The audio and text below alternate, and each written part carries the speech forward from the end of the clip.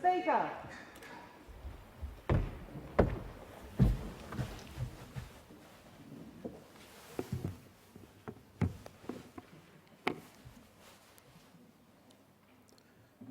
I acknowledge the Ngunnawal and Ngambri peoples who are the traditional custodians of the Canberra area and pay respect to the elders, past and present, of all Australia's Indigenous peoples. Almighty God, we humbly beseech Thee to vouchsafe Thy blessing upon this Parliament. Direct and prosper our deliberations to the advancement of Thy glory and the true welfare of the people of Australia. Our Father, which art in heaven, hallowed be Thy name. Thy kingdom come. Thy will be done in earth as it is in heaven. Give us this day our daily bread, and forgive us our trespasses, as we forgive them that trespass against us. And lead us not into temptation, but deliver us from evil. For Thine is the kingdom, and the power, and the glory, forever and ever. Amen.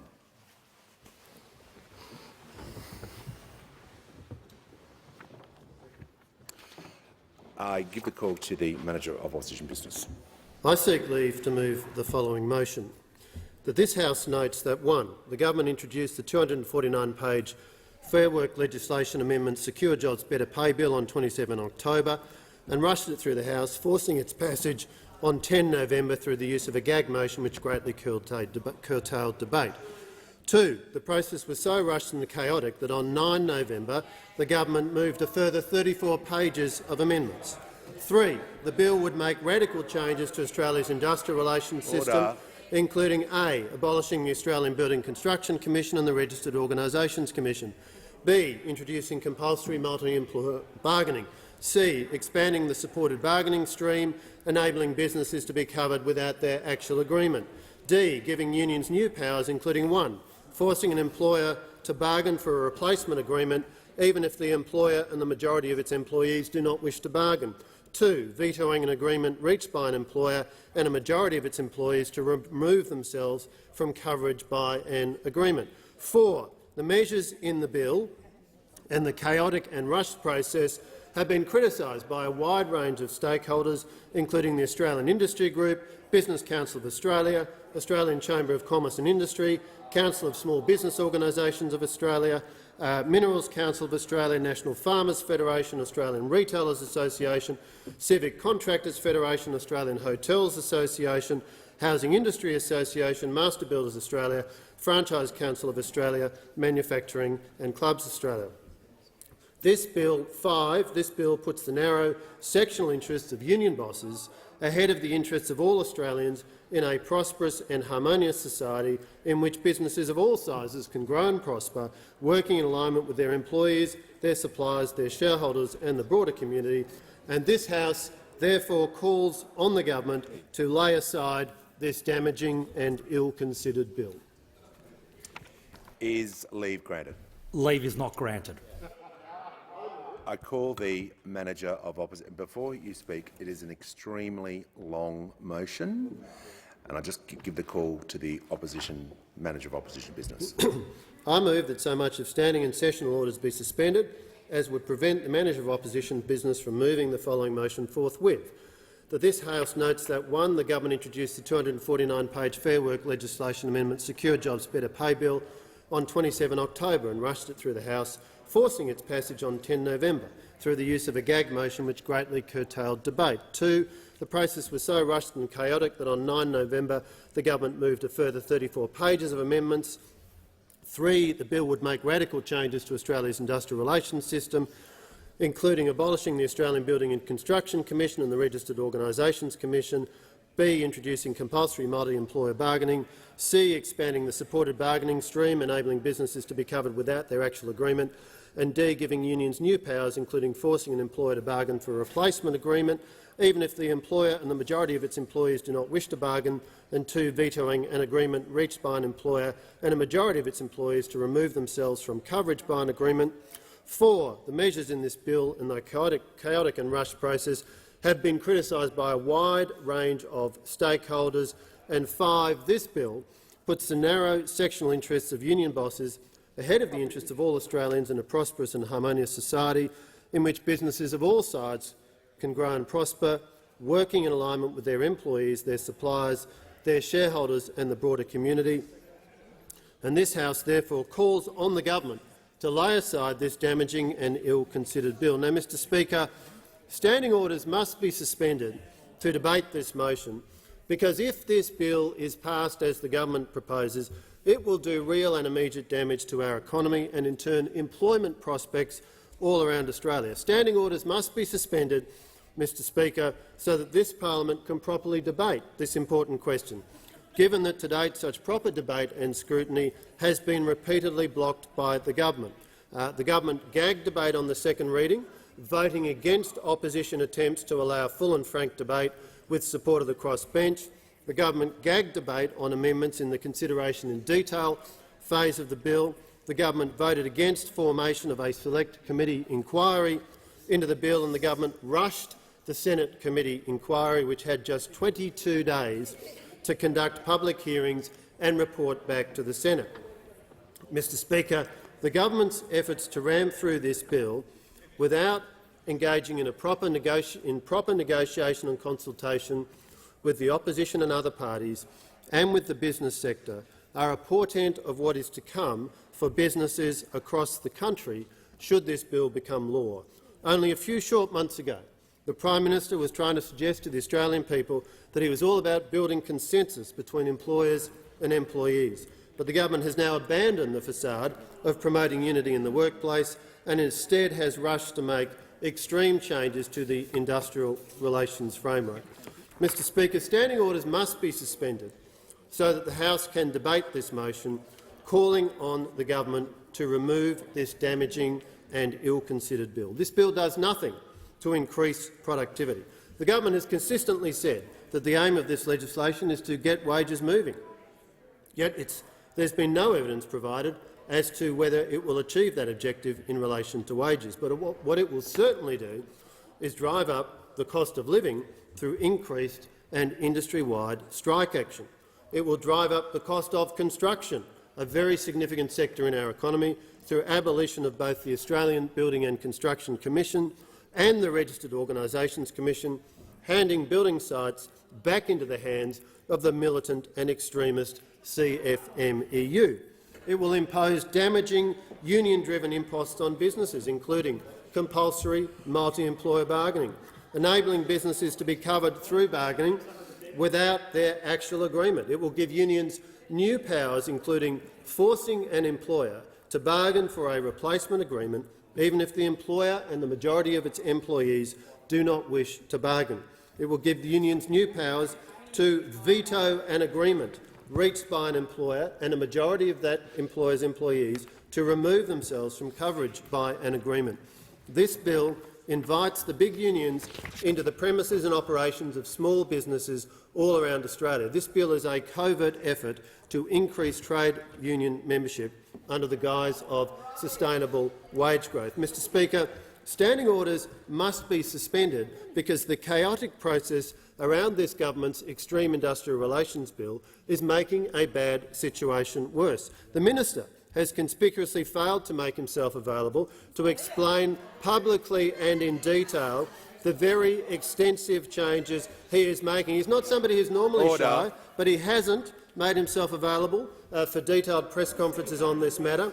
And, Mr Speaker, this bill at 243 pages was only introduced on the 27th of October, less than 4 weeks ago, and its passage through this House was forced just 4 sitting days later. And included within that was a further 34 pages of amendments, with the minister making no effort to explain those to the media at the time, let alone to members of this House. Now, Mr Speaker, this chaotic and rushed process has been criticised not just by the opposition, but virtually every business stakeholder group and employer organisation. Manufacturing Australia said, quotes, "Opportunities for consultation and parliamentary scrutiny of this substantial change to employment law have been entirely insufficient." Close quotes.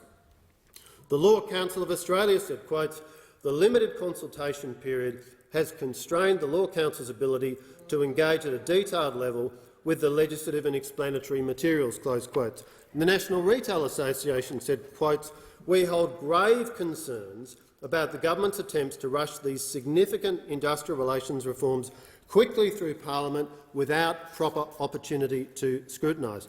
Disability Intermediaries Australia said, quote, "We are alarmed about the lack of consultation and potential unintended consequences of rushing reforms to Australia's workplace relations framework of this magnitude through." Close quotes. The Chamber of Commerce and Industry Western Australia said, quote, "The government has not developed the policy and associated bill in good faith and has done so largely behind closed doors." Close quotes. And in a joint statement, the Australian Chamber of Commerce and Industry, the Australian Industry Group, the Business Council of Australia, the Confederation of Small Business Organisations of Australia, the Minerals Council and the National Farmers Federation said, quote, "We jointly call on the government to permit time for a thorough consideration of the content and implications of the bill." Close quotes. Mr Speaker, it is urgent that standing orders be suspended to debate this, because it is very clear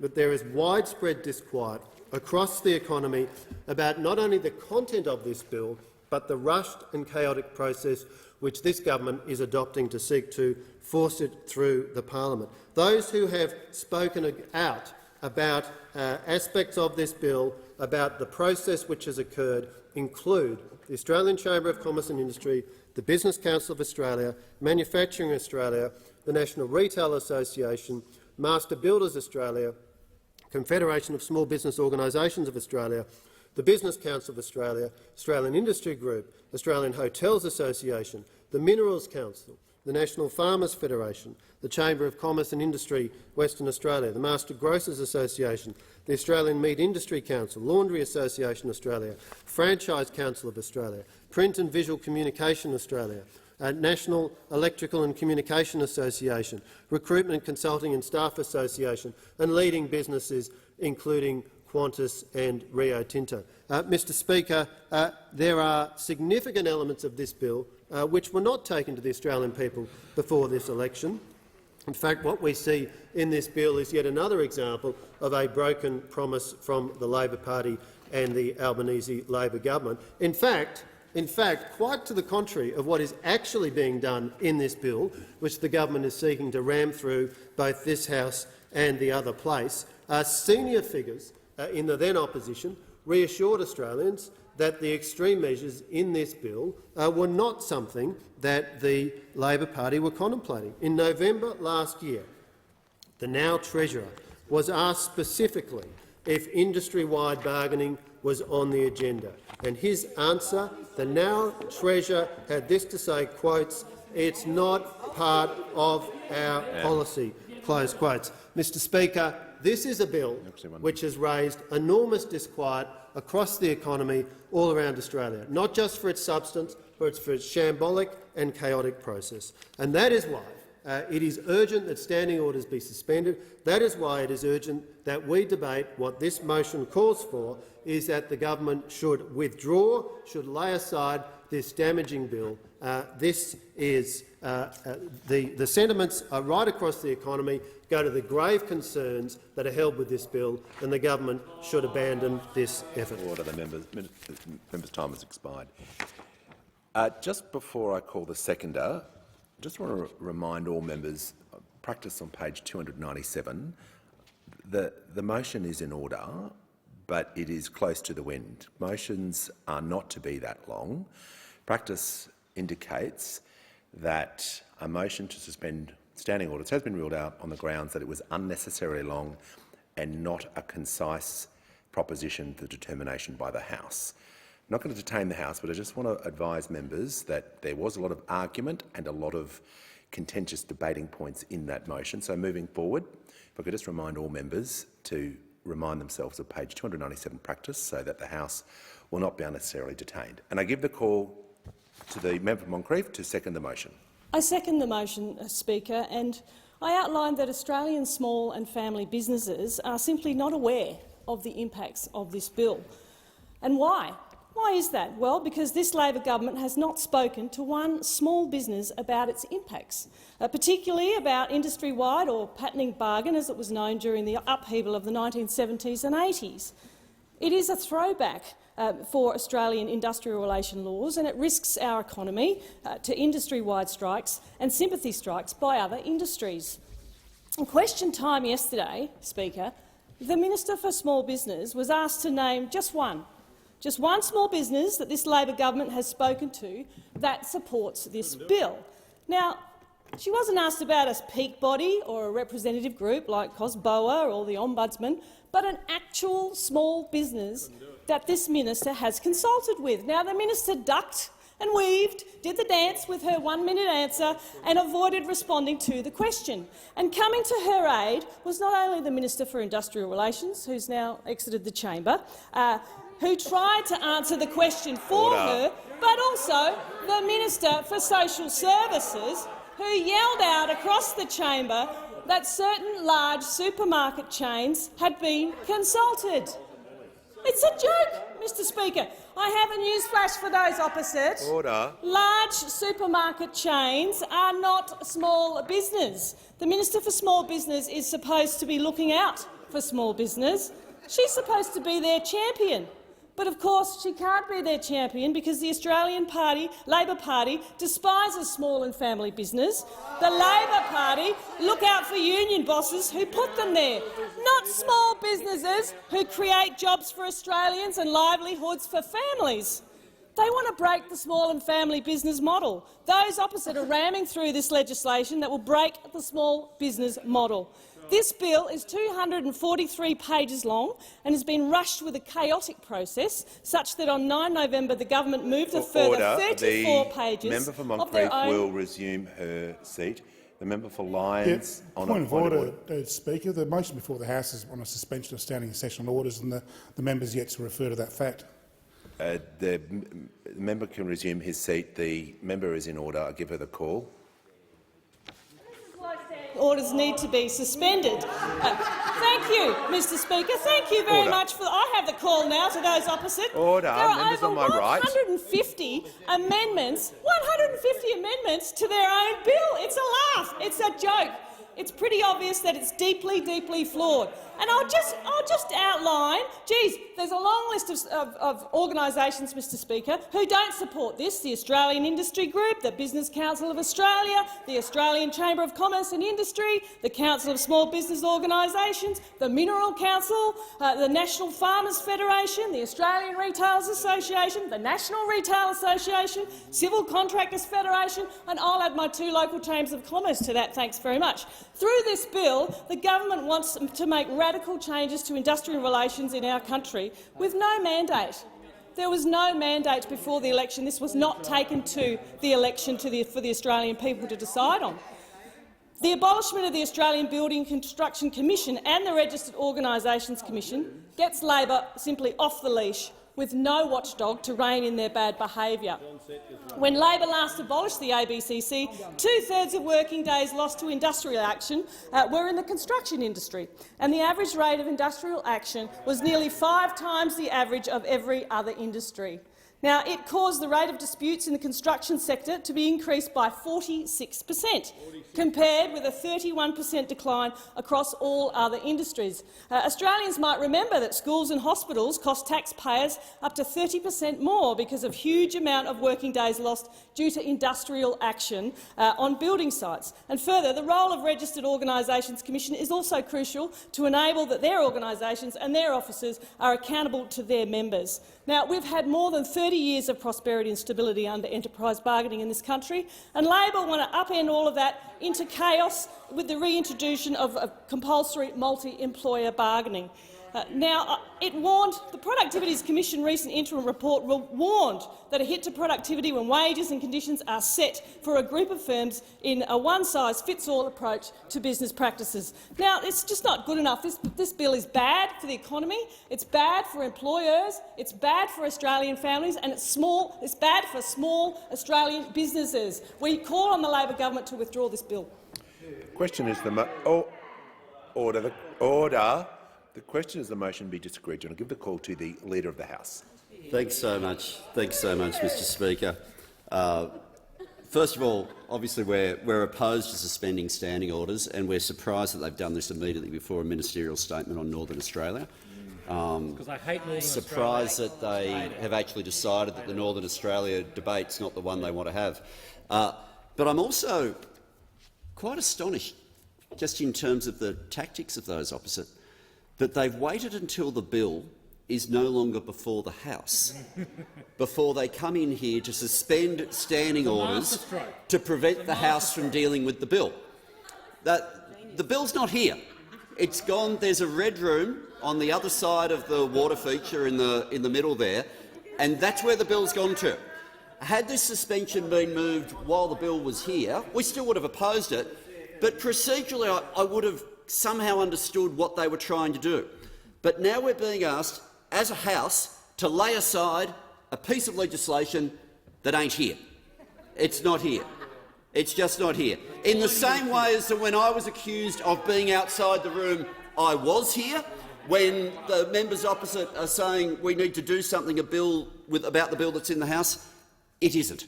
It simply isn't here. But that's not the only detail that they're getting wrong. But I just want to start with this point.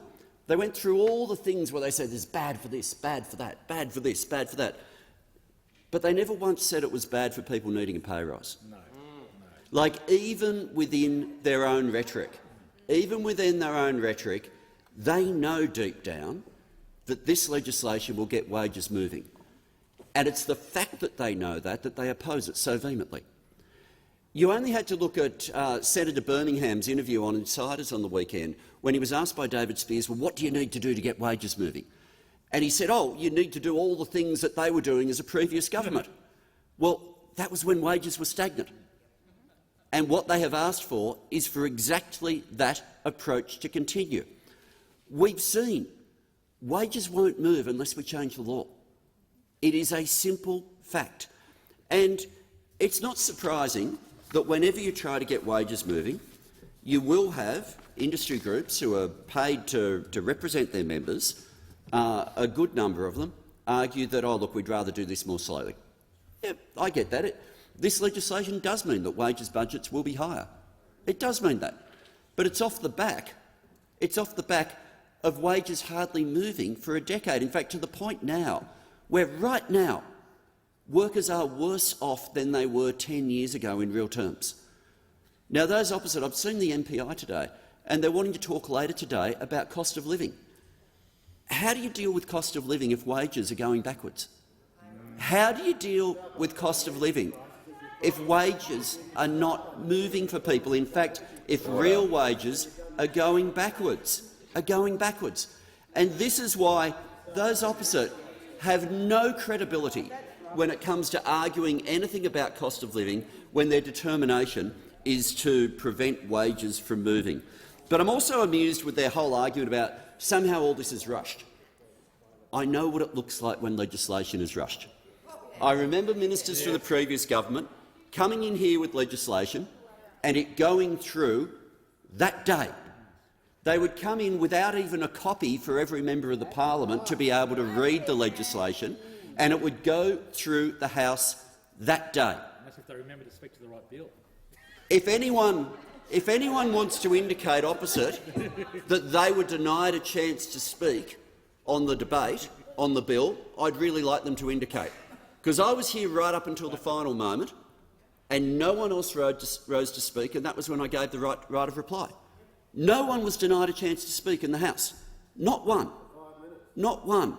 Not one person was denied a chance to speak. And the many of opposition businesses, oh, well, it wasn't long enough. When the bills used to be introduced here to go through that day, no one other than the minister made a speech. Not a situation where you're in the 70s and 80s of members of parliament standing up and speaking. And in terms of the Senate committee process that has been continuing today, there has not been an industrial relations or workplace relations law in the last 10 years which has had more days of Senate hearings than this one. Not one. So they're wanting to claim that the process is outrageous. They're wanting to claim that things are somehow rushed. But in terms of the debate here, not one member denied the chance to speak. In terms of the processes that are going on in the Senate, more committee hearing days than any other bill in this portfolio for the last decade. In terms of consultation with stakeholders, the meetings with the BCA, with ACCI, with the AI Group, with COSBO on multiple occasions, yes, as well as the ACTU, the vast majority of meetings being with business organisations. Single interest business groups, Clubs Australia, Master Builders, National Farmers Federation, ARIA, the Convenience and Petroleum Marketers Association, the HVAC, Manufacturing Installation Association consultation. They're the business group, by the way, that installs in large buildings the air conditioning and ventilation services. They're one of the businesses that has been crying out, wanting multi-employer bargaining to be able to occur. And why? Because they're against the race to the bottom in wages. Right. They're against the race to the bottom, which is exactly what those opposite are so eager to defend. You don't get wages moving if every time an employer comes forward doing the right thing and paying a higher rate, they get undercut and lose their business. I'll tell you, I am all for competition in the market, but I want that competition to be on better quality. I want that competition to be on better trained staff. I want that competition to be on the different brands and different ways that people market themselves. I don't want the competition in Australia to be on the race to the bottom on wages. Right. And if you refuse to have systems that work for multi-employer bargaining, and at the moment multi-employer bargaining is already in the Act, but it doesn't work. It's a complete failure for the simple reason that it's been so complex, so difficult to get into, that businesses have not been able to effectively use it. And those opposite will claim, if it's about environmental protection or about consumer protection, they'll talk about red tape. They'll talk about all the difficulties with complexity. But when it comes to a system about getting wages moving, they love red tape. They want as much red tape as they can possibly have. They want to make sure that every barrier is put in the way of people getting their wages moving. When inflation is looking at reaching 8% and wages have moved a bit but are still at 3.1, still at 3.1, people are going backwards every day. And as the pressure comes off inflation, when that starts to happen, you want that crossover point for wages to start getting in front so that people can start getting in front again in a way that was denied to them for a decade. Be in no doubt about what this resolution calls for. One, what it calls for is a bit impossible because the bill's not here. But let's just humour those opposite for a minute and we'll just pretend that this is possible to do. What it calls for is it says 10 years of keeping wages low wasn't long enough. That's their view. They had 10 years of holding back wages and it just wasn't long enough for them. And what they're saying now is, can't we just have a few more months? And what do you reckon they'll say in February? It'll be a few months more. It'll be a little bit longer, because they'll say, oh, these business groups oppose it. Well, I'll tell you what. I say to those opposite, can you name the worker who doesn't need for their pay to go up? Name the workers who are not affected by inflation. Name the workers who are not affected by what's happening to their mortgage or what's happening to their rent. Order. Name the workers who are not affected by these prices, price increases. We need to get wages moving, and we're opposed to the motion. This debate has concluded. The question is the motion be disagreed to. I'll put the question. All of those opinions say aye. Against no. I think the ayes have it. Division required. In accordance with Standing Order 133, the division is deferred until after the discussion of the matter of public importance. The debate on this item is therefore adjourned until that time. I give the call to the Minister for Resources and the Minister for Northern Australia. Thanks, Mr Speaker. I ask leave of the House to make a ministerial statement relating to the developing Northern Australia. Is leave granted? I call the member for Barara. Leave is granted. And I give the call to the Minister. Thank you, Mr Speaker. I have one or two opinions on what has just happened this afternoon in the chamber, but in the interests of the communities and people of Northern Australia, I won't make any further comment on it. I rise today to make the annual statement on Northern Australia.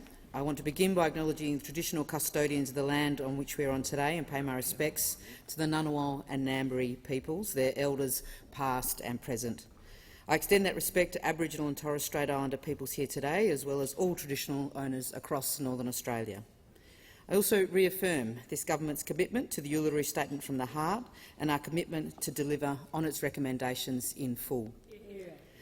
I acknowledge the member for Baranoa and the Leader of the Nationals as the former Minister for Northern Australia, and also Senator Susan McDonald as the Shadow Minister for Northern Australia.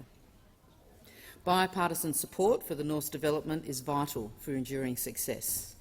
I also want to recognise those members of this place that represent the electorates across Northern Australia. In Western Australia, the member for Durack and the northern edge of the member for O'Connor's seat. In the Northern Territory, the member for Solomon and the member for Lingiari. In Queensland, the members for Leichhardt, Kennedy, Herbert, Dawson, Capricornia and Flynn. These members, as well as all the senators from across 3 states, represent the people of Northern Australia. Most of these seats cover vast distances and encounter many challenges, and I want to thank each of these representatives for their commitment to their communities and to recognise the ambition we all hold for this great, vast north of this nation. Finally, I'd like to acknowledge key partners in developing Northern Australia. Some of them are in the Speaker's gallery today, and I'm sorry for the delay. These include members of the Northern Australia Indigenous Reference Group, led by Chair Colin Saltmere, along with Jerome Cubillo, Troy Fraser, Tara Craigie and Gillian Mailman. Cara Peake and Peter Jeffries sadly could not make it today. I want to thank all IRG members for their commitment. I also acknowledge the Northern Australia Infrastructure Facility Chair, Tracy Hayes, and Chief Executive Officer Craig Doyle, and officials from the Northern Australia Infrastructure Facility, as well as Chief Executive Officer of the Cooperative Research Centre for Developing Northern Australia, Anne Stutzner, and Chief Scientist Alan Dale, and General Manager Carla Keith. In this, the 7th annual statement, and my first as Minister, I would like to reaffirm this government's commitment to the North. This is a commitment to the people of Northern Australia and a commitment to delivering sustainable and resilient growth across the North for decades to come. This government intends to deliver a collaborative agenda for livable, safe, sustainable and healthy communities.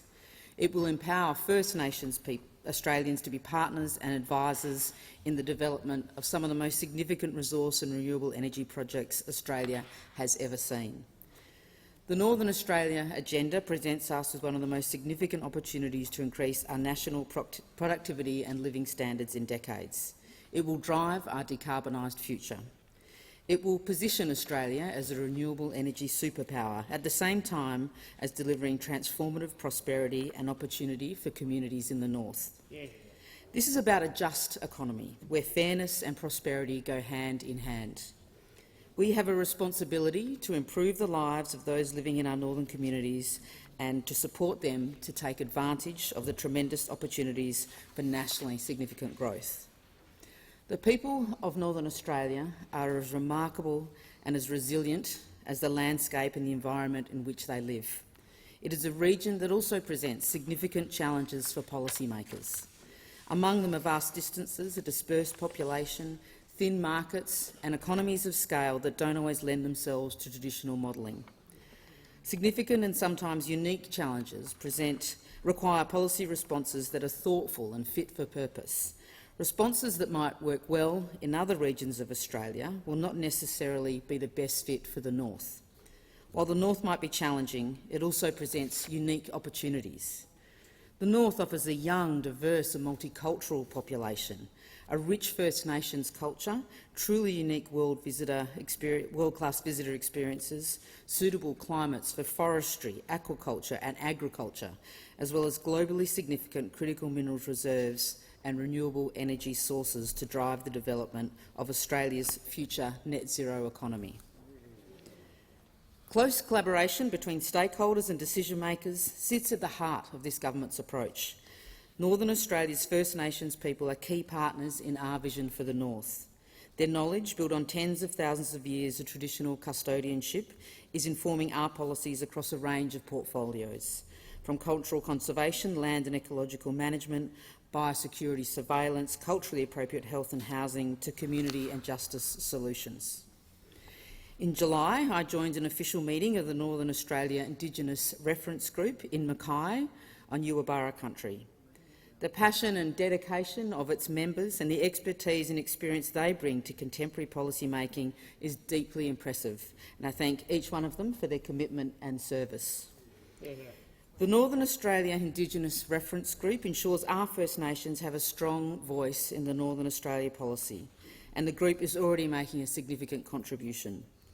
The Indigenous Reference Group has worked to identify how localised business support, individualised workforce development and connectivity are vital for First Nations businesses and communities to prosper in Northern Australia. I look forward to continuing to work with the IRG and collaborating with my colleague, the Minister for Indigenous Australians, to ensure First Australians benefit from ongoing development across Northern Australia. This government is committed to the North, its people and its prosperity. That is why one of my first actions as Minister for Northern Australia was to re-establish the Northern Australian Ministerial Forum. The Ministerial Forum met for the first time since 2019 at the end of October in Darwin on Larrakia country. The forum brought together my state colleagues, Queensland Minister for Regional Development Glenn Butcher, Western Australian Minister for Regional Development, Alana McTiernan, and Northern Territory Minister for Northern Australia and Trade, Nicole Mannison. During the meeting, my colleagues and I agreed to a range of priorities to diversify and strengthen the North's economy and support our people. These priorities are grouped around the important themes of human capital, enabling infrastructure and economic development and diversification. It was the first collective meeting of portfolio ministers representing northern jurisdictions since 2019, and I want to thank its members for their positive and collaborative approach. In May, Australians voted for a change of government, a government that is taking real action on climate change. Australia now has legislated targets of 43% emissions reductions by 2030 and net zero by 2050, and Northern Australia will play a key role in getting there. Critical minerals such as lithium, cobalt, rare earths, platinum and silicon are the foundation for most, if not all, clean energy technologies such as electrical vehicles, batteries and solar panels. Northern Australia's substantial deposits of these critical minerals, combined with the incredible global demand for them, provides an exceptional opportunity for Northern Australia. Those resources will play a crucial role in helping both Australia and the world achieve our net zero commitments. An example of how this government is assisting in developing the new resources economy in the North is in my home state of Western Australia. Our government is investing $250 million into the expansion of the existing Pilbara plant, which Pilbara Minerals produces spodumene concentrate, a key raw material for lithium-ion batteries. This support consists of a $125 million loan from each of the Northern Australia Infrastructure Facility and Export Finance Australia. This project is aligned with the government's resolve to develop Northern Australia, grow our world-class critical minerals sector, diversify global supply chains and meet growing demand for batteries, electric vehicles and clean energy technology. Our nation needs people, skills and opportunities for people to have rewarding careers. We know that the attraction and retention of skilled workers remains a challenge in the North, as does employing seasonal workforces, particularly for the agricultural, hospitality and tourism sectors. Digital connectivity enables our existing and emerging industries to thrive and builds resilience to future natural, economic and social disruptions.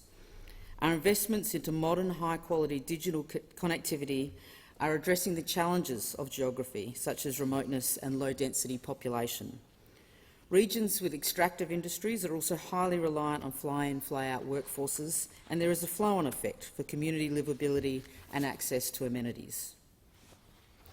Through our new growing regions, precincts and partnerships and priority community infrastructure programs, our government is working with states and local councils to invest in place-based projects that transform regional centres across Australia. These are matters that this government is tackling head-on. Our Government Jobs and Skills Summit in September explored ways to address these workforce issues on a national level. One of the most pressing issues raised in the Jobs and Skills roundtables I hosted was access to suitable and affordable housing. In response, our first budget in October made a substantial investment in Northern Australia to help build livability and tackle housing issues. Among the investments was $100 million to Northern Territory homelands and remote housing. In addition to addressing the issue of housing, we'll also place particular importance on social infrastructure that can benefit communities directly. It is all too common that social infrastructure taken for granted in our metropolitan areas and larger regional centres is not available in communities in the north. This is simply not fair. Government support for the north should not be limited to resources and agricultural-based proposals, but must look further afield to smaller projects that create social infrastructure for the benefit of the wider community. Ideas for these social infrastructure projects should come from the communities in the north themselves and not be imposed on them from Canberra.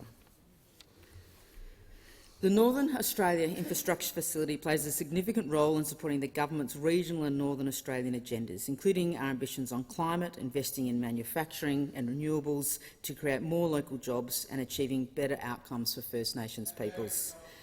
The NAIF is financing infrastructure development with $3.9 billion in loans approved for projects to date, with $2.6 billion of which is now contractually committed. These investments are forecast to generate around $29 billion in economic benefit and support more than 14,800 jobs. I'm pleased that in our first budget last month, this government confirmed the additional $2 billion investment in the NAIF. This will ensure we can continue to grow the pipeline of investment into northern economies and boost local employment opportunities. This government's first budget in October saw many new investments benefiting Northern Australia, including in Western Australia, over $430 million to the Tanami Road Freight Highway Upgrade Program in WA, $565 million for common user port facilities in the Pilbara, and up to $70 million for the Pilbara Hydrogen Hub. In Queensland, $150 million for the Cairns Marine Precinct and $50 million for the Central Queensland University Cairns campus in Queensland, as well as $79.1 million for the Townsville Hydrogen Hub and $188 million for the Great Barrier Reef, as well as $400 million for Queensland beef corridors, which will upgrade road infrastructure on the Dawson, Burnett and Leichhardt highways. And in the Northern Territory, $1.5 billion in planned equity for the Middle Arm Sustainable Development Precinct, $80 million for the National Aboriginal Art Gallery in Alice Springs to establish a world-leading facility displaying Australia's most significant First Nations artists, and $90 million to First Nations health infrastructure in Central Australia. And this is just a snapshot of what is happening in the north. A recurring issue that is raised everywhere I travel in Northern Australia is connectivity. There is a significant digital divide in this country, and Northern Australia is on the wrong side of it. Inadequate NBN and community wireless services is holding back innovation and community connection in the north.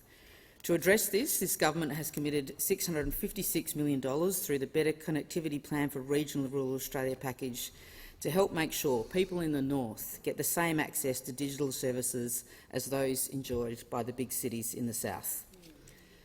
I would also like to acknowledge the work of the Cooperative Research Centre for Developing Northern Australia. Their core business is with industry-led research and development projects which resolve industry challenges and enable the sustainable economic development of Northern Australia. In the 5 years since the CRC-NA was established, it has invested in 75 projects, and I thank them for the important work they have done and continue to do. Since being sworn in as Minister, I visited and met stakeholders right across the north, and I've been honoured to meet outstanding Northern Australians committed to their communities. And to demonstrate its commitment to Northern Australia, this government held its first cabinet meeting outside of Canberra in the north, at Gladstone in Queensland in June. As the Minister for Northern Australia, it is my ambition that Northern Australians should be able to enjoy opportunities, services and a quality of life as good as, or even better than anywhere in Australia. Most people in Northern Australia would not swap their lifestyle for the world, but many rightly worry that their communities are being left behind as much of the prosperity generated in the north is seen to provide a much greater benefit to the big cities and towns in the south. It is our responsibility to ensure that policies are developed and implemented to deliver the north the opportunities and prosperity it deserves, and to support the great ambitions of those pioneers of Northern Australia that have long recognised the economic potential of this vast region. Strengthening our north strengthens Australia as a whole. I thank the House.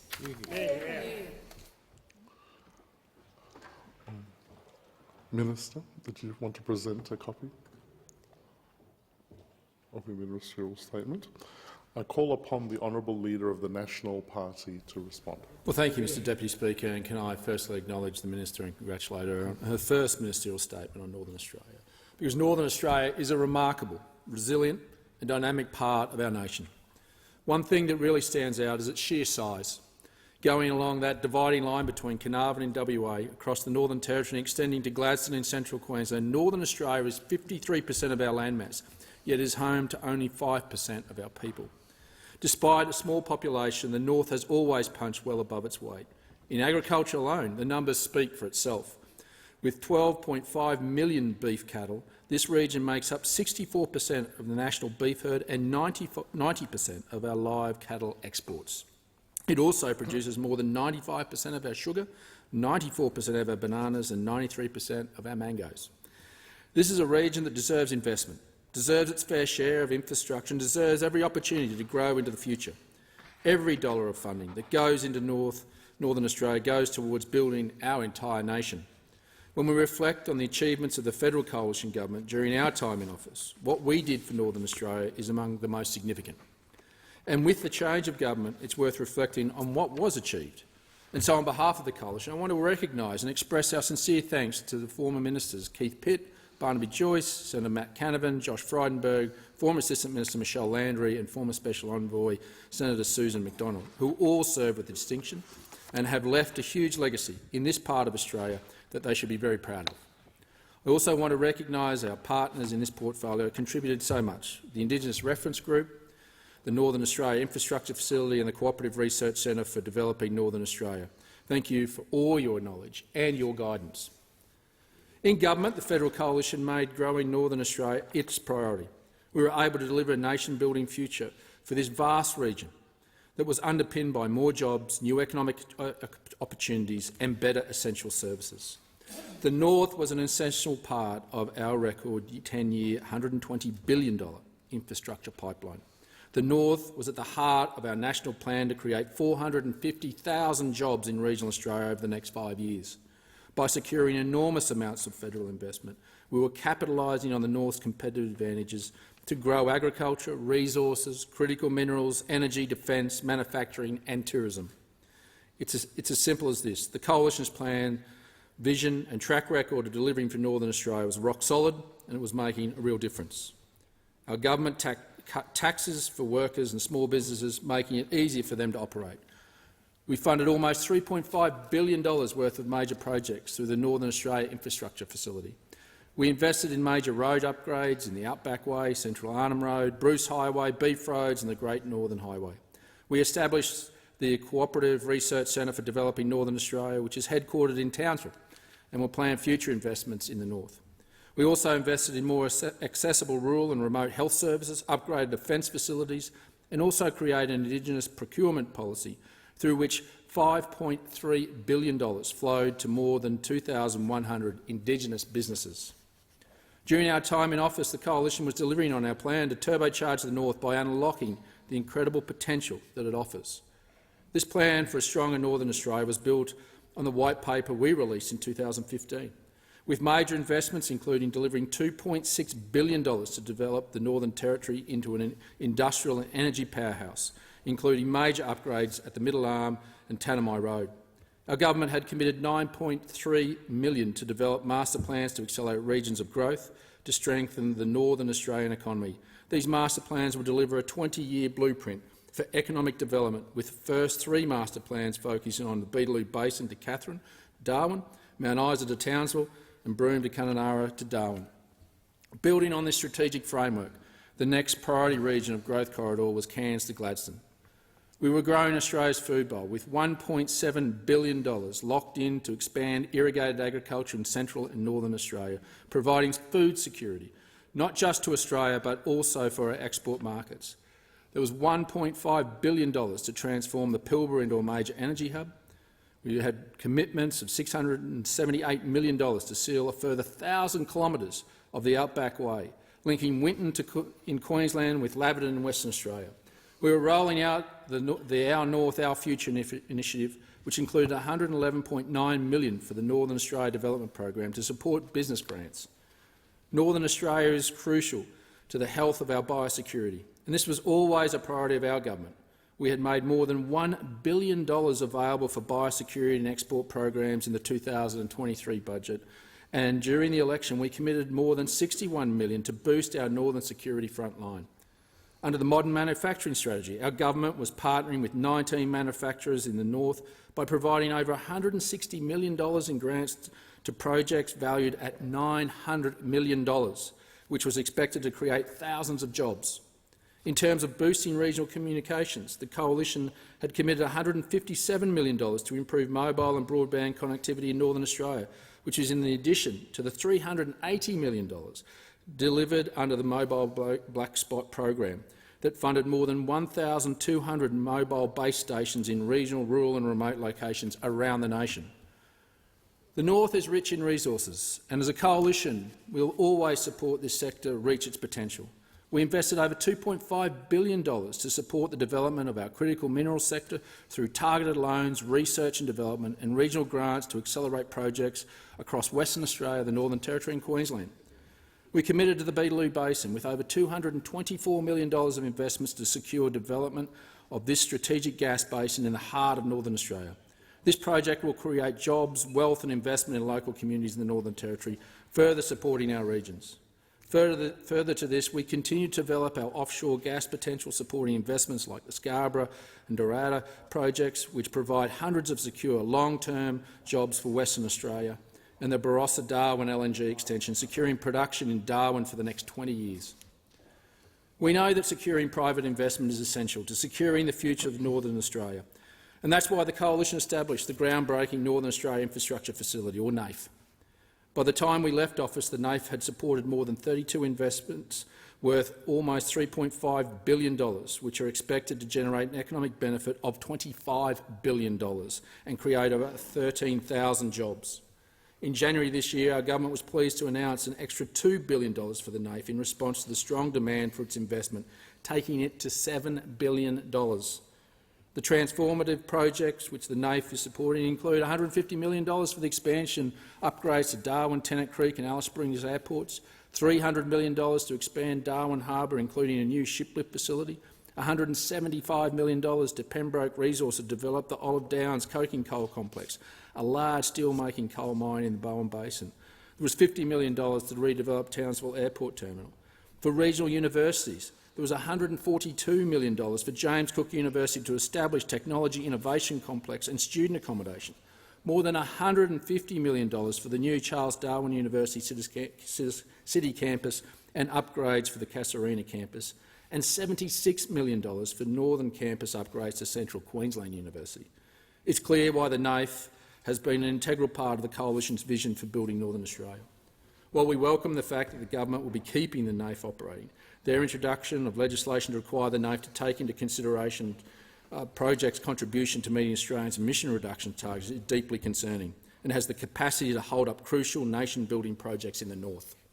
In office, the Coalition was getting on with the job of building the dams and water infrastructure that Australia needs for its future. Indeed, many of these essential projects were located in the north. However, in line with their entire approach to regional Australia, this government has chosen to decimate crucial water infrastructure in the bush by ripping them out of the budget and entirely, or just kicking them down the road. Our commitment to the National Water Grid Fund was $8.9 billion because we understand the importance of this resource. That's why the Coalition was proud to commit $5.4 billion for Hells Gate Dam in Queensland. This would have generated economic growth across the whole region, opened new agricultural export opportunities and lock in long-term water security. Instead, the government will scrap it. The Coalition was proud to commit $483 million for the Urana Dam. This too will be scrapped by the government. It's a devastating blow to these communities in central Queensland.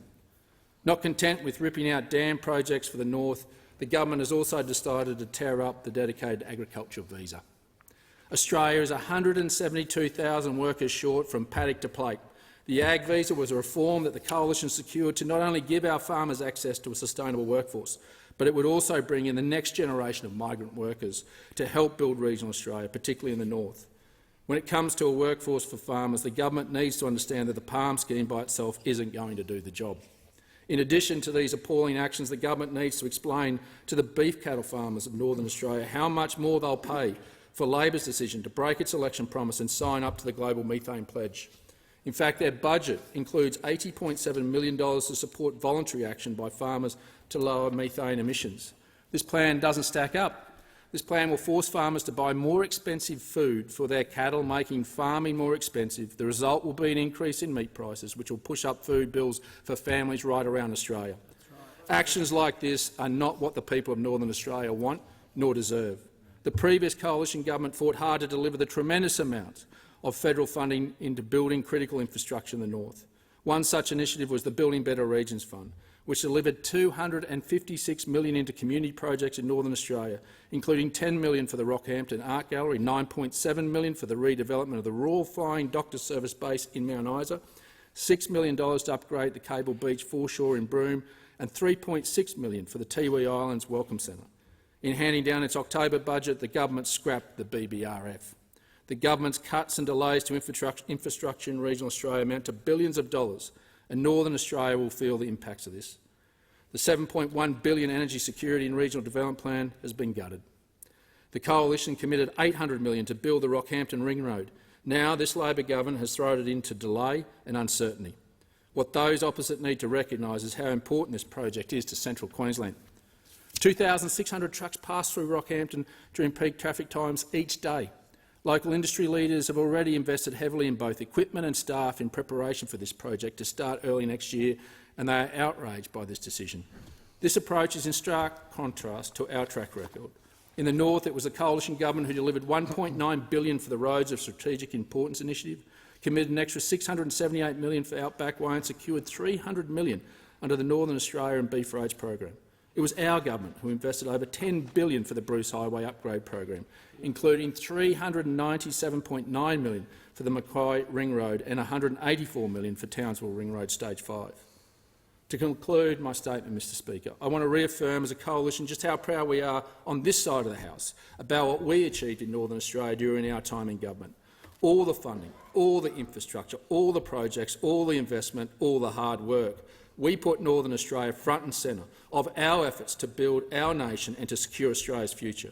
And the 1.3 million Australians who live in this part of the country can be assured that we will hold this government to account for their cuts, their delays and the real consequences that these decisions will have all across the north. I call the Honourable Minister. Thank you, Mr Deputy Speaker, and I move that notice number 1, government business, be postponed until a later hour this day. I put the question. All of that opinion say aye. Aye. To the contrary, no. I think the ayes have it. I call the clerk. Government business. Order of the day number 1, National Anti-Corruption Commission Bill 2022, resumption of debate on the second reading. I understand it is the wish of the House to debate this order of the day concurrently with the National Anti-Corruption Commission Consequential and Transitional Provisions Bill 2022. Are there any objections? There being none, no objections, the Chair will allow that course of action to be followed. The question is that these bills now be read a second time, and I call the Honourable Member for Barara. Thank you, Deputy Speaker. The Coalition supports the National Anti-Corruption Commission. It was a coalition government that introduced Australia's first Anti-Corruption Commission over 30 years ago in New South Wales. At the last 2 elections, the Coalition went to the election promising an Anti-Corruption Commission. The Coalition developed a model for a Commonwealth Integrity Commission which was subject to a lengthy process of public consultation. Let me be clear, corruption is wrong. It's corrosive of public trust. It undermines the very public confidence on which all our institutions depend. The public should know that those who break the law should face the consequences and that standards in public office should be high. The passage of bills to establish this commission mean that every jurisdiction in Australia will have an anti-corruption commission. In participating in this debate, the Coalition has sought to draw on the over 30 years of Australian experience of corruption commissions to make sure that this commission is effective and has appropriate safeguards built in. Corruption commissions have extraordinary powers to deal with corruption, a civil wrong, more powers than the police have in investigating crimes of murder or terrorism. While we have a zero tolerance for corruption, we must also recognise that such is the opprobrium for being associated with corruption that even being a witness before a corruption commission can ruin reputations which it's taken a lifetime to build. At the state level, commissions have overstepped their powers. They've had findings overturned on appeal. In some cases, they've been long on shaming and short on successful prosecutions. The context in which this commission is being established is different to the context under which the ICAC in New South Wales, the first corruption commission, was established. In introducing ICAC in New South Wales, Premier Nick Greiner noted the events that had led to the establishment of that commission. He said, "In recent years in New South Wales, we've seen a Minister of the Crown jailed for bribery, an inquiry into a second and indeed a third former minister for alleged corruption, the former Chief Stipendiary Magistrate jailed for perverting the course of justice, a former Commissioner of Police in the courts on a criminal charge, the former Deputy Commissioner of Police charged with bribery, a series of investigations and court cases involving judicial figures, including a High Court judge, and a disturbing number of dismissals, retirements and convictions of senior police officers for offences involving corrupt conduct." Even on the most malevolent view, the situation at the Commonwealth level today is very different to New South Wales in 1988 or the situation which preceded the Fitzgerald inquiry, which led to the establishment of a commission in Queensland. But what is similar is a decline in public confidence in our institutions. The OECD's latest Trust Survey in Government found that only 51.9% of Australians answer yes to the question, in this country, do you have confidence in the national government? Australia is by no means alone in grappling with this decline in trust. Other nations have fared worse: the United States, the United Kingdom, France, Japan, Spain, Italy and Korea. While declining trust in institutions, particularly governments, is a global phenomenon, it's one we can't ignore here in Australia. The 2019 Australian election study found that only 59% of Australians are satisfied with how democracy is working. Professor Ian McAllister said, "In one of the most worrying findings from our study, a little over 1 in 10 Australians, or 12%, believe the government is run for all the people. In contrast, more than half, 56%, say government is run for a few big interests." Public institutions only work because of trust. As Disraeli said, "All power is a trust, that we are accountable for its exercise, that from the people and for the people all springs and all must exist."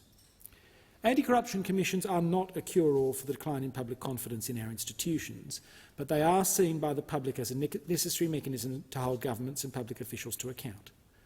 Australia is one of the 6 oldest continuous democracies in the world.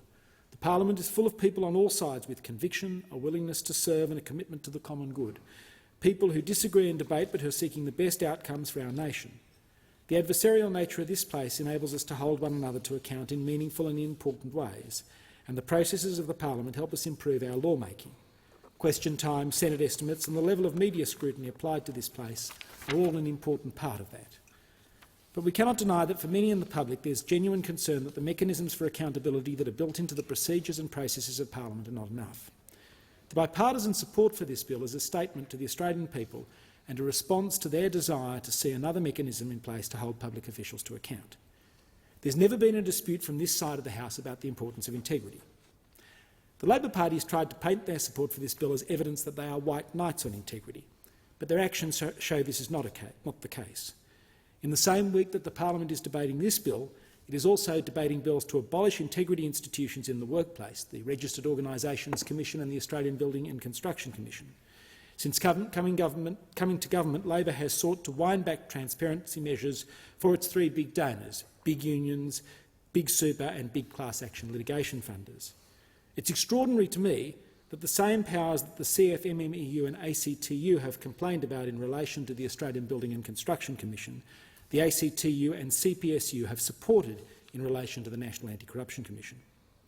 Even the process for this bill indicates Labor is no white knight. For 9 years we've heard from the Labor Party lecturing the coalition about the need for proper parliamentary processes and scrutiny in dealing with important bills. So it's been extraordinary for this bill, one which deals with integrity, that the government's more concerned about meeting an artificial deadline rather than giving the bill the scrutiny it deserved. Unlike the Commonwealth Integrity Commission, this bill was never subject to an exposure draft process. People making submissions to the committee examining the bill had little more than a week to produce their submissions, and the committee held only 4 days of public hearings. This was an extraordinarily truncated timeline given the wide-ranging powers given to the Commission and the fact that this is such a significant new institution. It's been extraordinary to see the cheer squad for this bill, both in the Parliament and beyond, in organisations one usually associates with more scrutiny, more safeguards, going along with and supporting rushed processes, less scrutiny and fewer safeguards. The bloodlust among some who should know better has been disappointing.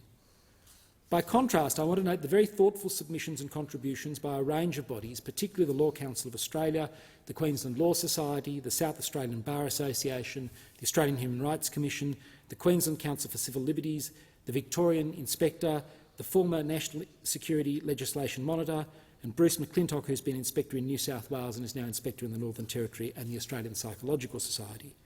These bodies have analysed the experience of these commissions at state level and provided helpful and detailed analysis of the bill, despite the absurd timelines the government gave them.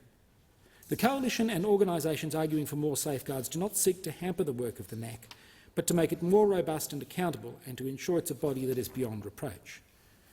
In considering our position on the bill, I've not only met former commissioners and advocates for this bill, I've also met with people whose lives and careers have been ruined by their appearance at one of the state commissions. I've also met people who've been bereaved by suicide because of the action of the state commissions. As someone who has been bereaved by suicide myself, I never want to see another Australian family go through that experience, and that's also influenced my approach to the Commission. I want to thank all those people for their work, which has influenced our thinking about the amendments we seek to bring forward. Let me reiterate, the Coalition supports the National Anti-Corruption Commission. The government has got the balance right on several matters, but there's further work to do. We believe the government's bill would be improved by adopting the bipartisan recommendations of the Joint Select Committee and by some additional measures that are needed. We intend to bring forward amendments in the consideration and detail phase to deal with these measures. Our amendments are designed to implement safeguards to ensure that the bill gets the balance right.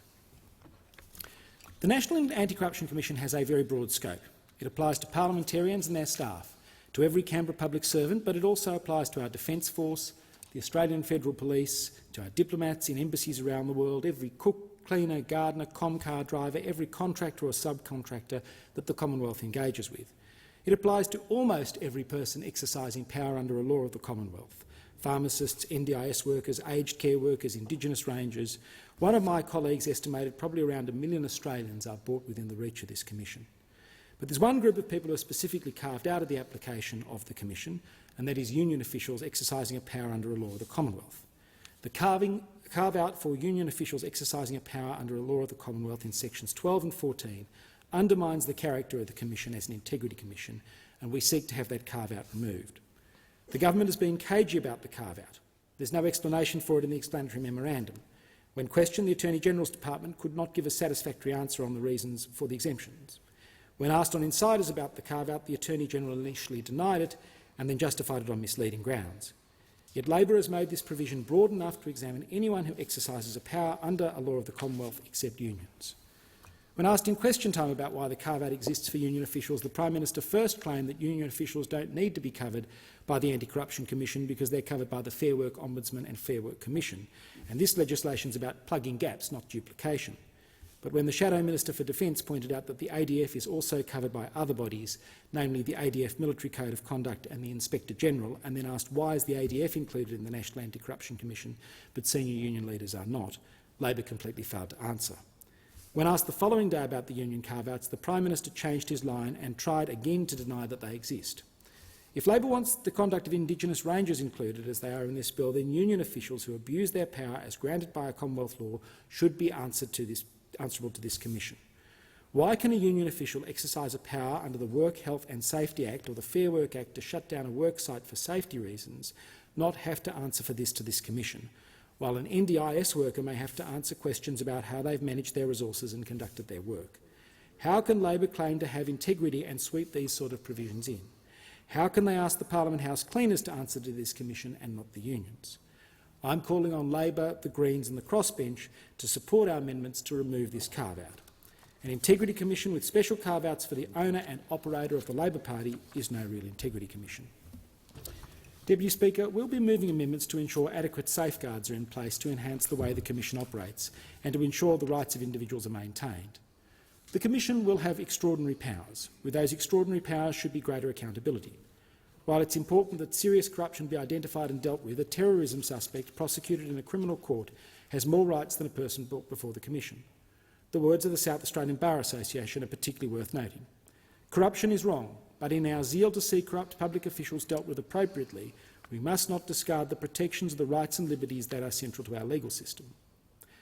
I want to turn to the issue of public versus private hearings, which has consumed much of the debate about this Commission. The default of private hearings is one important aspect of ensuring the Commission's focus is where it ought to be. The government has struck a good balance with section 73(2), which allows for a hearing to be held in public if exceptional circumstances justify holding the hearing or part of the hearing in public and it is in the public interest to do so. This balances the important investigative power of the Commission while also protecting the rights of individuals and ensuring that any future prosecutions that may follow from an investigation are not unduly prejudiced.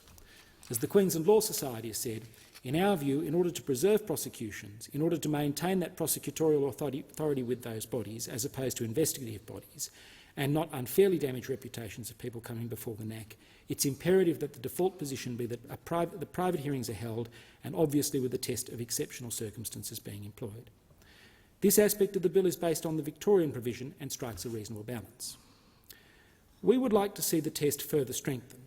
While the legislation presently lists a number of factors in section 73(3) that the Commissioner, in deciding whether to hold a hearing or part of a hearing in public, may have regard to, the word may is insufficient. We believe the Commissioner must have regard to those factors, which include the extent of corruption, the benefits of exposing corrupt conduct to the public, and also, importantly, any unfair prejudice to a person's reputation, privacy, safety or well-being that would be likely to be caused if the hearing or part of the hearing were to be held in public. The need for section 73(3) to be strengthened in this way was endorsed by various submissions to the Joint Committee, including the Australian Human Rights Commission, which pointed out that the factors in 73(3) are all discretionary. This means the Commissioner would not be required to take into consideration the impact of a public hearing may have on a person's reputation, privacy, safety or well-being. The Commission considers that this should be a mandatory consideration for the Commissioner when deciding whether to hold a hearing or part of a hearing in public. As an additional safeguard, the decision regarding the commencement of a public hearing should not be made by the Commissioner alone. I've argued elsewhere that public confidence in the Commission would be enhanced by having an independent judicial officer exercising powers persona designata to make a determination about whether exceptional circumstances exist and weighing the relevant public interest considerations to hold a public hearing. The Joint Committee received evidence that another way of enhancing public confidence in the decision to hold a public hearing would be to have the Commissioner determine exceptional circumstances and weigh those public interest factors in conjunction with a Deputy Commissioner. Dr James Rennick, the former Independent National Security Legislation Monitor, suggested such an amendment would remove not only the risk of but also the perception of the risk of personal idiosyncrasy. It shares the heavy burden to be placed on the Commissioner and thereby protects the NAC when such an important decision is made, and it does not detract in any sense from the Commission's independence. This measure would align the NAC with the New South Wales ICAC and would be moving an amendment accordingly. I want to turn now to the definition of corruption. We believe that the definition of corruption needs greater clarity and certainty than the bill currently provides. Sections 8(1)(e) to 8(1)(d) provide a comprehensive list of corrupt conduct covering breaches of trust, abuse of office, misusing information and conduct that adversely affects the honest and impartial exercise of power and performance of duties. However, section 8(1)(e) then adds that corrupt conduct includes any conduct of a public official in that capacity that constitutes, involves or is engaged in for the purpose of corruption of any other kind. This clause has drawn significant criticism from a wide range of reporters, including the Scrutiny of Bills Committee. The Law Council of Australia has said this phrase, corruption of any other kind, as included in the NAC bill, is undefined and circular. Paragraph 8(1)(e) currently has the potential to extend the NAC's jurisdiction into areas that are not contemplated in the bill and unknown to Parliament. The Australian Human Rights Commission has also argued clause 8(1)(e) should be amended or removed, as corruption of any kind provides the Commissioner with significant discretion to expand its jurisdiction without parliamentary approval. The government's justification for this phrase is the desire to capture what has not been thought of, but this gives the Commission the power to determine its own jurisdiction, which is properly a matter for Parliament. As Chris Merritt of the Rule of Law Institute told the Joint Committee at a public hearing, if Parliament has difficulty in formulating a concise description of what corruption is, it should not give unlimited power to the Commission to make its own rules. We will also move amendments to 8(1)(a) to remove the vague and superfluous phrase "or could adversely affect," consistent with the Law Council's submission that such a phrase is unnecessary given that conspiracy is included in section 8(10). The phrase "or could adversely affect" introduces uncertainty to the definition of corrupt conduct. We're also concerned that section 9(1)(c) does not just define a corruption issue as something that someone has done or is doing, but something that a person will engage in future. This would see the Commission investigate possible future conduct that has not actually been carried out. The provision should be removed. A person cannot be investigated and punished for actions they've not taken. We will move amendments to delete section 9(1)(c). Again, this view is consistent with the views of the Queensland Law Society and the Law Council. Another issue in the public debate about the powers of the Commission has been whether it should be able to retrospectively investigate conduct that has occurred in the past. The basic principle is that people should be able to know what the law is before they act so they can comply with it. Section 8, subsection 4 is also unacceptable, as this gives the legislation completely unbounded retrospective reach. This clause enables the Commissioner to investigate conduct that occurred prior to the establishment of the NAC, with no time limit on how far back that action may have occurred. Theoretically, the Commission could investigate matters that go right back to Federation. We believe that an additional public interest test is needed if the Commission decides to investigate conduct that occurred before the commencement of the National Anti-Corruption Commission Act. The Law Council suggested including an additional threshold that will allow the NAC to conduct investigations into past conduct only where there is an identifiable public interest in doing so. This would bring the NAC into line with similar provisions under the Victorian IBAC Act. Deputy Speaker, there is a risk that the NAC will be misused as a way of causing harm to an individual through vexatious complaints. This risk is particularly heightened if referrals are publicised, as the simple act of being referred to the NAC could damage the reputation of the person for whom the complaint is made. Dr William Stoltz, Policy Director at the ANU National Security College, has identified the risk of vexatious complaints being made by foreign actors. As he said to the committee, the NAC potentially provides an avenue for malicious actors to mobilise false allegation against our nation's most senior leaders and elected officials, generally in an attempt to discredit the integrity of our national institutions and to stoke apathy and disillusionment among some Australians towards our government. Greater protections are needed to ensure that vexatious complaints are disincentivised and the act of referral to the NAC is not itself a punishment when no misconduct has been established. In order to achieve this, we propose that penalties be applied to making of vexatious complaints and also to the publicising of referrals to the NAC be prohibited. Our amendments are based on provisions from the Commonwealth Integrity Commission Bill, which the Coalition prepared in government. Deputy Speaker, the Prime Minister has said that this legislation is not designed to duplicate existing processes, but instead to fill gaps. Under Section 45, the Commission has the power to re-investigate matters which have previously been investigated by another integrity agency. Section 45(3) lists matters the Commissioner may have regard to when deciding to commence an investigation into a matter previously investigated by a Commonwealth Integrity Agency. As with the decision to have public hearings, we believe that in exercising this power, the Commissioner and a Deputy Commissioner should be required to jointly sign off on decisions to re-investigate matters that have already been considered by another integrity body. Under this bill, Deputy Speaker, the Commission is not required to notify a person who has been the subject of an investigation that that investigation is complete if no finding of corrupt conduct is made against them.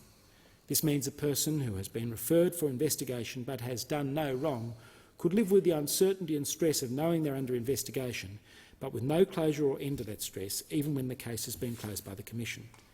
Ensuring people have closure at the end of an investigation is very important for preventing unnecessary psychological distress. Section 159(2) should be amended to mandate the Commission to advise a person whether a finding has been made at the conclusion of their investigations. I now turn to the application of the Administrative Decisions Judicial Review Act to this bill. This bill has limited the application of the ADJR Act to a small number of matters. We believe that judicial review under the ADJR Act should be available to all decisions under this bill and will move amendments to that effect. The streamlined processes under the ADJR Act provide an important safeguard for a Commission which has such extraordinary powers. Again, this is consistent with recommendations made by the Law Council. Deputy Speaker, the application of gag orders for people under investigation by the Commission can present a real threat to a person's mental health. Not being able to talk to a mental health professional or a family member can mean that at a very stressful time, the usual supports a person might rely on are not available. As the Australian Psychological Association told the committee, individuals involved in Corruption Commission inquiries are likely to be appearing in a professional capacity. For many people, their professional persona is core to their self-identity, and any damage or threat to it is therefore amplified. Gag orders therefore need to be balanced to ensure that people can access appropriate support. The committee recommended carve-out gag orders for medical professionals and psychologists. Given the shortage of psychologists in Australia, this carve-out should be broader and should also include counsellors. It should also include family members unless they are also the subject of investigation. These additional safeguards are needed due to the stress inherently involved in participating in a Corruption Commission investigation. I want to turn briefly to the telecommunications interception and surveillance powers. These matters are still being considered by the Parliamentary Joint Committee on Intelligence and Security. While not wanting to preempt the PJCIS, we believe that where warrants are issued under these powers for the purpose of investigating corruption, as opposed to investigating national security or counter-terrorism matters, they should be issued by a Superior Court judge. I now come to the important issue of privileges. Rule of law principles exist for important reasons. They ensure robust systems of justice are balanced with concern for individual rights. This bill abrogates a number of privileges that would exist in a criminal process, like the privilege against self-incrimination and legal professional privilege. Regarding the privilege against self-incrimination, I quote the Law Council, who stated in their submission to the committee, "This principle is enshrined in statutory context in relation to court proceedings. However, it's also a fundamental common law right in relation to persons subject to questioning in judicial and other civil proceedings." They went on to say, "The Law Council has consistently outlined its view that witnesses appearing before any anti-corruption commission should be able to refuse to answer a question or provide information to a commissioner on the grounds that such information may incriminate the person. To do otherwise would undermine some of the fundamental principles of the criminal justice system. Because a person under investigation's rights are waived, it's very important that material that is elicited by the Corruption Commission in a scenario under which a person doesn't have rights they would usually have in a criminal process, that material must then not be used either directly or derivatively in a criminal process. The bill also abrogates legal professional privilege, but there are good public policy reasons why a person should be able to consult with their lawyer in confidence. The Law Council's recommended that Clause 114 be redrafted to remove the abrogation of legal professional privilege. They also recommend Clause 115 be removed from the bill. We will move amendments in accordance with those recommendations, and we will clarify that the bill does not affect the law relating to legal professional privilege. Deputy Speaker, a body with the extraordinary powers of this Commission must itself be held to account. At present, the Inspector's powers are insufficient. As the bill stands, the Inspector is due to be the knack of the knack. We believe that the Inspector's role should be broader, and will move amendments to strengthen the role of the Inspector. We also believe that there should be time limits on investigations so that the Commission is required to conclude investigations within a definite period. I note that one of the foremost advocates for the National Anti-Corruption Commission, Geoffrey Watson SC, has argued for time limits for investigations. Time limits could be extended by application to a court, but we need to see investigations not remaining open indefinitely, and our amendments will seek to do this. Finally, in relation to amendments, we believe the appointments of the Commissioner and Inspector must be completely above politics, and to that end the appointment of these roles should be subject to a supermajority of 9 out of 12 members of the Joint Standing Committee. This ensures that those who fulfil these significant roles have bipartisan support, and we'll be moving amendments to these effect. There are several other matters that we believe should be further considered by government. We believe that all those who come before the Commission should have their reasonable legal costs met. People are often brought before the Commission just to be a witness. The Commission may hold investigations with no adverse findings, and a person may have had considerable expense along with the stress of going through that process. Many of the people involved will not be extremely wealthy, nor will they be likely to qualify for legal aid. For those who are subject to a full investigation, the legal costs can be crippling. We believe that the provision of legal assistance as outlined in Section 282 is too limited, and we believe the government should consider applying a presumption in favour of granting legal assistance to meet the reasonable legal costs of any witness or party, as well as a requirement that hearings do not commence until legal assistance has been approved. We also believe there is merit in the Attorney developing some model regulator guidelines along the lines of the model litigant guidelines. These model regulator guidelines could be applied to the NAC to hold it and other Commonwealth regulators to an appropriately high standard of conduct in their engagement with witnesses and persons of interest. I want to say something about procedural fairness. The Commission must always operate with procedural fairness, and in this bill there's an important safeguard, which is that if a finding is made against a person, they will have the opportunity to put their case to the Commission before the final determination is made. However, there are other measures that are important in providing for fairness for people appearing before the Commission. Firstly, people should have an adequate length of time to be able to respond to the findings the Commission might plan to make against them. Second, the Commission should give people reasonable time to consider documents in advance of hearings. There have been examples in New South Wales of the Commission dumping thousands of pages of documents on the morning of the hearing. This is just not acceptable. The government should develop regulations to ensure that people have adequate time to participate fairly in any hearings.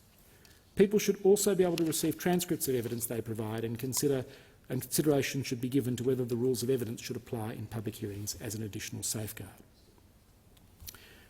Finally, Deputy Speaker, if the purpose of the National Anti-Corruption Commission is to change the culture of public administration, one of the most significant things that the Commission needs to do, which has been largely neglected, is to educate people so that they know what is and what is not corrupt conduct prior to the Commission commencing operations.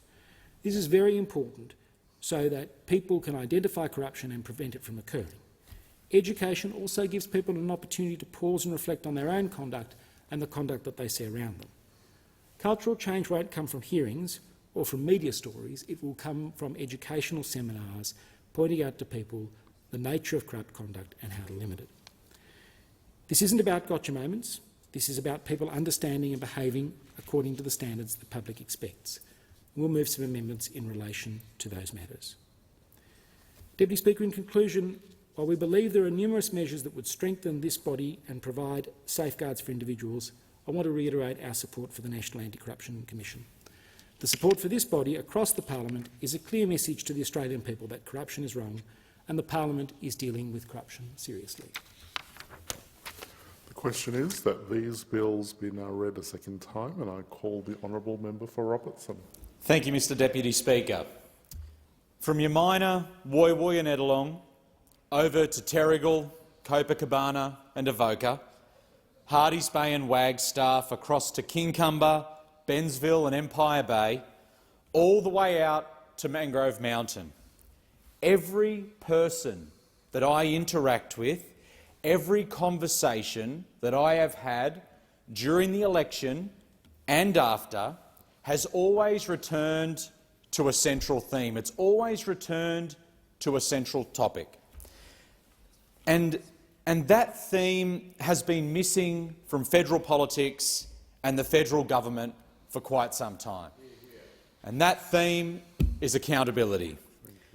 Errol from Niagara Park raised that a federal anti-corruption commission is long overdue and must be a priority. Shelley and David from Kincumber want a federal independent anti-corruption commission legislated.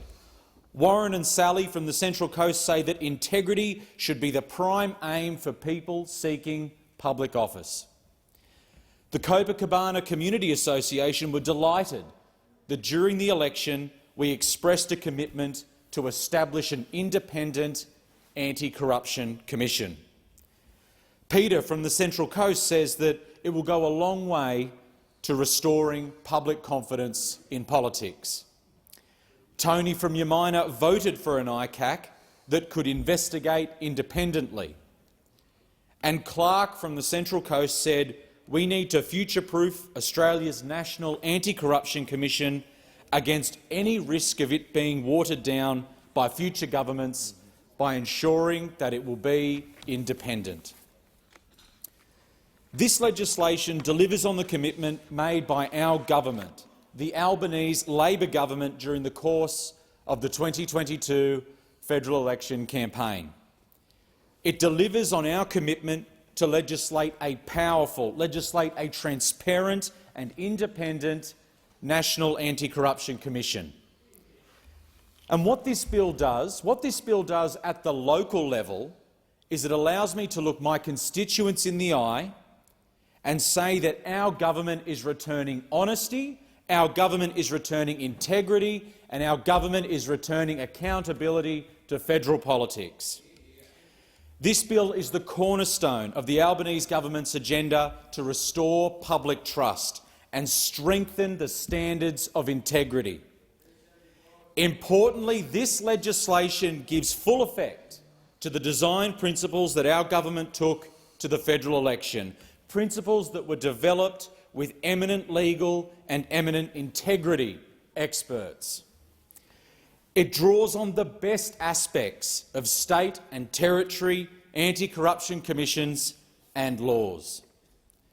And to the constituents of Robertson, and to all those not just on the Central Coast but right across Australia who have lost faith in the accountability, who have lost faith in the integrity of government, this legislation is a path out of the shadows. It is a path out of that darkness. This legislation will ensure that our elected representatives and our senior government officials are held to account. because the decisions that we make here in this place will at some point impact you in your place.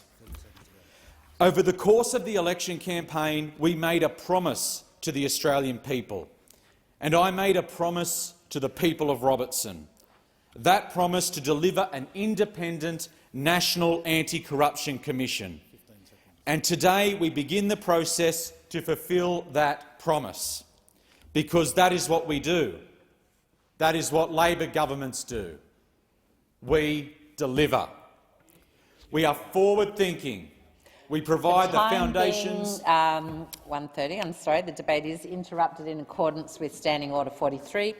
The debate may be resumed at a later hour, and the member's speech was interrupted, so you will be granted leave to continue when the debate is resumed.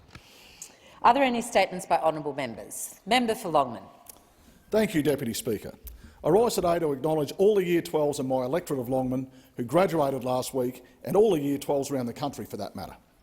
You have completed the first major step in life's journey, and I know some of you will be excited for what the future holds, whereas for others this will be a time of uncertainty and even anxiousness.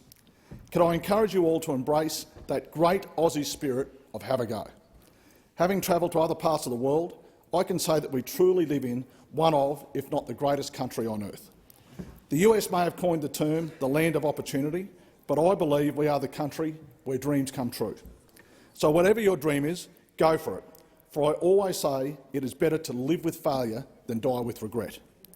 I don't know what your individual dreams are, but one thing life has taught me is there is more than one road to a destination. You may not achieve the ATAR score you wanted, but don't let this deter you. There are always other pathways. It's not the setbacks in life that define you, it's the way you deal with these setbacks that will define you.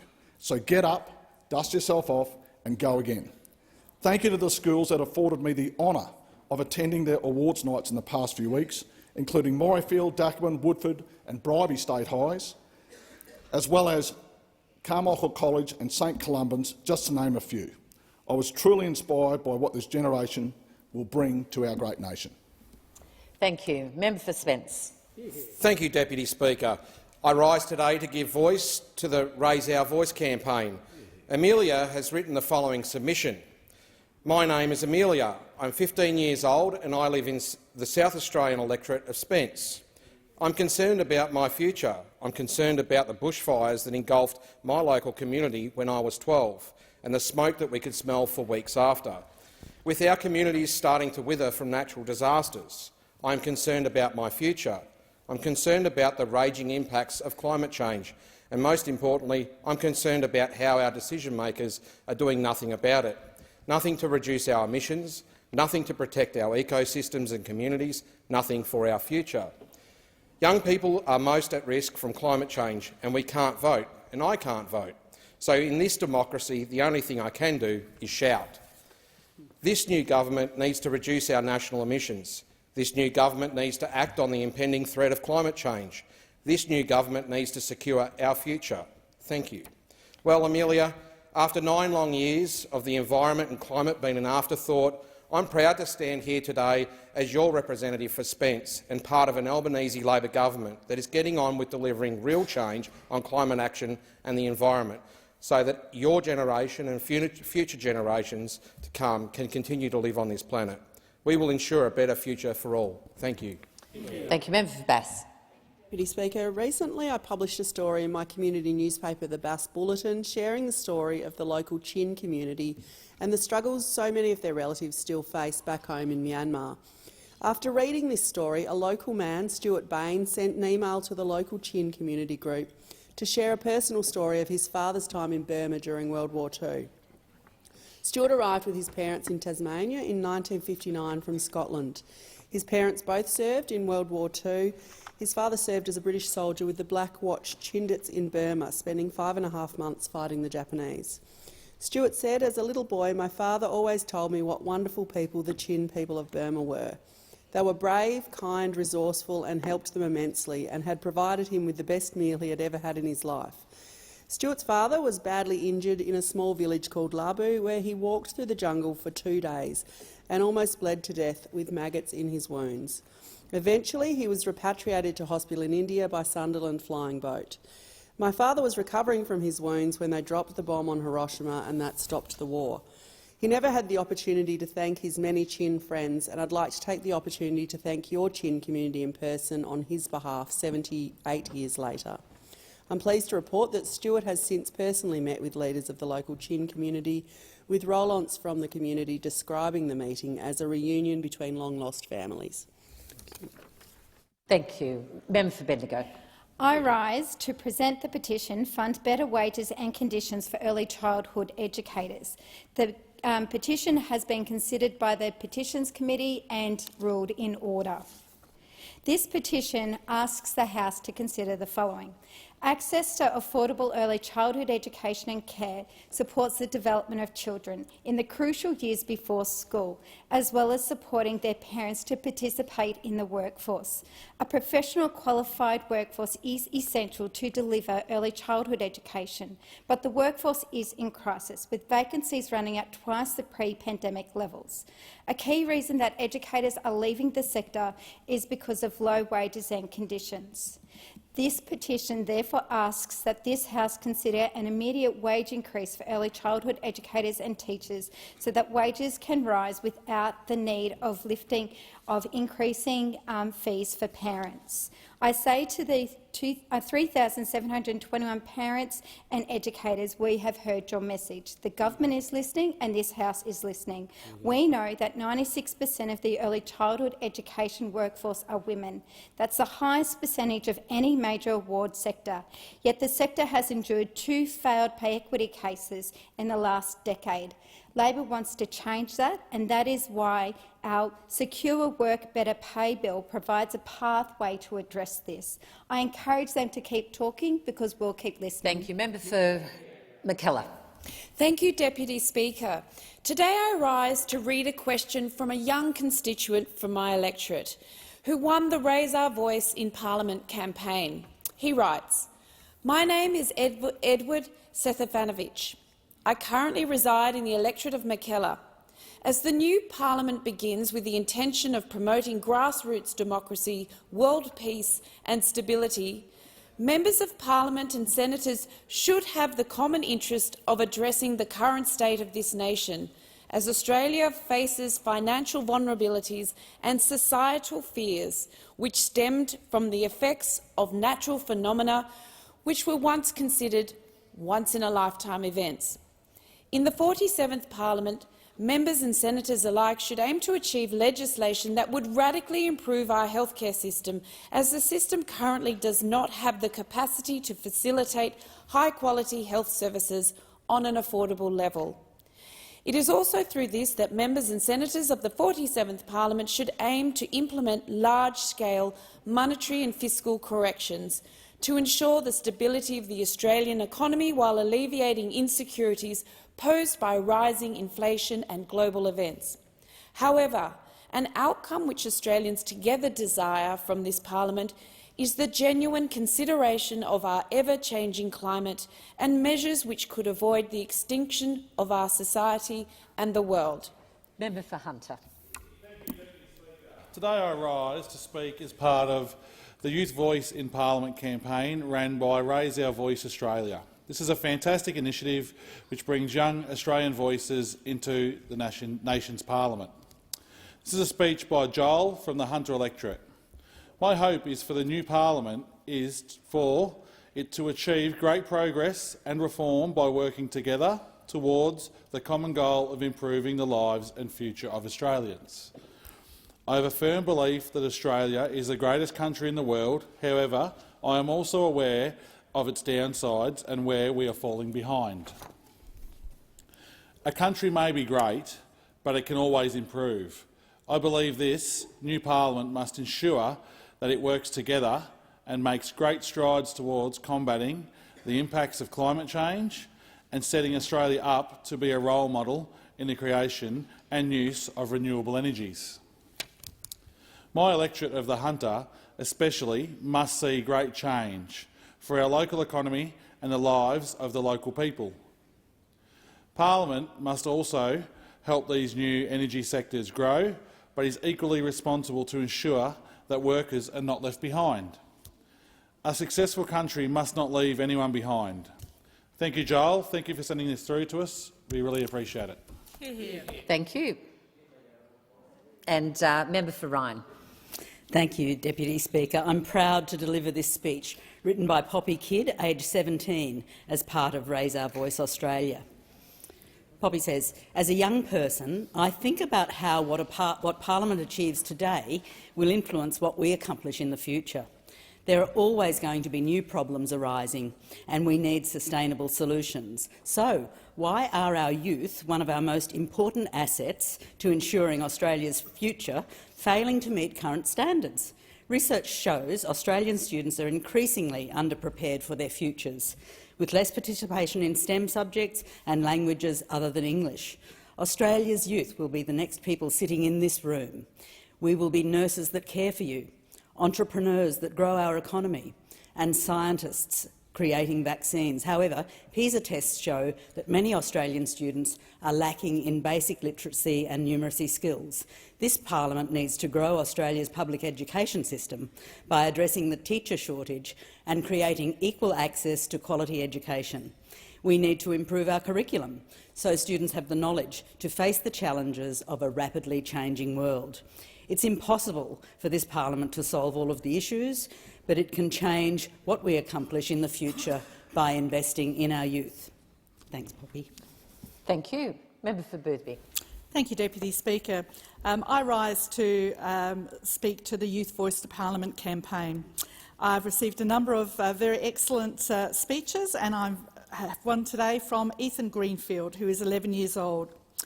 Ethan says, I have lived with type 1 diabetes for 7 years, and I'm a proud JDRF advocate.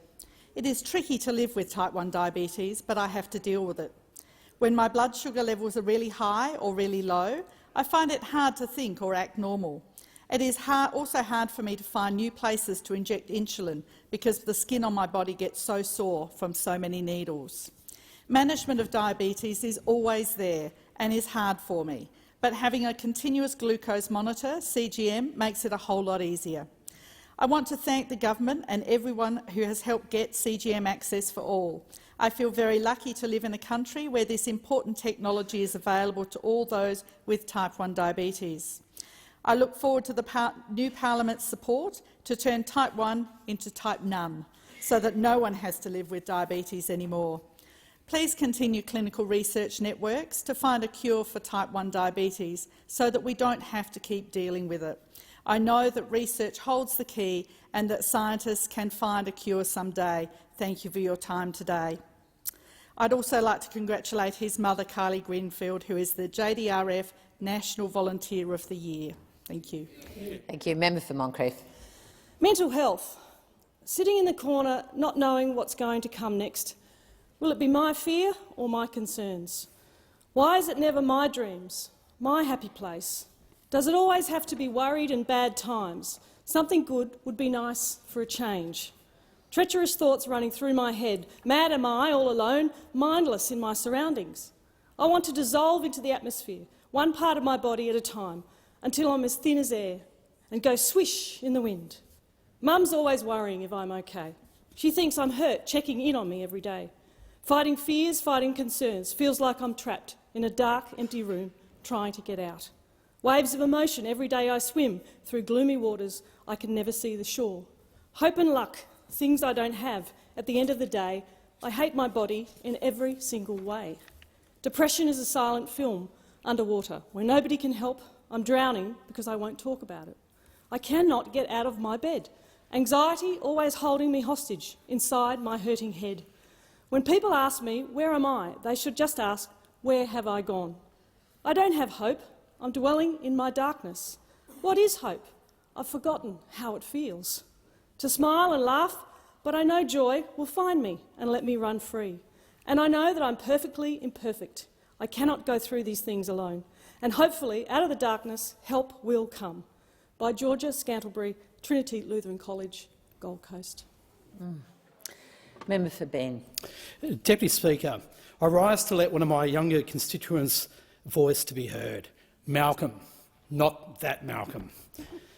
My name is Malcolm. I am 14 and I live in the Bean electorate. I go to a local high school where I'm in Year 8. Australia is the best country in the world, and we can make it miles ahead of the rest if the Parliament just put their head down and make some changes. On the 21st of May, Australians voted for change, changing our childcare and aged care system to be more friendly to kids, residents and families, changing our constitution to recognise the people that have inhabited our wide brown land for 60,000 years, and changing our head of state to be elected by the people, for the people and be of the people. My ideal Australia is one where people are valued by their government, valued with high-speed rail to connect our eastern centres, valued with government services that are valued themselves, not cut constantly, valued with highly skilled jobs for fair wages, valued with a measured but effective policy on our climate, valued with progressive but pragmatic social policies so Australians can live to their full potential, valued with a government that works as hard as they do so Australia can be a shining beacon of opportunity. Malcolm, we will not let you or the other constituents of Bean down. Thank you. Member for Nichols. As part of the Raise Our Voice in Parliament initiative, I have pleasure in amplifying the voice of 17-year-old Campbell Frost in my electorate. And Campbell wrote, "When looking at a prompt for this year's Voices to Parliament, what should Australia's new Parliament accomplish? My initial thought was action, whether it be climate change, income equality or a plethora of other issues. But as I sat there, I realised that what the 47th Parliament of Australia should accomplish is simple: unity. Whether left, right, regional or metropolitan, the electorates that each and every individual sitting in Parliament today represents is a universal trust in the democratic process. That the very people in both chambers will speak for the general population with integrity and candour.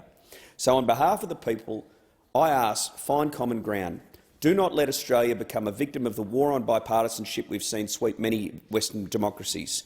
Your colleagues across the aisle are not your enemy. They're there to represent their electorate, as you do yours. Don't give up on an opportunity to further our nation just because you believe your job is simply to disagree with another party. Listen, reflect and act on what fellow members and senators have to say with a little bit of empathy and willingness to navigate and find solutions. Make this nation, what we know it can all be, one of compassion and strength with the same virtues represented in every Australian. In closing, unity in this country is about more than saying you're Australian. It's about acknowledging our differences and working together to build something better. Thank you so much for that, Campbell. And as I look at some of my friends across the aisle, Member for Spence and Cunningham particularly, I think we can find that common ground. Thanks. Member for Adelaide.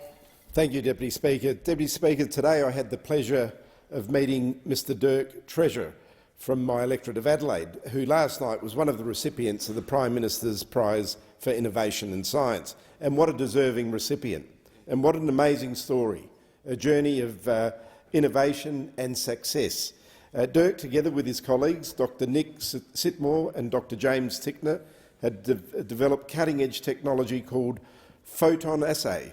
Now, until recently, gold miners had been forced to rely on difficult and dangerous processes to measure the amount of gold in a sample, done by dangerous chemicals causing danger to the health of those working on that particular process. Now, this process was both dangerous to the people and to the environment. So with this new technology, high-energy X-rays are able to count individual atoms safely and accurately. And this technology has been very successfully commercialised, and it's being exported over to Canada, Africa and many other countries. The result is a corporation called Chrysos, proudly based in South Australia. The company today employs 75 people and continues to grow, and it's estimated they'll grow to about 150 next year. And it was recently listed on the stock exchange. What an amazing story of research, innovation and successful commercialisation. Congratulations to Dirk, Nick and James on receiving this award, and they are an inspiration to many. Member for Flynn. Madam Deputy Speaker, Labor has confirmed it is scrapping funding for Agricultural Shows Development Grants program. In Estimates Week, Agricultural Minister Murray Watt said $14 million in agricultural funding for shows was being reprioritised. Estimates has sadly proved Labor is taking even more money out of regional and rural Australia, with infrastructure funding for ag shows now gone, including in my electorate of Flynn. We already know Labor has taken billions away from regions, scrapping water and major infrastructure commitments, but now they are cruelly taking away the Agricultural Shows Development Grants program funding. This money was to improve infrastructure for ag shows in Flynn. It is another kick in the guts for Flynn, show societies which many are already struggling. The funding was on top of $20 million previously provided for 120 shows to build new pavilions, exhibition areas, install seating, shade and weather protection, upgrade accessibility, improve public safety and animal welfare, and upgrade power and energy efficiency. Ag shows generate a huge $1 billion annual in economic benefits, promoting new technologies and high-quality produce. For some communities and charities, agricultural shows financial boost they need to get them through the year. Labor needs to explain why it doesn't prioritise regional and rural Australia. It has abandoned our regional communities and taken away much-needed infrastructure. Member for Cunningham. Friends, the member for Nichols and the member for Hunter, I am also participating in the Youth Voice in Parliament campaign, championed by Ash and the team at Raise Our Voice. My submission today is from Ella Rose Webber, an 18-year-old constituent and a good friend of mine from Wollongong. These are Ella's words. I don't think it would be a stretch to say that we all know a young person who can give this passionate appeal on climate change or queer rights, but who will then struggle to say which level of government is best suited for such an important task. This isn't their fault because there is no mandatory civics unit in Australian schools. Young people are simply thrust into a voting booth at 18 with some general platitudes that they've seen in ads and headlines. They don't know how to cast a valid vote or even that they need to vote to avoid a fine.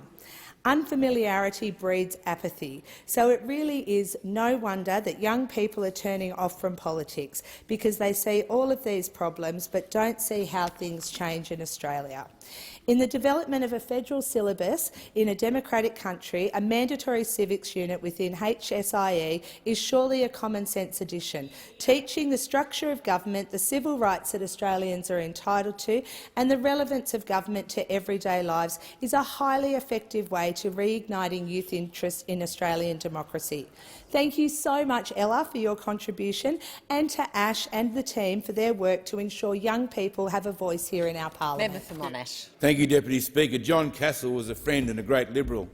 Gianna Group and Auscivil founder John Castle died on Saturday the 12th of November. Well-known Warragul businessman known as John, Jack or JC, a tribute to his life was captured in a recently released book, The Whatever Project, Whatever, celebrating 60 years in business. John wanted the book to record his adventures in life shared with wife Gloria. More than 100 contributors participated in piecing together the life, family, business and leisure pursuits of John and Gloria and their children, Craig, Melissa and Trish. The 60-year history began in 1962, when at midday on November 28th, Jack finished his Form 4 Asian History exam at Warragul High School. Unable to withstand any more chalk and blackboard stuff, at the front concrete memorial gate post he shredded the textbook and went home for lunch, the book states. The book quotes John, "That afternoon I rode my bike to a farm 10 kilometres from home and carted hay, earning £1 8 shillings an hour. I got 15 out of 100 for that exam. I did not return to school. I was in business." Deputy Speaker, this was a loving grandfather, father, husband. It was such a sad death. We had a wake while he was alive, we had a funeral after his death, and we had a burial last Saturday. Vale, John Castle.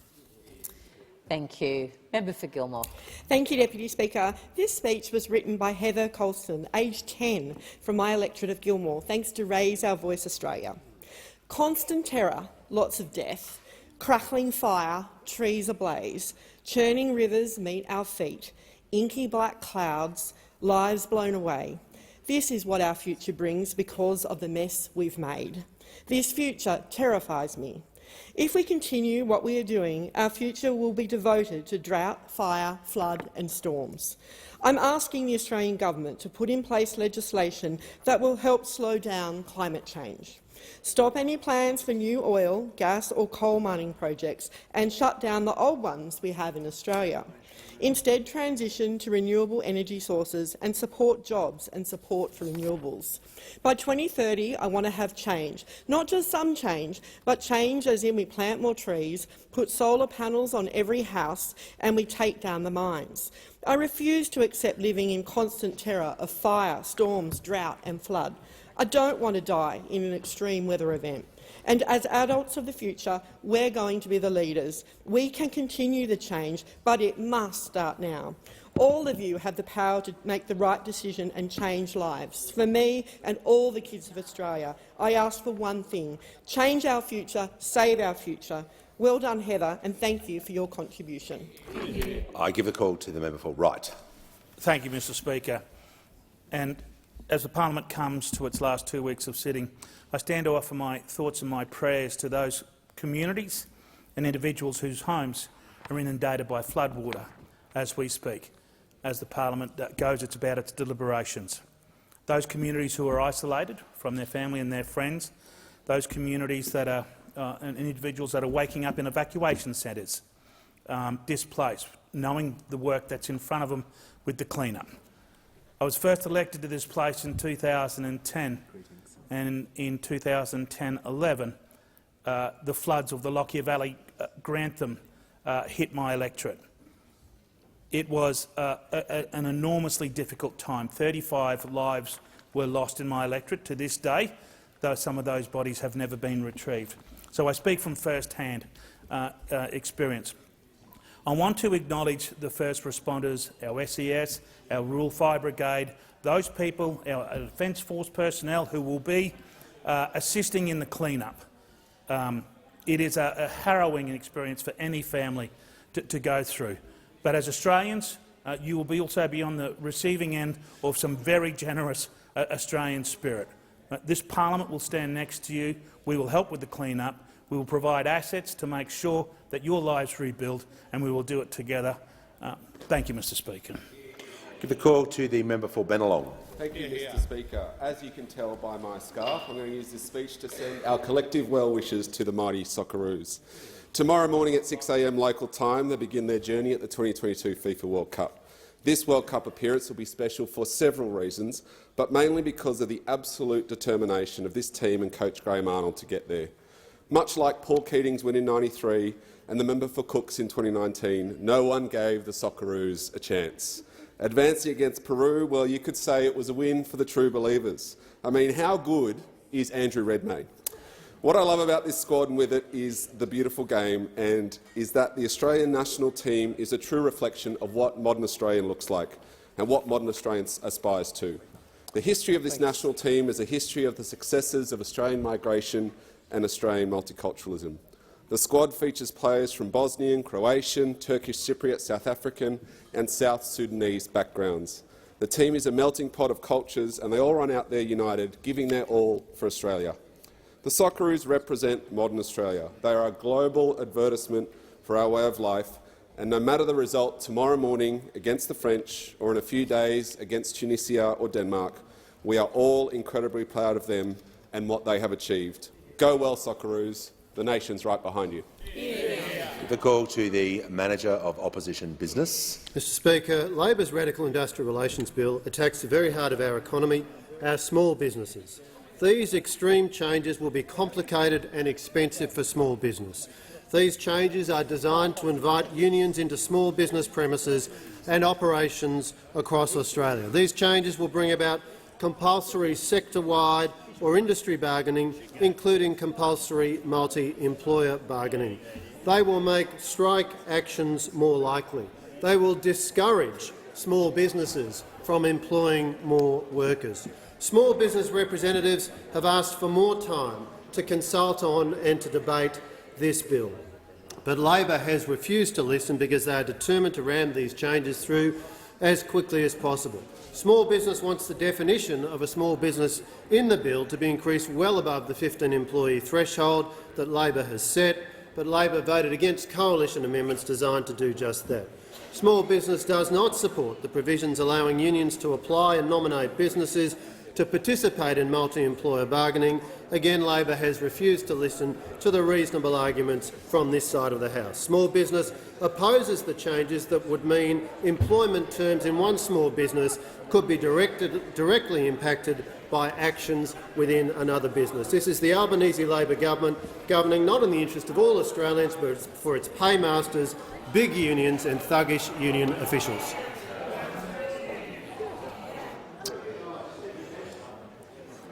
In accordance with Standing Order 43, the time for members' statements has concluded, and I call the Prime Minister. Thanks, Mr Speaker. I inform the House that the Deputy Prime Minister is absent from question time for the remainder of this week, attending the OSMIN meetings, and questions relating to the Defence and Foreign Affairs portfolios will be answered by the member for Gorton. Questions without notice. Are there any questions? And I give the call to the Deputy Leader of the Opposition. My question is to the Minister for Small Business. How much will small businesses have to pay to participate in multi-employer bargaining, according to the specific modelling contained in the government's own regulatory impact statement? I give the call to the Minister for Small Business, Minister for Housing and the Minister for Homelessness. Thank you, Mr Speaker, and I thank the member for her question. I assume that she's referring to the regulatory impact statement that has been prepared for the bill, and as she would know, that small businesses already incur costs when they try and enter the bargaining system. She would also know, of course, that many small businesses are actually represented by an employer organisation, and that reduces the Leader their of the costs. Opposition. And what we know the Leader of the Opposition will cease interjecting. Businesses will be supported by the Fair Work Commission through the bargaining process. Her seat. Order. There is far too much noise. The Deputy Leader of the Opposition was heard in silence, and the Minister will be heard in silence. I give the call to the Deputy Leader on a point of order. A point of order on relevance, Mr Speaker. My question asked how much, under the government's own regulatory impact statement, extra would small businesses have to pay. You may resume your seats. You may resume your seat. Order. Members on my right. I'll hear from the Leader of the House. Mr Speaker, on 2 points. One on the direct relevance point of order that was just taken. The question that was just stated was a different phrasing to the question that was asked. And secondly, the immediate shouting while the minister's here from the Leader of the Opposition is just off the charts at the moment.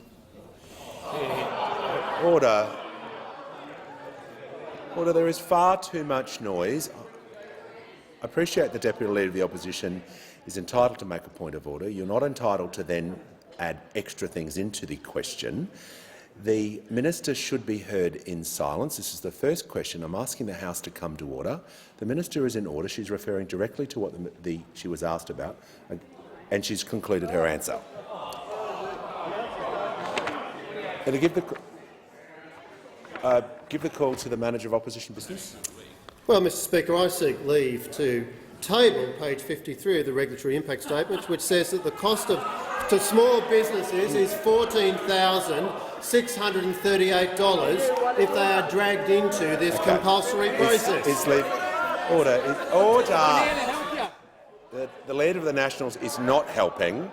I give the call to the Leader of the House. Is leave granted? Mr Speaker, he might not realise it's already a public document, so therefore it doesn't need to be tabled. Leave's not granted. All right. The Manager will resume his seat. The Leader will resume his seat. The House will come to order so I can hear from the member for Macquarie. Thank you, Speaker. My question's to the Prime Minister. How is the government supporting communities, small businesses and not-for-profits affected by flooding?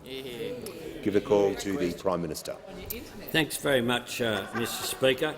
This morning I was in Eugowra with the Premier of New South Wales, Dominic Perrottet, with the member for Calare and the member for Orange, as well as being escorted around by the Mayor, Kevin Beattie, looking at the devastation which Eugowra has faced. This repeated, relentless flooding that is occurring is just so hard for these communities. Forbes, that I visited with Premier Perrottet a couple of weeks ago, of course, has been hit again. And today we had the opportunity, we flew into Parks and then flew over the communities that had been impacted. In Eugowra's case, 159 people, or 1 in every 3 residents, had to be rescued by either a helicopter or by a boat.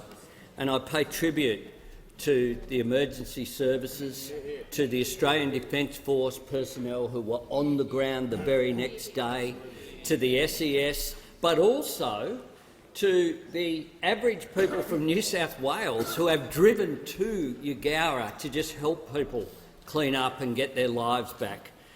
Today we announced a $50,000 recovery grant, up to $25,000 to be automatic, the next $25,000 to be on the basis of receipts being produced for small business and not-for-profits for these communities, as well as now extending the $1 million local government recovery grant now to 46 councils that have been disaster declared in New South Wales. We met with Brendan Mainsbridge and David Herbert, who run the local Eugowra post office, which is not just the post office, it's the bank, it's the full bit. And they have got it all up and running within days, an amazing achievement by them. This community is an inspirational one. It has been able to fight its way back.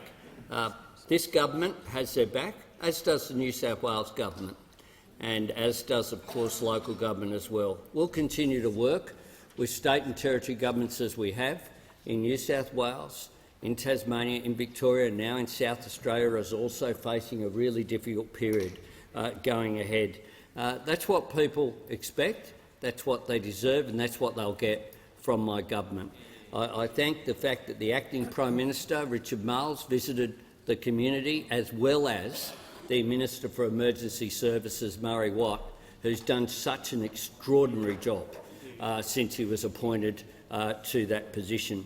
I say to all those who've been impacted by this, the whole of Australia feels for you. We realise that you are doing it really, really tough, and we will stand by you in these difficult times. And on indulgence, the Leader of the Nationals. Well, thank you, Mr. Speaker. Just on indulgence, can I associate not only the Nationals but the Coalition, not only with the Prime Minister's fine words, but his efforts to get there this morning. And the member for Clare and I spoke just before question time, and he appreciated the fact that you engaged openly and honestly, not just with him but with the community. It's important this Parliament continues to work together to make sure on this long journey, day by day, step by step, we support those communities that have been impacted. So thank you, Prime Minister. Give the call to the member for Hume. Thank you, Mr. Speaker. My question is to the Minister for Small Business. I refer to the Minister's previous answer. Can the Minister now confirm the government's regulatory impact statement predicts the cost for small businesses to negotiate in the new multi-enterprise industrial relations system is between $14,000 and $75,000? I give the call to the Minister for Small Business, Housing and Homelessness. I thank the member for his question. As the member opposite will be aware, more than 2 million businesses are actually exempt from the single interest stream bargaining system. More than 2 million, 90% of all Australian businesses, that is. He would also know, as I said earlier, that many businesses already incur costs and that many businesses are already covered by their employer peak organisation. He would also be aware that our expectation is that most small businesses would be in the cooperative stream, where they can use off-the-shelf agreements. Order. Members on my left, the member for Hume will cease interjecting. The House will come to order so I can hear from the member for Canberra. Thank you, Speaker. My question is to the Minister for Science. Can the Minister tell us about the Prime Minister's prizes for science and what the Albanese Labor government is doing to prioritise science? Give the call to the Minister for Industry and Science. I'd like to thank the member because the member knows, as we all do, that science plays an exceptionally important role in solving complex problems, improving the quality of life and national well-being. And we are a country that are blessed with an overwhelming amount of smart people who are applying their know-how in ways that are making a difference both here and in the global community. And our history is littered with great examples of this as well.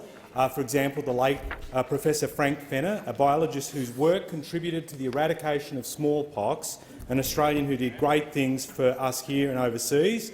And it's right and fitting that we find ways to celebrate and encourage others down the same path, which is exactly what we did with the Prime Minister's Awards for Science here last night. And after a 2-week break due to COVID, we brought together the nation's scientific and research community in the Great Hall. And can I say it was a great honour for both the 2-year break for that, and it was a great honour for the Prime Minister, myself and other parliamentarians to be able to witness the achievements recognised through those prizes. And, Speaker, we're honoured by the presence of many of those recipients here in the gallery today. Thank you for your great work.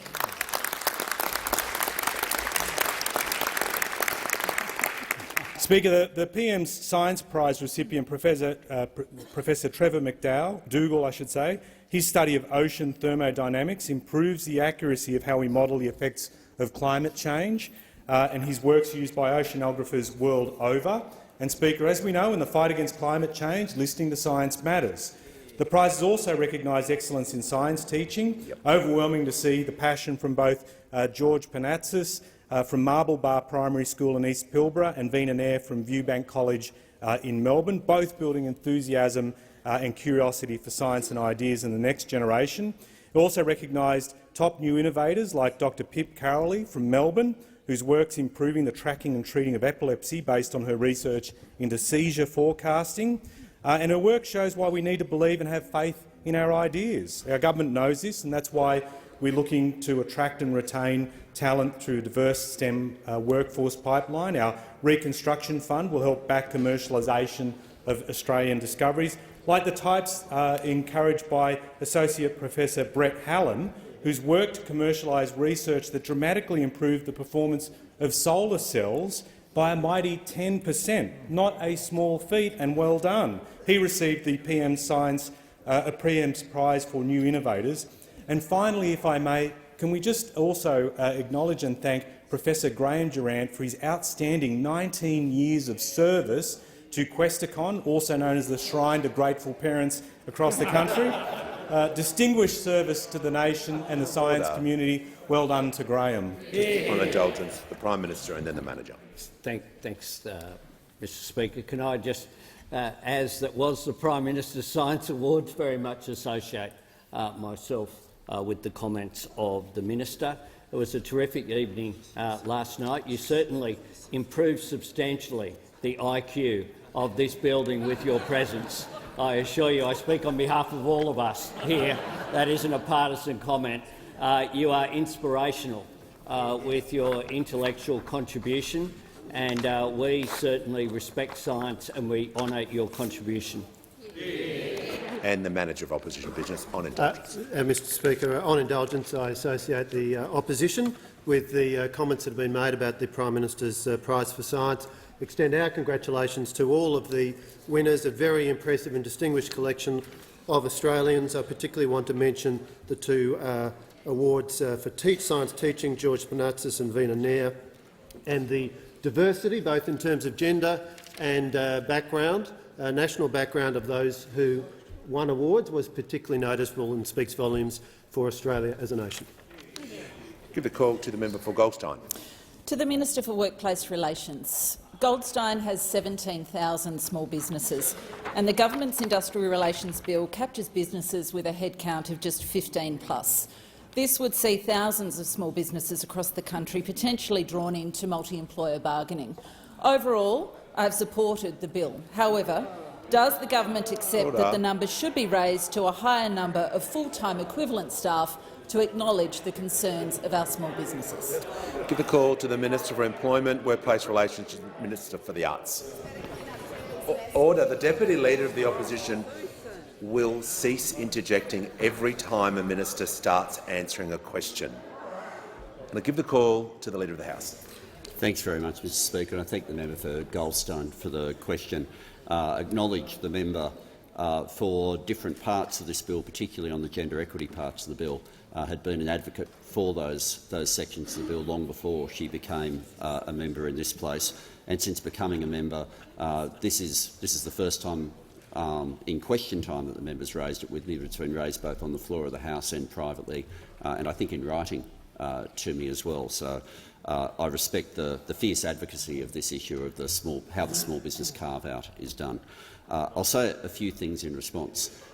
First of all, and it goes to some of the issues that have been raised by the opposition today as well, the expectation with respect to small business is overwhelmingly to be the cooperative stream that's used. And with the cooperative stream, it's very much an opt-in. There's no industrial action. Effectively, model, if you like, enterprise agreements are made available that small businesses and their staff can voluntarily opt into. That involves no fees, no consultants, and we expect overwhelmingly that would be the way that small business would engage with these reforms. With respect to the single interest stream, the small business carve-out that is there at the moment is simply the definition that is already elsewhere in the Act for small business, a definition which those opposite did not seek to change in their entire time in office. I respect the argument that the member for Goldstone and other members of the crossbench have made, where they've said that particularly for multi-employer bargaining, they would like to see this go as a broader exclusion, and that's been raised not only by the member for Goldstone but by a number of members of the crossbench. This is one of the issues where consultation and negotiation is happening with the Senate crossbench. As I said when we're in the in detail stage, The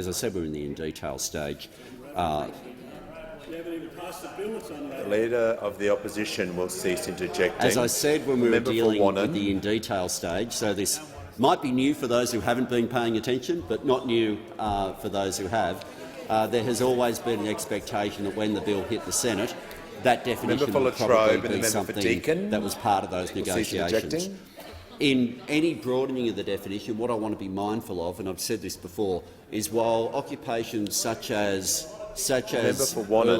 early childhood educators, who we definitely want to make sure do get the benefit of multi-employer bargaining, that they may start in the supported stream, but effectively, if you look at businesses like, for example, the Victorian childcare centres or early childhood education centres that have already engaged in this, they're now roughly 16% above the award, and they would need a pathway to be able to continue to negotiate. They'd only be able to do that single enterprise stream, and I want to make sure that any expanded definition doesn't carve them out.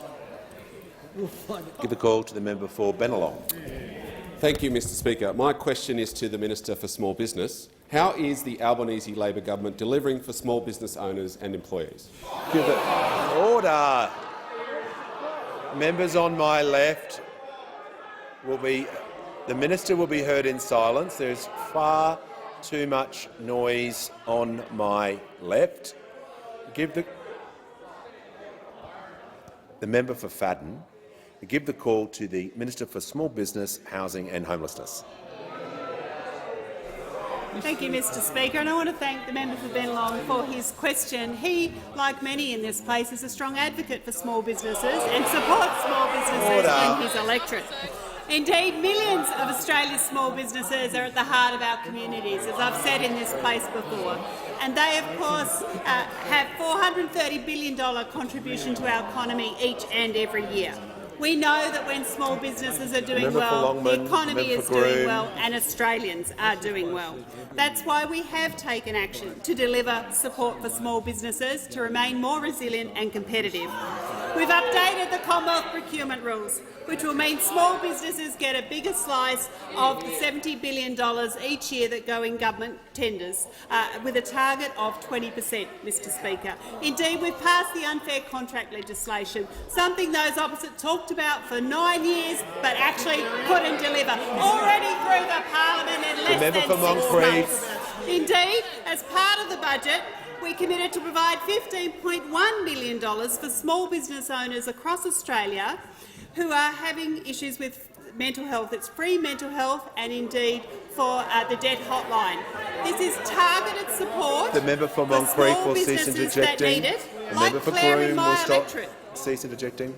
The Minister will like continue. Claire in my electorate who I was talking to about the value of these programs. These programs were due to finish at the 31st of December this year, but we made room in our budget to make sure these critical programs are continuing.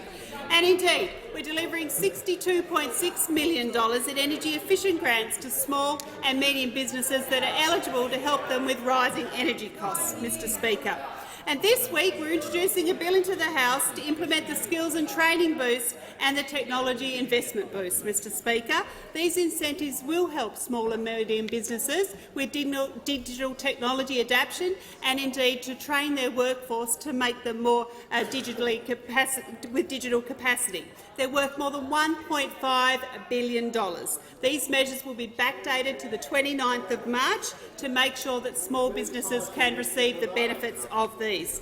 And we're having a meeting of state and territory business ministers in December of this year, Mr Speaker. Something those opposite didn't do for the 9 years they were in government, almost a decade. They couldn't meet with the other ministers to talk about the importance of small businesses and how they support small businesses working with the states and territories. And of course we are making changes to the industrial relations system, a system that the Council of Small Business Organisations said was inaccessible and intimidating for small businesses. We're making changes because we believe in modernising the workplace and getting wages moving. Small businesses are at the heart of all our decisions and they'll continue to be so. Order. I give the call to the Manager of Opposition Business. Well, Mr Speaker, I ask that the Minister table the document from which he was reading. Was the Minister reading from a public document? A confidential document. I give the call to the member for Barker. Thank you, Mr Speaker. Mr Speaker, my question is to the Minister for Small Business. I refer to the Minister's previous answer. Can the Minister inform the House how many businesses will have to pay between $14,000 and $75,000 under the new industry bargaining system? Order. I give the call to the Minister for Small Business, the Minister for Housing and the Minister for Homelessness. Thanks, Mr Speaker, and I thank the member there for his question. As I said here, more than 2 million businesses are exempt from this stream, this bargaining stream that they're talking about. Seriously, it's 90% of all Australian businesses that are exempt. Indeed, we expect that most small businesses, as the Minister has said, will be in the cooperative stream. And most of them, of course, are already members of employer organisations, so they'll have little or no cost for the bargaining if they choose to opt in. That is the point. That is what they're missing over there. More than 2 million businesses are exempt from the stream. Give the call to the member for McNamara. Thank you, Mr Speaker. My question is to the Minister for Climate Change and Energy. How is the Albanese Labor government progressing action on climate change domestically and internationally, and what will this mean for Australian families and businesses? Give the call to the Minister for Climate Change and Energy. Well, thank you, Mr Speaker. I thank the honourable member for his question and recognise his leadership and advocacy on the matter of climate change. And of course, the Albanese government is acting domestically, implementing the policies we took to the election, implementing Rewiring the Nation to bring on new transmission, Mr Speaker, implementing reforms to drive down emissions, because we know on this side of the House that renewable energy is the cheapest form of energy, and we know that renewable energy is key to driving down our emissions, Mr Speaker. But also we are engaging internationally, and as the House knows, I'm just returned from Egypt at the Conference of the Parties. And I'm pleased to report, Mr Speaker, that the government was warmly welcomed, the new government was warmly welcomed at the Conference of the Parties, Mr Speaker. I'm pleased to report to the House that the leadership provided by the government has been recognised around the world. And I'm also pleased to report, Mr Speaker, that we used the opportunity of the Conference of the Parties, which is now the world's largest trade fair, to sell Australia's wares as a renewable energy powerhouse. Because we know that being a renewable energy powerhouse will create hundreds of thousands of jobs across our country, particularly in the regions. And particularly, Mr Speaker, as we can export that renewable energy to our region. And this is something that was the subject of much discussion around the tables with my counterparts from the Southeast Asia region in particular, Mr Speaker. And also the Conference of the Parties, the COP meeting, is of course also an important opportunity for the world to engage on this most important challenge. And Australia played an important role, Mr Speaker. This conference was difficult. It had its challenges. But Australia, working with our allies and friends, made an impact. And I was very pleased that this conference reaffirmed the commitments made at Glasgow to hold the world to as close as possible to 1.5 degrees, something that Australia was integrally involved in arguing. I'm also pleased that the conference adopted our suggestion that multilateral development banks, particularly the World Bank, should step up on this world challenge, and that the task of driving faster transitions to renewables was reflected in these decisions. This is what leadership is about, Mr Speaker. This is the leadership that the Prime Minister has been providing this week and since the election on these most important international challenges, and this is being recognised because we know that good international leadership is good for our region and good for our geopolitical and economic best interests, Mr Speaker, as well as being the right thing to do. I enjoyed working so closely with Pacific leaders this week, Mr Speaker, who have responded so warmly to this government's agenda on climate change. I enjoyed working with them on some of the important challenges that this COP provided, and we'll continue to do that work because we know that leadership at home and leadership abroad are equally important when it comes to this most important challenge. Waiting for a question. Thank you. The member for MacArthur will resume his seat. I give the call to the member for Mitchell. Thank you, Speaker. It has been a decade since I asked a question. My question is to the Minister for Climate Change and Energy. At a time when Australian families are being hit by Labor's price hikes in electricity and gas, why on earth did this government sign up to a new United Nations fund which will channel Australian taxpayers' money to other countries, including China? Order. Order. There is far too much. There is far too much noise. The Minister for Defence Industry and the Minister for International Development and Pacific is making far too much. Members on my right will come to order so I can hear the Minister in silence. I give the call to the Minister for Climate Change and Energy. For noticing the shoes. They set you up. That was the biggest set-up since Catherine Deves. Order. There is far too much noise on my right and my left. When the House comes to order, I'm issuing a general warning. There is far too much noise in the chamber. Give the call to the Minister for Climate Change and Energy. Well, thank you very much, Mr Speaker. It's unsurprising, perhaps, to get a question like that from this opposition, led by a man who thinks that the impact on the Pacific of climate change is a laughing matter, Mr Speaker, who thinks it's a great big joke, because we don't on this side of the House, Mr Speaker. We will work with the Pacific because we know that is in our interests as a country in a very complicated geopolitical environment, Mr Speaker.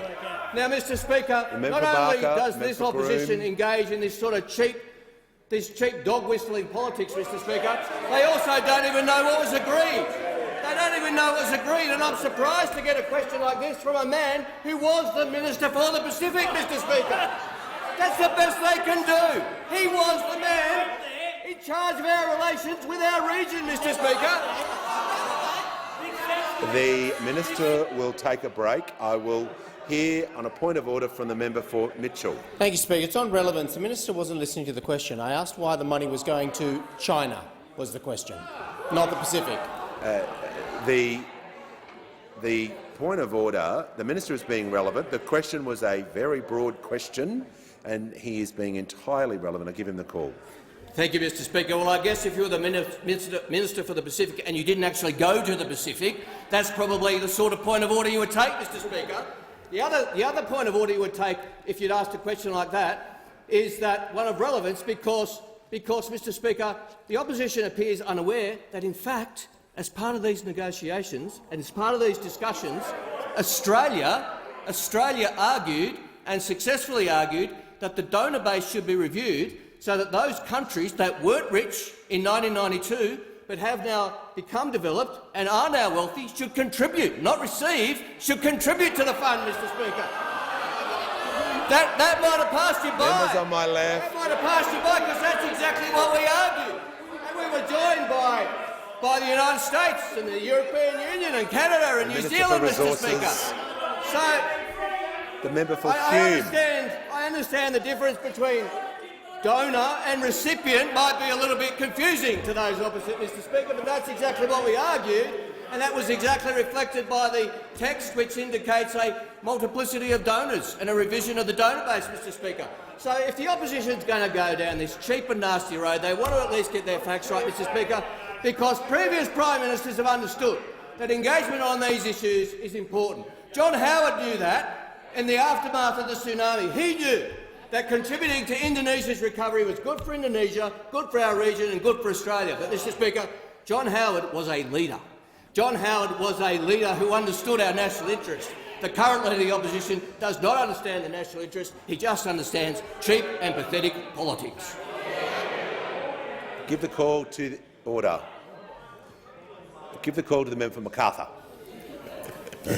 Thank you, Mr Speaker. My question is to the Minister for Education. What is the Albanese Labor government doing to reform the childcare system it inherited, whilst also providing cost-of-living relief for families? Give the call to the Minister for Education. Thanks, Mr Speaker, and can I thank my friend the member for Macarthur for his question. Some good news. The Senate is on the cusp of voting for our cheaper childcare legislation. They could vote on it as early as tonight. And as you know, Mr Speaker, this was one of the biggest and most important commitments that we made at the last election. It's almost a $5 billion investment.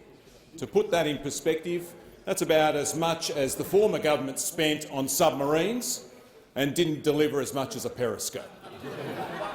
But this will deliver something real.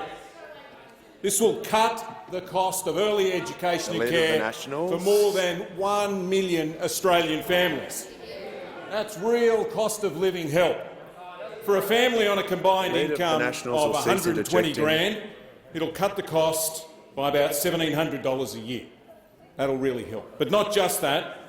This is real economic reform, because if you cut the cost of early education and care, it makes it easier for parents to go back to work, in particular for mothers to go back to more paid work, work more hours or work more days. That means more skilled workers back in the workforce. And definitely most important of all, it helps our children. More time in early education and care means you're better prepared for school. So it's the trifecta. It's good for children, it's good for parents, and it's good for our economy. That's why Australians voted for it. That's why we're delivering it. Even in the face of full-blown opposition over the last 2 years and continuing to this day by the Leader of the National Party, who we can hear interjecting here today, over the course of the debate in the House and the Senate, not one person opposite said one thing positive about this legislation, except for my old friend, the member for New England, who unfortunately seems to have disappeared. But the member for New England, the former Leader of the National Party, said this was manifestly good. Manifestly good. I don't agree with Barnaby on everything, but he is right here. This is manifestly good. And this is just the start. The next is the ACCC inquiry into the cost of early education and care. And that'll kick off in January and report an interim report to us in June. Next year we'll also kick off a big and broad review of early education and care, done by the Productivity Commission. This is important work to set us up for the future. Just as universal Medicare gives Australians the health care they need and deserve, just as universal super helps to make sure that we can retire with the security that Australians deserve, this will help us to build the universal early education system that will give every Australian child the opportunity that they deserve. Give the call to the member for Page. Thank you, Speaker. My question is to the Prime Minister. In Lismore on the 28th of October, when asked whether the flood disaster grants would be taxed, the Prime Minister said there has been no suggestion that they would be taxed. Does the Prime Minister stand by this statement? Give the call to the Prime Minister. Thanks, Mr Speaker. I thank the member for Page for his question. I'm surprised, frankly, that he's asked it. I'm surprised has asked his question. that he's asked it in that way, given that he travelled with me to Lismore with the Premier of New South Wales, and also, of course, with the member for Richmond joined us on that occasion. Effectively, what occurs with the system is that payments are made, and once it's expended, it becomes a tax deduction. So it is, in effect, not a tax. It doesn't attract real tax. That is the situation. That is the situation. And if you made it tax-free up front, or what have you, then what you would do potentially is people could gain money from it. So the grant is paid, some of it without receipts, as you would be aware, and then once it's expended, it becomes a deduction. Just like the grants that we've made today, which is the same way that it has always operated. Has the Prime Minister concluded his answer? Has the Prime Minister concluded his answer? Yep. I give the call to the order. Members on my left. I'd like to hear the member for Hasluck, and I could give her the call. Thank you, Speaker. My question is to the Minister for Employment. The member for Page. The member for Hasluck will resume her seat. The member for Page will cease interjecting. The member for Page will cease interjecting. We're moving to the next. The member for Page will cease interjecting. The member for Page will cease interjecting, and the House will come to order. The member for Lyons, give the call to the Attorney General. The Attorney General will cease interjecting. The Attorney General is warned. The member for Riverina is warned. The House will come. The member for Riverina is on a warning. The House will come to order so I can hear the member for Hasluck. Thank you, Speaker. My question is to the Minister for Employment and Workplace Relations. Can the Minister explain how some commentary around the Secure Jobs Better Pay Bill is just plain wrong? What will the actual impacts of the legislation be? Give a call to the Minister for Employment and Workplace Relations and Minister for the Arts. Thanks so much, Mr Speaker. And I thank the member for Hasluck. There's been few questions I've welcomed as much as I welcome being asked, is there anything that's been said on this bill that's just plain wrong? Because even as I've sat here in question time, a new one happened. I wasn't prepared that I was going to get up and talk about the Shadow Treasurer. But the Shadow Treasurer, in his question, referred to small business and a figure of $75,000. So I went straight to the advisor's box and got them to check with the department. Is there anywhere in that document where that figure is referred to for small business? And it's nowhere. It's nowhere. No reference to small business. The $75,000 figure. Now, I've now got them googling, because he may have uploaded something to the internet somewhere where there's a different document involving that figure. But even in question time, the misrepresentation has continued, because the day began with misrepresentation. Right on cue, the Deputy Leader of the Opposition has gone to the advisor's box too, because the Deputy Leader of the Opposition gave a great comment this morning. As part of their anger and frustration about the concept of workers getting wages moving, she said, and I quote, "These businesses will be forced to the table under multi-employer bargaining. They are businesses that, for example, may pay above the award, may be on enterprise agreements." If you're on an enterprise agreement, you are ineligible for multi-employer bargaining. The Deputy Leader of the Opposition will cease interjecting. Stop digging.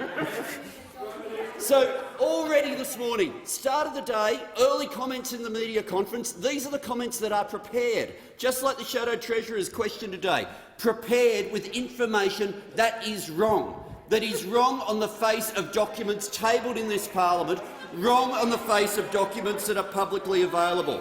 They're not the only scare campaigns. We had in the debate for a suspension only this morning again, being told that we needed to bring the bill back in because they were opposed to sector-wide and industry-wide bargaining. The bill doesn't have sector-wide and industry-wide bargaining.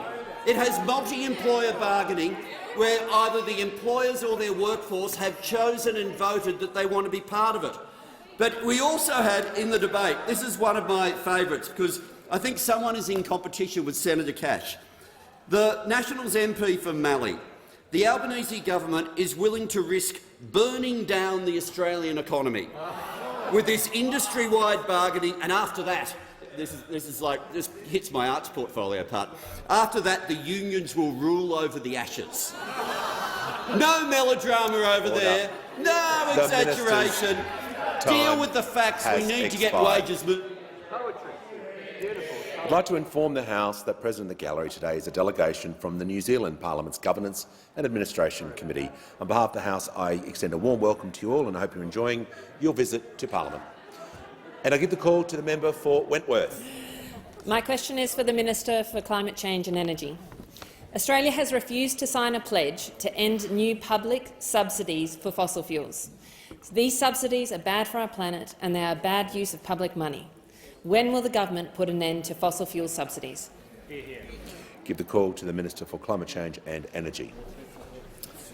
Thank you, Mr Speaker, and I thank the honourable member for her question and recognise her very keen engagement in these issues and her engagement with the government on these issues. Now, Mr Speaker, the approach the government is taking is to implement the policies we took the election.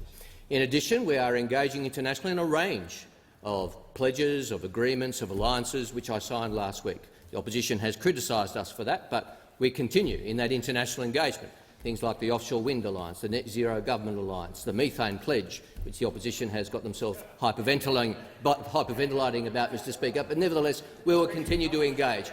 In relation to the question of the honourable member, we continue to target government expenditure very carefully. We have made changes in the budget, for example.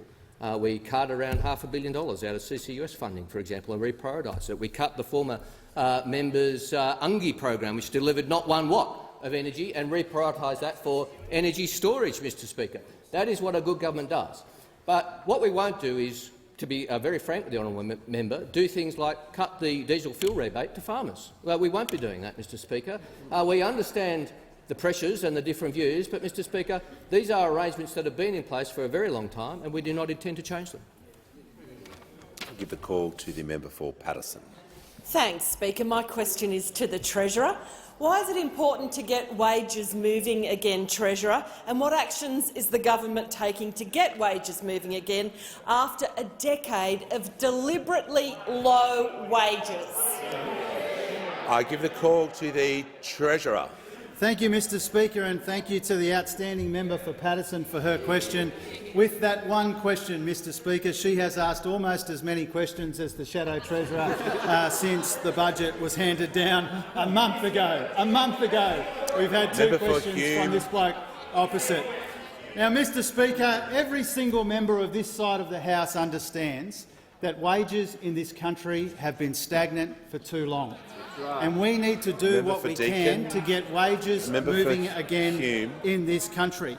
We all have a common interest in making sure that wages grow strongly and sustainably, and that goes hand in hand with a more productive economy as well. We want strong wages and strong profits, and for Australian workers to get a fairer share of our national economic success, so that when people work hard, they can get ahead and they can provide for their loved ones. And that's what motivates every single member of this side of the House. That's why we want to get wages moving again in this country. Now, in the course of the last couple of years, a number of the peak business organisations have made a similar point about the need to get wages moving in this country. One of the defining failures of those opposite's decade in office is the fact that wages have been too stagnant for too long, and we need to change that. Now, how we go about that is obviously a matter for the government to determine and for the Senate to determine. It will always be contentious in one way or another, the specific detail about how we go about this. But when we've had a decade of wage stagnation, despite low unemployment and despite skills shortages, then we do need to take a broad approach to getting wages moving again. That's why we're training people for higher wage opportunities in the budget. It's why we're making it easier for parents to work more and earn more, as the Education Minister was talking about a moment ago. That's why we're investing in industries with strong and secure, well-paid jobs into the future. And that's why we are fixing a broken bargaining system, because Australians need a pay rise. Working Australians deserve a pay rise. And because good wages, growing strongly and sustainably, are good for the economy as well. Now, nobody would be happier than those opposite Mr Speaker than if we had another decade of wage stagnation like we have just seen in this country. The Shadow Treasurer even admitted on Sky News that his opposition to our proposals would be because it would see wages rise in our economy. Now, we take a different approach to this economic challenge.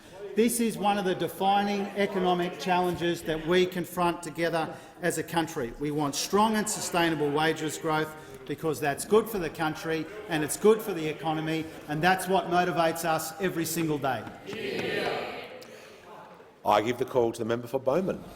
Thank you.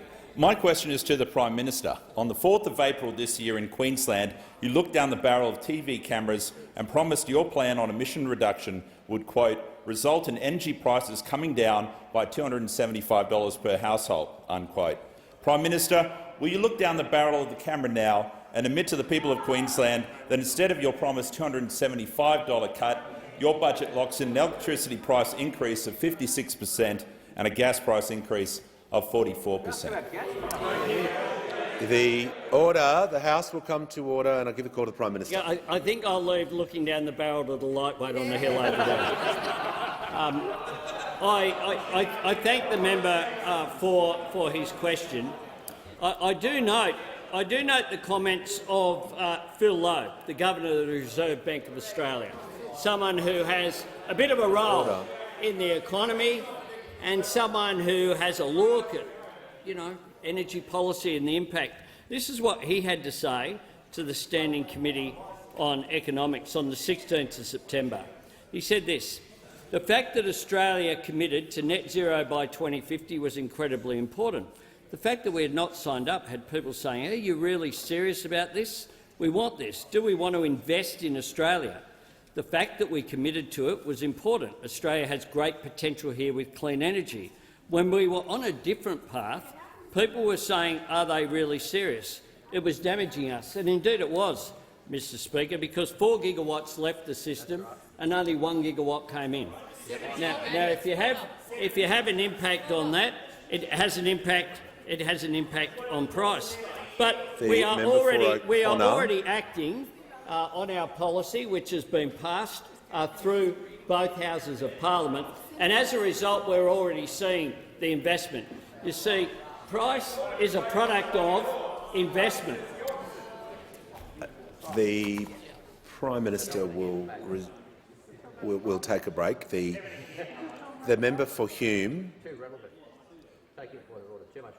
The Minister for Climate Change. I'm trying to take a point of order from the Manager of Opposition Business. Mr Speaker, it's on relevance. The question was very clear. $275 cut in power prices promised. We've actually seen, you're now saying 56%.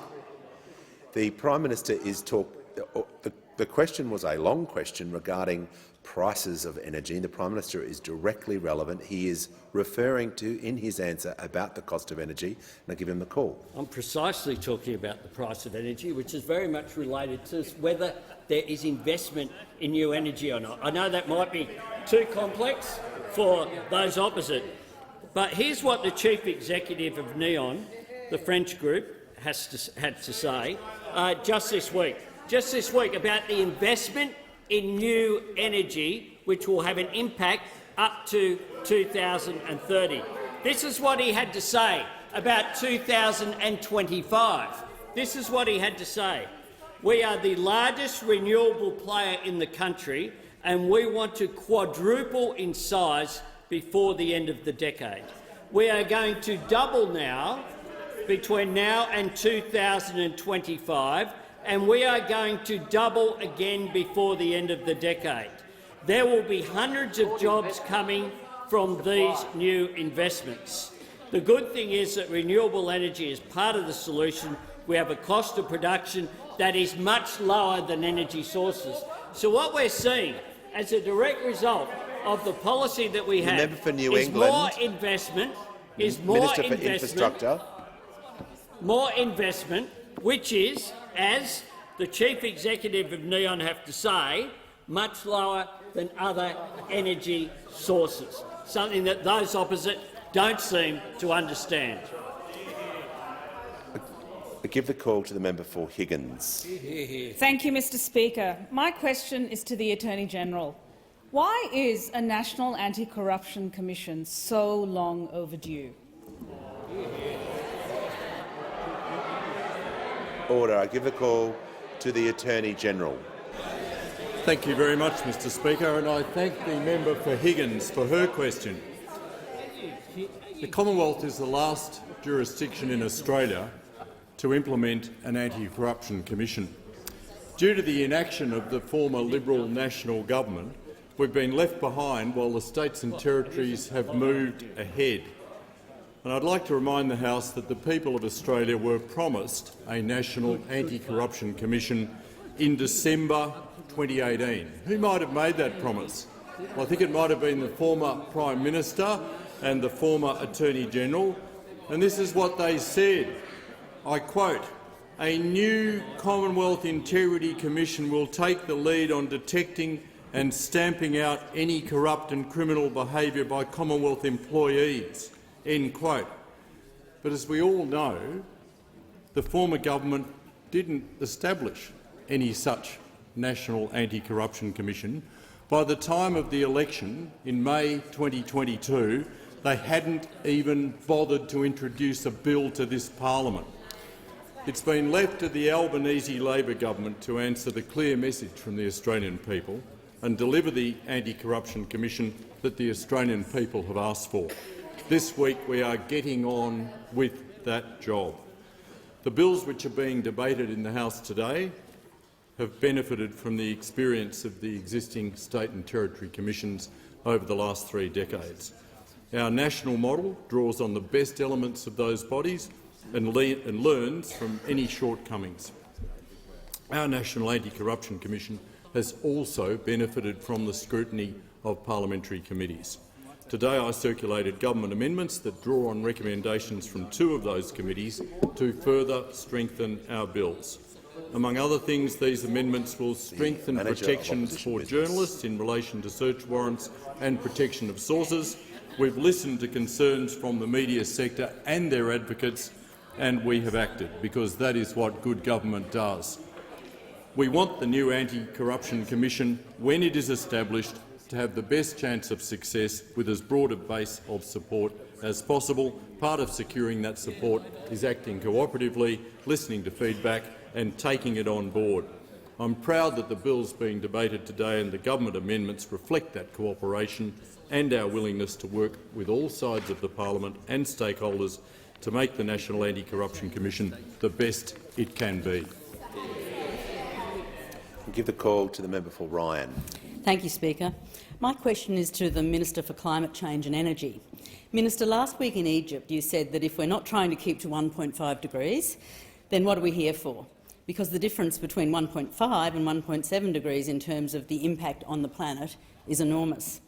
Minister, why then has your government adopted policies that are not compatible with keeping warming to 1.5 degrees, such as the more than $40 billion in the budget for fossil fuel subsidies, including the gas and petrochemical hub in Darwin Harbour and a new gas project in Victoria?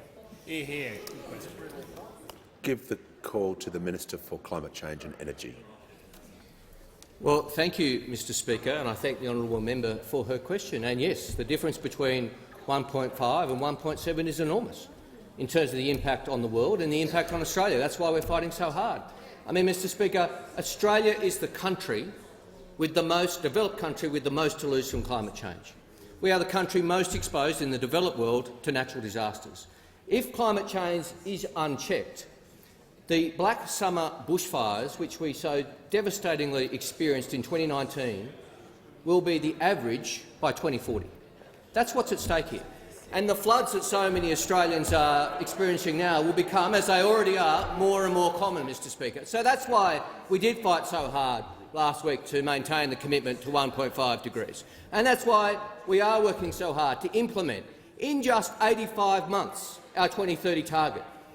85 months is not long for a task of this size. It would have been better if we'd started 10 or 12 years ago, Mr Speaker, but we're starting in 2022 to meet this 2030 target. So that's why this is important. Now, the honourable member asks about certain projects. The Greens moved yesterday a disallowance of one of those projects in the other place, and we opposed that.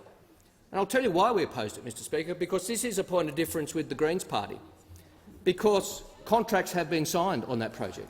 This was a decision taken by the previous government, not a decision I would have taken, not a grant we would have made, but contracts have been signed.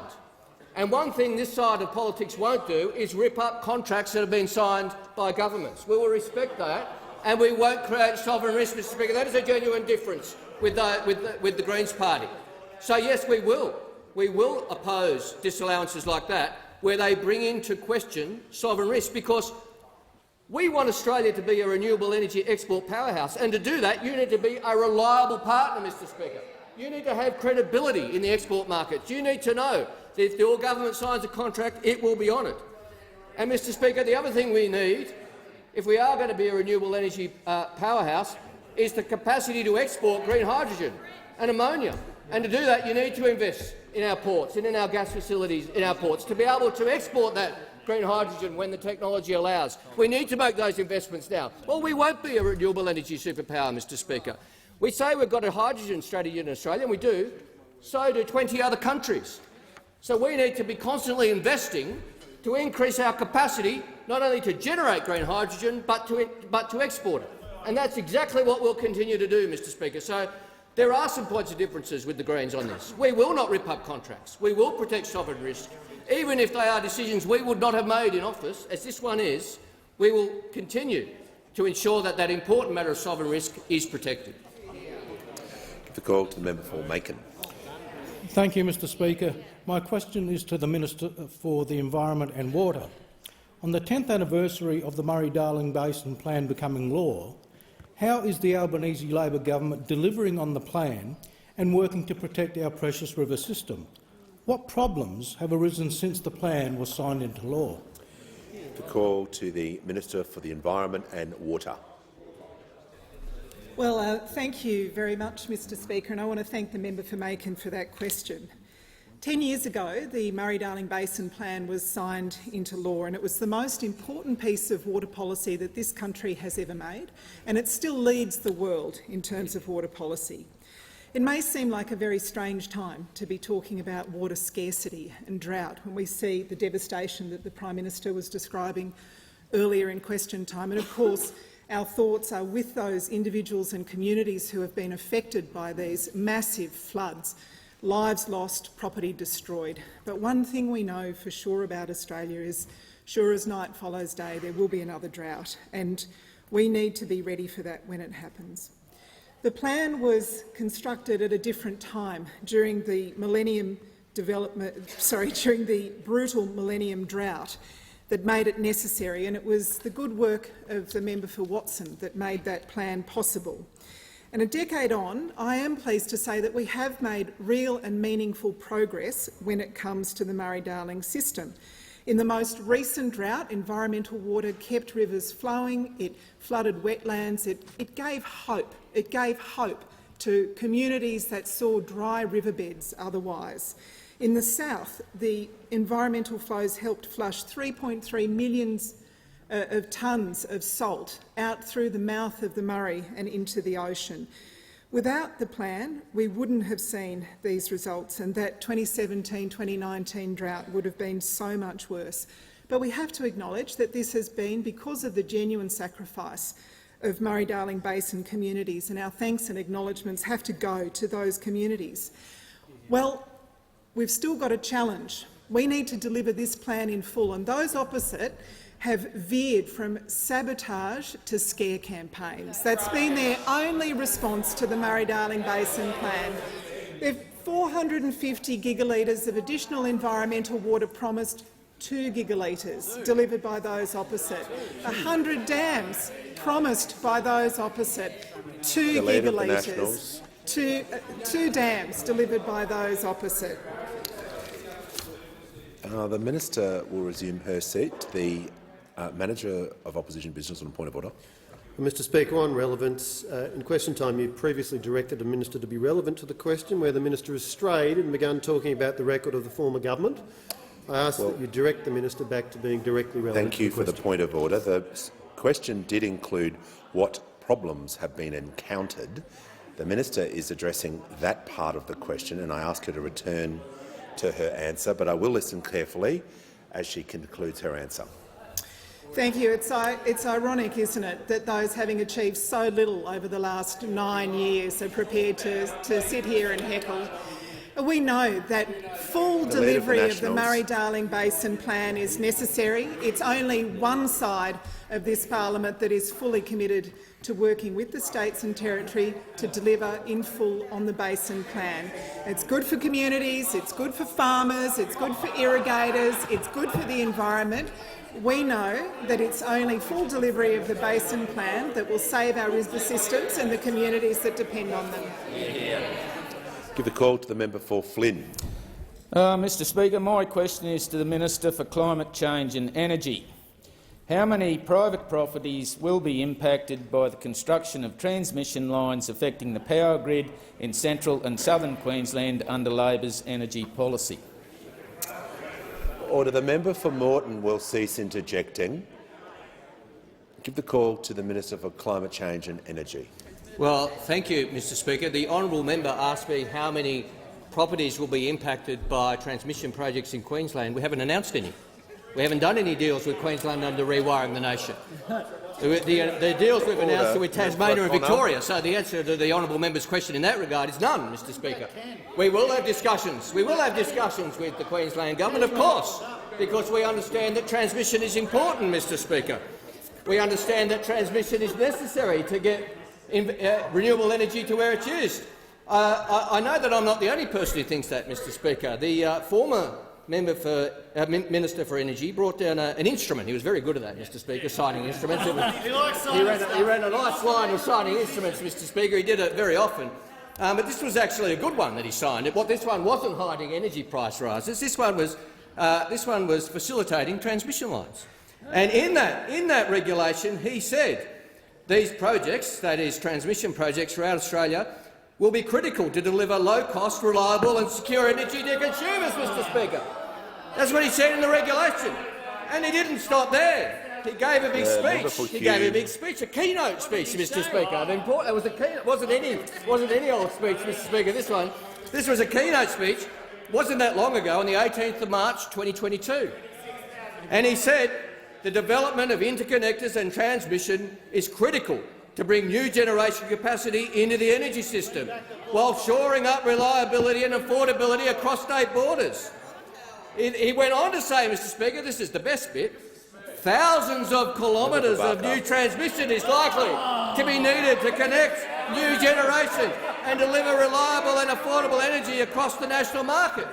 I mean, what's changed Leader of the Nationals. March and November, Mr Speaker? He's sitting on the other side of the chamber. It's the only thing that's changed, Mr Speaker.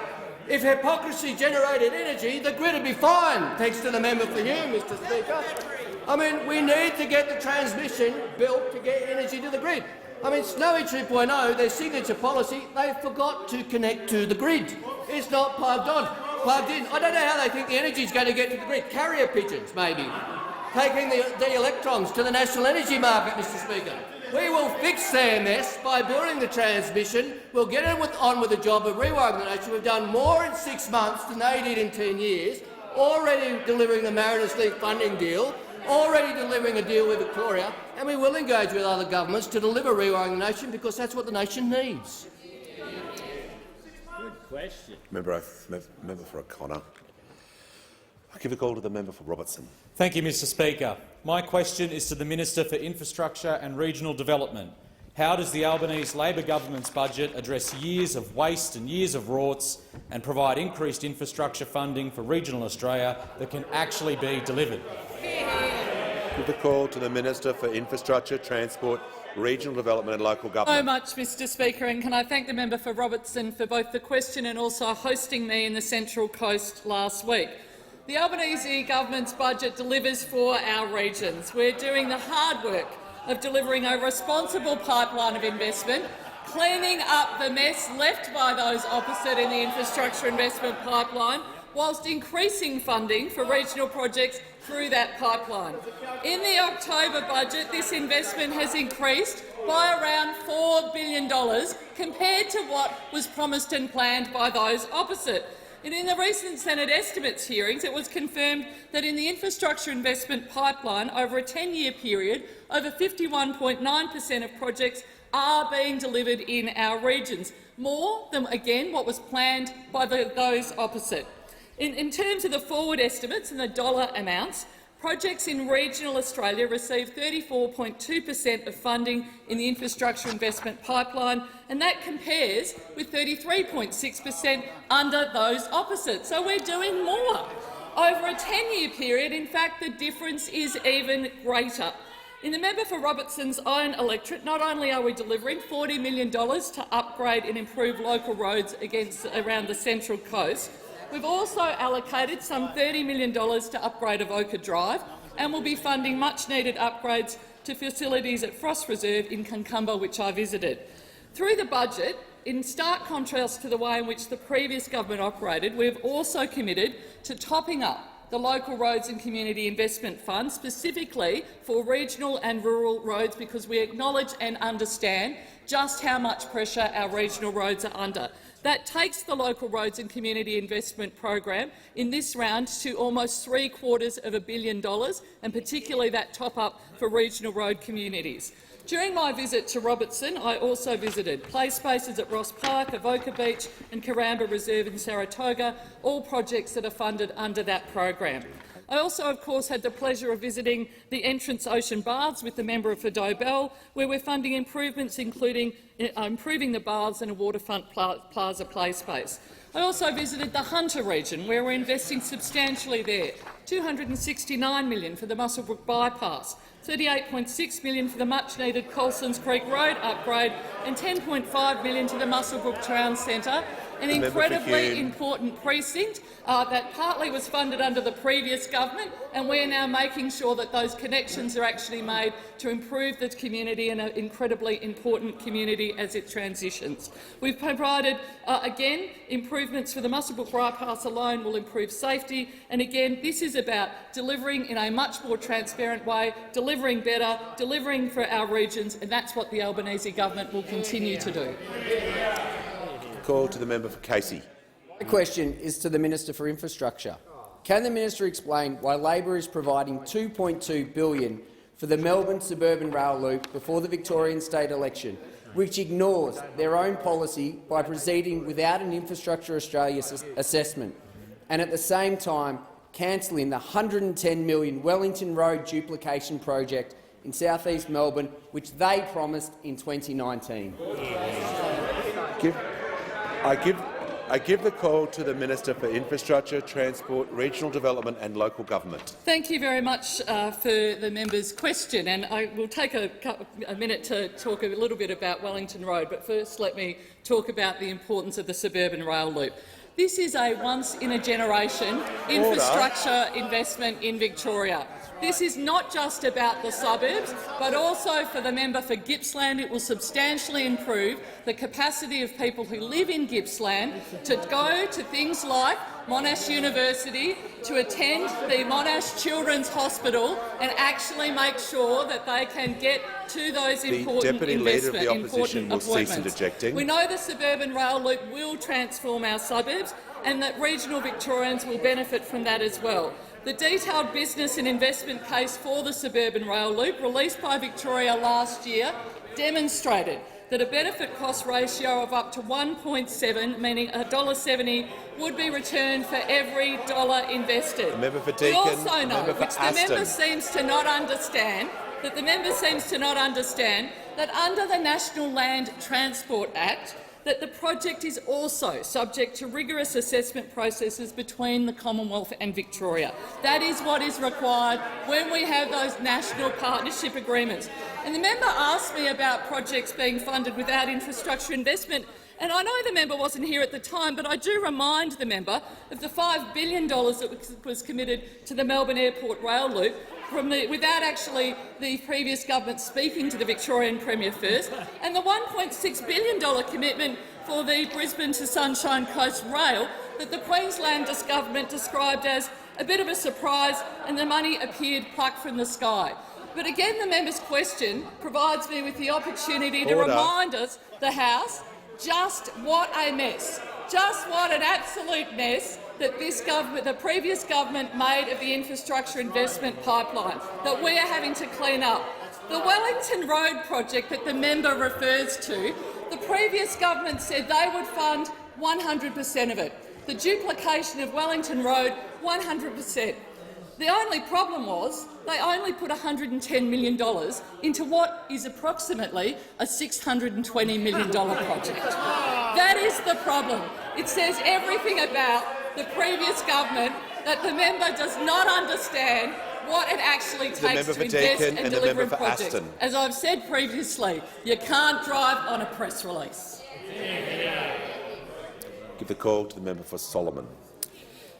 Can the Prime Minister inform the House of the consequences of the earthquakes in Honiara and Java? Give the call to the Prime Minister. I thank the member for Solomon for his question and his long-standing interest, particularly in Indonesia, but also in the Pacific. Mr Speaker, this morning there was a 5.6 magnitude earthquake in Java. Media have reported at least 162 people have lost their lives. More than 700 have been injured. It is estimated that some 13,000 people have been displaced, with more than 2,000 homes damaged. I have conveyed through to my friend President Widodo Australia's condolences at this tragic loss of life, and will stand ready to provide our friends in Indonesia with support, as Australia always does. In Honiara this morning, there was a 7.3 magnitude earthquake at 10-kilometre depth. There are reports of aftershocks. All staff of the Australian High Commission are safe. There are no known injuries, but the roof of the High Commission Annex has collapsed, which would point to likely damage throughout the city. Staff have been moved to higher ground because there was a tsunami warning that was issued. Our High Commission is seeking to confirm the safety of all Australians in the Solomons. There are difficulties because phone lines have gone down, so there are communication difficulties there. The Department of Foreign Affairs and Trade has stood up a consular emergency task force to lead consular response and support. Solomon Islands Police are out doing damage assessment. We've placed someone in the National Disaster Response Centre to assist with the initial response. We have contacted Prime Minister Sogavare to once again indicate that Australia stands ready to assist. We have, of course, historically played an important role in the Solomon Islands.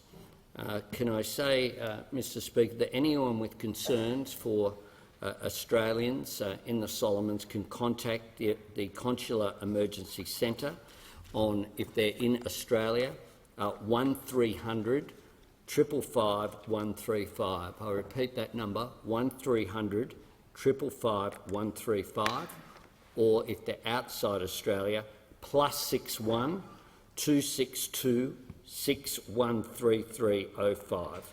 That's +61 262 613305.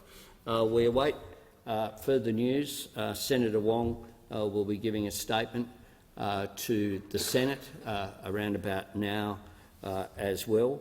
I just hope that not just that all Australians are safe. I think that I can speak on behalf of the House to say that we hope that the impact of this devastating earthquake is minimised, and we stand ready to provide support.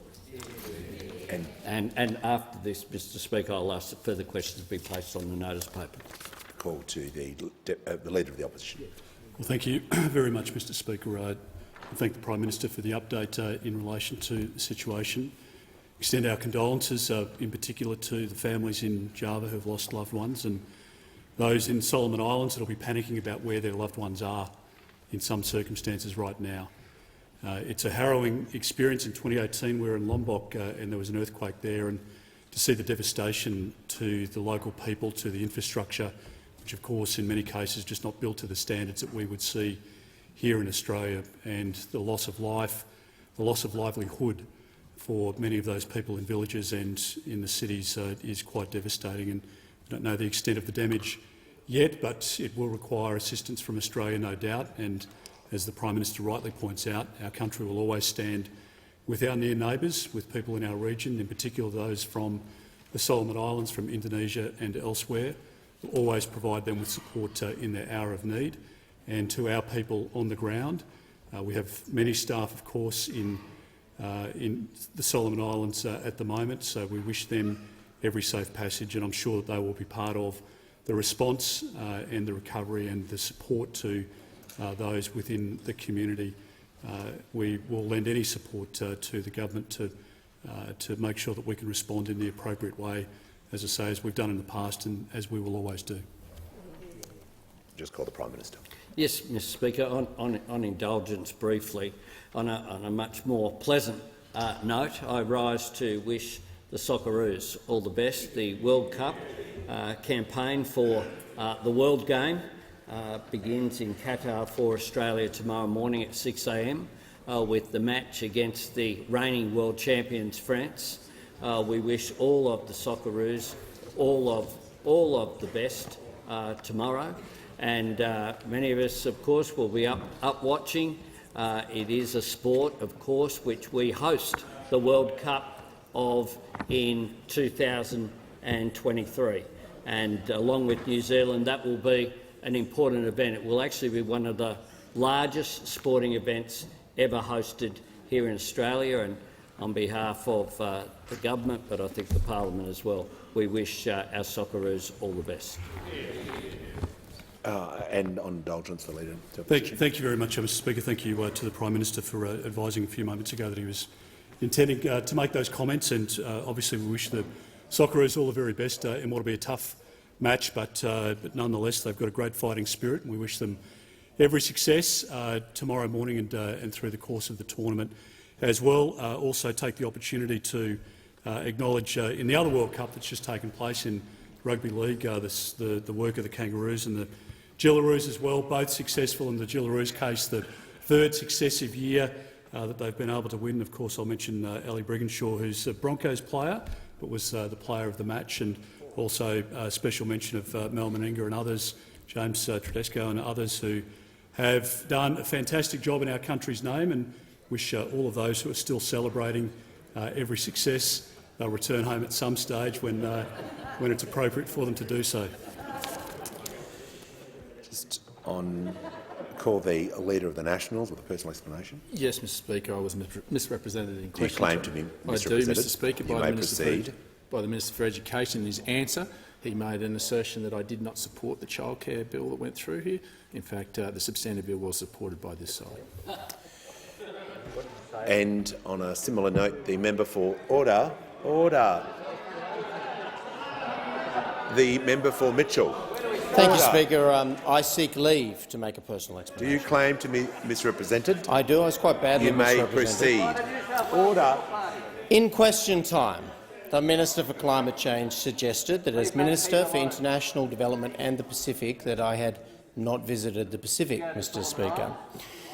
From my appointment after the November 2019 election on day 1, shortly after with Prime Minister Morrison, I visited the Solomon Islands, PNG multiple times, Tuvalu for a week for the Pacific Islands Forum, Fiji, Micronesia, Tonga and New Zealand several times in my first 9 months.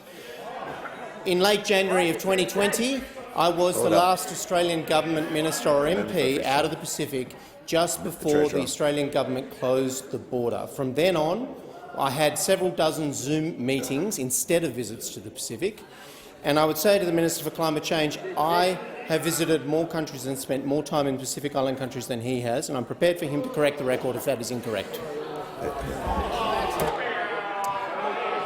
Order. I've received a letter from the honourable member for Hume proposing that a definite matter— oh, my apologies. Government papers. I call the Leader of the House. Thank you very much, Mr Speaker. There's only one. So this document is tabled in accordance with the list circulated to honourable members earlier today. I'm not sure what sort of list it was, if there was only one on it, but this is it. And full details of the document will be recorded in the votes and proceedings. And before I call the member for Hume, I just want to acknowledge, before they leave, the members of the Government's Youth Steering Committee that are here in the chamber as well. A very warm welcome. I have received a letter from the honourable member for Hume proposing that a definite matter of public importance be submitted to the House for discussion, namely the government's 6 months of failure to address Australia's cost of living crisis. I call upon those honourable members who approve of the proposed discussion to rise in their places, and I give the call to the honourable member for Hume. Thank you, Speaker.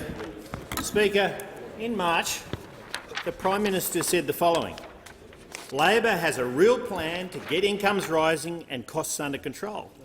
Then in May, soon after, a couple of months later, he said the cost of living is rising now. If we don't act, these problems will just get bigger. And at the same time, he made commitments to the Australian people. He committed to cheaper mortgages. He committed to a $275 a year reduction in electricity bills. And he committed that the Labor Party would deliver improvements in real wages. Well, what have we seen, Speaker, Deputy Speaker? What have we seen since then?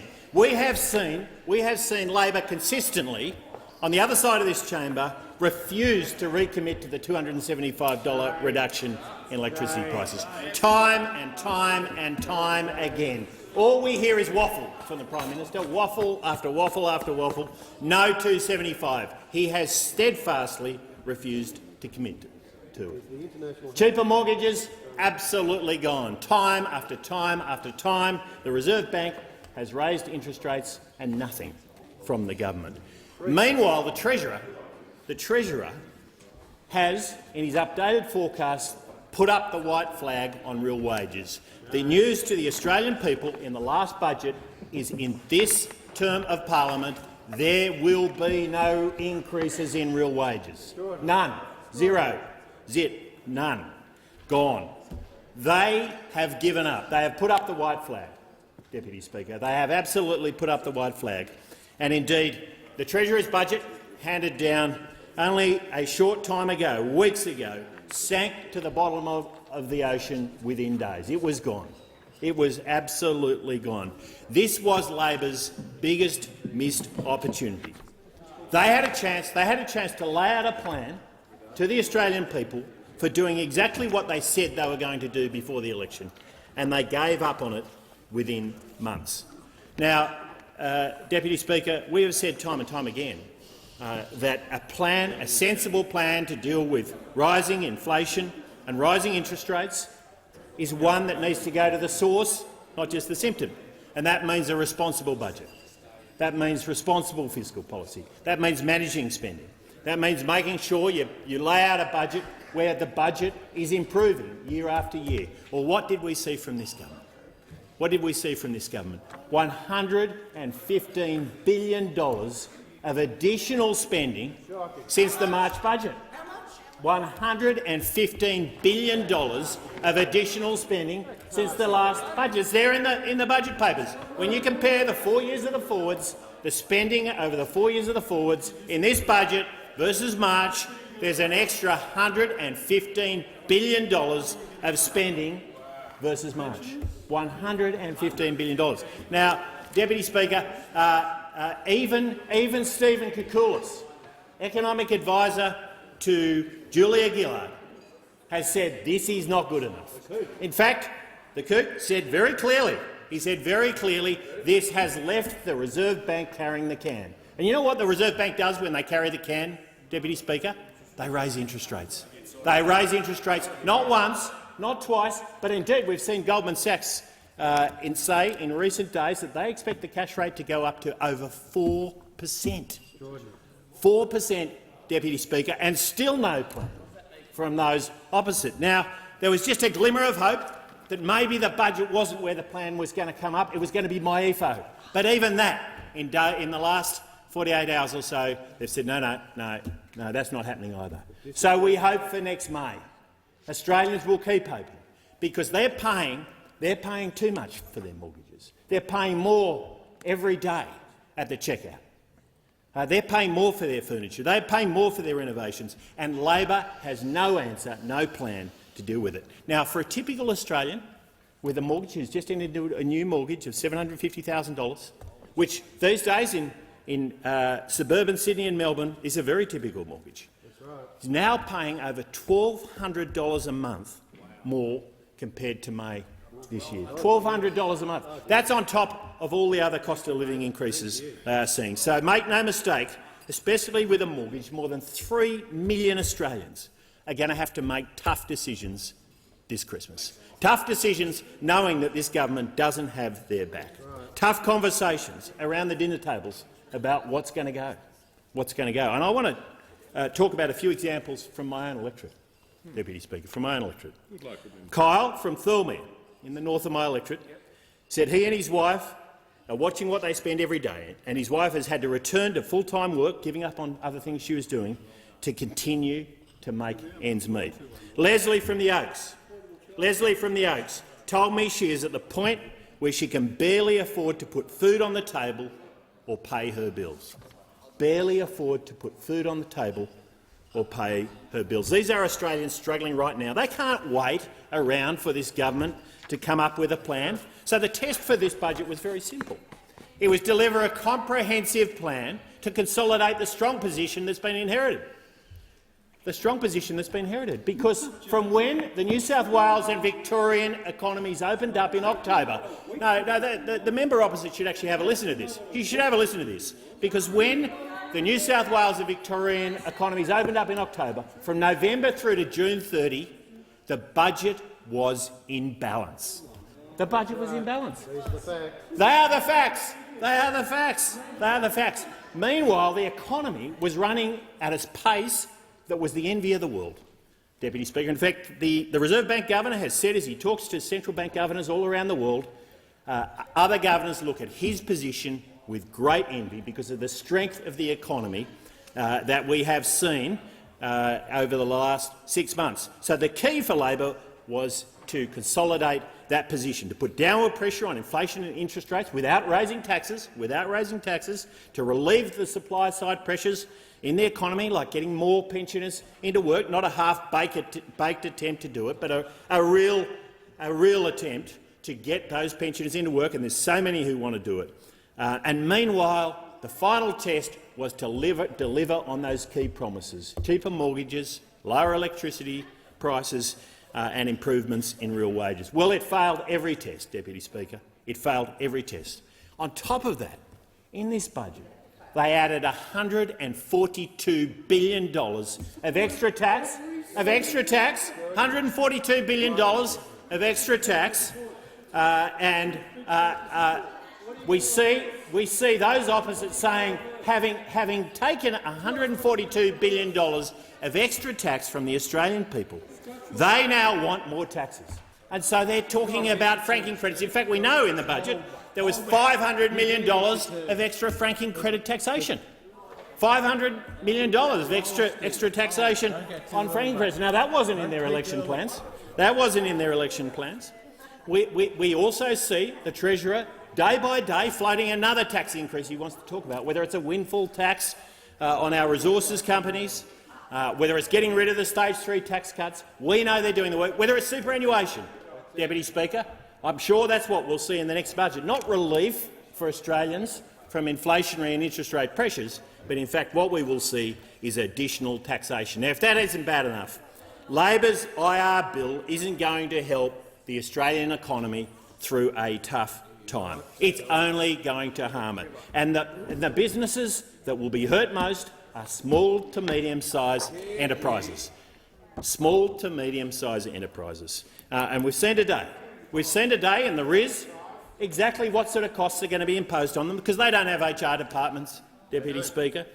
For the most part, they will have to deal with something they've never had to deal with before, which is a virulent union officials wanting to re-unionise or unionise their workforces. In fact, the member opposite talked about pay rises. When you look at the latest WPI data, which has come out just in the last week or so, the strongest growth in wages is where there are individual agreements in the private sector, Deputy Speaker. That's where we are seeing the real strength. Now, businesses have come out very clearly against this bill. Andrew McKellar, Chief Executive of ACCI, has made it very clear they are deeply unhappy with this. Jennifer Westacott from the Business Council said we want wages to go up, but that won't be achieved by creating more complexity, more strikes and higher unemployment.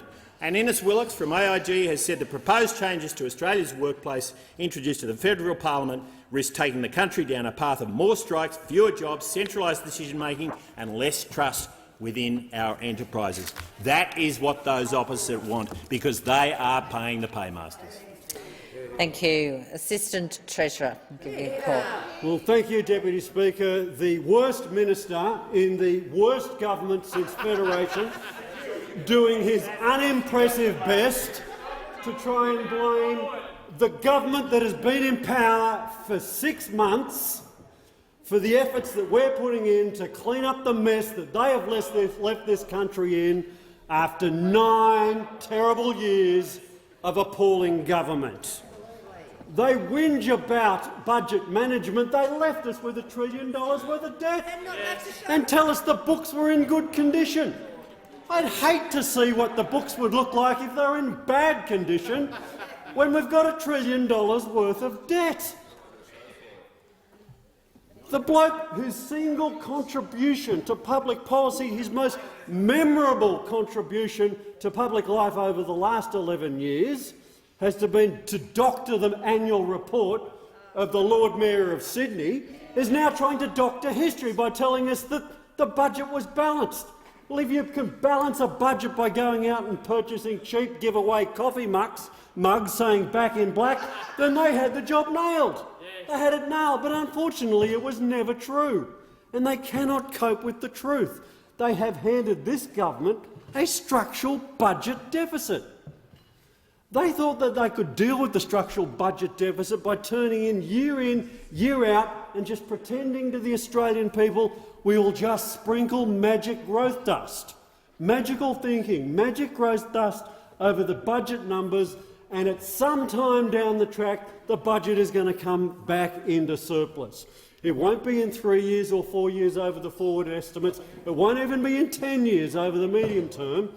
Sometime down the track, if they just hold their breath and hope and sprinkle a little bit of that magic growth dust, the budget is going to come back into surplus.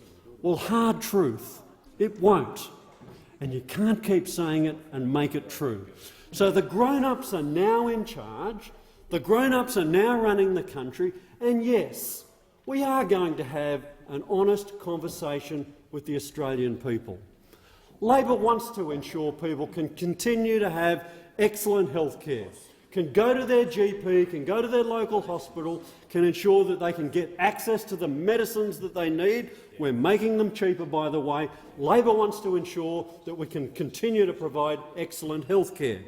We also want to ensure that we can continue to look after people who are relying on the National Disability Insurance Scheme for some dignity and some assistance, whether them or their carers. But they have left the system in a mess, and it falls to us to clean it up. Aged care, a legacy of neglect. It is going to cost billions of dollars to fix the mess that they have left the system in. We are having the honest conversation with the Australian people. We cannot provide dignity to our oldest Australians, our most precious Australians, unless we inject more money into the system and ensure that the system is well funded. And yes, the people who work in the system are well paid. We support it and we will fund it. They talk about national defence, but this is more of the magical thinking. We will ensure that our Defence Force and our military have the equipment that they need and that we are properly funding our Defence Forces. What we ask in return from our defence establishment is to ensure that every single dollar is well spent. We want to spend more money on national defence, but we want to ensure that every single dollar is well spent. The difference between the Albanese Labor government and the magical infant thinking of those who now occupy the opposition benches is that we are honest with the Australian people. We cannot continue to improve Medicare, to pay for medicines, to ensure we can have world-class early childhood education and childcare. We cannot ensure that we have the best Defence Force, the most well-equipped Defence Force. We cannot ensure that we are going to be able to provide the sorts of care to Australians in their hours of need that we want our elderly Australians to be able to have. We cannot continue to do this with the structural budget deficit that they have left us. So yes, we need to have a conversation about revenue, and we're having a conversation about revenue. And I was delighted to hear the member for Hume raise the issue of off-market share buybacks. Delighted to hear the member for Hume talk about off-market share buybacks and the improper use, not illegal but improper use of franking dividends to fund off-market share buybacks.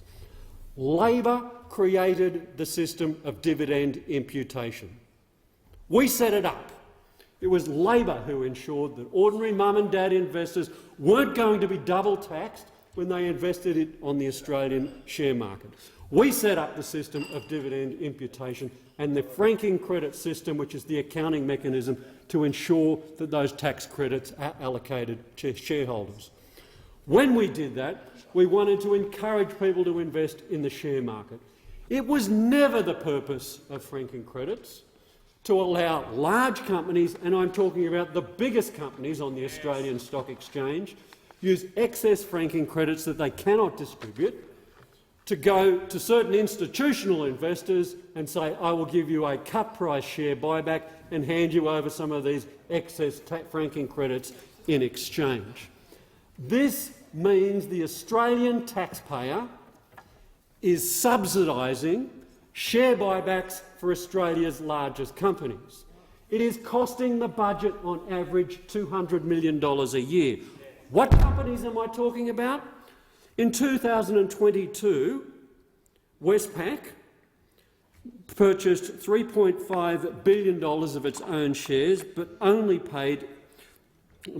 used $1.6 billion worth of franking credits to subsidise the purchase of those shares. I say franking credits, that means the Australian taxpayer subsidised to the tune of $1.6 billion that share buyback. JB Hi-Fi, $250 million worth of share buybacks, $93.9 million worth of franking credits. Commonwealth Bank, $6 billion, paid for in part by $1.98 billion worth of franking credits. This is the Australian taxpayer subsidising these share buybacks. But it's not only the Australian taxpayer which is suffering, it's all the other mum and dad investors. They say they stick up for mum and dad investors, but I can tell you there wasn't a CEO or a company secretary going to mum and dad investors and saying, would you like to have some of these cut-price shares that I want to buy back off you? No, they weren't available to mum and dad retail investors. They're only available to the big institutional investors. And if you want to hear a complaint about mum and dad investors have about the way they are treated in the companies that they have shareholdings in, it is that they do not get treated in the same way as the big institutional investors. These guys want to defend the status quo. We're sticking up for mum and dad investors, and we will ensure that we treat off-market share buybacks in exactly the same way as on-market share buybacks. So I dare them. I dare them. We're going to ensure that we legislate this, and the Australian budget will be $200 million a year stronger because of it. $200 million a year stronger because of it. I dare them. Stand there and say, if Labor legislates it, we'll reverse it. And we know that they won't, because they've got a question to answer. Is it better that $200 million a year is better off helping to do budget repair, better off investing in some community infrastructure, better off assisting to pay for an aged care worker who is already struggling under wages that doesn't enable them to pay the rent? Is that a better use of that $200 million a year? Or are we going to provide some $200 million a year subsidy to some of the biggest companies and the biggest institutional investors at the expense of mum and dad investors and Australian taxpayers? Well, it's not a hard question for us to answer. It's not a hard question to us to answer. We don't believe in magical thinking. We don't believe in magic growth dust. We know we have to have an honest conversation with the Australian people, and yes, that means sometimes making tough decisions. But we will always make the tough decisions that are in the interests of ordinary Australians, backing mum and dads, backing ordinary Australians, and if it means taking on the big institutional investors or the big companies, then we will do it, because we'll repair the budget, we will make our nation stronger, we will make our nation fairer, and we will resist every step of the way the small-minded, dishonest politics that we've just seen demonstrated there from the member from here. Thank you. Member for Riverina. Thank you, Deputy Speaker. Well, we've just had 10 minutes of dares, diversions, distractions, everything but him coming to the dispatch box, the Assistant Treasurer, and saying that, yes, we've had 6 months in office and 1 day, and yes, we could have done more. We should have done more. We've let the Australian people down, because he talked about honesty in the closing remarks he made, and if he were honest with the Australian people, he would admit that they haven't filled the promises that they made prior to the May 21 election in their first 6 months. Now, I appreciate that 6 months is not long, but he did mention that there is another budget next May, and will give those opposite until next May to get things right. But the Australian public won't. They expect a reduction in power prices before Christmas. They were told 97 times they were going to get power bills that were less than the previous bills that they had to pay. Power bills actually came down when we were in government. Now they're just going up and up and up. And I get many small businesses in my regional community. They complain to me, as do households, about the fact that they cannot afford the power prices. We heard from the Assistant Treasurer talking about aged care and how people in the aged care system should be paid more, and none of us would deny the aged care workers, those wonderful people, a pay increase. But when you have a Labor government promising unfairly that they're going to put in this 24-hour nursing in aged care centres, which, and you know, we need, of course, the proper care and attention, but that will send some of those regional and particularly remote aged care centres to the wall if they have to provide a level of care that is just beyond the levels of staffing that they could possibly do. And yes, of course, we want to have trained, qualified people on call 24 hours a day. But the expectation that Labor has given to the sector and to those people who want their loved ones to have the very best in their twilight years is beyond the actual capability of some of those aged care centres, particularly in remote Australia, to be able to deliver. We heard from him about properly funding our Defence Force, and we will remember last time when Labor were in power and defence spending dropped to below 2% of GDP for the first time since 1938. And we all know what happened in 1939. So they talk a big game. They talk up all of the things that they're going to do. We heard just prior to the election, the 17th of May, in fact, the Treasurer, the now Treasurer, the member for Rankin, saying we want to show up every day and take responsibility not just for the good things but for the difficult things as well. The same now Treasurer who, during the height of COVID, said this government, or when we were in government, will be tested, and this will be the rank on which they will be scored by whether they keep jobs going, the unemployment rate. Well, I have to say that what we did with JobKeeper, we saved 700,000 jobs. 700,000 jobs. In fact, 1.1 million employment opportunities were created since when the pandemic hit. And I remember being in those meetings when Dr Brendan Murphy, Professor Brendan Murphy in fact, the Chief Medical Officer of this nation, told us, advised the government, advised those who were running the government, in fact, that we could potentially lose tens of thousands of people within weeks. And they were dire times. And yet we hear those opposite talking about $1 trillion worth of debt. Well, it's not $1 trillion. It's nowhere near $1 trillion. But what we did do, and they say, well, what did we get for the debt that we're now in? Well, I'll tell you what we got for the debt that we're now in. We got Australians saved. We had their lives and livelihoods protected. That's what we did. We ensured that potentially 50 to 55,000 Australians are alive today who otherwise would not be, but for the policies that we put in place. And we kept the doors of business open. We kept the wheels of the economy turning, because that's what a responsible government does. And for those to come in now and say, well, what did we get for $1 trillion worth of debt? Well, A, it's not $1 trillion, and B, we kept Australians alive. It isn't that the first task of government, to protect Australians' lives? And that's what we did. I'm proud of what we did, and I'm proud of the legacy that we managed. Thank you. Member for Lawler. Thank you, Deputy Speaker, and I'm pleased to join this matter of public importance today. And before the member for Riverina leaves, I'd like to congratulate him on his daughter's wedding on the weekend. I hope the family had a wonderful time.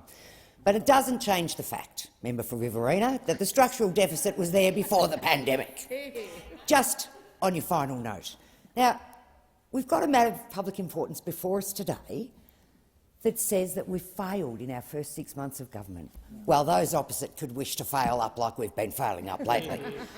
Hubris is not my friend, but I am absolutely thrilled to be part of the Albanese government, to have delivered what we have delivered in our first 6 months. It's been extraordinary.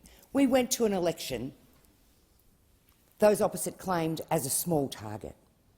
I would suggest we went to an election with some key, real ideas that were going to make a difference to Australians' lives, and we have delivered them.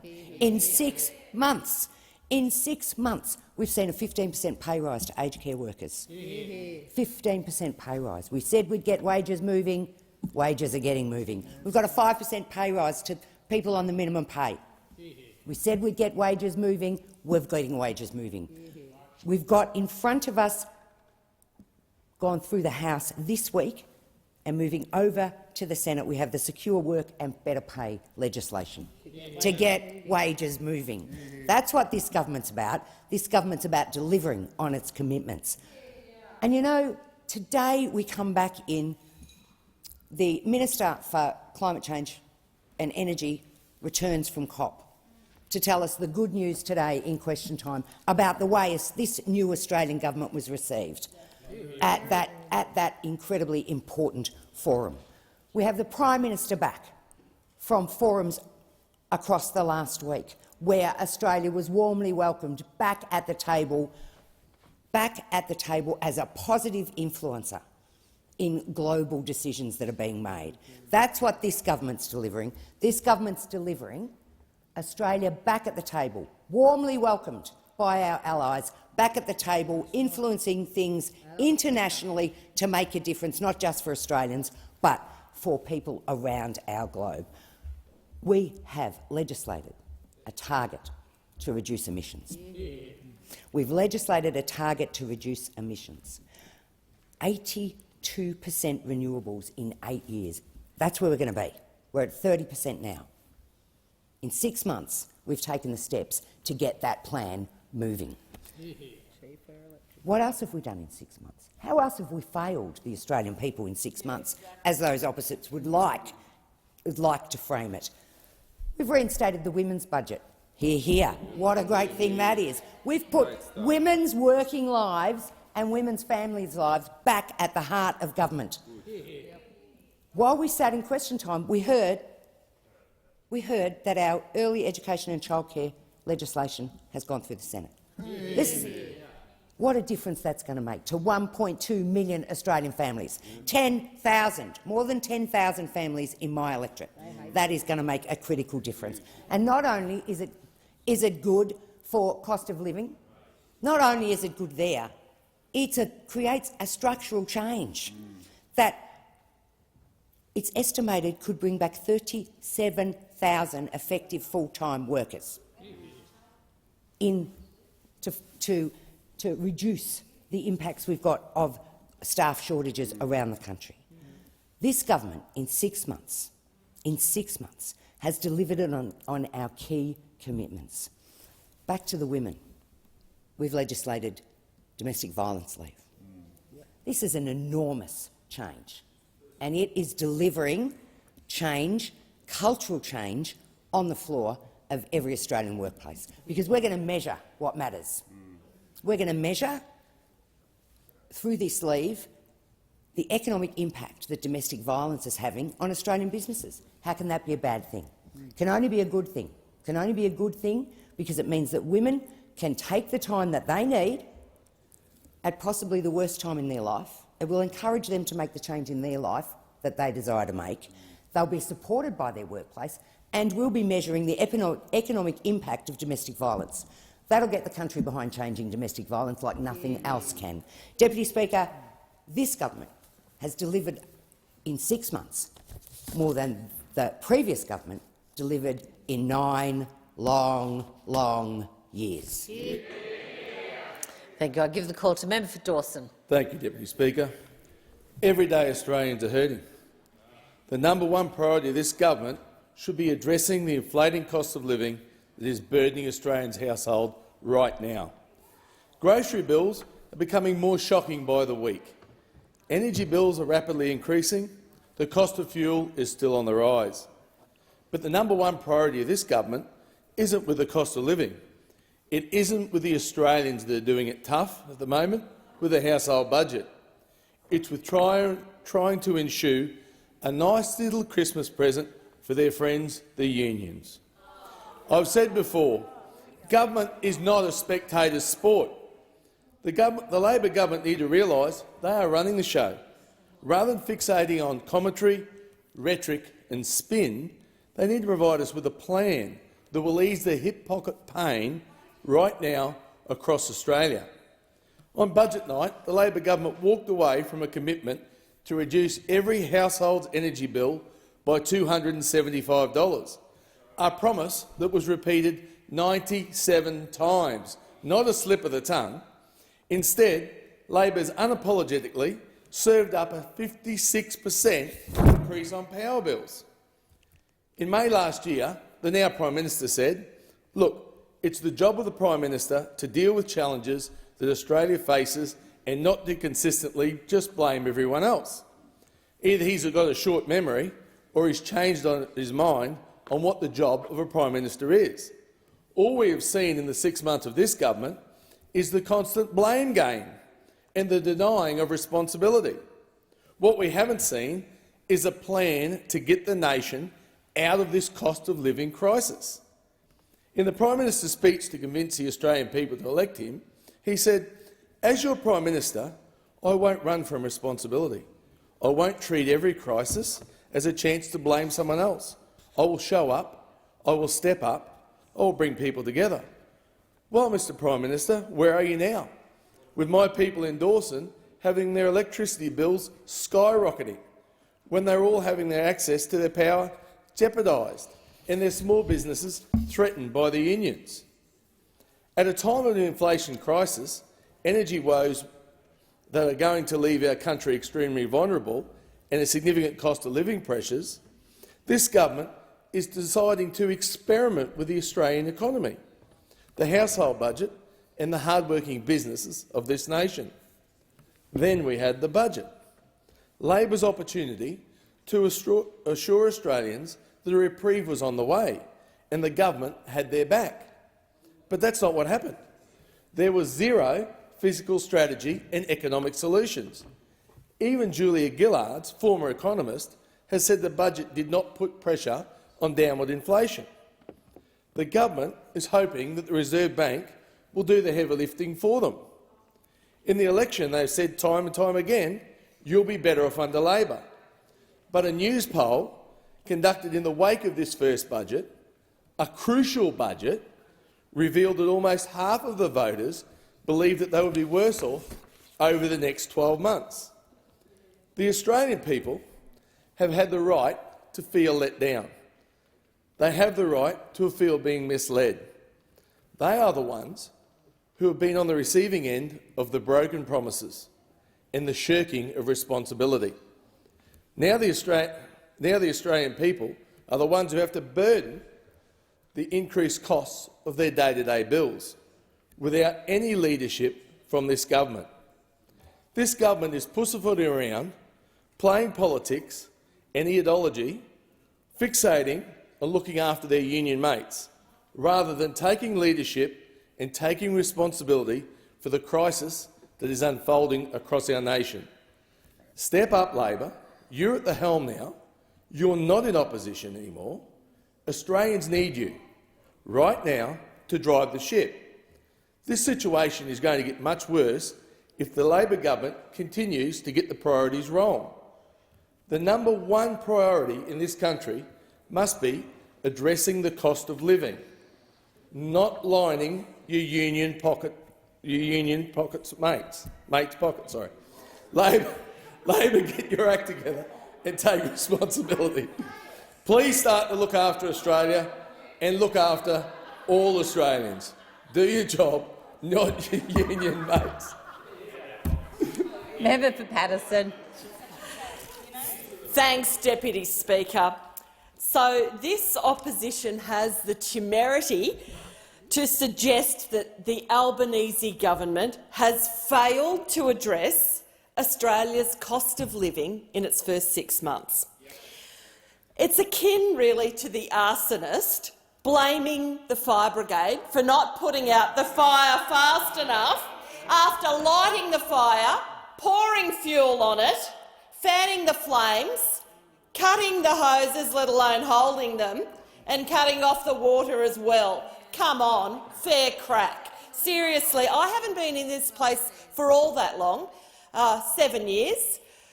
I haven't been in it as long as some, and I've been here longer than others, but I do remember Joe Hockey's first budget. So let's have some real comparison over a 10-year period. There was a thing called the Medicare co-payment. That didn't last too long. It was dumped as quick as sticks. Well, I can tell you now, people in my electorate and in the Deputy Speaker's electorate in the Hunter have got a better chance of being able to see a doctor thanks to the Labor government instituting and refunding GP access after hours after the previous government slashed their funding. So let's think about that one. And remember Joe Hockey's lifters and leaners. Well, it seemed as though there was a lot more leaning that was done by that government over the last 10 years than lifting Australia up. That's an absolute certainty. And what about paid parental leave? I seem to remember 10 years ago that that was Tony Abbott's signature policy. It was going to happen under Abbott.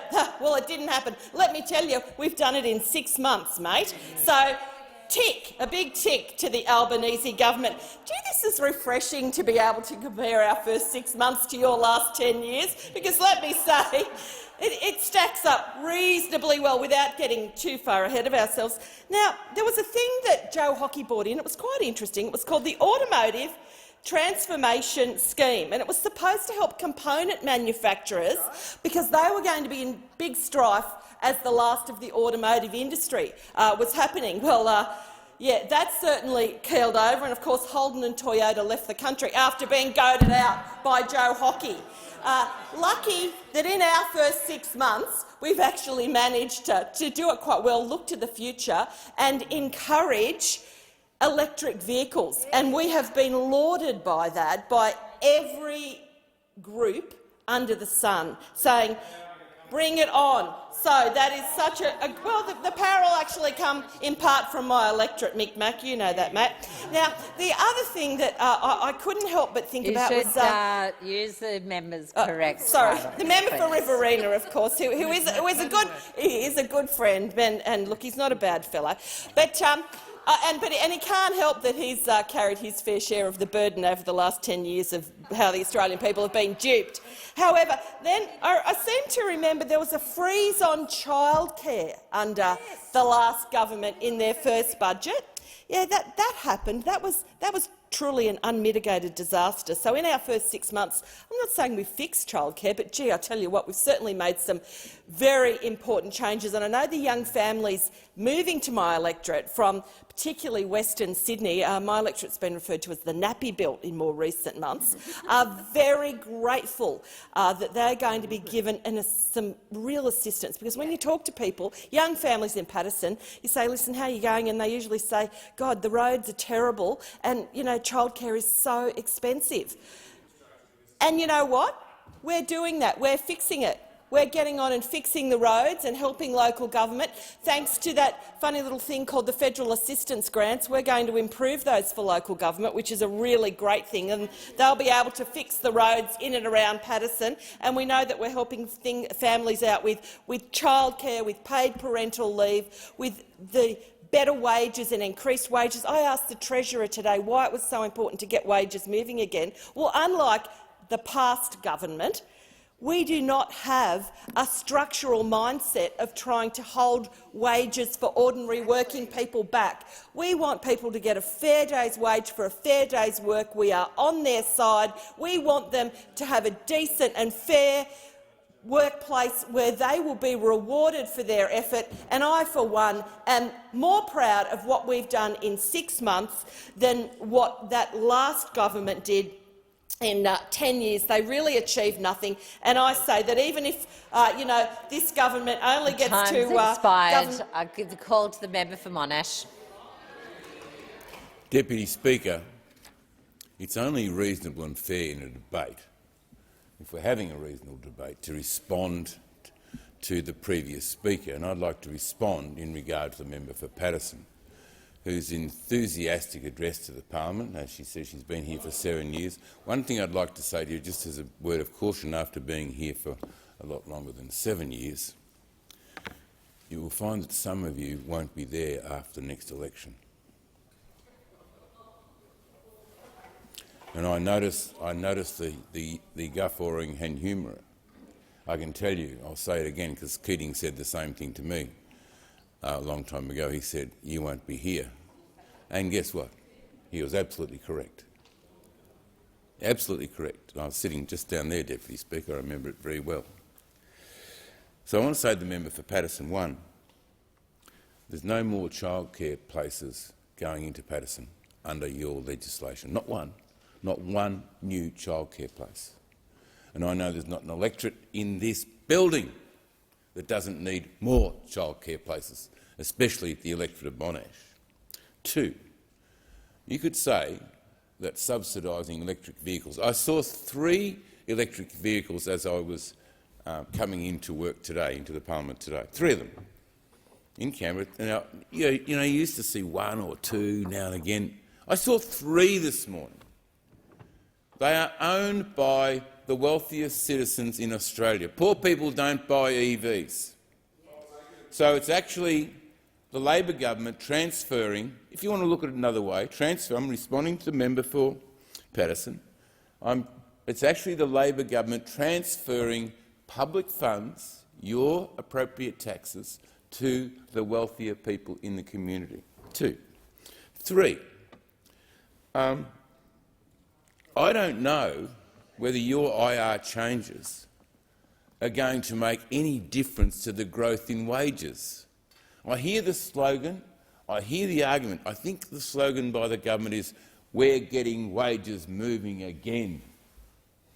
And I've heard slogans like that, but I want to know what's the modelling behind the IR changes that are going to actually increase wages.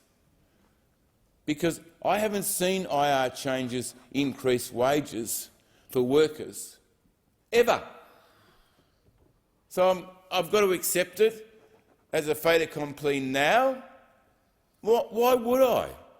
Why would I have to accept that you have proposed this legislation and you say it's going to increase wages for workers, when a lot of those workers in those, as I heard the Labor members call them, feminised industry, and I'm still responding to the member for Paterson who was saying so much has been achieved in the first 6 months, more than the government achieved in 10 years. And on it goes. Pure rhetoric. My sadness is 2 things in the election campaign. For 97 times you said, or sorry, Deputy Speaker, 97 times the then campaign machine said, through their leaders, we are going to give you a $275 reduction in your electricity bill. $275. That means a lot to a household in my electorate. If you told the household in my electorate you're getting a $275 decrease in your electricity bill, you'd be pretty excited about that, and you might even go out and vote against the member for Monash, which I find it unbelievable that could happen, that I could be sold out for a measly $275. I'm gone. But that's what they believed, that they would get that. We then find out that in the budget papers there's going to be a 56% increase in their power bills. Then, did you hear throughout that campaign in May of this year, only this year, did anybody say to you, Deputy Speaker, the moment we get in, we're going to make changes to the IR laws in this country? Did you hear it? Anybody? Karangamite? Did you say that? I didn't hear you say it. I didn't hear you mention it. I didn't hear the now Prime Minister say it. I didn't hear the now Treasurer say it. I didn't hear my opponent in Monash say it. I didn't hear anybody say it. Nobody mentioned it. IR has been a major issue in this country. In my electorate. I give the call to the member for Corangamite. Thank you, Deputy Speaker. The rising cost of living is hitting a lot of Australians hard. We know that. But it is outrageous that the member for Hume has the height to move this motion when he and the government of which he was part are in a large part responsible for the rising costs of living facing so many families. The costs are largely a consequence of a wasted decade of the previous coalition governments, including more than 20 failed energy policies, of which were presided over by the member for Hume. Now, we know that this MPI is about the opposition saying that the government has failed to deliver on cost of living within the first 6 months. Now, this is an outrageous statement by the opposition, who have overseen what they have overseen, which has hurt so many families. But we are moving quickly, and it is action. We have already delivered 15% pay rise for aged care workers, 5% pay rise to those on a minimum wage. We have introduced the Secure Work and Better Pay Bill, now in the Senate, which will hopefully secure an opportunity for many, many Australians to improve their wage. And we're taking a place on the global stage when it comes to climate change, which in turn means that we will push for renewable energy jobs. and we have delivered on cheaper childcare. It's gone to the Senate today. It is really something that I and Labor are so proud of, because what it will mean is for families, 1.2 million families, there will be cheaper childcare. And what that means is more women who are predominantly still the ones who are at home can return to work. I do note that the opposition within this MPI have got an all-male lineup for the MPI, and it would be very, very pleasing if we saw women from the other side step up and discuss this issue, because it is many women in feminised workforce sectors that are impacted so strongly by the previous government's inaction. Now, many people in my electorate do know that Labor, we didn't create these challenges, but they have elected us to take responsibility and address them, and we are just doing that. As I've said, we've hit the ground running. We have a plan to build the economy in a responsible way that creates jobs and looks after people and business. The October budget was focused on responsible measures which don't put extra pressure on inflation, and that is an important thing. And that's why the Albanese government is delivering cheaper childcare to ease the pressures on young families, expanding paid parental leave to allow parents to work flexibly as they deserve. Many essential medicines are now cheaper, delivering a plan for more affordable housing, and we are getting wages moving again. One of the first acts of the Albanese government was to successfully argue for the minimum wage to keep pace with inflation, an outcome which has helped around 2.8 million Australians. And we are doing so much more. We've extended pandemic leave that was due to expire under the Liberals. We've introduced legislation that will drive investment in cleaner and cheaper energy, as I've said, putting downward pressure on power prices. We've introduced legislation for cheaper childcare for 1.26 million families. And as I've also mentioned, budget cuts. We have cut costs of medicines for people. We are fast-tracking fee-free TAFE places. Pensions, allowances and rent assistance have been increased in line with inflation. And we have a new pensioner work bonus so that older Australians can keep more of what they earn without it affecting their pension. Now, the Albanese government knows that the best defence in these difficult times is a responsible budget, and that's what we have delivered. The budget marked an end to a wasted decade under the Liberals, which gave us energy chaos, stagnant wages, a skills crisis and $1 trillion of debt without an economic dividend to show for it. Unlike the former government, which did not increase real wages, it was the worst decade for productivity in half a century. We are doing better, and we will ensure that we do help invest in business, because under the previous government— expired. I give the call to the member for Nichols. Thank you, Deputy Speaker.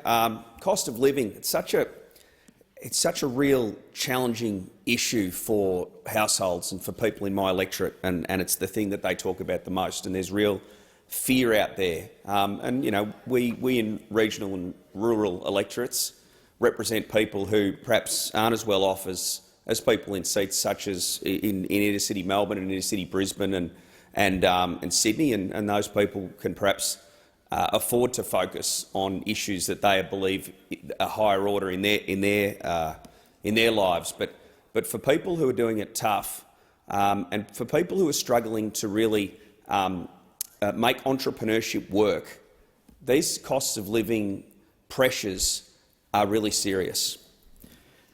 And in 6 months of this government, we've seen rising inflation, serious rising prices for household energy, and that's forecast to rise by more than 56% over the next 2 years, and the rising prices of basic household goods. Now, let's just talk about— I find the energy thing really disturbing. I think if you go to an election and you make a commitment that people's energy bills, household bills, are going to drop by $275, and they don't look like doing it, I think the people who voted for you deserve some sort of an explanation. And I'm new to this place, like some of you over there. when I hear question time, I don't hear explanations. I don't hear reasons why we're not delivering on what we said we would do. I just hear it's all the previous government's fault. Now, it's all the previous government's fault. I suppose as an observer, I'm just wondering how long you sort of can run that argument before you realise you are the government and that you've got to put some policies in place. You've got to put some policies in place to ease this pressure. And I think, and I don't want to give you advice, I shouldn't, but the people in my electorate don't like seeing people on the government benches laughing all the time when things are going really, really bad for them, particularly with energy prices. So you can take that on board if you like. It rubs them the wrong way, I can tell you. So just a message on tone there. In terms of basic household goods, obviously my electorate, agriculture is what we do and what we've done for many, many, many years. And we're proud of the fact that we provide cheap, clean, really high-quality food to the people of Australia, and people can go and buy amazing quality apples and pears and dairy products and meat and grains, all at really good prices, and trust in the quality of that because of what people in my electorate do. And those people are business people, and unfriendly business policies are going to increase the prices that people pay at the checkout.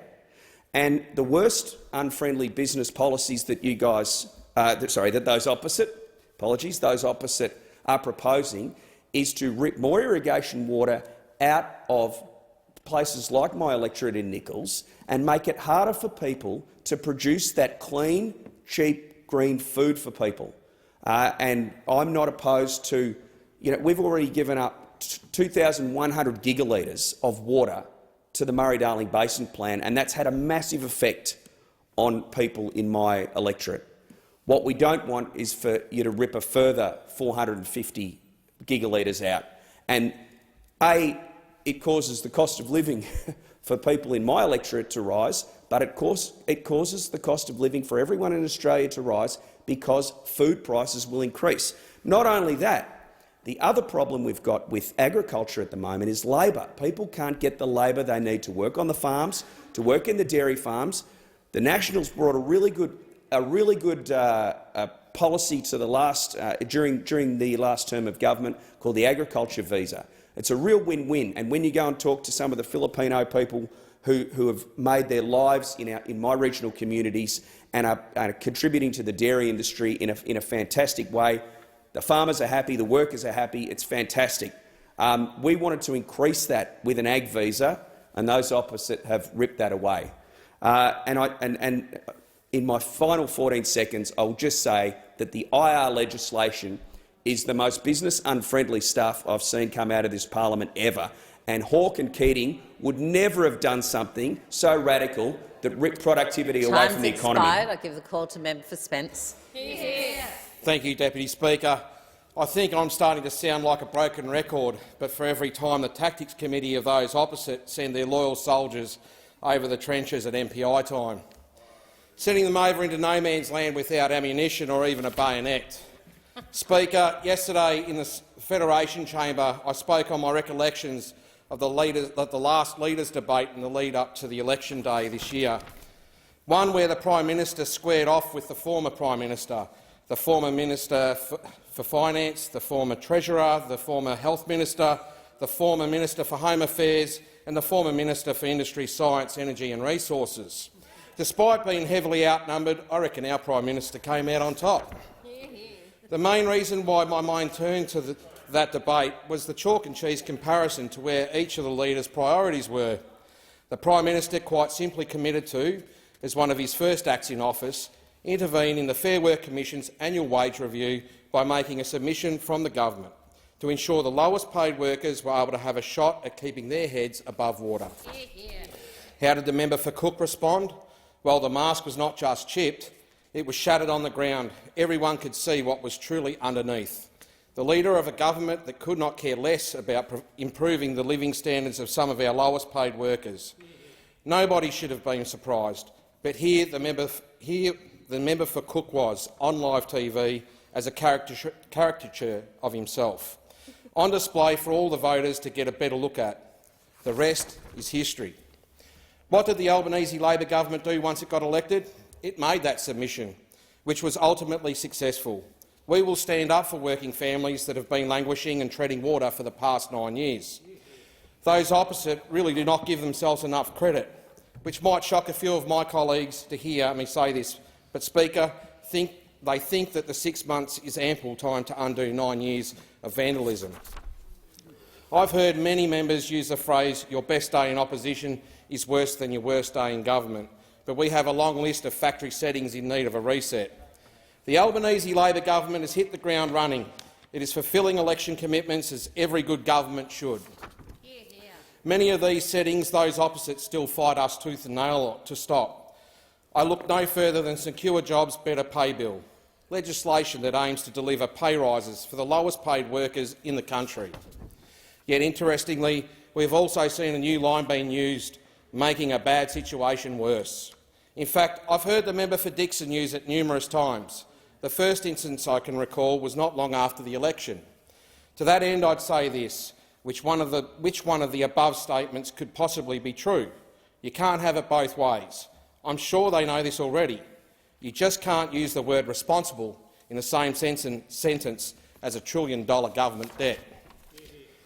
The bad situation they're talking about could only be referring to what they left our government to sort out after 9 wasteful years in the doldrums of energy policy, skills and education policy and wage stagnation. I thank the member for Dixon for his candour and honesty about it. Those opposite might not be responsible economic managers, Speaker, but they did have more than the usual number of them. The former government, after all, had not just one but 2 treasurers and 2 finance ministers at the exact same time. Yet none of them could see the writing on the wall. Though, to be fair, one of them had their hands a bit full with a number of other jobs. The member for Cook was a job creator. Just not in the conventional way. He certainly was no fan of conventions. 2 treasurers and 2 finance ministers could have teamed up to provide some much-needed relief for many Australians out there. Think about the collaboration that could have taken place if only one had known about the other. They didn't see the inflation rising at the same time as the wage price index basically flatlining, as they were quite proud of back in the day. Except for now, when they admit that people are hurting with the cost of living, utterly craven. At the end of the day, Speaker, they could have had scores of treasurers and finance ministers. They might have, for all we know, but that would have fixed very little because it's just not in their DNA to stand up for working families. It's not in their DNA to stand up for those doing it tough. Not in their DNA to stand up for those out there that want to do a little better than they did last year and want to do a little bit better than the year after that too. Speaker, in May, those opposite left the engine room of government aflame in neutral and idling. The Albanese government has reached the scene, holding the jaws of life. The Albanese government is extinguishing the flames. If those opposite are genuine about helping families with cost of living pressures, I suggest they let us get on with the job. Thank you. Thank you. Time expired and the discussion has now concluded. I have received messages from the Senate returning bills without amendment or requests, and I do not propose to read these messages, which will be recorded in the votes and proceedings. And I call on the clerk for the next item of business. Suspension of standing orders moved by the member for Bradfield, Deferred Division. Thank you. In accordance with the Standing Order 133, I shall now proceed to put the question on the motion moved earlier today by the honourable member for Bradfield, on which a division was called for and deferred in accordance with the Standing Order. No further debate is allowed. The bells shall now ring.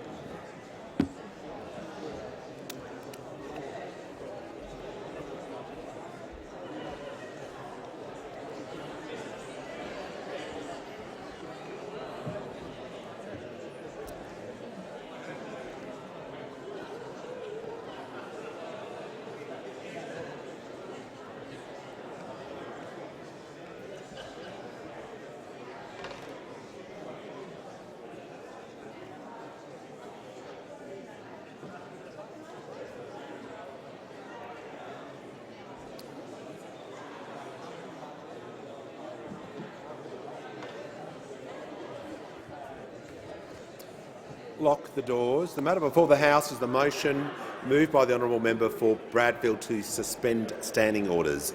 The question is the motion be disagreed to. The ayes will pass to the right of the chair and the noes to the left. I appoint the honourable members for Bean and Werriwa as tellers for the ayes and the honourable members for Grey and Parkes as tellers for the noes.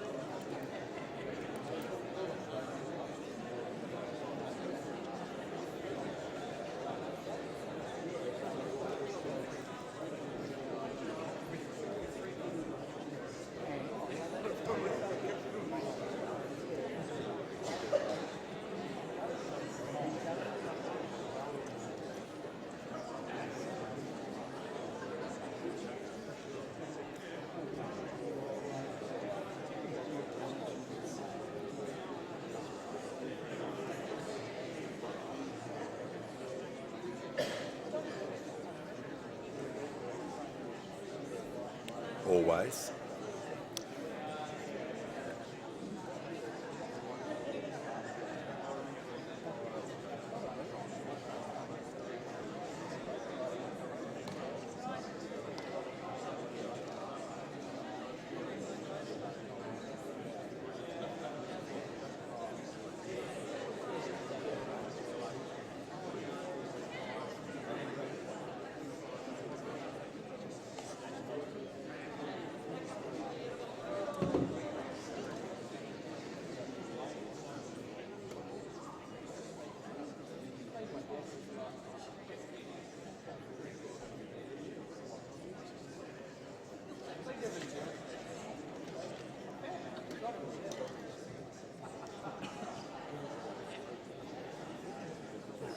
Order. The result of the decision is ayes 77, noes 57.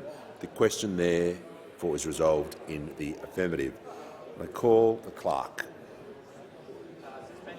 And sessional orders, consideration of bills. The call to the Leader of the House. Thanks very much, Speaker.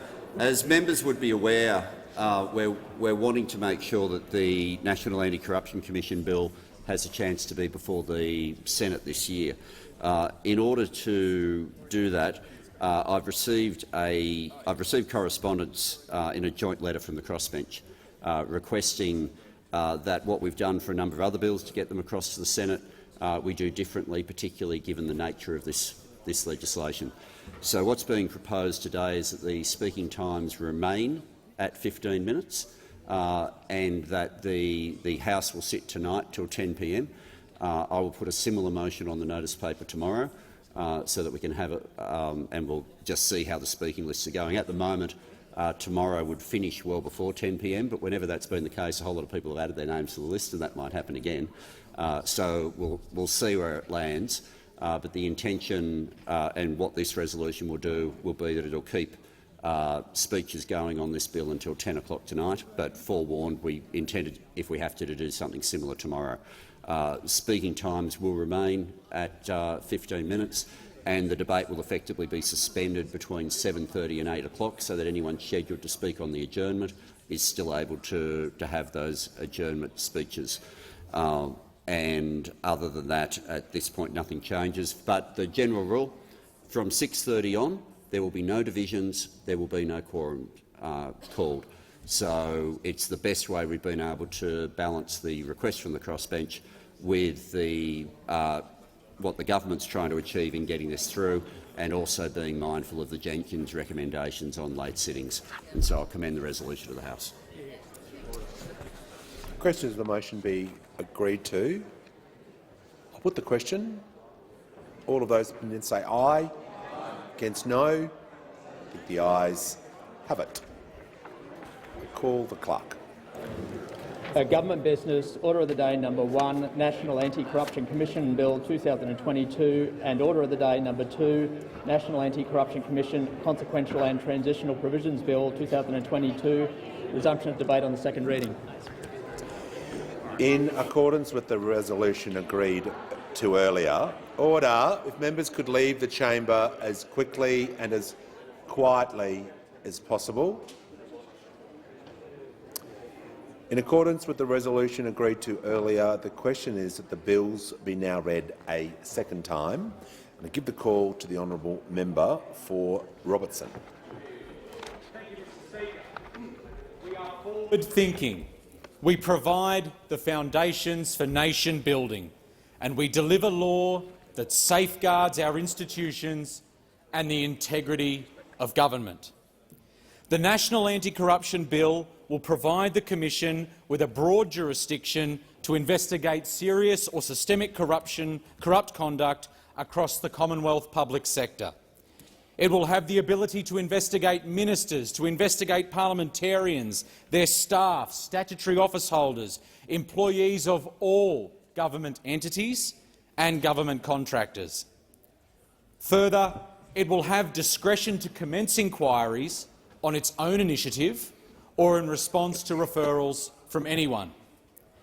Moreover, it will have the power to investigate both criminal and non-criminal corrupt conduct and conduct occurring before or after its establishment. And above all, Mr Deputy Speaker, it will be independent. The Independent Commission will be led by a Commissioner.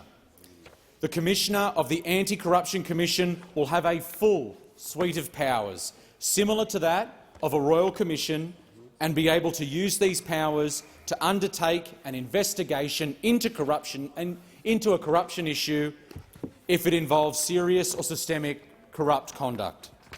And how this will work is that to determine whether an allegation or claim could be serious or systemic corruption, the Commissioner will be able to undertake preliminary inquiries using powers to compel the production of information. And I will say it again because I think it is important to reiterate this point. It will be independent. And just as important as the detection of corruption is the prevention of corruption and ensuring adequate education opportunities are available. The Commission will have a mandate to undertake corruption prevention and education functions. This will ultimately include public inquiries to examine corruption risks and vulnerabilities and measures to prevent corruption. The Commission will provide information and assistance to understand the concept of corrupt conduct and to identify and address vulnerabilities to corruption. The Commission's work on corruption prevention and education will be informed by the insights the Commission draws from its investigations and on the intelligence that the Commission will collect. It will also engage in broader public education about the Commission's role and corruption risks and pathways to report corrupt conduct. And, Mr Deputy Speaker, I know I'm starting to sound a bit like a broken record, but I cannot understate the importance of the Commission's independence. The National Anti-Corruption Commission's independence will be secured in multiple different ways. The Commission will be able to conduct investigations on its own initiative or in response to referrals or allegations from any source, with agency heads required to report corruption issues within their respective agencies to the Commission if they suspect it could be serious or systemic corruption. The appointment of the Commissioners and Deputy Commissioners will be subject to approval by the Parliamentary Joint Committee, which I will touch on later, but with the Commissioner's appointment duration being a single term of 5 years and the Deputy Commissioner's appointments being 2 terms of 5 years each. The appointees will have security of tenure comparable to a federal judge.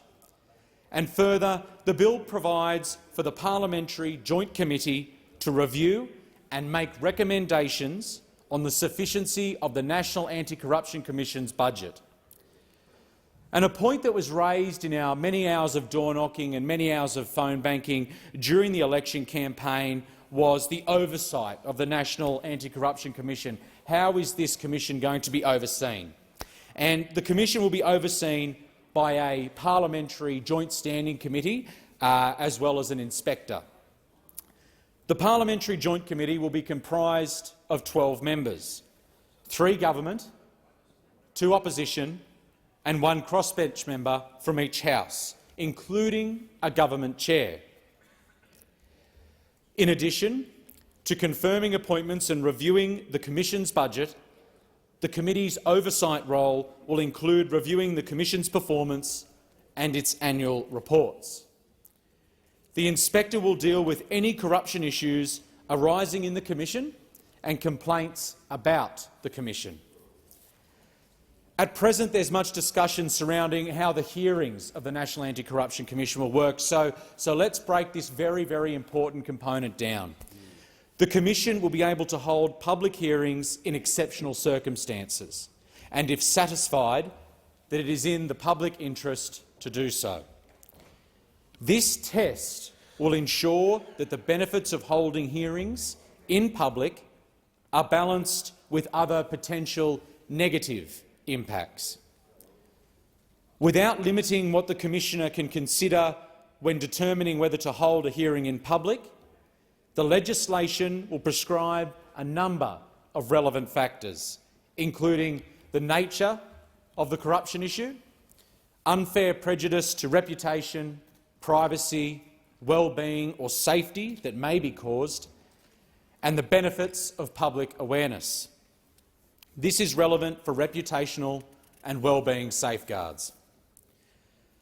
The Commissioner's investigation function would be balanced with strong safeguards to ensure that corruption investigations do not cause undue reputational damage. These safeguards include requiring hearings to be held in private unless there are exceptional circumstances and the Commissioner is satisfied it is in the public interest to hold a public hearing. The safeguards also include requiring the Commissioner to clarify the capacity in which a witness is appearing at a public hearing, requiring certain sensitive evidence to be received in private, the provision for non-disclosure directions about a notice or summons or to protect sensitive information, an express ability for the Commissioner to make public statements at any time to avoid damage to a person's reputation, and provision for the inclusion of statements in investigation reports where it is appropriate and practicable to avoid damage to a person's reputation if the Commissioner forms the opinion that a person has not engaged in corrupt conduct or a statement to that effect, and if a person gives evidence at a hearing and is not subject of any findings or opinions in relation to the corruption investigation, or a statement to that effect. Now, to ensure that this Commission is powerful and able to function and discharge its duties to the best of its ability, it will need to be funded adequately, and that is what our government will ensure. Our government has committed substantial funding to the establishment of the National Anti-Corruption Commission in the order of $262 million over 4 years for the establishment and ongoing operations of this important institution. This will ensure the Commission has the staff, the Commission has the capabilities, the Commission has the capacity to triage referrals and the allegations it receives, conduct timely investigations and undertake corruption prevention and educational activities. The legislation provides for the Parliamentary Joint Committee to regularly review and report on the sufficiency of the Commission's budget. And I reiterate what I said earlier.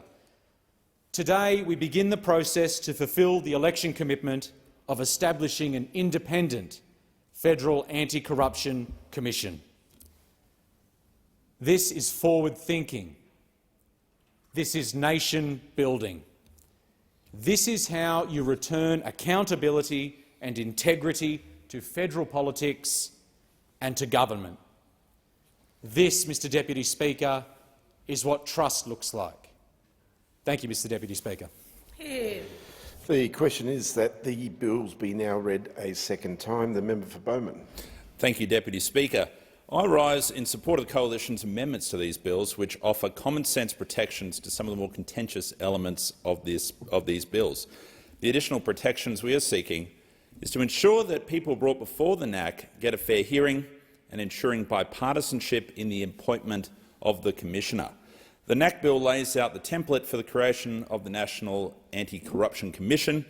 The NAC will exist to investigate and stop any cases of serious or systemic corruption.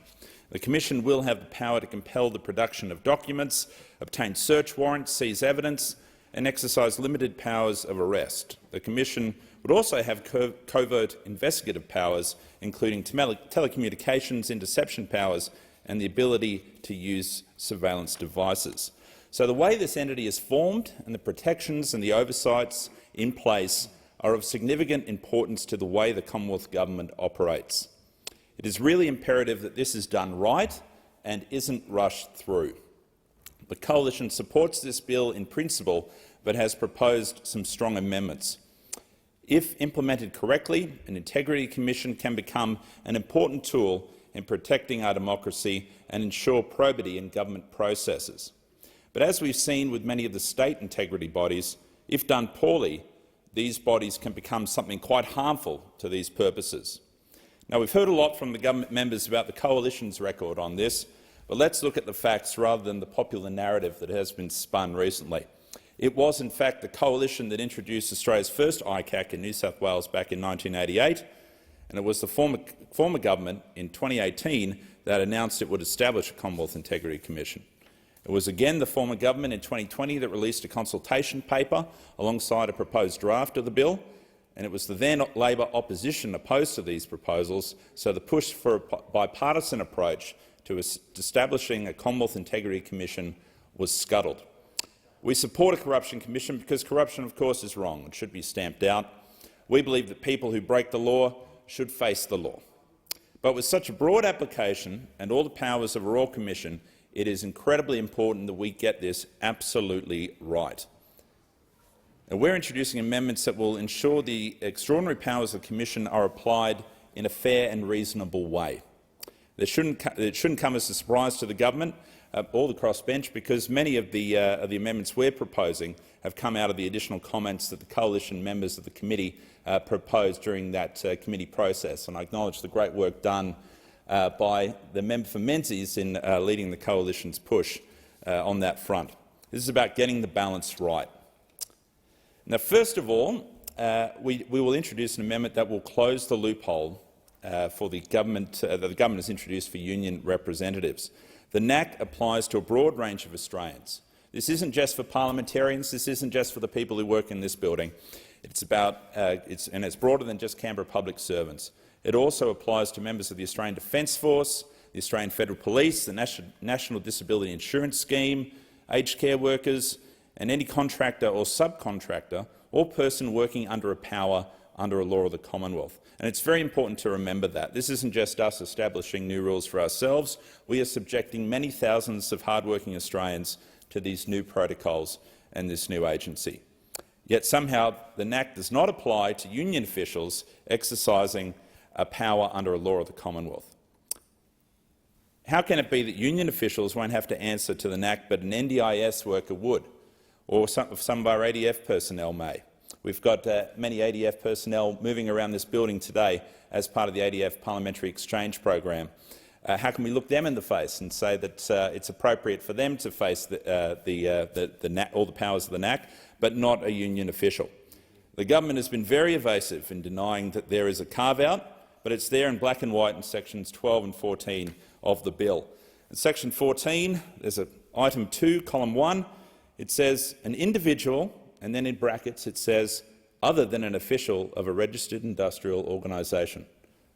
Explicitly carves out a union official from the definition of an individual. And I know those on the left aren't big fans of individualism.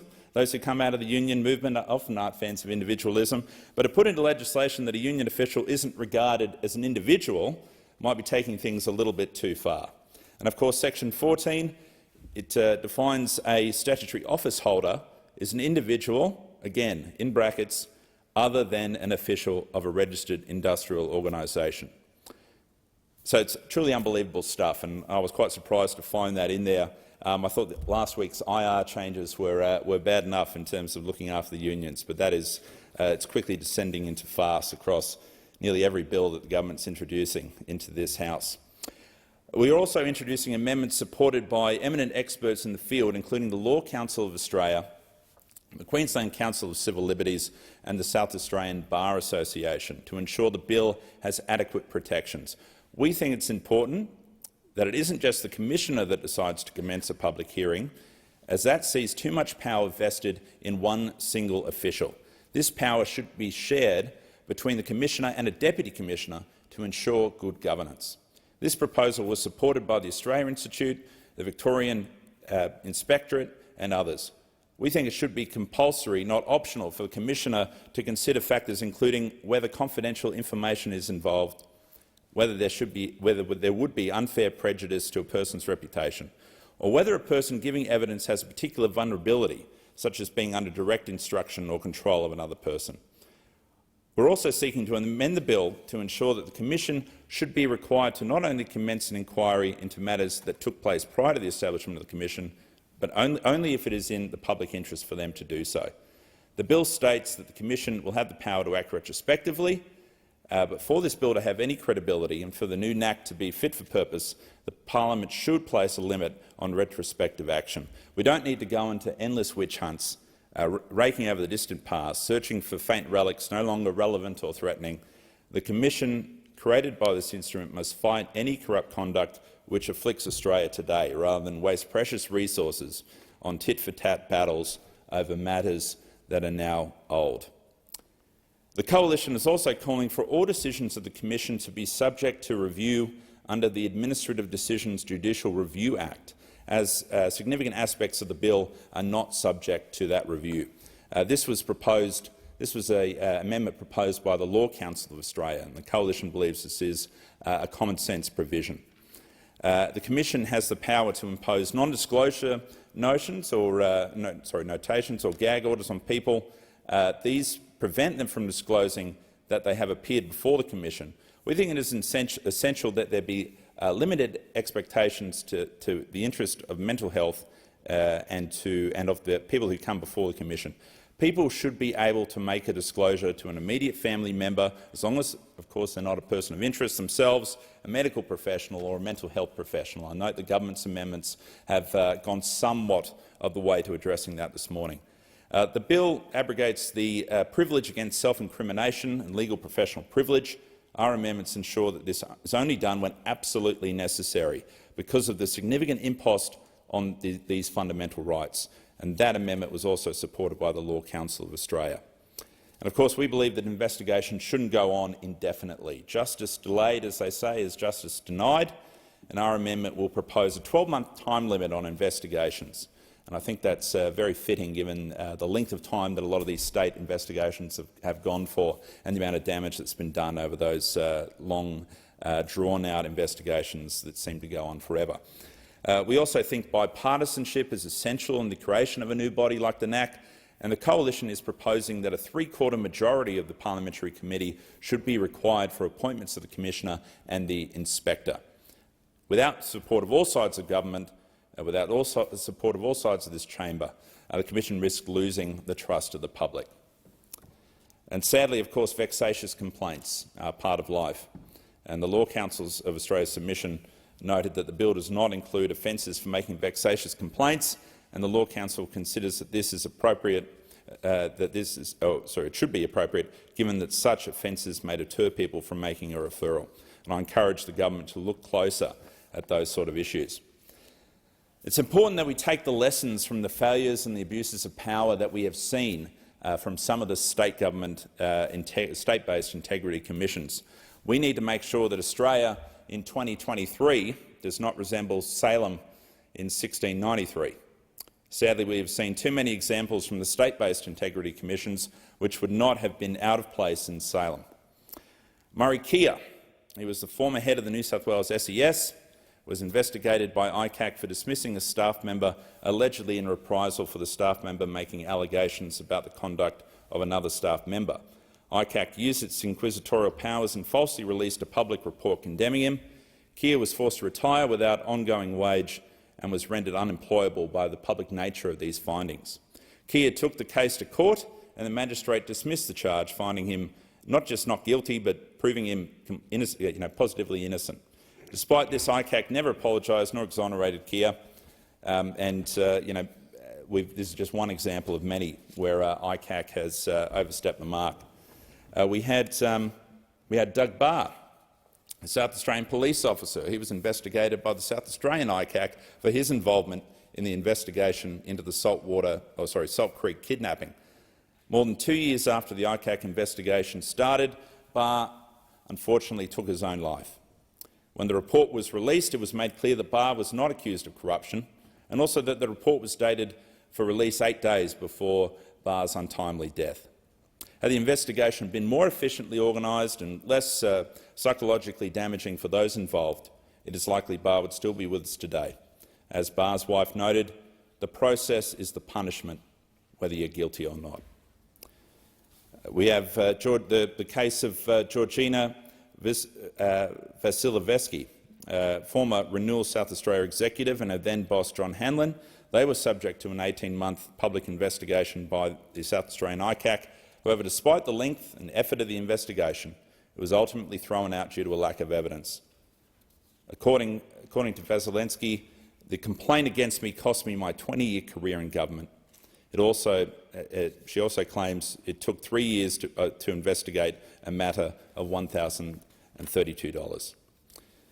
A little bit closer to here, we had the case of Margaret Kineen, who was a top New South Wales DPP prosecutor. It was investigated by the New South Wales ICAC in 2014 for individual allegations which were almost certainly malicious and trivial in nature. The matter went to the High Court in April 2015, where the court ruled the investigation did not fall within the scope of ICAC's functions and did not have the power to investigate the allegations. 4 out of 5 High Court justices agreed the ICAC had no power to investigate allegations against Kineen because the allegations did not fit the definition of corrupt conduct in the New South Wales legislation. And of course, Michael Gallagher. In 2014, Counsel Assisting ICAC Geoffrey Watson implied while questioning a witness that Michael Gallagher, the then New South Wales Police Minister, had been complicit in hatching a corrupt scheme. No evidence was produced, but the accusation alone was enough to see Gallagher dumped from the Liberal Party front bench following almost 40 years of public service, firstly 16 years as a police officer and then 21 in the parliament. He later resigned from the parliament. A letter from the ICAC inspector Bruce McClintock to Gallagher in August 2018 noted that he had very, very considerable degree of sympathy for Gallagher and felt that what happened to him was wrong and unfair. He also noted that no finding of corrupt conduct had been made against Gallagher. Gallagher described it as 5 years of personal hell, noting that it was like a nightmare where you're calling out for help but nobody comes. The South Australian Bar Association has given a very strong submission to this bill and noted that there were many failed prosecutions in South Australia as a result of an ICAC investigation, and that corruption commissions across the country have extraordinary powers, noted that terrorism suspects are given more rights when criminal charges are brought against them than a public servant who is brought before an anti-corruption commission. So we can't end up in a situation, and I've outlined those quite concerning case studies, because we can't end up in a situation where we end up with these sort of injustices. We need a NAC framework that recognises that elected officials are here also to do a job, and we need to have adequate protections to prevent the model becoming a political tool. The bill will cost $262 million over the forward estimates, and it is critical that this money is used well. Definitions are important, particularly in legal proceedings. The bill requires far clearer, less ambiguous explanations of the terms and powers upon which it seeks to rely in founding the NAC. And the Coalition's amendments provide a much tighter and targeted approach to ensure that the NAC achieves its purpose. We cannot allow good men and women of all persuasions and all sides of politics to be sacrificed at the altar of the all-powerful Commission merely to satisfy the media or the mob. We cannot allow the lives of innocent individuals to be destroyed by a press release without due process or protections. I commend the Coalition's amendments to these bills to the House. The question is that these bills be now read a second time. The member for Lyons. Thank you, Deputy Speaker. Well, Deputy Speaker, I recently received an email from a constituent, Michael, from the Meander Valley. Michael was asking for an update on what the Labor government had been doing in our first few months in office, 6 months yesterday. He told me the ALP was elected for 2 reasons. Now, I believe we're elected for more than that, but this is Michael's story. 1, because of our commitment to climate change, and 2, because of our promise to establish a National Integrity Commission. I was very pleased to be able to tell Michael that we are keeping our promises on both these matters. The Albanese government's landmark climate change bills have passed the Senate, ensuring Australia's emissions reduction target of 43% and net zero by 2050 will be enshrined in legislation. And I was also able to tell Michael that the National Anti-Corruption Commission Bill 2022 and the National Anti-Corruption Commission Bill, the bill before the House, had been introduced to Parliament, that the Albanese Labor government was delivering on its 2022 election commitment to legislate a powerful, transparent an independent National Anti-Corruption Commission by the end of the year. And it's important because the previous speaker made mention that he was concerned about the NAC being used for political attack. This will be an independent body. It will be the commissioners independently determining what gets assessed and what gets investigated. Nothing to do with this chamber here. Deputy Speaker, I am thrilled to have the opportunity to speak on these bills today. I've been calling for this National Anti-Corruption Commission since I was elected. I was thrilled when the now Attorney-General made this part of the Labor policy suite going into, I think, the 2019 election, and it's remained a major part of our plank ever since. And here it is in this chamber today, being finally debated and on its way to becoming law of the land.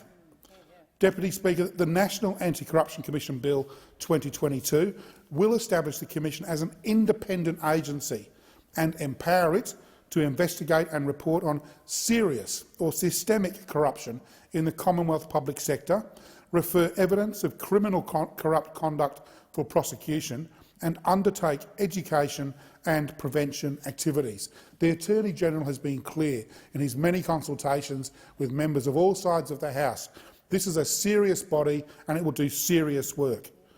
This legislation gives full effect to the design principles that were taken to the federal election, principles that were developed with eminent legal and integrity experts and endorsed at the election by the Australian people. As Michael said, it was one of the key planks of our election campaign, and here we are today making it law. The principles enshrined in this legislation include having a broad jurisdiction to investigate, operating independently of government, operating with oversight by a statutory parliamentary joint committee, empowered to require the Commission to provide information about its work, having retrospective powers to investigate allegations of serious or systemic corruption that occurred before or after its establishment, the power to hold public hearings in exceptional circumstances and where it is in the public interest to do so, being empowered to make findings of fact, including findings of corrupt conduct, and refer findings that could constitute criminal conduct to the Australian Federal Police or the Commonwealth Director of Public Prosecutions, and operating with procedural fairness, and its findings will be subject to judicial review. Serious body, serious work, with all the safeguards you'd expect of such a body. This legislation also draws on the best elements of state and territory anti-corruption laws. Deputy Speaker, we know that corruption has many corrosive effects on society, including to undermine democracy and the rule of law.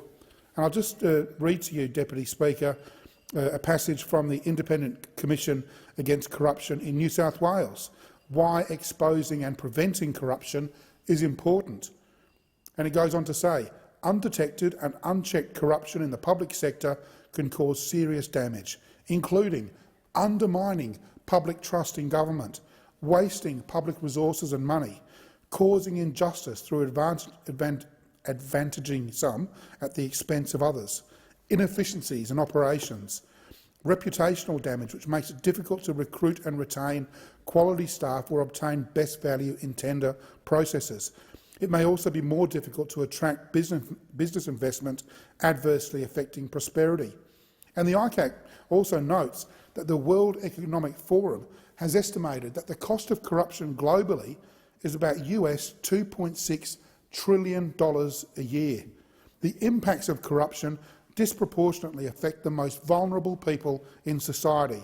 Widespread corruption deters investment, weakens economic growth and undermines the rule of law. Deputy Speaker, I note recent comment from the Law Council of Australia that it's never been more critical to take decisive action in Australia to continuously strengthen our systems of integrity and independent oversight, especially given how the administrative and executive powers of the Commonwealth, along with national security and law enforcement powers, have expanded in recent years. The NAC will have the power to investigate ministers, parliamentarians and their staff, statutory office holders, employees of all government entities and government contractors. It will have discretion to commence inquiries on its own initiative or in response to referral from anyone, and will be able to investigate criminal and non-criminal corrupt conduct and conduct occurring before or after its establishment. The definition of corrupt conduct is central to the Commission's jurisdiction. It is consistent with key elements of existing definitions at the state and territory level and encompasses conduct by a public official that involves an abuse of office, breach of public trust, misuse of information or corruption of any kind. Further, the Commissioner will have a full suite of powers like those of a Royal Commission and will be able to undertake an investigation into a corruption issue if they are of the opinion that it could involve serious or systemic corrupt conduct. The Commissioner will be able to hold public hearings in exceptional circumstances and, if satisfied, it is in the public interest to do so. At the end of an investigation, the Commissioner will be required to prepare a report setting out their findings and their recommendations, and reporting at the end of investigations will provide transparency and support the Commission's prevention and education function. The legislation also provides strong protections for whistleblowers and exemptions for journalists to protect the identity of sources. Importantly, the government has committed $262 million over the forwards for the establishment and ongoing operation of the Commission. This funding will ensure that the Commission has the staff, the capabilities and the capacity to properly consider referrals and allegations, conduct timely investigations and undertake corruption prevention and education activities. Deputy Speaker, as someone who's had the privilege of being a member of the government, this government has only been in office for 6 months. I've been here for 6 years, 6 months in, so I'm so proud of this government, this Prime Minister, this Attorney-General, for delivering on our commitments to the Australian people. This legislation is particularly important, and I've been a strong supporter, as I say, of a National Integrity and Anti-Corruption Commission since before it was even my party's policy. A federal anti-corruption commission is long overdue. Australians deserve a robust system of accountability. As I was able to tell Michael, and indeed the many Lions constituents I speak to daily, the introduction of this bill shows that this government is delivering on our promise to tackle corruption and restore trust and integrity to federal politics. The Albanese government is committed to integrity, honesty and accountability in government, and this legislation is a cornerstone of this government's agenda to restore public trust and strengthen standards of integrity in our federal government. I commend the bill to the House. The question is that the bills be now read a second time. The member for Curtin. I welcome the introduction of the National Anti-Corruption Commission Bill and consequential amendments into the House of Representatives. This bill has been a long time coming. Like so many in the House, the issue of integrity in government was a key platform during my campaign and one that our electorates believed in strongly enough to vote for change.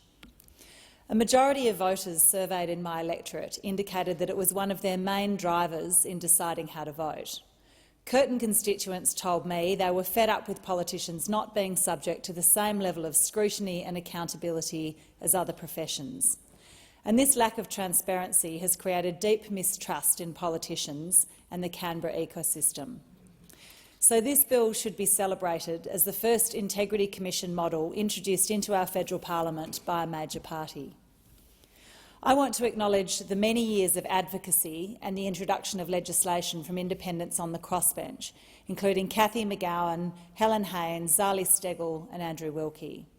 It was their tireless efforts to demand that politicians should lead by example and embed best practice in what we do that brought this issue front and centre. They paved the way for this bill, and I thank them for their efforts.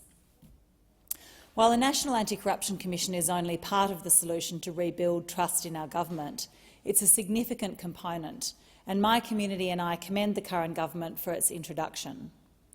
Finding the right model requires a balancing of interests, protecting the rights of individuals while recognising the need for open investigation to shine a light on how our governments operate and continually improve our systems to guard against corruption and to safeguard our democracy.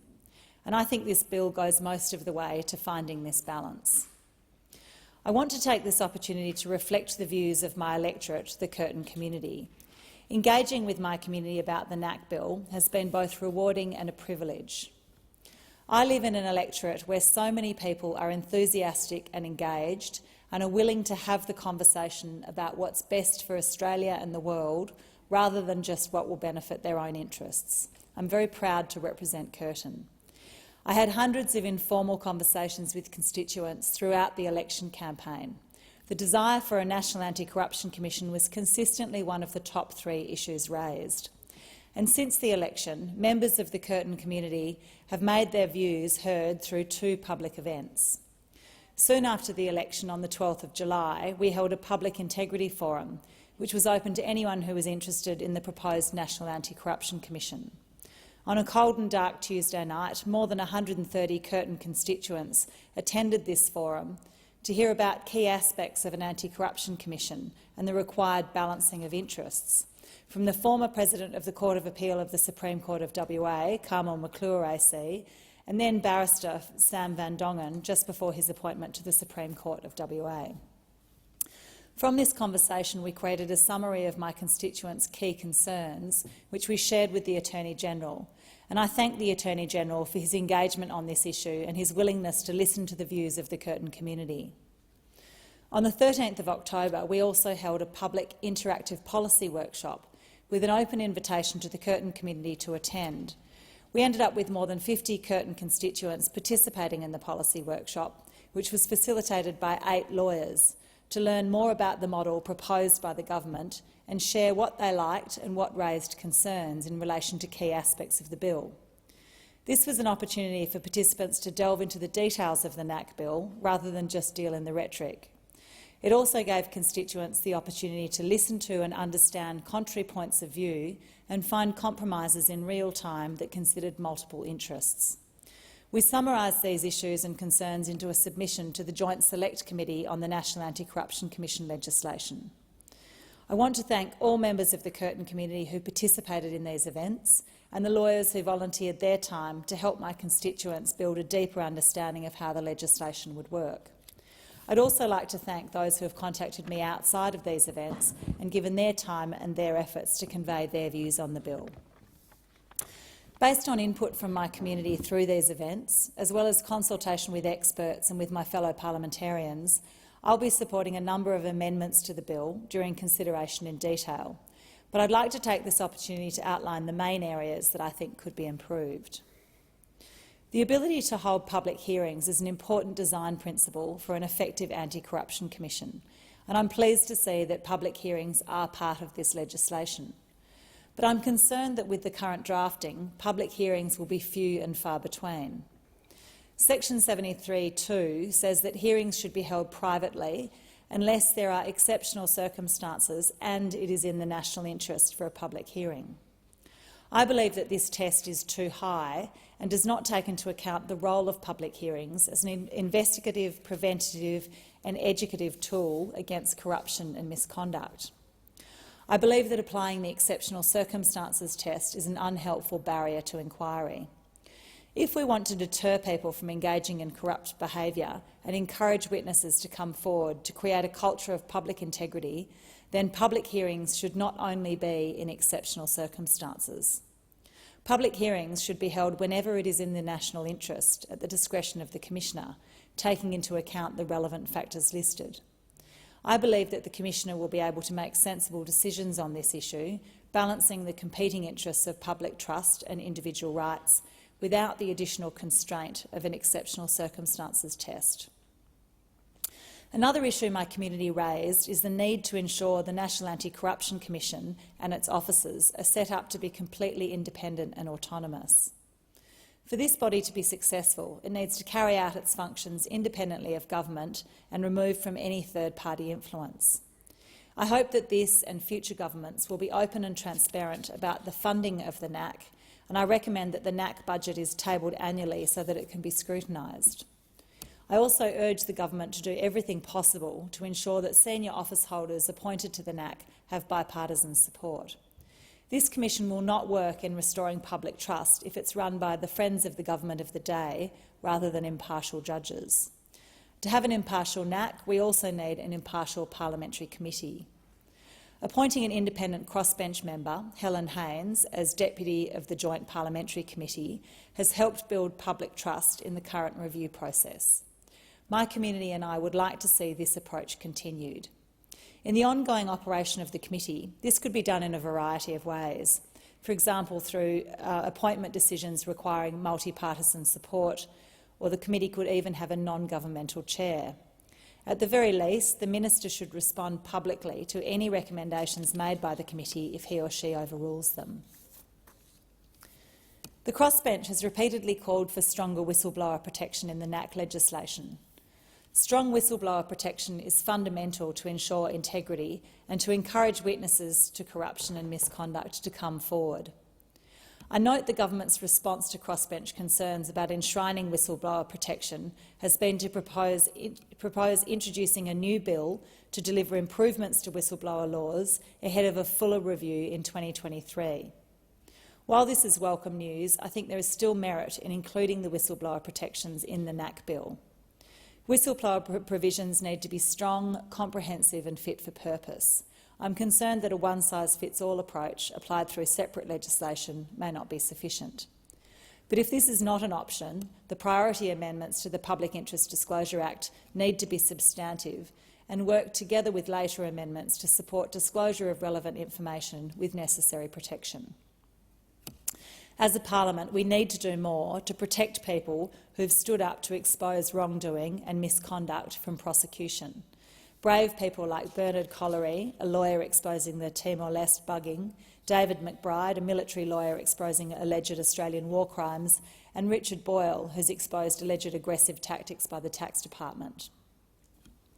In its current form, the bill requires a review to be undertaken after 5 years, with a response to the review from government due a year after that.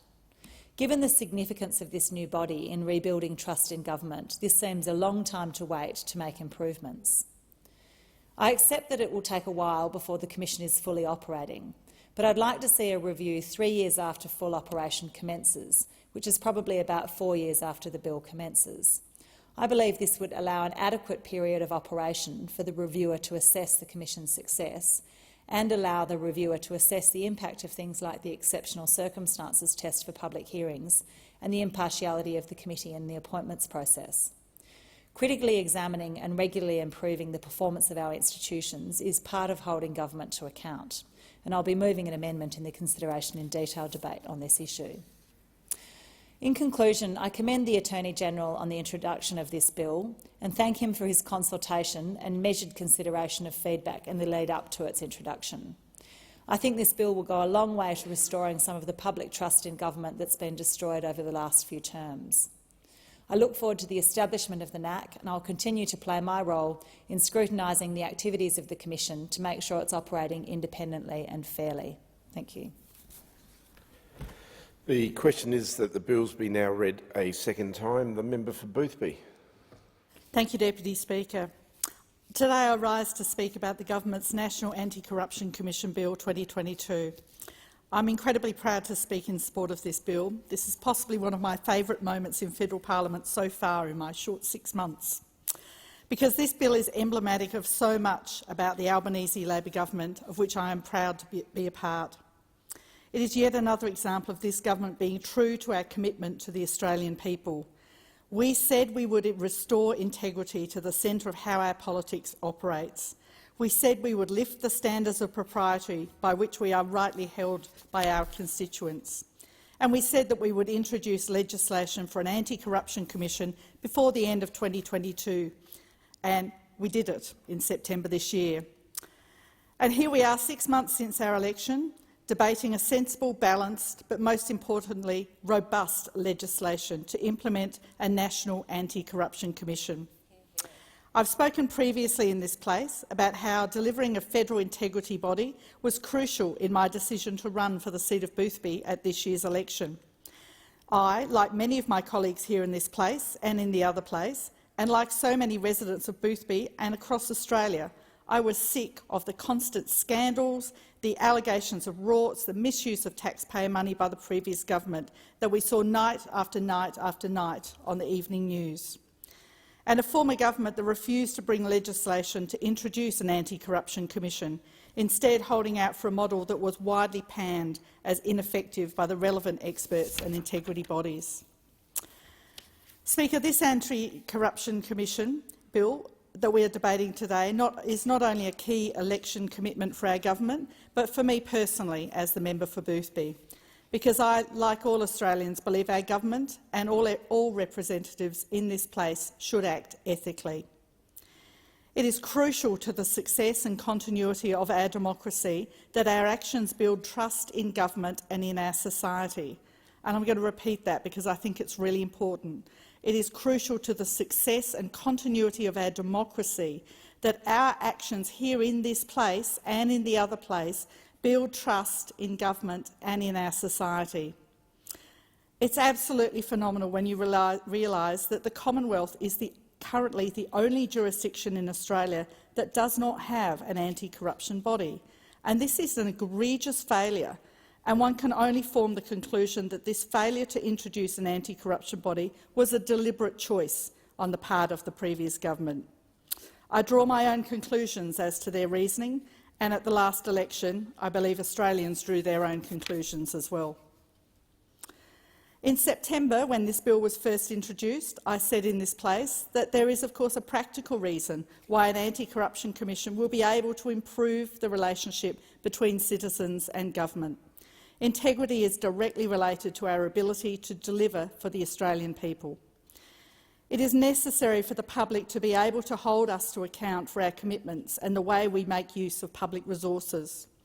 These public resources come directly from the Australian public, and our job as democratically elected public representatives is to allocate those funds appropriately, to make the best use of the funds for the betterment of Australians and of our country, not for the betterment of ourselves or themselves or our families or our mates.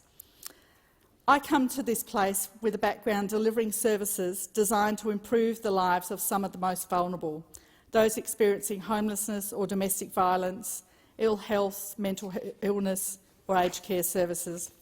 And I've seen how far even relatively small amounts of government funding can go to really improve the lives of Australians. We can make a real difference in the lives of Australians, those who elected us, when that money is used properly. And that is what we are all here for. This bill will ensure all of us, whatever our politics or party membership, are held to standards to safeguard this, and that the Australian public can be assured of this. Integrity and this anti-corruption commission is a priority of this government.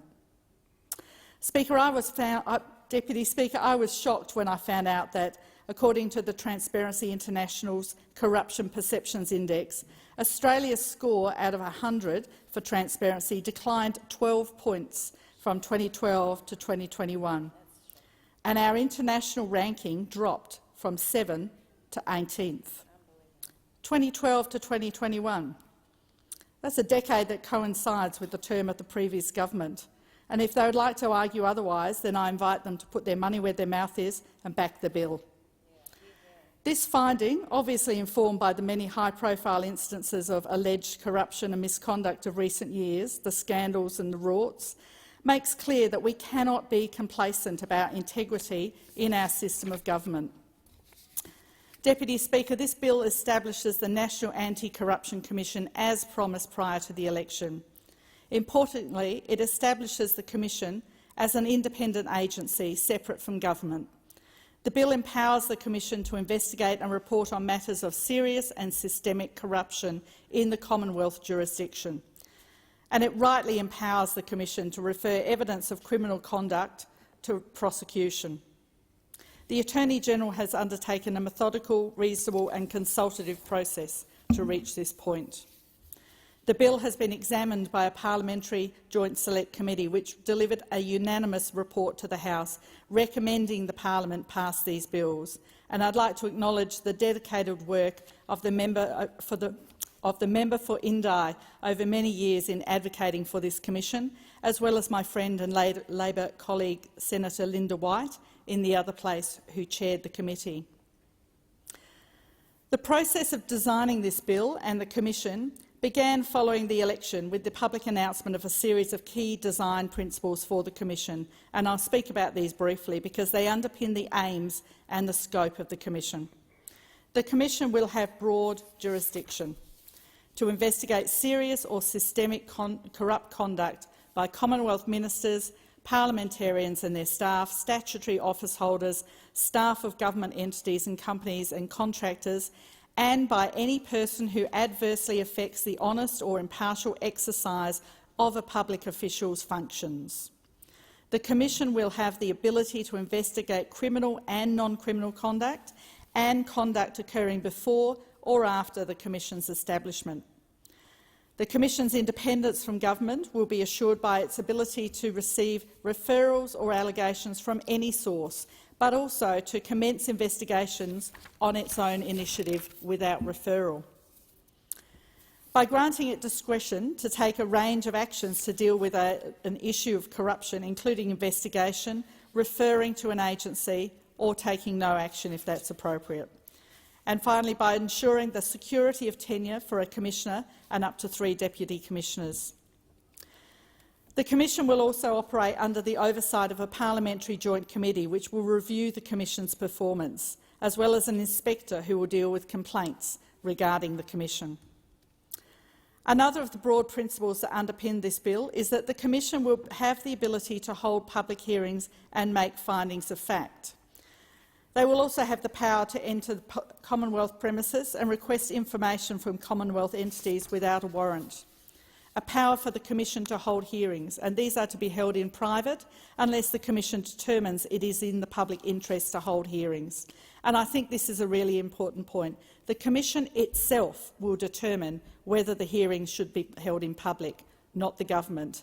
And it can give consideration to a range of issues such as reputational damage, the context under which a particular witness is giving evidence, personal safety, and the ability for a matter to be later prosecuted, should that be the decision.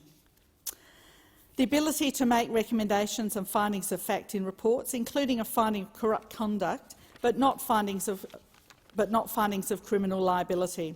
This can rightly only be determined by a court of law, and this Commission will have the ability to refer matters for prosecutorial consideration.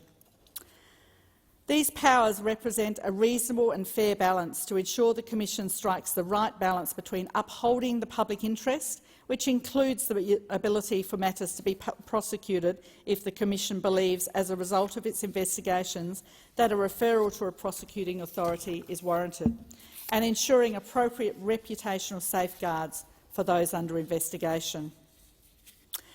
Deputy Speaker, Boothby cares about integrity. I know that a National Anti-Corruption Commission, one with teeth, as they say, that actually holds politicians and public servants to account is a priority for the people of Boothby, and I know that because they told me. I heard it from people who told me that they'd only ever voted for Conservative parties, but they came out and letterboxed for me and handed out how to vote cards because they cared so much about integrity in public life. I heard it from Labor voters, some of whom had been motivated to get actively involved in a campaign like mine for the first time because they cared so much about integrity in public life. And I heard it from people who probably haven't been interested or actively involved in politics previously, but had been moved to participate by sheer outrage at the repeated scandals and misuse of public funds they saw on the nightly news. And what all of these citizens of Boothby had in common was that they were motivated because they value our democracy, in different ways and with different priorities, sure, but they were not going to take for granted that the system would just work. It requires oversight, vigilance and accountability. It requires a body that can give assurance that actions and decisions were made with integrity, and that's what this bill delivers. The people of Boothby told me they wanted an anti-corruption commission with teeth, and this anti-corruption commission can make public findings and referrals for prosecution where it sees fit, real consequences.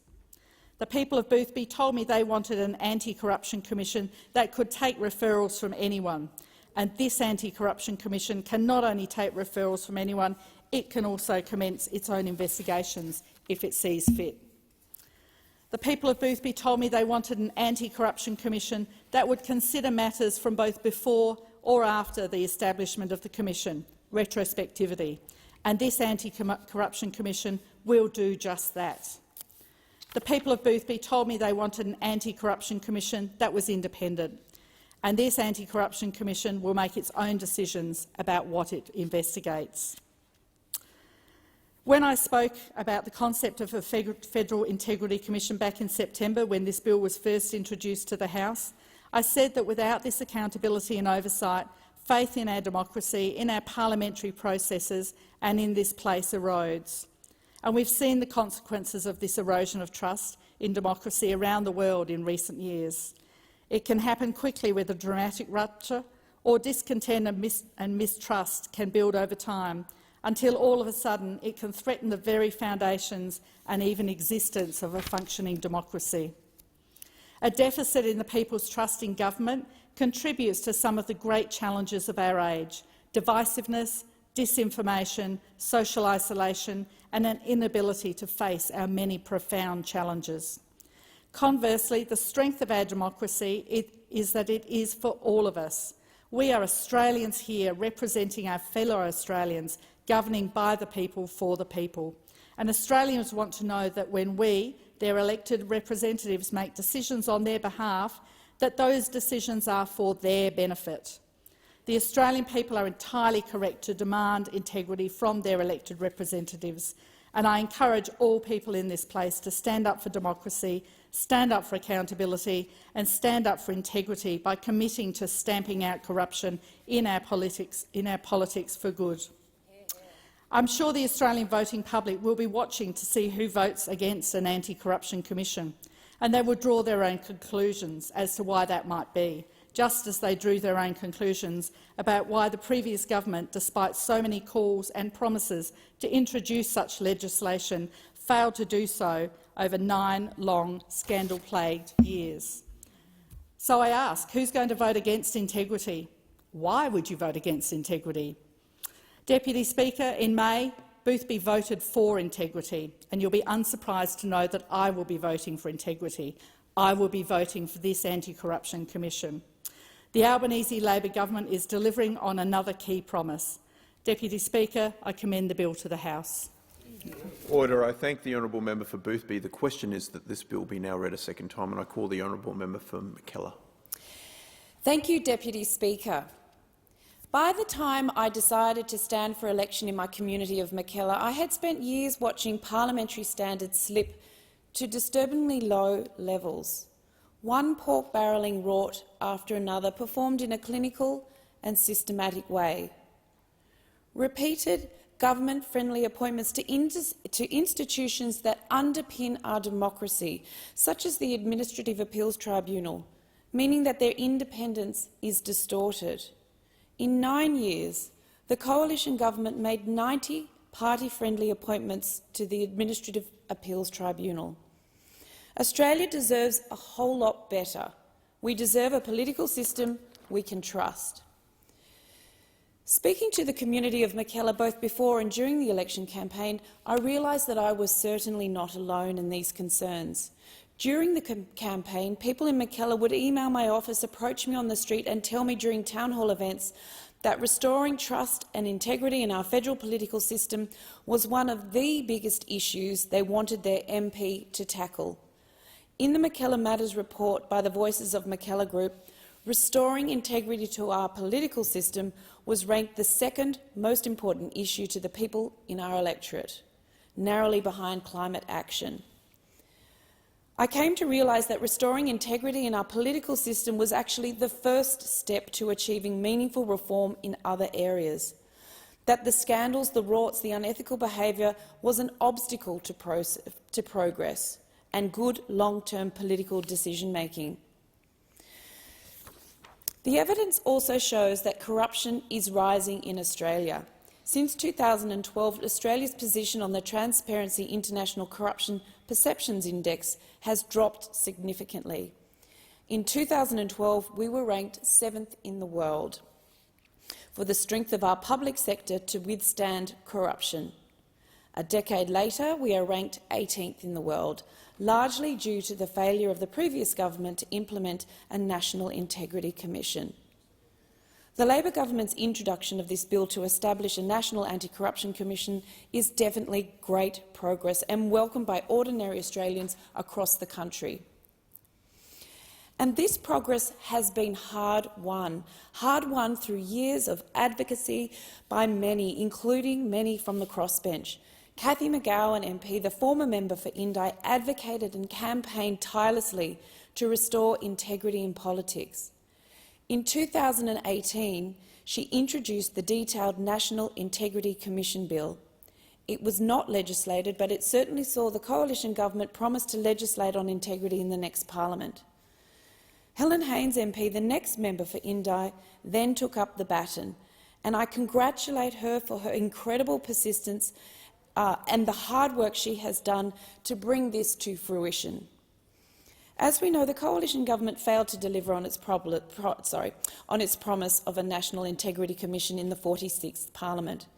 This was despite Helen Haines's introduction of the Australia Federal Integrity Bill, which provided a gold standard model for an integrity commission. Helen and so many other community independents around the country, including myself, campaigned hard in this year's federal election and since to ensure a National Integrity Commission would be achieved in this parliament. So what does the government's National Anti-Corruption Commission Bill in 2022 promise? How will it restore integrity and trust in our political system and protect our democracy? As we've heard, the bill creates a National Anti-Corruption Commission to be led by a commissioner and up to 3 deputy commissioners. It will be overseen by a joint standing committee of the Parliament and an inspector, who will be empowered to require the Commission to provide information about its work. The Commission established by this bill will investigate and report on serious or systemic corruption in the Commonwealth public sector, refer evidence of criminal conduct for prosecution, and introduce education and preventative activity regarding corruption. These are all sensible objectives and long overdue. But are they enough? During my election campaign, I promised the people of Mackellar a federal anti-corruption commission, as we keep hearing, with teeth, one with considerable powers of investigation and with the independence and funding necessary to carry out its duties free from government input. This bill goes a long way towards that end, and I would like to express my deep gratitude to the Attorney-General and the government on behalf of the Australian people for the consultative approach they have adopted in bringing this bill to Parliament and for adopting all 6 recommendations of the Joint Select Committee on National Anti-Corruption Commission legislation, in addition to the 3 recommendations of the Parliamentary Committee for Human Rights. I also commend the inclusion of the inspector role in the Parliamentary Committee, which will provide strong oversight of this National Anti-Corruption Commission. I remain of the view, however, that the bill could be amended in several key ways to ensure it meets the Australian community's high expectations. Firstly, it is critical that the Joint Parliamentary Committee, which is tasked with oversight of this commission, is robustly independent. To achieve this, it would be optimal if members of the government held fewer than half of the positions on the committee. In addition, I consider that having a non-government chair of the committee would bolster its independence. Secondly, I would like to see the bill contain stronger protections for whistleblowers. We heard just yesterday in this chamber the member for Clark detail whistleblower allegations in relation to coal exports, which reminded us just how important it is for whistleblowers to feel confident to come forward, that they will be protected from prosecution and personal harms. We have seen several other instances recently where the existing whistleblower protection laws have failed to protect whistleblowers.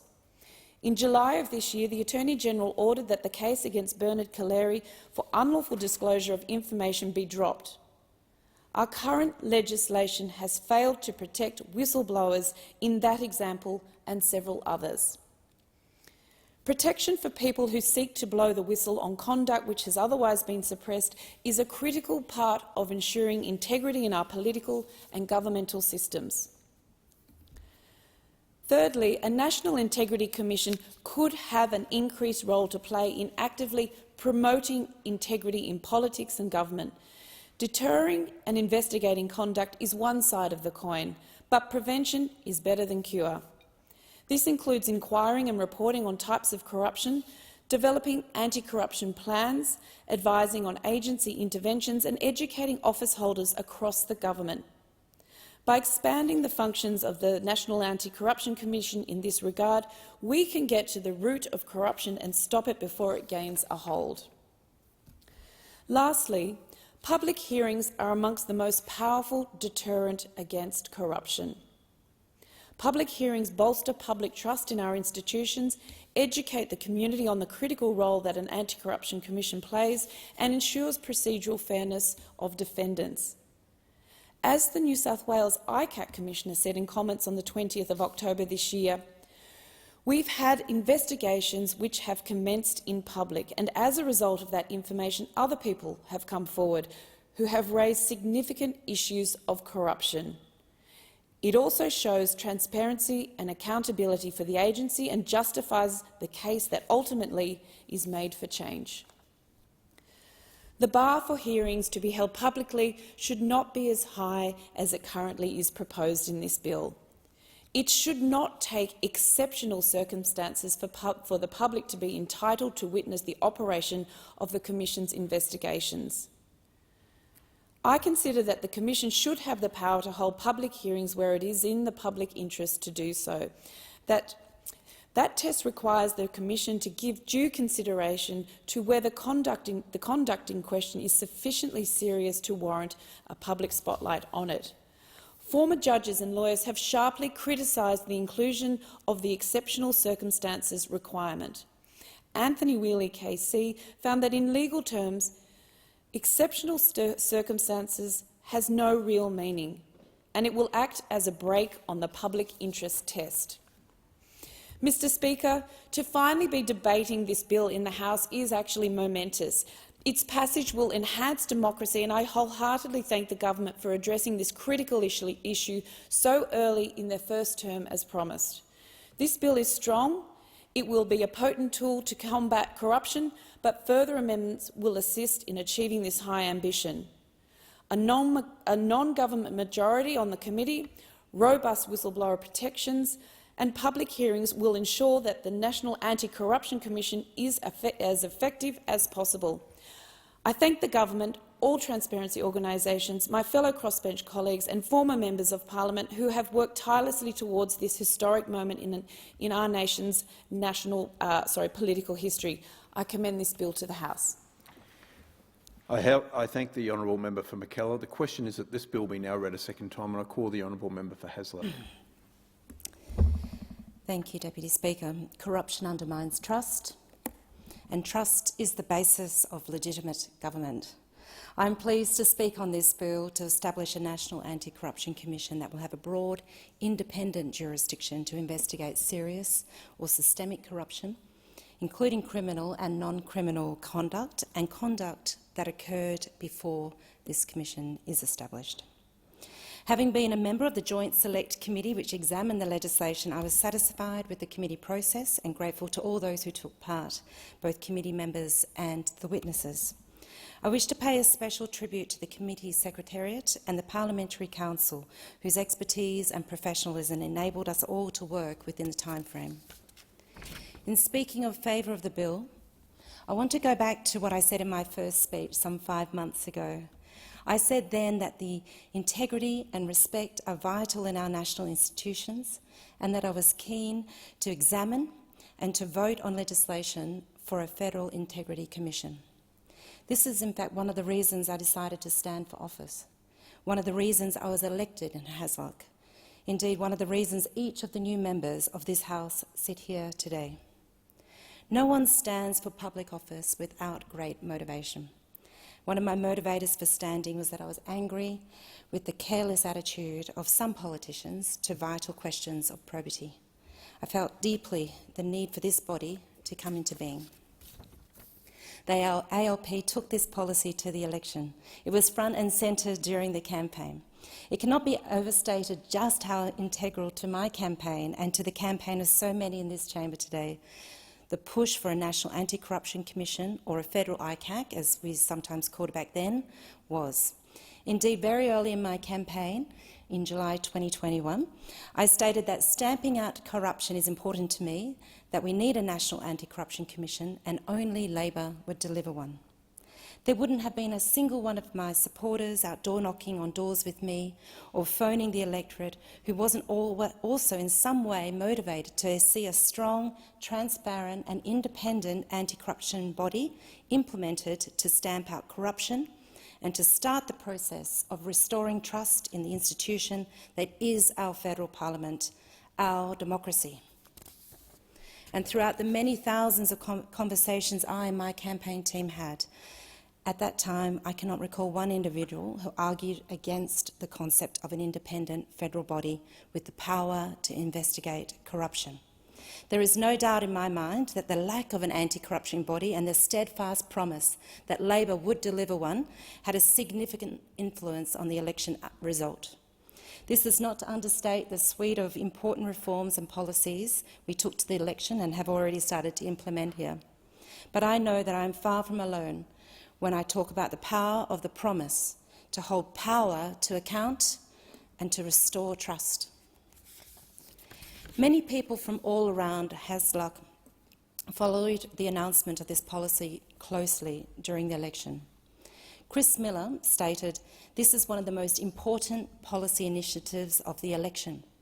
Jonathan Mann of Lesmurdy commented simply, "We need this." Peter Williamson of Gidgegannup said, "Sing this long and loud. We need to stamp out corruption in all our public organisations." Rob Richardson of Mundaring agreed, saying, "Too many in government turn a blind eye to the goings-on in government. Remember, the standard you walk past is the standard you accept." And really, Deputy Speaker, how can we expect people to uphold standards in their daily lives, in their workplaces, in their business dealings and in their other interactions within their communities if we do not here hold ourselves and the whole of government to the highest of standards here? In this, government must lead. The Coalition had announced plans for an Integrity Commission back in December 2018. No bill was brought to the Parliament. A model was floated which was generally regarded as lacking teeth. No one will describe this bill as lacking teeth. There may yet be some members here or in the other place who don't want to see an Integrity Commission. I hope not, because as I said at the start, corruption undermines trust and trust is the basis for legitimate government. The Coalition members, though, who served on the Joint Select Committee are fully supportive and played an integral role in examining the legislation. Crossbench members too were constructive in that process. I need to especially mention the fine role played by Senator White, who chaired the committee and did so with respect, and the Deputy Chair, the member for Indi, whose dedication to this area of governance is commendable. Interest in reviewing the bill, though, was not limited to committee members, staff and witnesses. Members of the public, too, have been following the process of the review with great interest. On the 6th of October, soon after joining the Joint Select Committee and it had begun its work, I announced to the Hasluck electorate via social media that we had begun examining the legislation so that we could ensure we ended up with a powerful, transparent and independent commission. I'll share one comment from a supporter, Ms Denise Murphy, who replied as follows: "Thank you. Wishing the committee all the best in their endeavours on our behalf." A simple comment, heavy with meaning. I was thanked for my work on the committee before we had even started. Ms Murphy wished us well as we embarked on our work. She recognised that it was indeed an endeavour, that we had serious work to do. And above all, the committee's work, as the parliament's work, was done on behalf of every Australian. On our behalf. This is true of any work done in any committee and in the parliament. I think that it is especially true where the legislation goes to the heart of good governance itself, as this bill does. I will make a few comments about the bill. The proposed commission has a broad jurisdiction. One of the important aspects of that broad jurisdiction, and one I know that is important to the Attorney-General, is that it treats all of those covered, from the Prime Minister all the way down to the most recently employed public servant, equally. Australians expect and appreciate that equality of treatment.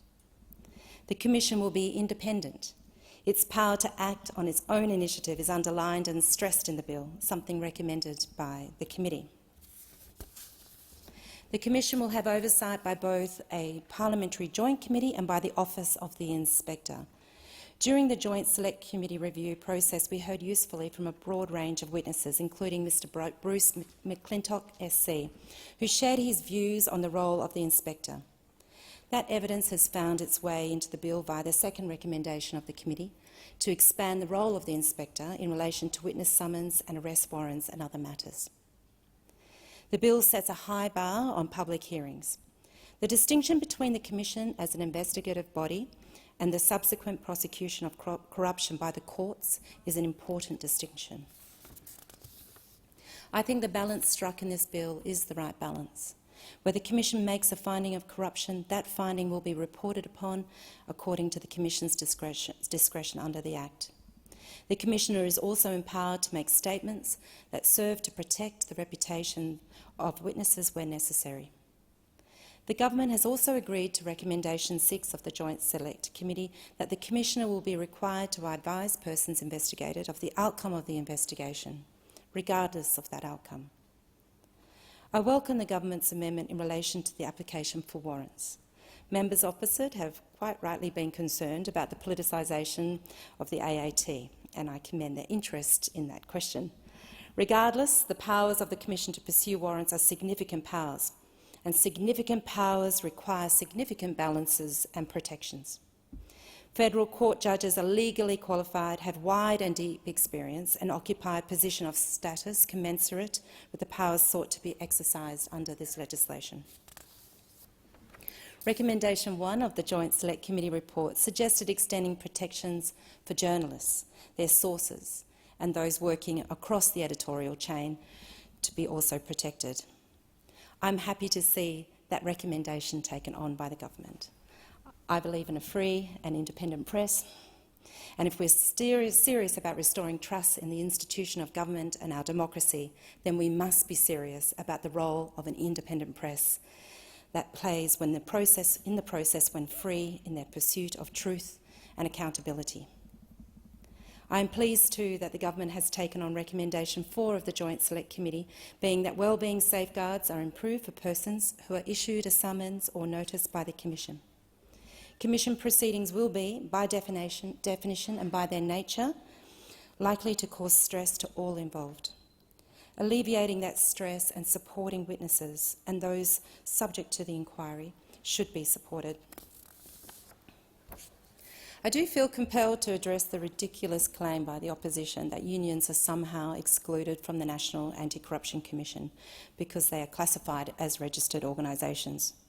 Unions are treated exactly the same way as any other third party who tries to corrupt a public official.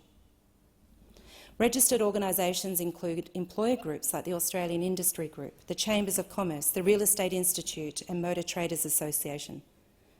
Is the opposition seriously suggesting now that each of these employer groups should also be regarded as public officials?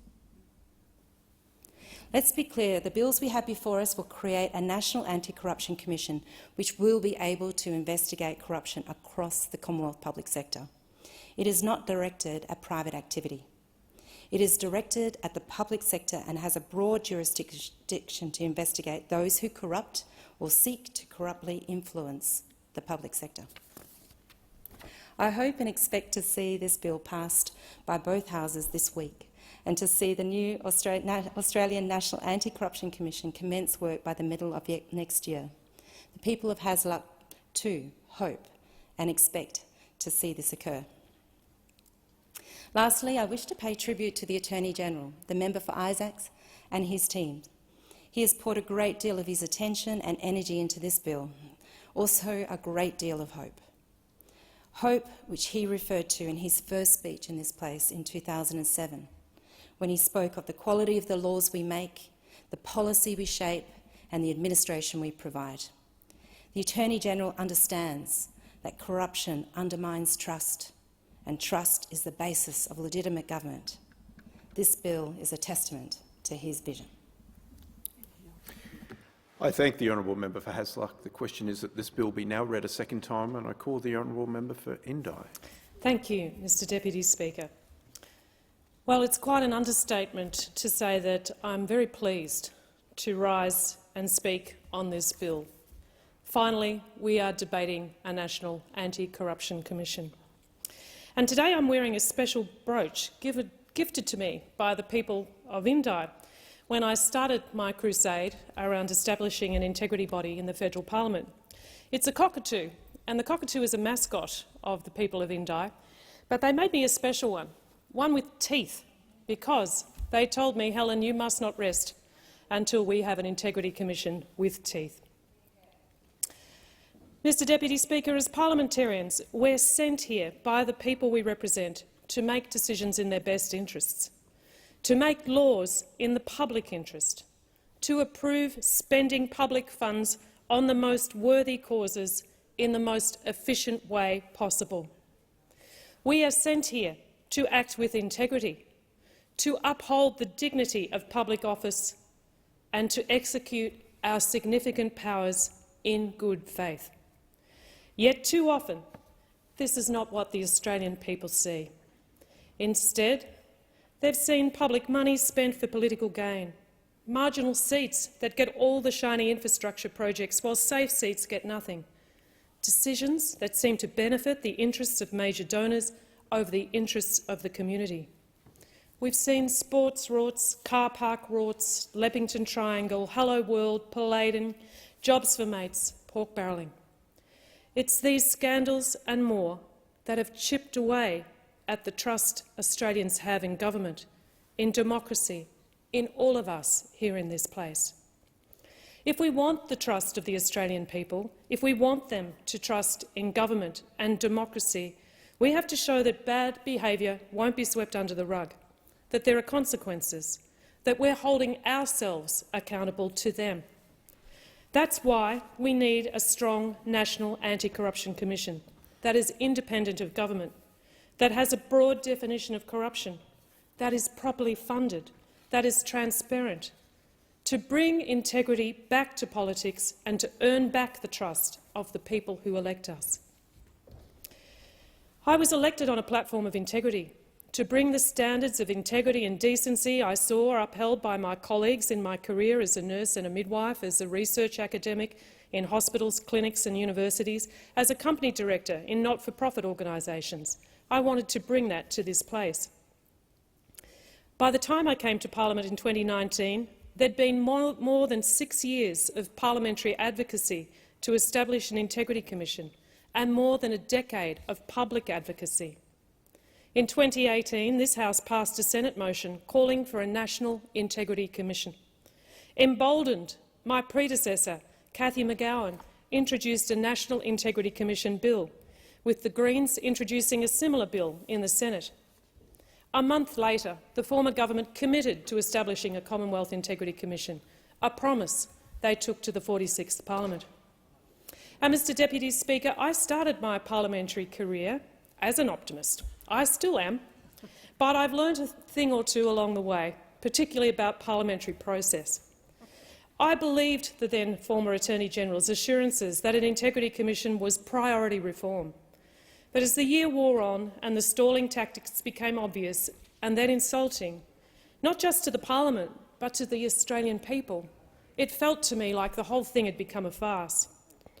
Tired of waiting, I worked with constituents, with esteemed judges, ethicists, legal academics, integrity bodies and MPs across the parliament to write a consensus bill that made the grade. And to those dedicated, erudite people who worked so hard with me, people such as Professor A.J. Brown, the Honourable David Harper, the Honourable Margaret White, the Honourable Anthony Wheely, the Honourable Stephen Charles, the Honourable Mary Gaudron, the Honourable Geoffrey Watson, Fiona McLeod KC, members of the Accountability Roundtable, Transparency International Australia, the list goes on. The nation owes all of you a debt. In 2020, I tabled my Australian Federal Integrity Commission bill, which I am proud has served as a model for the legislation here today. Just 1 week after tabling that bill, we finally saw the exposure draft legislation for the Commonwealth Integrity Commission from the previous government. Standing here now, it is important to reflect back about that and to understand really how bad that model was. No public hearings, no public referrals, a definition of corrupt conduct limited to criminal offences, limited ability to look into corruption that occurred in the past. It was rightly trashed from pillar to post. But, Mr Deputy Speaker, I want to highlight now the work of the new Leader of the Opposition and to highlight his leadership role in bringing the coalition to the table in such a way as we have now. I want to thank them very much. I want to thank Senator Scarr and the member for Menzies for the way they worked in the parliamentary committee that I've just served on, inquiring into this bill. But, Mr Deputy Speaker, taking us back to November 2021, when I tabled my Australian Federal Integrity Commission bill for a second time in the parliament and called on us all here at that time to bring on debate. Historically, that vote had the majority on the floor of parliament because the majority of people in the House wanted an Integrity Commission. I was unsuccessful on that day in a technicality with the COVID rules, and the former government dug in. They had a model and they weren't going to change it. If people didn't like it, that was their problem. But as it turns out, it actually was their problem. Integrity in politics is not a niche issue. From Mansfield to Waggunya, from Kinglake to Corryong, people everywhere told me to keep up the fight.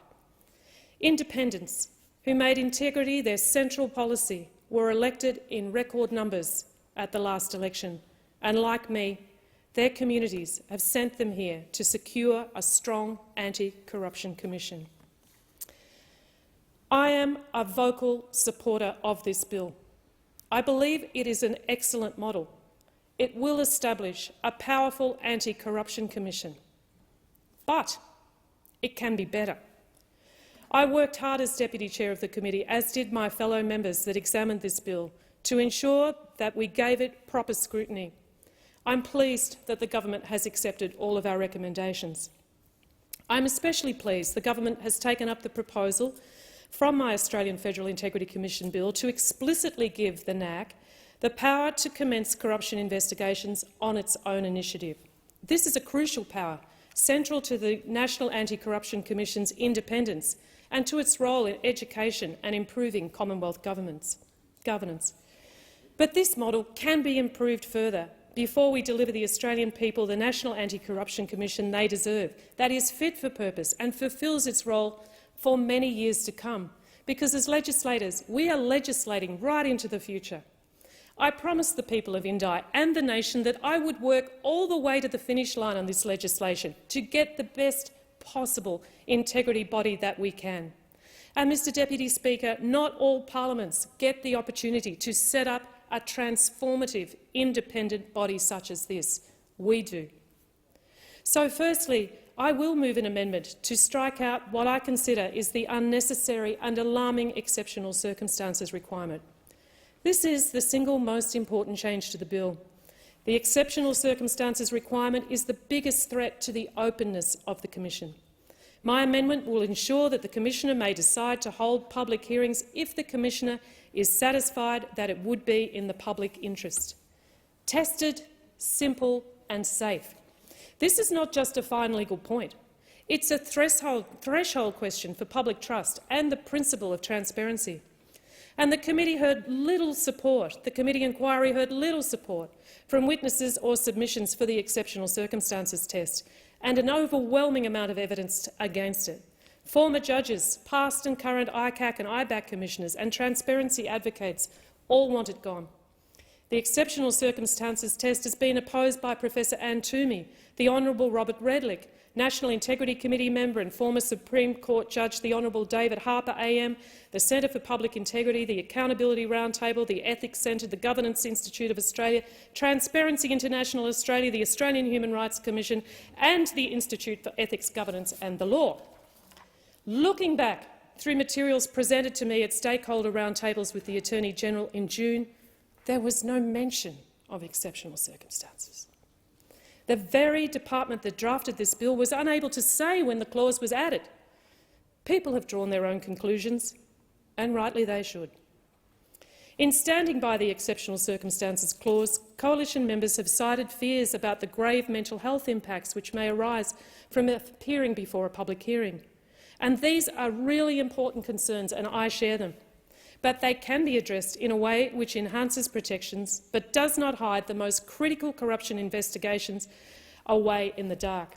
And that's why I will move an amendment to make it mandatory for the Commissioner to consider certain factors when deciding whether to hold a public hearing, including unfair prejudice to a person's reputation, privacy, safety or well-being caused from a public hearing.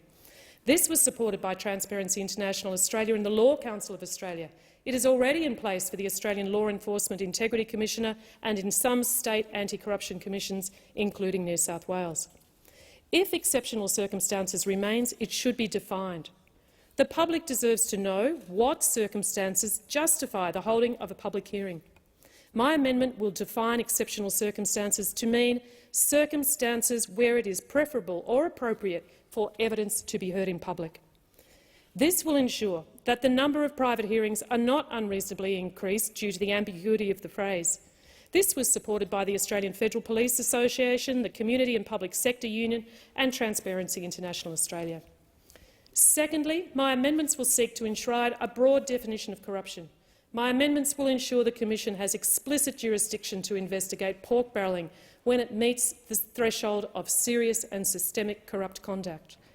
Pork barrelling will be defined as any conduct that involves the allocation of public funds and resources to targeted electors for partisan political purposes. The major party's silence when it comes to pork barrelling is deafening. Let's call it for what it is. It's buying votes with taxpayer money. It doesn't pass the pub test, and my constituents are stumped why it still goes on. Given the level of public concern regarding the alleged misuse of billions of dollars of public grant funds, there should be no ambiguity regarding the NAC's ability to investigate this questionable practice. I will also move an amendment to ensure that the conduct of any person, and notably third persons, that could impair public confidence in public administration can be investigated by the NAC when it meets the threshold of being serious and systemic. That's a tried-and-true provision in every single anti-corruption body in Australia, apart from Western Australia and Tasmania, and it belongs in this model too. Thirdly, I'll move amendments to strengthen the all-important Parliamentary Oversight Committee's role in keeping the National Anti-Corruption Commission independent. And this amendment will ensure that the decision to approve or reject recommendations for the appointment of the Commissioner, Deputy Commissioner or Inspector is a true consensus decision, not a government fait accompli. I've got two alternative amendments to do this, and the committee must make the appointment decision by majority. And my amendments ensure that this majority must have either 2 non-government members or alternatively a majority must be made up of 2/3 of committee members, and I'll be seeking to amend the bill around those areas. This will ensure that appointment decisions have multi-partisan support and the committee does not become a rubber stamp as a government-stacked oversight body. And fourth, I will introduce amendments to enhance budgetary transparency and oversight. Around Australia, anti-corruption commissions have been starved of adequate funding. Even the threat of funding cuts could have a silencing effect on investigations. My amendments will require the Parliamentary Joint Committee to review the NAC's budgets every 12 months and will require the Minister to table a statement of reasons if they deviate from the recommendations of the Parliamentary Joint Committee in relation to the budget. And these amendments will ensure the review function is used and give the Parliament and the public the chance to scrutinise government decisions in relation to funding requests. In conclusion, it is persistent advocacy that has brought us to this moment today, from civil society, from the crossbench, from the Australian people. Keeping the pressure on has kept this on the agenda, and I congratulate the Attorney-General for his work on this bill. I congratulate the government for making this a priority agenda item for this parliament. Big reforms don't just happen. They're made up of dozens of quiet conversations between unlikely allies, united across party lines. And at this point, I wish to acknowledge the member for Bass, who, through the difficulty of pressures in the last parliament, stood true to her convictions to restore integrity to this place. History will judge her well. Parliamentary moments that cut through the noise. Another trip to the Attorney-General's office or the Prime Minister's office, collaboration, working with the people. It has borne results. I call on all members of this parliament to support my amendments and for us all to support this bill. I sincerely hope today is the first step in the long road to restoring trust in federal politics and integrity to public life. I thank the honourable member for Indi. The question is that the bills be now read a second time, and I call the honourable member for Chisholm. Thank you, Deputy Speaker. I'm so pleased to stand and speak in support of a National Anti-Corruption Commission. 6 months ago this week, Australian people put their faith in an Albanese government precisely because they wanted to see integrity in politics. I am every single day both humbled and proud to represent my community of Chisholm, and I know how important the promise of a National Anti-Corruption Commission is to the people I stand here for. This was a promise we, the Australian Labor Party, now the Australian Labor Government, made ahead of the recent federal election, and I know just how important it is to deliver this, to both ensure we have integrity in government and to show Australians that governments mean what they say. It has been for too long that Australians have been governed through spin, through announcements with no delivery. We need to move away from those craven, cynical times, and we are. This bill goes some way in restoring the faith that has been lost in institutions like this. And indeed, all of the things the Albanese government has achieved so far — climate change legislation, a responsible budget, cheaper medicines and childcare, much-needed funding for important infrastructure projects — demonstrate that we are doing what we said we were going to do. It's as simple as that. Australians not only deserve better than what we've had over the past decade from a federal government, but they demanded better on the 21st of May this year. An independent, transparent, anti-corruption commission with teeth is something this nation absolutely needs. I really, personally, care about this deeply. It is impossible to emphasise enough how important integrity in politics in our public institutions is to our community in Chisholm.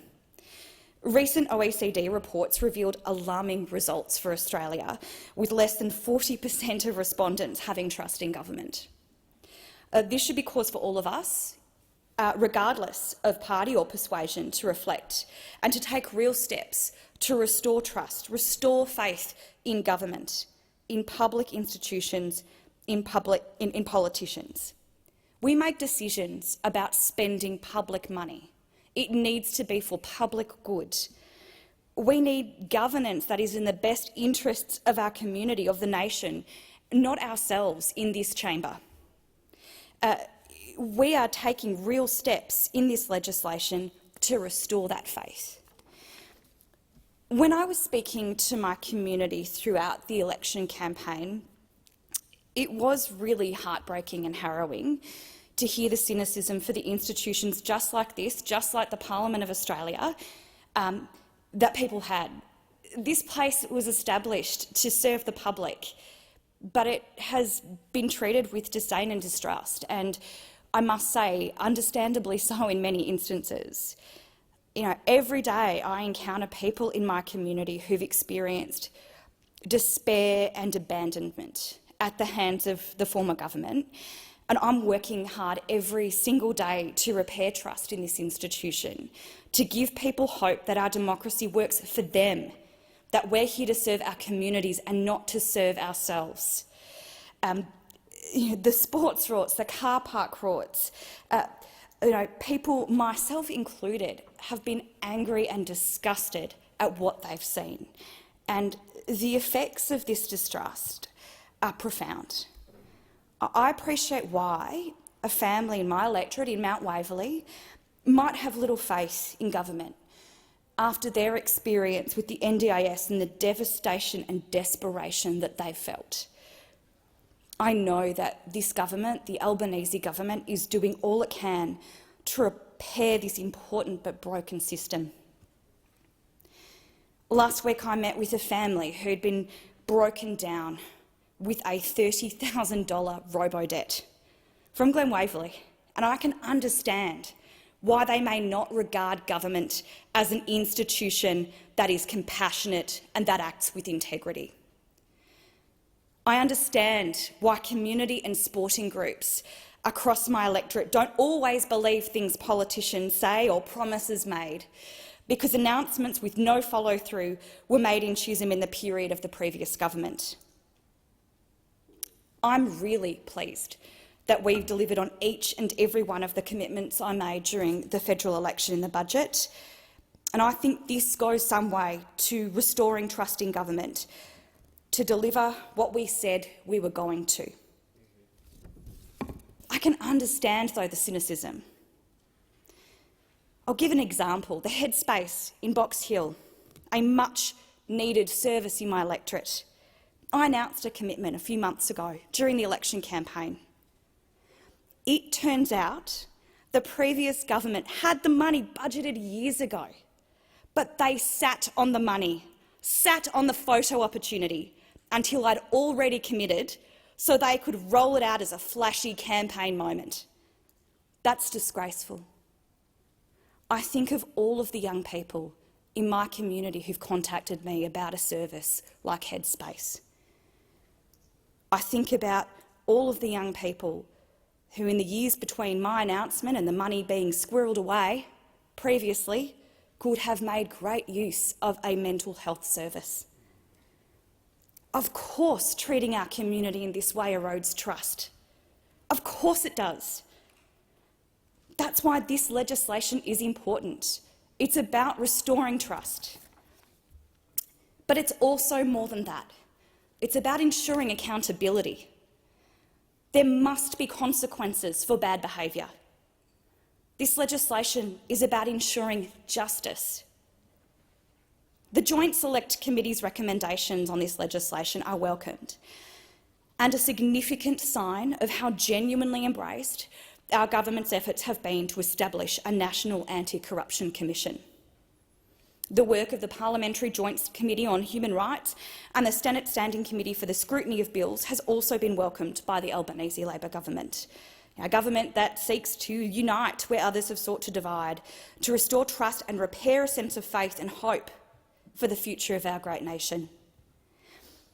So today's tabled amendments follow careful consideration of recommendations made by the reports of the Joint Select Committee on the National Anti-Corruption Commission and the Parliamentary Joint Committee of Human Rights.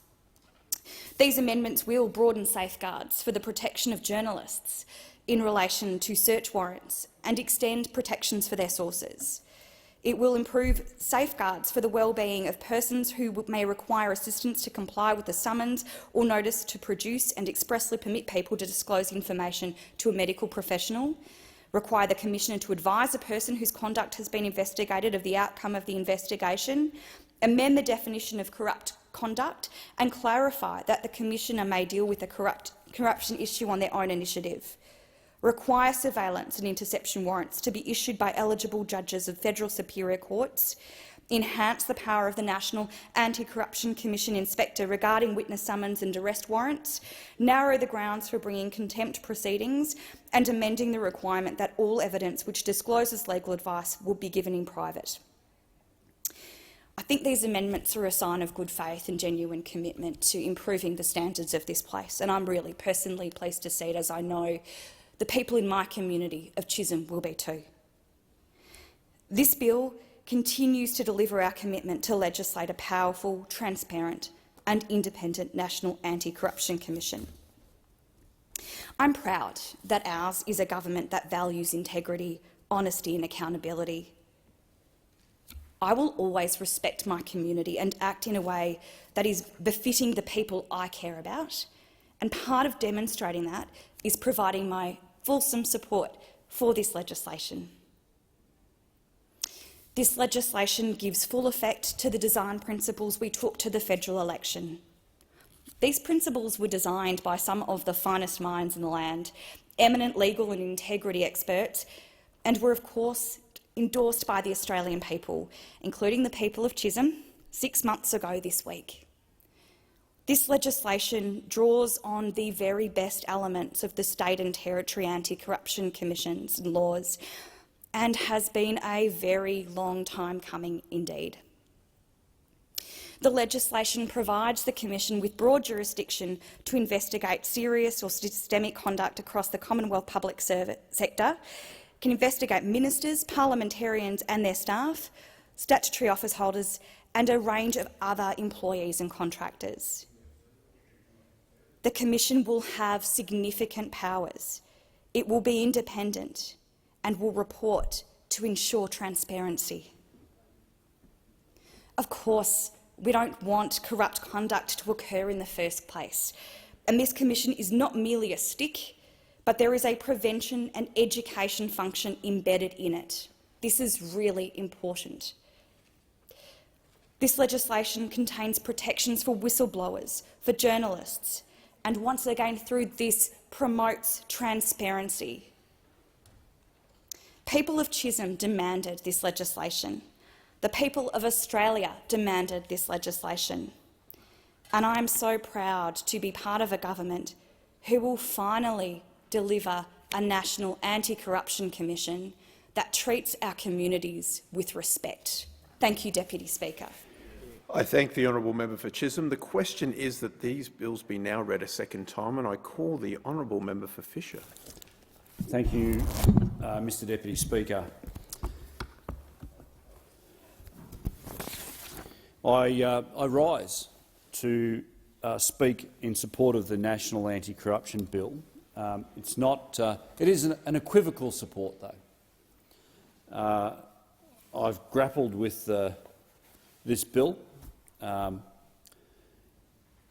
There's no doubt in my mind that people who are in positions of responsibility have an onus to always be acting responsibly, to be conducting themselves in accordance with the law. No one is above the law, whether it's a politician, whether it's a judge, whether it's a public servant, a member of the ADF, doesn't matter who we're talking about. No one is above the law. It's one of our principal tenets of our criminal justice system in this country and, in fact, in many Western countries.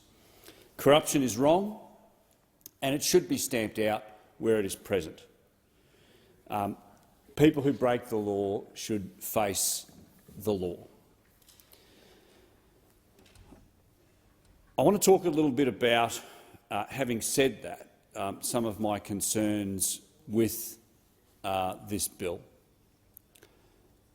I have some concerns about, given what are the draconian measures of this bill, where people no longer have a right to silence. They are compelled to give evidence. Now, if you are on charge, if you've been charged and you're on trial for a criminal offence, and you are in a court of law, you can insist on your right to silence. A court, or in fact even an investigating police officer, can't compel you to answer questions. It's one of the fundamental principles, once again, of our criminal justice system.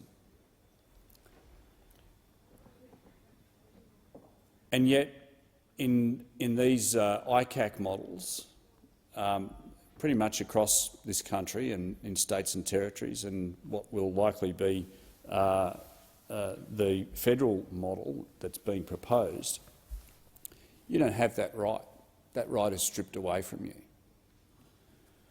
And as a person that used to represent criminals or alleged criminals many years ago, I have some fundamental concerns about that. You know, the criminal justice system provides people who are alleged to have committed offences greater rights than what this bill will do. And I know some people will say, yeah, but this is not a court that makes a finding of guilt. Accept that. And I think that what saves this is that these hearings will ultimately be done in most instances behind closed doors. What really, really worries me, and I want to get this on the record, is the politicisation, potential politicisation of this forum. Someone who could be acting with mala fides could make a complaint and against a parliamentarian, for example, an opposing parliamentarian who might have it in for that person could make a complaint to the Commission. Now, we are kidding ourselves if we think that that's not going to happen. Unfortunately, it's going to happen. And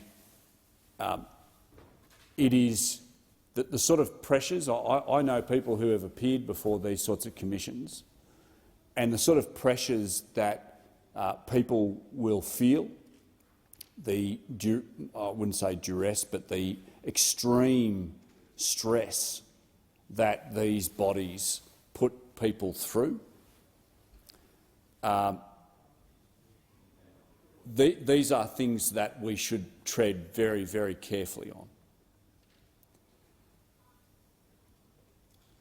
I do acknowledge the model before us will predominantly have closed hearings, unless there are exceptional circumstances and unless it's in the public interest to have a public hearing. But we should also be very, very mindful that this bill is not just, and Australians who may be listening to this or reading this at a later time, this bill does not just, it's not a politician's corruption commission. It will capture Australian public servants. It will capture members of the Australian Defence Force. It will capture people who are working in the NDIS system. It will capture anybody who is working in the Commonwealth Public Service, or in fact people who are contracting to the Commonwealth Public Service. So it is not just a politician's commission. So I think that's really quite an important point to make. Having said about some of my concerns, Mr Deputy Speaker, I won't wrap up there because I've still got another 8 minutes, despite you wanting to wrap me up, let the record show. But the coalition, I'm happy to ask for an extension of time. I'm just warming up. The coalition was the first party to seek or in fact implement a corruption commission back in 1988. So we have as a Conservative political force, been the groundbreaker. While we support the NAC as a party, it's important, as I've said, that we take serious care to get the balance right. We've engaged in this process in good faith. We have engaged in good faith through the parliamentary processes, through the committee processes. We're committed to being a constructive opposition. The coalition opposition is supportive of good policy where it's good policy, but where it's not, we will call it out. Now,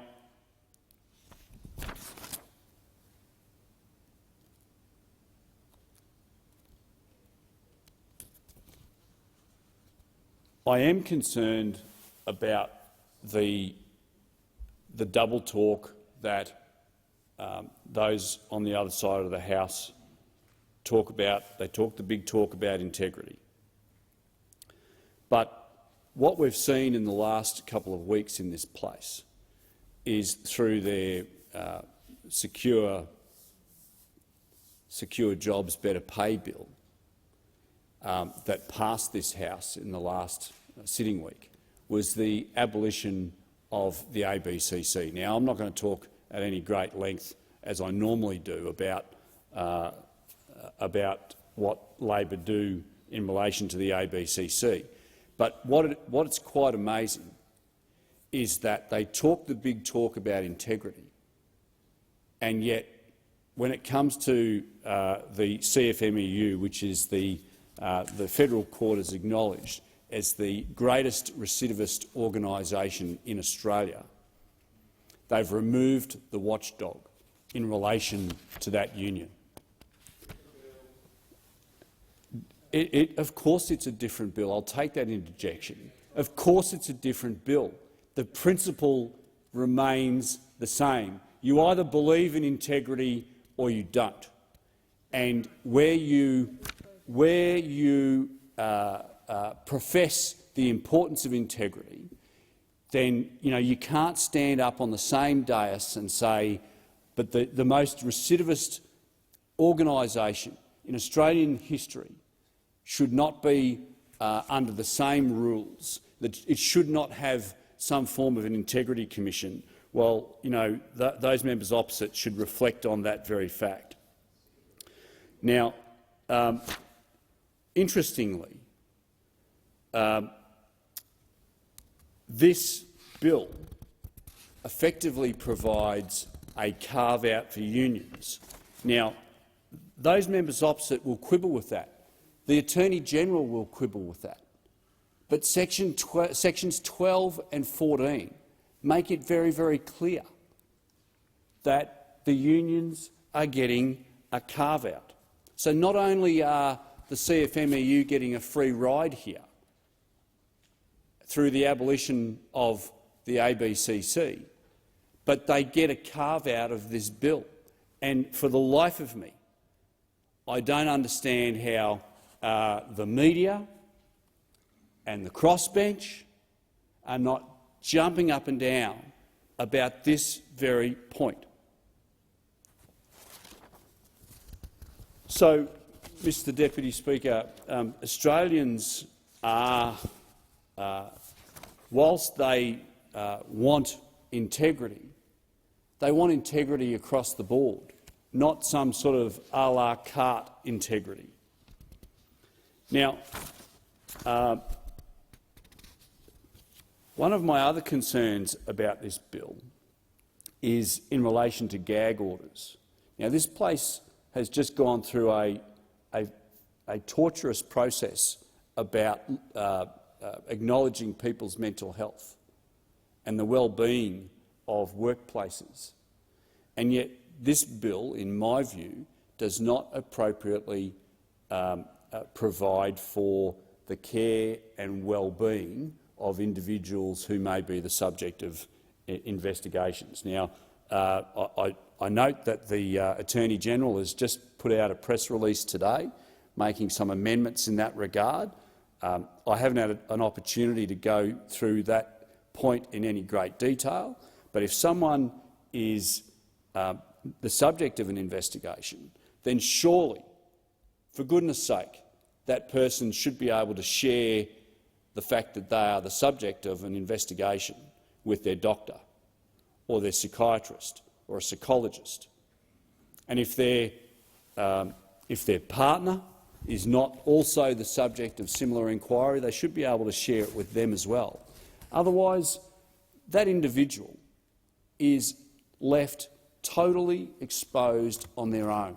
Now, you think about the sort of pressures that would be brought to bear on you as an individual if you were the subject of an investigation and you could not tell a soul. Have a think about what sort of impact that would have on you. Now, some of the amendments that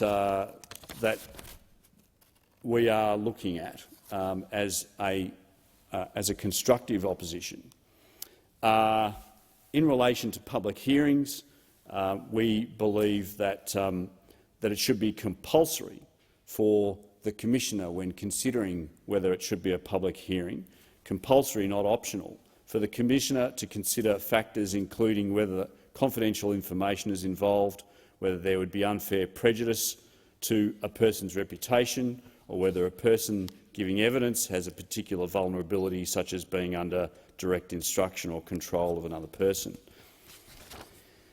When it comes to telecommunications warrants, I've seen that the Attorney-General has also put out an amendment today in relation to making the decision-maker of those warrants a superior federal court judge. That's common sense. To have those sort of decisions about warrants being issued by AAT members, no disrespect to AAT members intended, but these are very, very serious things to issue warrants in relation potentially into politicians. Could be the Prime Minister, for example, could be the Chief of the Army or Chief of the Defence Force. It's very important that that issue be considered by a very senior judge, and I'm sorry that an AAT member, given that particularly they don't have security of tenure, that they just aren't, in my view, properly equipped to make those decisions. I'll leave it there, Mr Deputy Speaker. I could go on for hours, but I won't.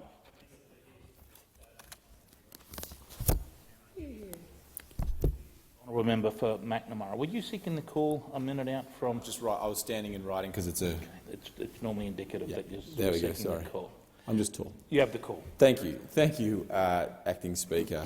I rise to speak on the National Anti-Corruption Commission Bills 2022, and I first want to, before I begin my remarks, respond to the previous speaker, the member for Fisher, and I understand that he raised concerns around mental health non-disclosure amendments, and I can say to the member that the government has made clear that the non-disclosure won't apply to those people who are seeking mental health support from psychiatrists or psychologists, and that was made clear by the government, as well as another non-disclosure consideration around people with a disability, so that if those people need to speak to a support worker, for example, that is a consideration of the Commission at the time.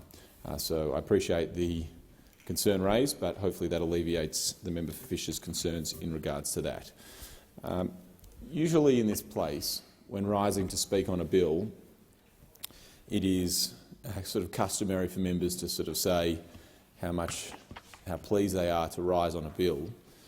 But the truth is that it is with mixed feelings that I rise today on the National Anti-Corruption Commission Bill, because of the way in which we have got here and the necessity for this bill, and the fact that even though I was proudly a member of the previous parliament, the 46th parliament, that we didn't get it done in that parliament. Our institutions matter in this country. We need to make sure Australians feel empowered by what happens in this place, but also in the standards in which our politics is practiced in this place and around the country. And Australians need to feel empowered by our institutions, that they are acting in their national interest and that they feel a sense of pride that our institutions are helping to create a society and a community that is worthy of the Australian people.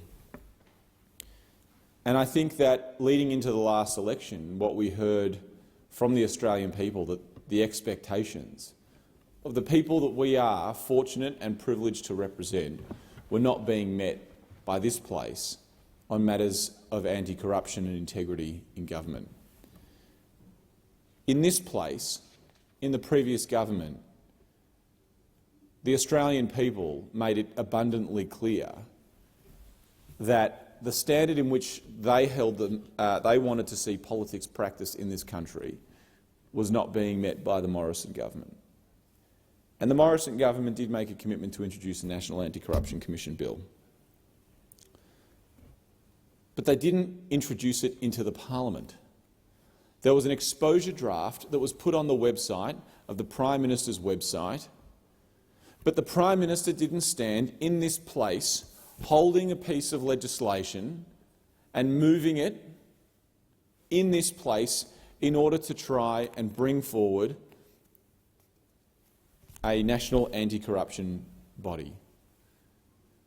And I'm not here today to run through the list of political scandals of the previous government, because that's not what this Anti-Corruption Commission bill is about. This Anti-Corruption Commission bill isn't about the Morrison government.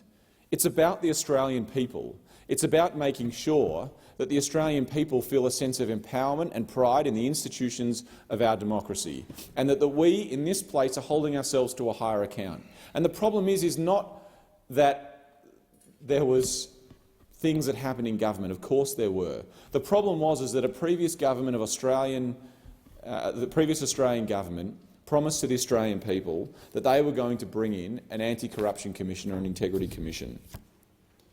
And they went to all the effort of releasing an exposure draft, but they didn't actually bring it to this place. You don't get points for putting things on a website as a government. You get points for doing the job you are privileged and elected to do. And so that changes right now in this place with this bill. How this bill is formed and the sort of aspects of this bill are really, really important. I want to go through some of the details of the bill and how they align with the commitments made by the then Labor opposition and now Labor government. And I want to congratulate and take this moment to congratulate the Attorney-General and his team, who has helped steer this historic bill into this place, and who has going to, once it is passed, and I do believe it will pass, is going to be able to say that he, in this time, gave the Australian people a great reform, an important reform, a National Anti-Corruption Commission, and it is a great Labor reform, and one that will last longer than hopefully all of our political careers, Acting Speaker, but one that the Attorney-General can be extremely proud of. So the bill delivers on our commitment to introduce legislation for a powerful, transparent and independent National Anti-Corruption Commission by the end of this year. And we are doing it, and it is still 2022, and the bill is here before us. The Commission will have full powers to investigate and report on corruption in the Commonwealth public sector, including ministers, MPs, their staff, statutory office holders, staff of government entities and contractors. And most importantly, Acting Speaker, this bill will be independent of government. And I think that in this place it's important that we hold ourselves to a higher account than ordinary Australian workplaces. And any MP who is feeling squirmish about the fact that we are bringing in a National Anti-Corruption Commission should really take a long, hard look at themselves about whether or not they belong in this place. National Anti-Corruption Commission should make members of Parliament feel pride and make them feel like they are part of a reform that is going to lift the standards of politics in this country. If you are in this caper for any other reason other than to serve your community, you are in it for the wrong reasons. And this National Anti-Corruption Commission will ensure that the politics practiced in this country is of an extremely high standard. Another important aspect of the National Anti-Corruption Commission is it will be able to receive referrals or allegations from any source and commence investigations on its own initiative. Being independent means being independent, Deputy Speaker. It means being able to investigate matters that it sees are potential for serious or systemic corruption. And being independent means that it is not up for the government or the cabinet to dictate what can and cannot be investigated. We saw patterns of investigation that were closely controlled by the cabinet. We saw patterns of investigation where the public service was very closely linked to the political wing of government, and that the trust that was eroded in those sorts of investigations by the trust that was eroded from the Australian people by the people running this parliament, and that cannot occur. This body must be independent. The other important part of this is that the powers of the National Anti-Corruption Commission will be retrospective as well as prospective. The Commissioner and Deputy Commissioners will have the same status and security of tenure as judges, and I'm confident that the selection of Commissioners will be ones where the Attorney-General and others, in consulting with those in the National Anti-Corruption Commission Parliamentary Oversight Committee, will ensure that the people serving this body will be of the highest calibre and people who are worthy of the institution that we are setting up in this country. The Commission will be fully funded and will be free to determine its own budget. I think the Australian people clearly demanded integrity to be lifted in politics. I think that the key things that were brought in from the last election that I was speaking to people in my electorate was about making sure that it was independent, had the power to look at previous matters, and the fact that the National Anti-Corruption Commission could decide what it was going to investigate without influence from government. I think they were the main criteria that people in my electorate were ensuring or wanted to ensure and wanted to see as part of this National Anti-Corruption Commission. And all of them are in here. All of them are in this bill. I do briefly, and I'm proud of that, Acting Speaker, I am proud of that, and I'm proud of this bill. I do also want to make clear, just referring back to my other hat as Chair of the Parliamentary Joint Committee on Human Rights, it is worth noting that as part of my contributions to this bill that we did as part of our routine inquiries into pieces of legislation and into government instruments, we received independent legal advice that raised concerns around the right to privacy and the right to a fair trial in relation to public hearings, and that public hearings are not something that should be taken lightly. They are serious tools of the Commissioner to be able to access, and that they should be used in a way that is mindful of the human rights implications of such hearings. And I absolutely believe that public hearings are an essential tool for the National Anti-Corruption Commission. We must have, and I'm pleased that the Commissioner does have the power to utilise public hearings when they deem appropriate, as per the conditions. But it is not something to be dismissed. It is not something that politically we should be easily swayed by. This is a serious decision relating to the rights of Australians and the human rights implications of Australians. And I note that to say that there absolutely needs to be public hearings, and I'm a firm believer of that. But it does raise human rights implications, and we are a country that doesn't make legislation hastily. We do it carefully and considered, and this is something that I think the Parliament has got the right balance on, and something that I think we can be confident that we will protect the interests and the rights of Australians. So I'm proud of this bill. I'm proud of our Attorney-General. I'm proud that Australians can breathe a sigh of relief that the institutions that they elected us to are holding themselves to a higher account. that Australians can know that we in this building take the matter of integrity and public governance seriously, that corruption is not allowed in Australian politics, that we in this place are firm believers in Australian democracy and Australian democratic institutions. And I say to any Australian or any person in my electorate to have faith and to believe and help create good institutions in this country. It's what helps create a good society. And if we do not empower and believe in our own institutions, then we have nothing. And the National Anti-Corruption Commission is an important institution that adds to the framework of our democracy. And it's not good enough that we didn't have one. It's not good enough that all the states and territories had one. And it's not good enough that there was one promised and was never delivered. This is now a change to that long line of unsatisfactory outcomes. I'm proud of the Australian Labor Party, the Albanese Labor government, who is delivering a National Anti-Corruption Commission.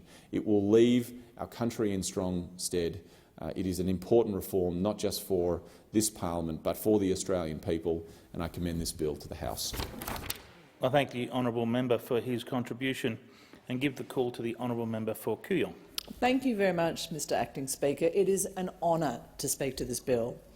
The Albanese government has presented a model for the NAC in its first 6 months, a model which is much stronger and much more independent than that proposed by the previous government.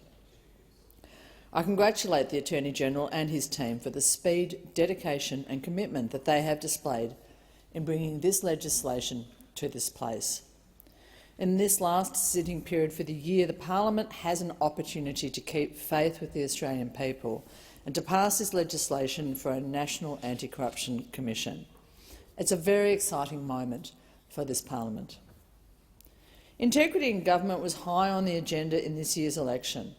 In my electorate of Kooyong, the integrity and transparency of our federal government was a leading concern, along with urgent action on climate change and women's equality. There are, however, 3 residual areas of particular concern in this legislation. They are of concern because they go to the issue of trust. Public confidence in a government's ability to govern fairly, transparently and with integrity underpins the success of its every policy. To prevent perceptions of interference, governance of the NAC, including appointment of its commissioner and allocation of its budget, should be beyond the reach of the elected government. The NAC must be able to operate independently in order to reinforce its transparency and effectiveness in the public eye and to rebuild public trust in our institutions. Firstly, the government proposes a committee with broad representation from Parliament to oversee appointments to the 3 key NAC roles. Involvement of all sides of the political spectrum is important in ensuring that these appointments are above reproach. Giving a government member overriding power on this committee renders it vulnerable to influence from a political appointee with a sympathetic ear. The stacking of the Administrative Appeals Tribunal with some 88 political appointments by the former government is a salient reminder of the risks of government interference. An appointment committee with broad representation from this Parliament and with decisions made by the majority would provide assurance of the Commission's independence. I know that my crossbench colleagues will be speaking in detail to this really important matter later in this debate. Secondly, the NAC will be different from other government agencies. Its purpose is scrutiny of our government, but our government is the entity which will decide on its funding. This engenders conflict, and the conflict means that the funding of the NAC cannot and should not be dependent on the usual appropriations processes. To ensure that the NAC has the staffing and resources sufficient to discharge its statutory obligations, it has to have sufficient resources to discharge all of those responsibilities to a high standard and in a timely manner. We know that governments can staff oversight bodies of funds through the usual budget processes in order to limit or delay their scrutiny. Claims of underfunding of anti-corruption bodies in other jurisdictions in the last few years demonstrates that this is a real possibility. In 2020, the State Auditor-General, reviewing the New South Wales ICAC, decried the absence of an independent advisor on its funding requirements. In Victoria, the head of our own independent broad-based anti-corruption commission, Robert Redlick, has also suggested that funding should be removed from the discretion of the government of the day and given to the parliament. At a federal level, in recent years we've seen how the previous government responded to the Australian National Audit Office's examination of the Sports Rorts affair and a dubious transaction in which $30 million of taxpayers' money was paid to a Liberal donor for land valued at 1/10 of that sum, to name just two of the rorts that we saw with the previous government. What did that government do when their ANAO identified these rorts? It cut its funding. It also cut funding to the Office of the Australian Information Commissioner. It cut funding to the Commonwealth Director of Public Prosecutions. It cut funding to the Australian Law Reform Commission. I could go on, Mr. Deputy Speaker, but I only have 15 minutes. So, what is the solution? The solution is to safeguard the funding base of the NAC with legislated annual indexation and with an independent parliamentary body reviewing the agent's requests for greater funding. This is the basis for the amendment which I move today. While not declining to give the bill a second reading, I move that the amendment which has been circulated in my name is considered by the House. This amendment sets a funding floor for the NAC, equivalent to that allotted to it in the 2022 to 2023 budget. It will ensure appropriate indexation for the NAC's annual budget. What this amendment will ensure, Mr. Speaker, is that subsequent governments can't cause this important body to die a miserable death by 1,000 budget cuts. A budget mechanism independent of the executive government will ensure that our National Anti-Corruption Commission is robust and viable and able to do its job. Thirdly, the arguments for public hearings are fundamentally about transparency. Public hearings are an opportunity to see our anti-corruption mechanisms in operation, particularly in cases that do not meet the criteria for prosecution in the courts, in which public hearings are, of course, the norm. They can expose systemic failings of government of the sort that we're currently seeing with the Robo-Debt World Commission. They can set a standard for public servants of the level expected and desired by our constituents and by the public. Politicians should be held to a higher ethical and behavioural standard than other members of the public, not a lower one. The late inclusion of exceptional circumstances clause in section 73 of this legislation is disappointing. Exceptional is not defined. In effect, all investigations under the Act will be unusual, given that its primary remit, is to investigate serious or systemic corruption. Section 73 separately mandates a public interest test aimed at protecting reputations, safety and security. So, exceptional circumstances are separate to the question of public interest. The effect of this is to set the bar too high for there realistically to be any public hearings.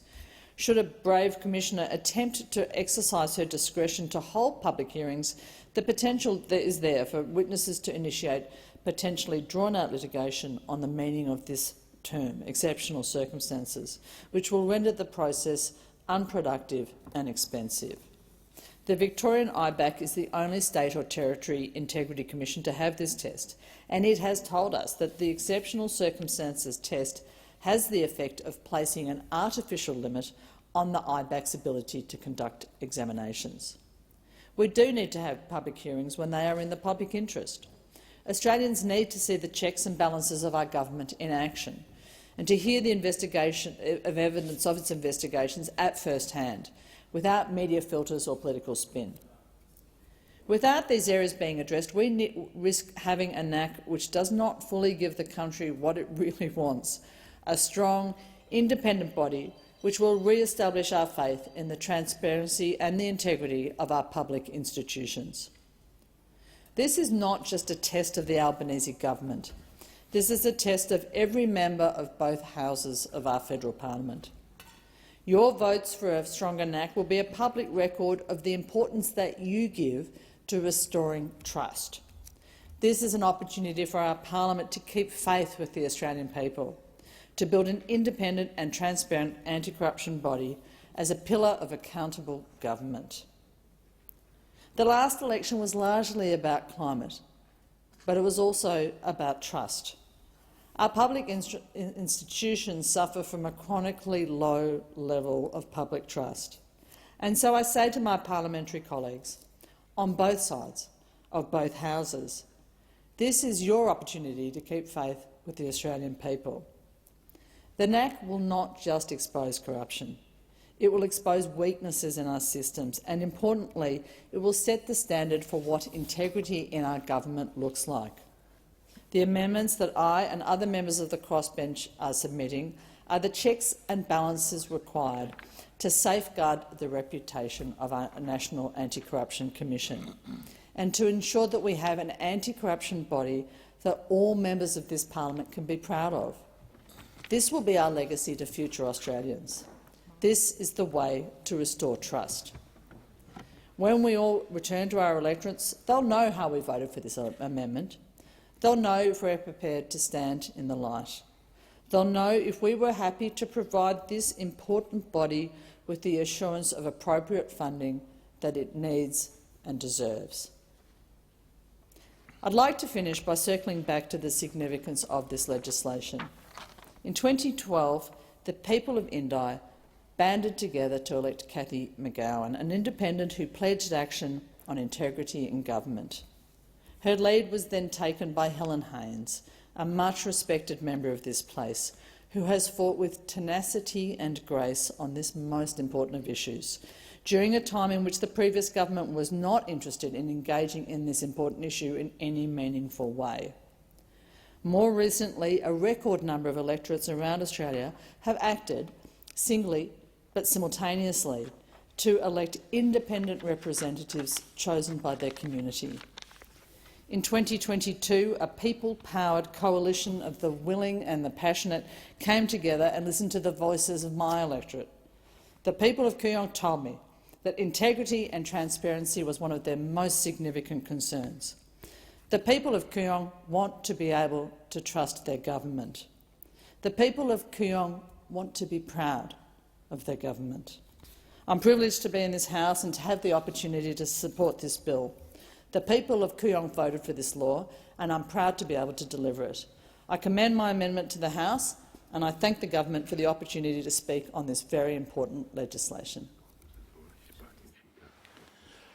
I thank the honourable member for her contribution. And is the amendment seconded? I second the motion. I'll just bring it to the attention of the honourable member that, given that you've already spoken on this bill, that you're unable to second the amendment. And I call once again, do you have a seconder for the amendment? In the event that the amendment it lapses, and I call the thank the deputy. Reserve my rights to speak. I thank the deputy whip for the seconding of the amendment. The original question was that the bill now be read a second time.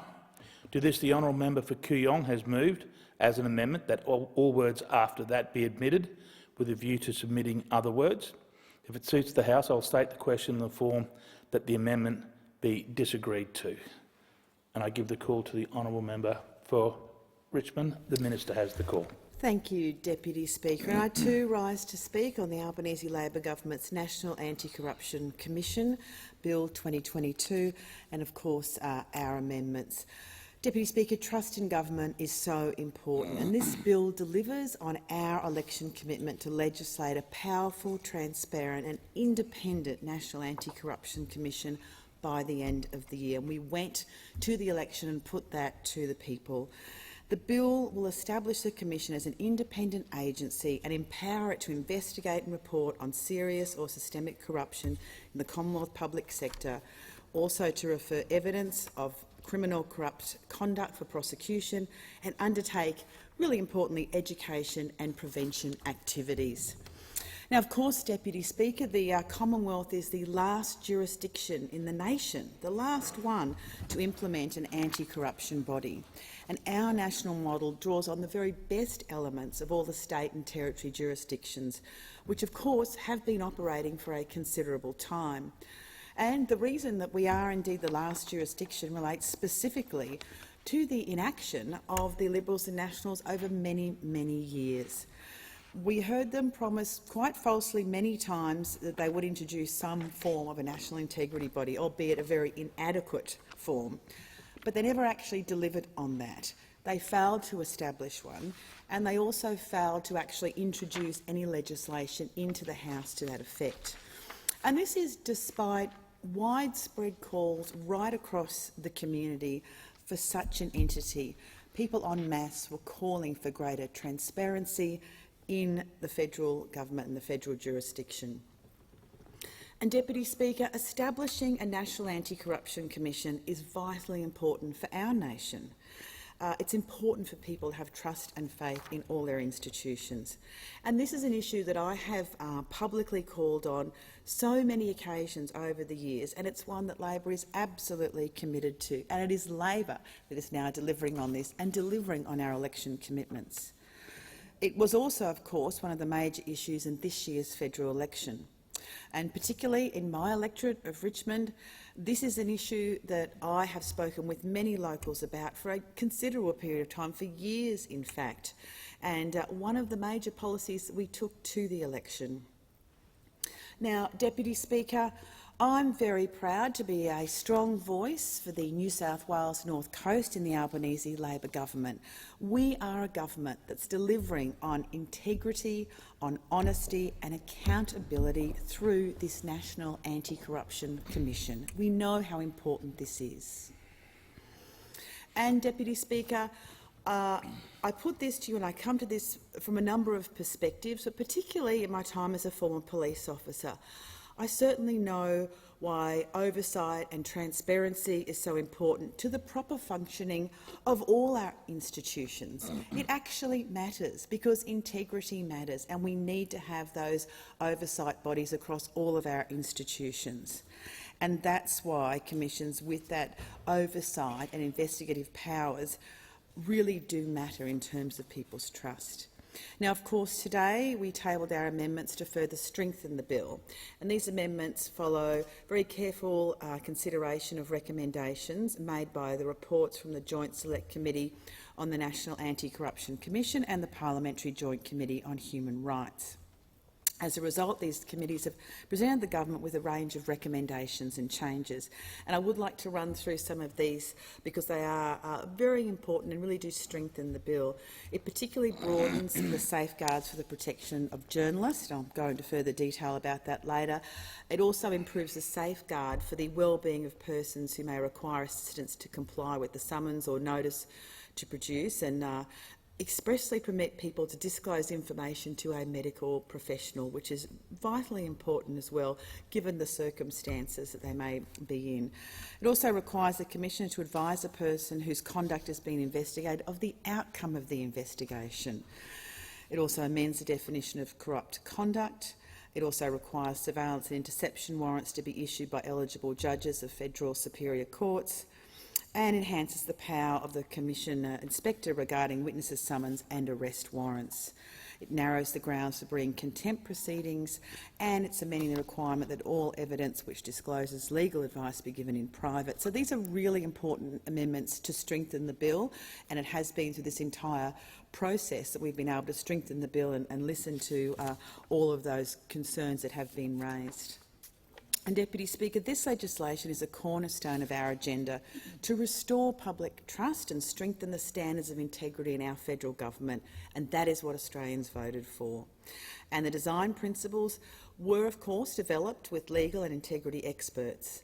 And as I've said, this National Commission very proudly is the first of its kind, and it draws on the best elements of existing state and territory anti-corruption commissions and laws. And I would like to now speak to a number of important principles of the bill. In terms of the jurisdiction of the Commission, The bill provides the Commission with a very broad jurisdiction, which is important, to investigate serious or systemic corrupt conduct across the Commonwealth public sector. The Commission will have the power to investigate ministers, parliamentarians and their staff, statutory office holders, employees of all government entities, contractors and contracted service providers.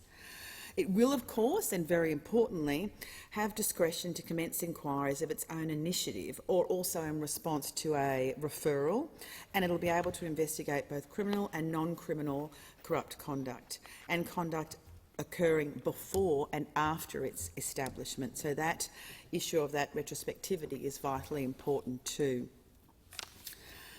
And of course, Deputy Speaker, the definition of corrupt conduct is central to the Commission's functioning and jurisdiction, and it is consistent with very key elements of existing definitions. And the definition encompasses conduct by a public official that involves an abuse of office, breach of public trust, or indeed also the misuse of information. And of course, the Commissioner's powers will be very widespread, a full suite of powers very similar to those of a Royal Commission. And the Commissioner is able to use these powers to undertake an investigation into a corruption issue if the Commissioner is of the opinion that it could involve serious or systemic corrupt conduct. And indeed, to determine whether such an allegation would be serious or systemic, the Commission can also undertake preliminary inquiries using powers to compel the production of information, which is vitally important to establish the facts to move forward. Now, very importantly too, in terms of the hearings, again, the Commissioner will be able to hold public hearings if satisfied that it's in the public interest and exceptional circumstances justify doing so. And this is extremely important. The exceptional circumstances test is really an appropriate threshold. It really is, because of the, firstly, significant nature of the power to compel a person to answer questions at a public hearing, often the sensitivities involved in holding public hearings. For example, there may be potentially the risk of prejudicing a future criminal investigation or a trial, or also taking into consideration the issues of reputational harm that may arise. So it's important that the Commissioner has that capacity. But indeed, this Commission and this Commissioner will be totally independent, and that's, of course, secured in a whole variety of ways. As I said, they can conduct investigations of their own initiative in response to referrals or allegations from any source. And ensuring that independence is vital to the absolute essence of this Integrity Commission. But of course there will be oversight of the Commission by a parliamentary joint committee and an inspector, and the joint committee is multi-partisan. And of course they will have a number of roles as well, all very important safeguards. Really importantly, Deputy Speaker, this bill provides whistleblower protection, something that I feel strongly many people in my electorate do too. Strong protections against whistleblowers, against adverse consequences, including criminal offences and immunities, and public officials making disclosures to the Commission will be protected under the Public Interest Disclosure Act, and that is vitally important, that people feel confident to be able to put forward that information. Another very big issue in my electorate, indeed I know right throughout the country, was the importance of having journalistic protections also, and this bill ensures that those appropriate protections are there. It does include an exemption for journalists, a journalist employer and persons assisting a journalist in their work from answering questions or providing information that would actually enable the identity of an informant to be ascertained. And there may be a number of people that are assisting a journalist in their professional capacity in terms of people associated with their work role, or indirectly assisting a journalist, for example, a lawyer providing legal advice. And it's vital we have this, and that particular aspect is enshrined in this because those journalistic protections too are at the heart of the importance of this legislation. Equally important are the reputational and well-being safeguards, and it needs to be balanced with really strong safeguards to ensure that corruption investigations do not cause undue damage to a person's reputation or well-being. And this can include requiring public hearings to be held private unless the Commission is satisfied that it's in the public interest and exceptional circumstances justify holding a hearing in public, or requiring the Commissioner to clarify the capacity in which a witness is appearing at a public hearing. And it's important to have all of those safeguards in place. And also permitting disclosure of information that is subject to a non-disclosure notation to a medical practitioner or a psychologist. And I think that it's important that people are able to do that and have the capacity to do that, sometimes given the circumstances of the investigations. And of course, also, if the Commissioner forms the opinion that a person has not engaged in corrupt conduct, a statement to that effect. And if a person gives evidence at a hearing and is not subject of any findings or opinions in relation to the corruption allegation, a statement to that effect. That is so vitally important, and we need to make sure that those safeguards are provided. Also, the element of reporting is vital as well. Reporting at the end of investigations will provide transparency and also support the Commission's prevention and education function as well. And after completing a corruption investigation, the Commissioner will be required to prepare a report setting out their findings and recommendations. And we know how important it is that that is in place. The prevention and education functions are also necessary.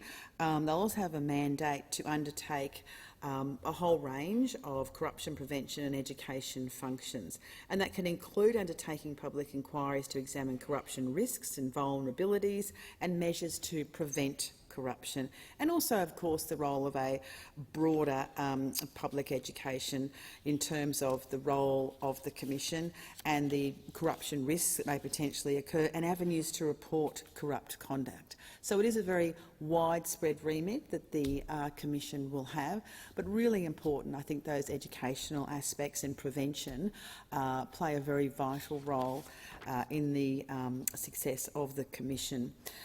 As I've said, Deputy Speaker, for many, many years I've been on the public record absolutely supporting the establishment of a National Integrity Commission. I called for that because of the need for transparency and accountability. As I say, we need to have it in all of our institutions across all levels of government. And the fact we haven't had it has really been a disgrace, and it's taken the election of a Labor government to make it happen.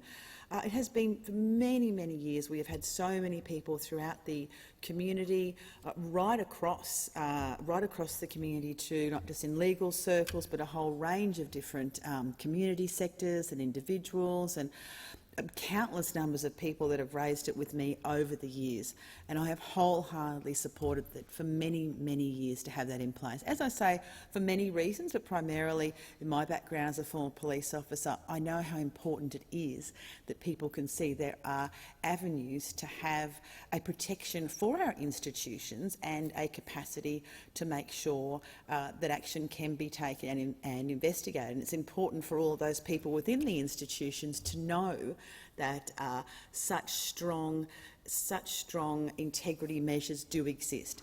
At the same time, it's important to have a whole range of safeguards in place. The balance has to be right, and this bill and our amendments absolutely get that balance right to ensure that people can absolutely have faith in this, Deputy Speaker. I'm really proud to be speaking on this bill today because it has been many years to get to this point, and it is really important, one of the many important bills that we've passed here. And I, along with all my colleagues in the Albanese Labor government, really look forward to the whole parliament coming together to really pass this important legislation to finally establish, and we will do that, a powerful, transparent and, very importantly, independent National Anti-Corruption Commission. And I certainly hope that indeed all of the House supports it. It's important for us in this institution and important for the general public to see this is what their government is doing. This is what the Labor government is doing. And, Deputy Speaker, I commend the bill to the House. I thank the Minister for her contribution. And the question before the House is that the bill now be read a second time, and I give the that the amendment be disagreed to, and I give the call to the honourable member for Cowper. Well, thank you, Deputy Speaker.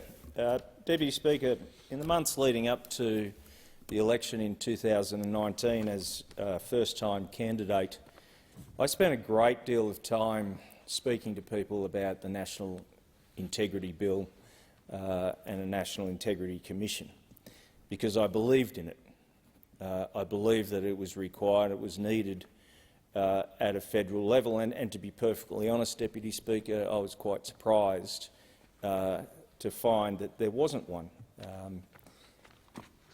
Having spent 12 years as a police officer and 18 years as a lawyer, I've always had a governing body watching over me, and watching over conduct and watching over my colleagues, and calling out corrupt conduct where they saw it.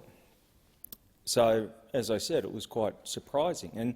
And the reason why I was quite open and was happy to see that the government that I ultimately joined was going to push for a National Integrity Commission. So it is with some frustration that I stand here on the other side of the floor, now having to talk about amendments and look at the integrity bill that has been put forward by Labor and the flaws in that bill. It is frustrating that we didn't get it through in our time, and to be perfectly honest, it was a missed opportunity. And if I want to be completely honest, one of the reasons that we are on this side of the floor, it was imperative, and it is imperative, that we have the right National Anti-Corruption Commission Act, that it is fit for purpose. And there are a number of issues in here, there are a number of sections that concern me greatly, that it is not fit for purpose. And I think that I can speak from experience, because I've actually appeared in commissions as a lawyer in my 18 years. I've acted for those people who have been called by way of subpoena to commissions. And one thing that strikes me as ironic, and one of the flaws in this bill, some of the worst people called before commissions, some of the worst people are afforded those protections that we see are not afforded to people who are high profile. And that is one of the major things that concerns me about this bill, that it allows and will allow, through the exceptional circumstances test, trial by media. And others across the floor may say, well, that's not going to happen. We've never seen it before. I can think of 3 examples right now that I have watched. The first was the former Minister, Mike Gallagher. He was a former police officer, well respected, left the police, became the Minister for Police in New South Wales. He was called before ICAC in New South Wales, and the ICAC counsel assisting, Jeffrey Watson SC, accused him of corruption in a public hearing. But that was it for him. It didn't matter the fact that he was ultimately exonerated. His career was over. He could have been the Premier of New South Wales. But because of an allegation in a public hearing, rather than behind closed doors to find whether there was a case to answer, his career effectively came to an end.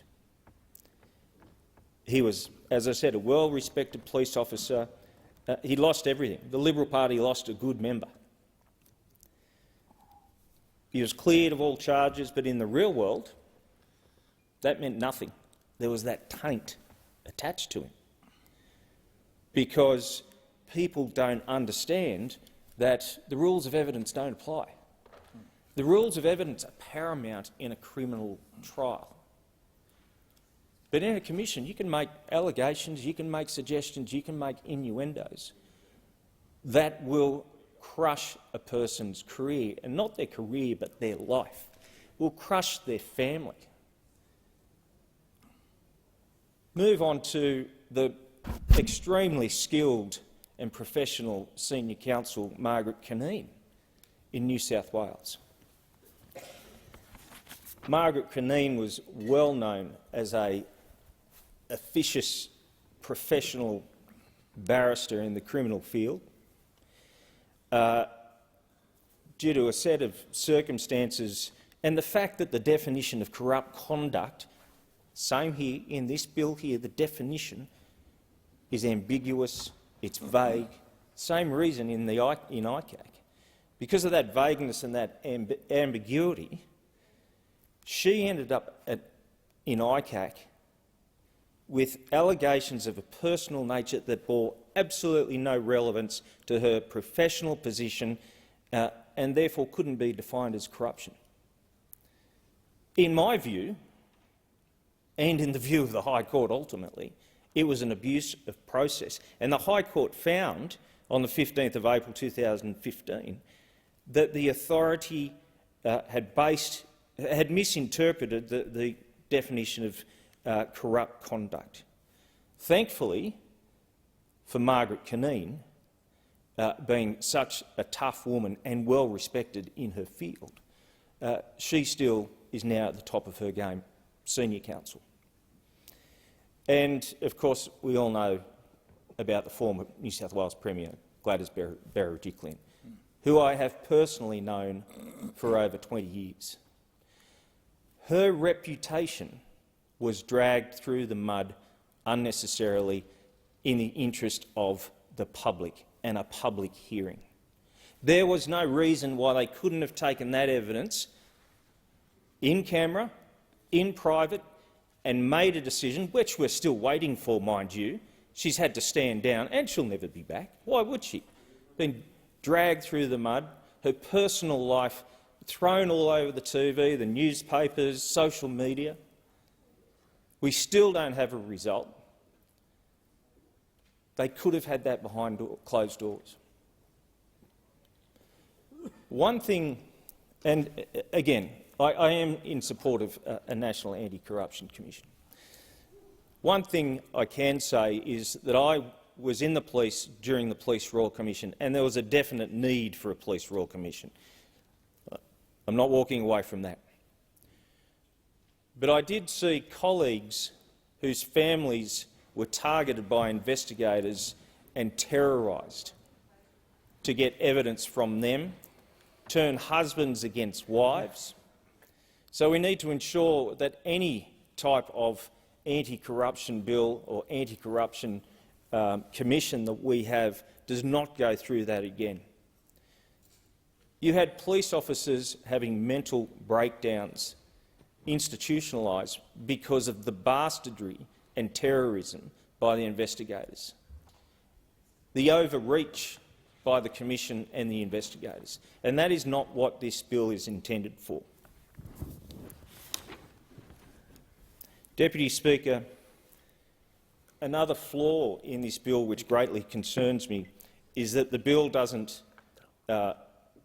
make all decisions of the Commissioner subject to judicial review, and I believe that is a serious mistake. There are scenarios in which the Commissioner would be the sole decision-maker in a matter such as commencing a public hearing, and in my view, this is a dangerous precedent based on the examples I've just provided. Every level of the judiciary, with the exemption of the High Court, which is exempt under this Act, has a court of review. The local court has the district court reviewing. The district court has the Supreme Court. The Supreme Court has the Court of Criminal Appeal. Then why does this commission not have a body of review? Because people make mistakes. People have bias. And when those considerations come into play, you need that body of review. You need to have the honesty of the High Court to review these decisions so we don't ruin lives. So those people who have been accused of corrupt conduct, who have not engaged in corrupt conduct, get a fair trial. And as I said, there's no rules of evidence here. Any allegation can be made based on assertions, based on innuendo, and they will destroy lives. Those people who have been corrupt, and I can tell you from a lawyer's point of view, when you enter into a royal commission, an ICAC, rest assured, and this is what I used to tell my client, they already know the answer to their question. So don't lie. Order. It being 7:30, I propose the question that the House do now adjourn, and I call the member for Wentworth. Thank you. Deputy Speaker, one of the most important gifts we can give our children is a good education, and I'm so proud of the wonderful work done by the schools across my electorate in Wentworth. That's why I was delighted to welcome primary and secondary school students to my office in the last few weeks to hear about their experiences and, most importantly, understand what are the things that matter to them most so I can have the voice of young people in this House. They told me about the need for strong action on climate so that the next generation can enjoy our beautiful, diverse and inspiring planet. They talked to me about the need for cleaner, faster and more accessible public transport so that the young people can actually access and have the freedom they deserve in the community. Young women told me about the importance of gender equality and about female opportunities in work and how important that was for them as they were growing up. And they talked about the need to foster inclusion and belonging so that everyone, no matter who they are, has a place in our society. And most of all, we talked about the importance of kindness in politics and in our day-to-day lives. It was best summed up by one fifth grader who said when he was starting kindy, he didn't know anyone and felt really scared. And then another child said to him, "Do you want to play with me?" And that made all the difference to how he felt that day.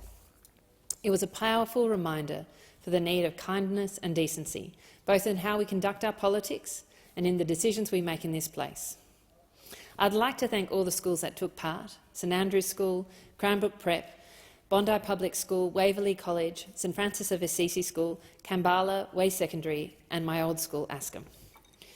These sessions reinforced to me the vital importance of making sure that every family has the access to high-quality education, and particularly high-quality public education, if they want it. And that is why I'm especially proud to be working with my colleague Alex Greenwich, the member for Sydney in the New South Wales Parliament, in our push to improve access to great educational choices in Sydney's easts. I'm excited to see that the New South Wales Government has been listening and is opening a review into Eastern Suburbs public education, and I'll be working with my families in the community and work with others around the community to make sure our community's voice is heard. Deputy Speaker, my community in Wentworth is passionate about protecting our environment and our climate. And one of the areas which they are deeply concerned about is native forest logging, an unsustainable and uneconomic practice that is hindering our efforts to tackle climate change and is putting national treasures like the koala at risk. Every year, Australia logs around 2% of our native forests. This deprives our country and our planet of a powerful carbon sink. Forestry experts estimate that it also generates emissions of around 15 megatons annually, roughly equivalent to the emissions needed annually to reduce Australia's 43 emission reduction target. Cutting down trees is not good climate policy, Deputy Speaker, and it needs to stop. But beyond the climate impacts, continued large-scale logging activities put biodiversity and our treasured national heritage at risk. Australia already has the shameful accolade of being the mammal extinction capital of the world, and if we continue to destroy our native forests, we will lose national treasures like the koala and the great glider forever. The Samuel Review identified the need to take urgent action on native forest logging and regional forest agreements under which most of this activity is governed. I support such action. And the good news is that we can do this in a way that also benefits our economy. In the southern parts of my home state of New South Wales, stopping the logging of native-owned forests and transitioning to active forest management and a tourism industry would provide an estimated economic benefit of more than $60 million. I am therefore delighted to see the government commit at COP27 to a global partnership to halt deforestation, but this pledge must be followed by action. That means developing a national plan to end native forest logging. It means working with state and territory counterparts to put in place programs that provide employment opportunities in forest management and tourism that ensure nobody is left behind as part of this transition.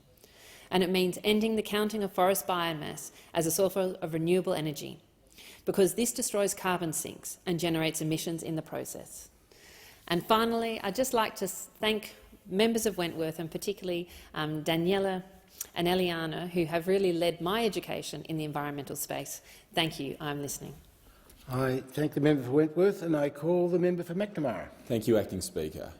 The Victorian election campaign has been at times a pretty ugly demonstration of our democracy, and I rise tonight on a matter that frankly I would rather not rise on, and frankly that gives me absolutely no joy to seeing some of the behaviour that I've seen and some of the failures of leadership that I've seen by the Victorian Liberal Party. Matthew Guy wants to be the Premier of Victoria. That is a high office. It's an office that demands respect and appreciation for the huge responsibility that comes with being the leader of the state of Victoria. And yet, what we've uncovered and what has been seen, demonstrated by the Liberal Party, of how they are willing to get to the high office of Premier has been absolutely despicable. Despicable. Let me take you through some of these examples, Deputy Speaker. First of all, there is Mr Tyler Baker-Pearce, who in Narre South is running as a candidate. This is a man who has stood outside Auschwitz-Birkenau and with a selfie, smiling and putting a hot emoji on. He has a long history of vile anti-Semitic remarks, and this man somehow was awarded the Liberal Party's preferences over the Labor Party. The Labor Party preferenced the Liberal Party above this character. The Liberal Party decided to grant this neo-Nazi their support in the election. And this is coming after months and months of the Liberal Party dancing with these extremists. I'll give you another example, Deputy Speaker. There was a Freedom Party candidate, Rebecca Spellman, who publicly called for the Premier to be hanged. She publicly called for the Premier of Victoria to be hanged. And she gets Matthew Guy's preferences. She gets Matthew Guy's preferences in the upper house, above-the-line preferences, calling for violence against political leaders, and this person gets the Liberal Party's support. Sadly, there's more. Then there is the person who stood next to well-known neo-Nazis only the other day and again called for the Premier to be turned into red mist, a reference to sniper bullets being aimed at the Premier. It's not the first time she's called for violence against the Premier as well. And the Liberal Party in Victoria preferenced her in the upper house in Western Metropolitan. Then there's more. In their seat of Narre Warren North, they're running a candidate who frankly has views that are unbefitting of the Liberal Party. Liberal Party are our opponents. I respect the Liberal Party and I respect many members of the Liberal Party in this place. But this candidate is unfit to be a member of your party, let alone a candidate in the state election.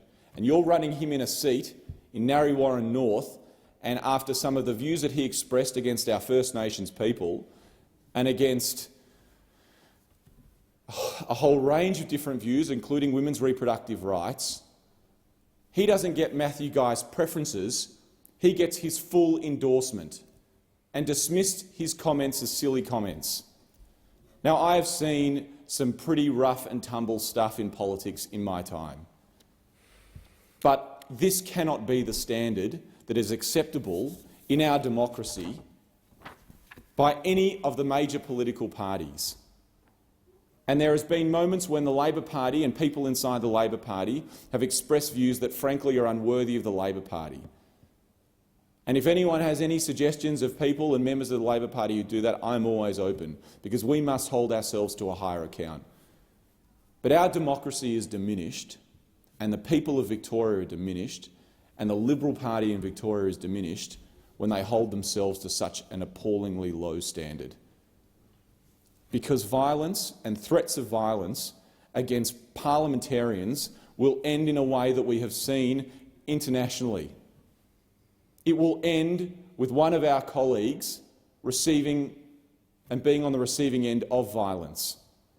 We must work together to call out violent acts. We must work together to ensure that the standards of politics in this country are those that are worthy of the people that we are privileged to represent.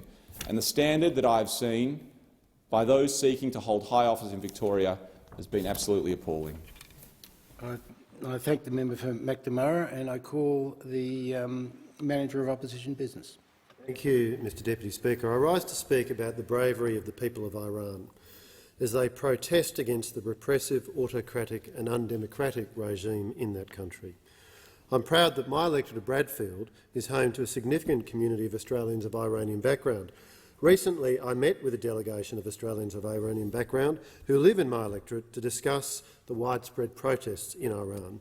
My Australian-Iranian constituents explained to me the long history of the repression of women and of politically motivated violence carried out by the Iranian regime. Several told me, very bravely, of their own personal stories of being arrested and tortured, or of their relatives and friends who had suffered such a fate. They also spoke of the series of popular uprisings over recent years as ordinary people in Iran fight for rights that we take for granted in liberal democracies like Australia. The Green Movement in 2009 and mass protests in 2019 and again in more recent years have seen many brave Iranians take to the streets and, sadly, have seen many killed and many more arrested. The most recent protests follow the death of 22-year-old Mahsa Amini, a young woman who was violently arrested by the religious police in Tehran on 13 September on the grounds that she was not complying with the regime's onerous requirements about what women must wear in public. Mahsa died a few days later as a result of her brutal treatment. Since Mahsa's death, we have seen protests across Iran, with many women taking the brave step of not wearing the head coverings which the regime insists on. My Australian-Iranian constituents at this meeting told me of the systematic cruelty and abuse of power which has been displayed by the Iranian regime, including shutting down the internet as part of trying to suppress knowledge of the protest movements. Following this meeting, my Australian-Iranian constituents have informed me of further developments in Iran, including over 40 deaths, many of them being children or teenagers. On Saturday, 19 November, as part of the response by the Iranian regime to anti-government protests in Kurdish areas, military vehicles were deployed and live bullets used against people, in particular in the city of Mahabad. Reports of large-scale random shootings at civilians in homes and shops, which my constituents have compared to attacks by an invading army. The Liberal National Coalition believes the Australian government should announce a tangible response to these human rights abuses in Iran and make its position clear on the implementation of diplomatic measures which have been proposed by the community and, in many cases, have already been implemented by Australia's allies and partners around the world. At the moment, Australia is a long way behind many of our allies and many like-minded nations when it comes to taking a clear stand. Other nations have already announced targeted sanctions against the leadership of Iran and against the Revolutionary Guard. Within Iran, we are seeing heroism being displayed by many people, many ordinary people, showing great bravery in standing up, particularly for the rights of women and girls, and in participating in the protest movement in response to the murder of Mahsa Amini. Other countries, from Canada to the UK to many nations of the European Union and to the US, have taken and announced strong action, and the Coalition believes that the Australian government should also be announcing its position and catch up with like-minded nations around the world. Australia should be leaning in to support those brave souls in Iran and to stand consistently with other like-minded nations. It is particularly disappointing, as my constituents pointed out to me when we met, that Iran, under its oppressive regime, is presently a member of the United Nations Commission on the Status of Women, and our government should be calling for Iran's removal from that body. I want to acknowledge the bravery of so many people within Iran, and I want to acknowledge the courage and the advocacy of Australian Iranians around the nation and including in the electorate of Bradfield. I join with my constituents in expressing my abhorrence at the violence, oppression and repression of women being carried out by the regime in Iran and expressing my support for the Iranian people as they rise up against this oppression. I thank the Manager of Opposition Business, and I call the member for Macquarie. Thank you, Deputy Speaker. I rise to give voice to young people in my electorate thanks to the Raise Our Voice campaign. Taylor Cowley is a 14-year-old, and here's what she's written about an issue our government's taking very seriously. She says, "Our country needs to redirect its attention to the tragic issue of domestic violence. For the future, I dream of a world where women don't have to worry about being harmed at the hands of their partner or father. This change would affect the entire nation, not just direct victims of domestic violence and women. This idealistic world where women don't have to live their lives in fear ensures the well-being of all Australians. Approximately 1 woman a week dies at the hands of her current or former partner. That's 52 women a year, 52 too many. As a nation, we need to take a stand together against this issue. It's the only way to instigate change. If not now, when does it end? Everyday people can help by supporting various charities, also by educating not only yourself but those around you. Our governments have previously provided funding, but it's not nearly enough. Domestic violence is not acknowledged enough, and our new parliament can help with that. Through publicly standing with victims and educating all Australians, young and old, there is hope for the future. If we can educate our next generation about domestic violence and the lifelong consequences of these actions, maybe we can put an end to this violence. I'm calling on the new Australian Parliament to make a change because no one should have to endure abuse. I have full faith that our new government will do everything they can to be a catalyst for change. If not them, then who can we depend on to back the people of this nation? And Taylor is right.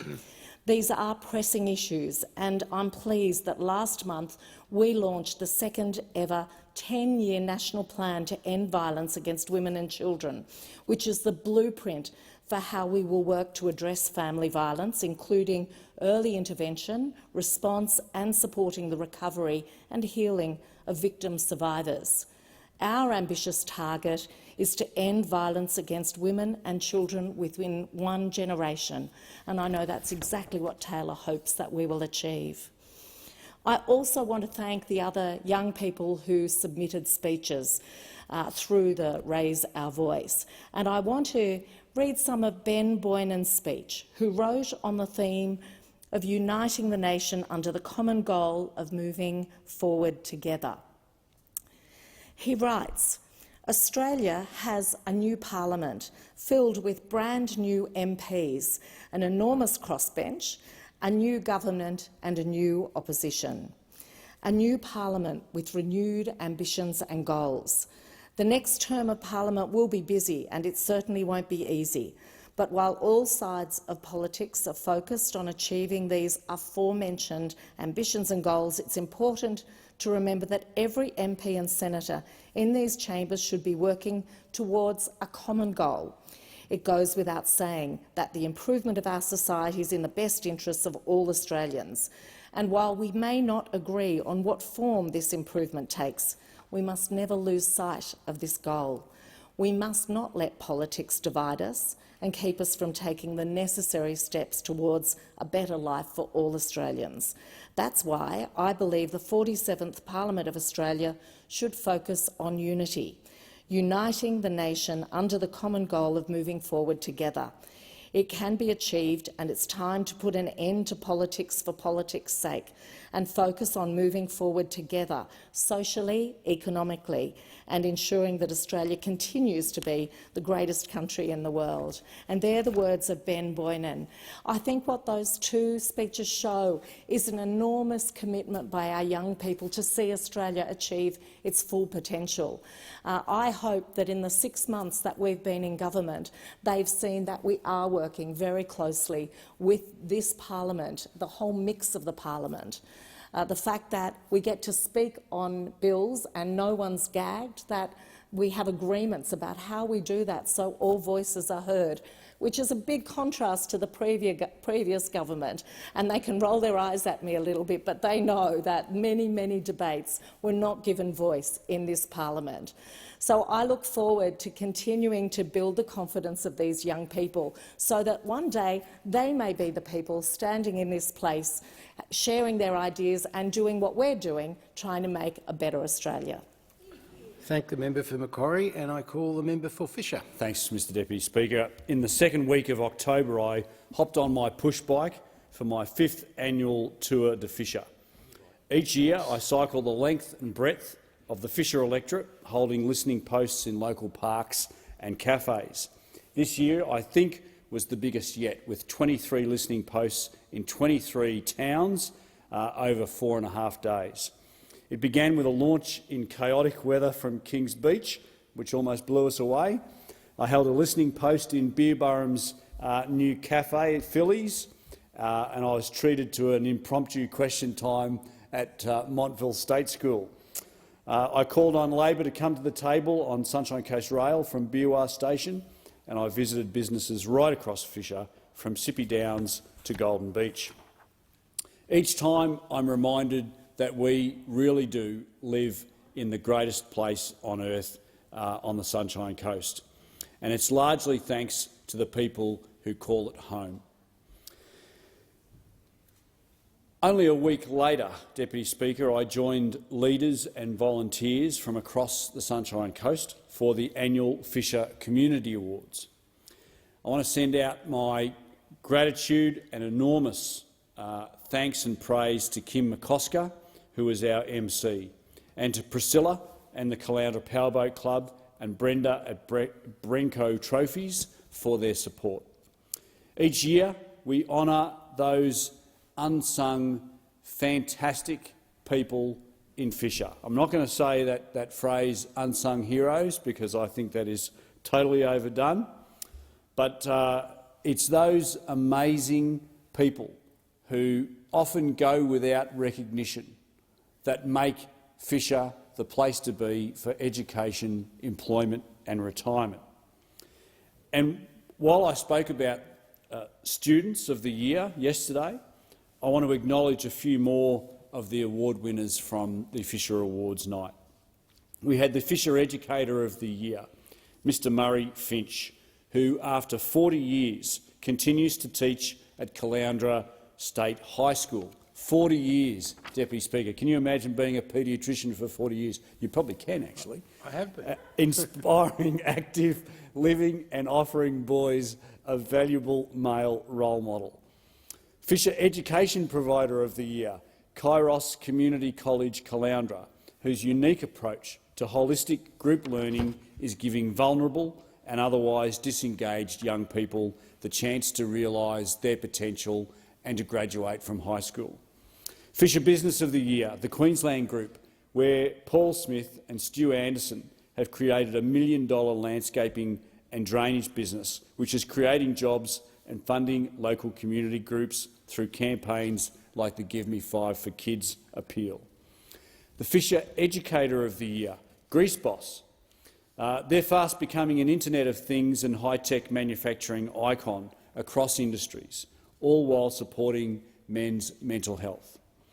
The Fisher Employee of the Year, Josie Tully, a proud Gomeroi woman and commercial analyst at Helimods, whose work in and beyond the workplace is empowering young people and women to thrive. Fisher Senior of the Year, Kath Scully, for making a difference to the isolated and those in palliative care through her writing, radio, dance teaching and personal support. The Fisher Senior Group of the Year was Uniform for Kids. They've provided over 3,000 items of clothing for young people in need by connecting law enforcement and first responders with a hard-working team of artisans in Caloundra. I've actually jumped behind the sewing machine and helped them out once. Doesn't happen very often, Mr Deputy Speaker, but I did it that day. Fisher Environmental Leader of the Year, Mooloolah River Land Care, whose education, citizen science and practical environmental initiatives are engaging locals across generations to protect our local environment. The Andrew Wallace Community Group of the Year was won by the Mooloolaba Surf Lifesaving Club, now sometimes referred to as South Alex. Now, this Surf Lifesaving Club celebrated 100 years of lifesaving patrol and community service. Thank you to all the clubbies at Mooloolaba. Thank you for your vigilance and service, and thank you to all those who took part in the program. I thank the member for Fisher. Just for the member's interest, this is my 42nd year as a paediatrician. I call the member for Gilmore. Thank you, Deputy Speaker. Well, with an ageing regional population, my electorate of Gilmore on the New South Wales South Coast faces a number of challenges to access health care. So it is no surprise that improving access to local health services is a huge passion of mine. Local people deserve to have affordable access to health services without the need to travel. It isn't just my passion. We have a number of passionate local advocates as well. But tonight I just want to focus on a couple of fierce advocates in the Eurobodalla. One such advocate was so passionate about improving our health services that he has hung up his stethoscope, as it were, and replaced it with Parliament. I have fought long and hard with the local Eurobodalla community, like the One Eurobodalla team and fabulous local doctor advocate and now member for Bega, Dr Michael Holland, for a Eurobodalla radiation therapy centre in Moruya. The recent federal budget committed $8 million to finally make this a reality. A small portion up front with the rest in reserve, while we sadly try to convince the New South Wales government to get on board. I have been horrified by the reaction of the New South Wales government to our calls for this radiation therapy centre. Who knew that life-saving cancer treatment could be so controversial? It's been an intriguing journey. Perhaps it goes to show why Dr Holland's predecessor failed to deliver this really important piece of health infrastructure over his many decades as member for Bega, something he would now love to be conveniently forgotten. Well, I certainly haven't. Straight after our commitment was announced, the then Liberal Minister for Health, Greg Hunt, said there was no need for Labor's commitment. His statement, as quoted on Win News, quote, "This is already in train to be delivered jointly by the Perrottet and Morrison governments." He went further to say it was already underway. Interesting. Clearly, the former minister had missed something important, because his New South Wales counterpart had the exact opposite to say. They weren't doing it, full stop, which it so happens remains their position. Confused? Yeah, me too. While it was true that the Liberals promised this centre in 2019, they never delivered it. The community is still trying to get the New South Wales Liberals, of which the former member for Bega was a cabinet minister, to deliver. Here we are, 3 years after their commitment, with local people still travelling hours for treatment. Patients like Kathy Hurst from Bingie, diagnosed with cancer in March 2021 and forced to choose between Sydney or Canberra for her treatment. 2.5 hours to Canberra and more than 4 hours to Sydney to get radiation therapy. Appalling. I recently joined the new member for Bega to receive a petition with more than 5,000 signatures from local people crying out for this centre. The New South Wales Minister for Regional Health now says, 3 years after the Liberals' promise, that she will employ a consultant to discuss this with key stakeholders. What more evidence could possibly be needed at this point? We know the need, we know the desire, and we need to get on with it. I was appalled when just today an article was published in the Daily Telegraph making some truly astonishing accusations. The article suggested that our commitment to the Radiation Therapy Centre was a defiant move by a local doctor, Dr Holland, who has lived and worked in the community for years, who knows the health services in this community better than anyone. They tried to suggest there was something sinister. Hard to believe what could be sinister about providing life-saving cancer treatment to a region of 80,000 people. Defiant against a government who continues to fall back on report statistics. Kathy is not a statistic, she is a person. This is what she told the New South Wales Parliamentary Inquiry in October last year.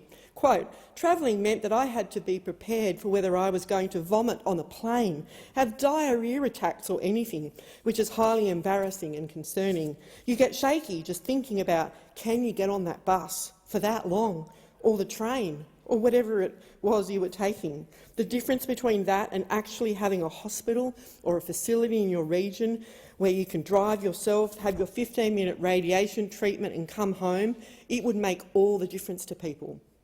Well, if pushing for this critical service is defiant, that I stand defiant with Dr Holland and the more than 5,000 signatories of the community petition, defiant against a state government that is ignoring the health needs of our community, we will continue this fight because the people of the Eurobodalla deserve access to life-saving cancer treatment close to home. Thank you. It's in accordance with resolution agreed to earlier, I call on the clerk. Government business. Orders of the day. Number 1, National Anti-Corruption Commission Bill 2022, resumption of debate on the second reading and on the amendment moved by the member for Kooyong. And order of the day number 2, National Anti-Corruption Commission Consequential and Transitional Provisions Bill 2022, resumption of debate on the second reading. Thank you. So the question is that the amendment be disagreed to, and I give the call to the member for Cowper in continuation. Thank you very much, Deputy Speaker. Deputy Speaker, in the final few minutes, I just want to touch on 3 further areas. And the first one is an omission from the bill. And I note that the NAC outlined in this bill covers a broad range of Australians, and it should. I agree it should. It should cover parliamentarians, Canberra's public servants, ADF, aged care workers, etc., etc., etc. But I do question the fact that it doesn't cover union officials.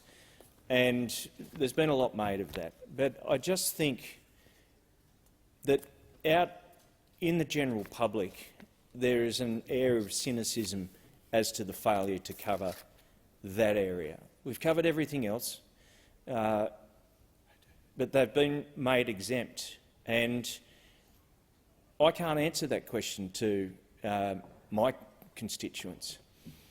And it hasn't been explained to me, and I haven't heard a good reason why it shouldn't be a cover-all, a tarpaulin over all officials who engage actively in this area.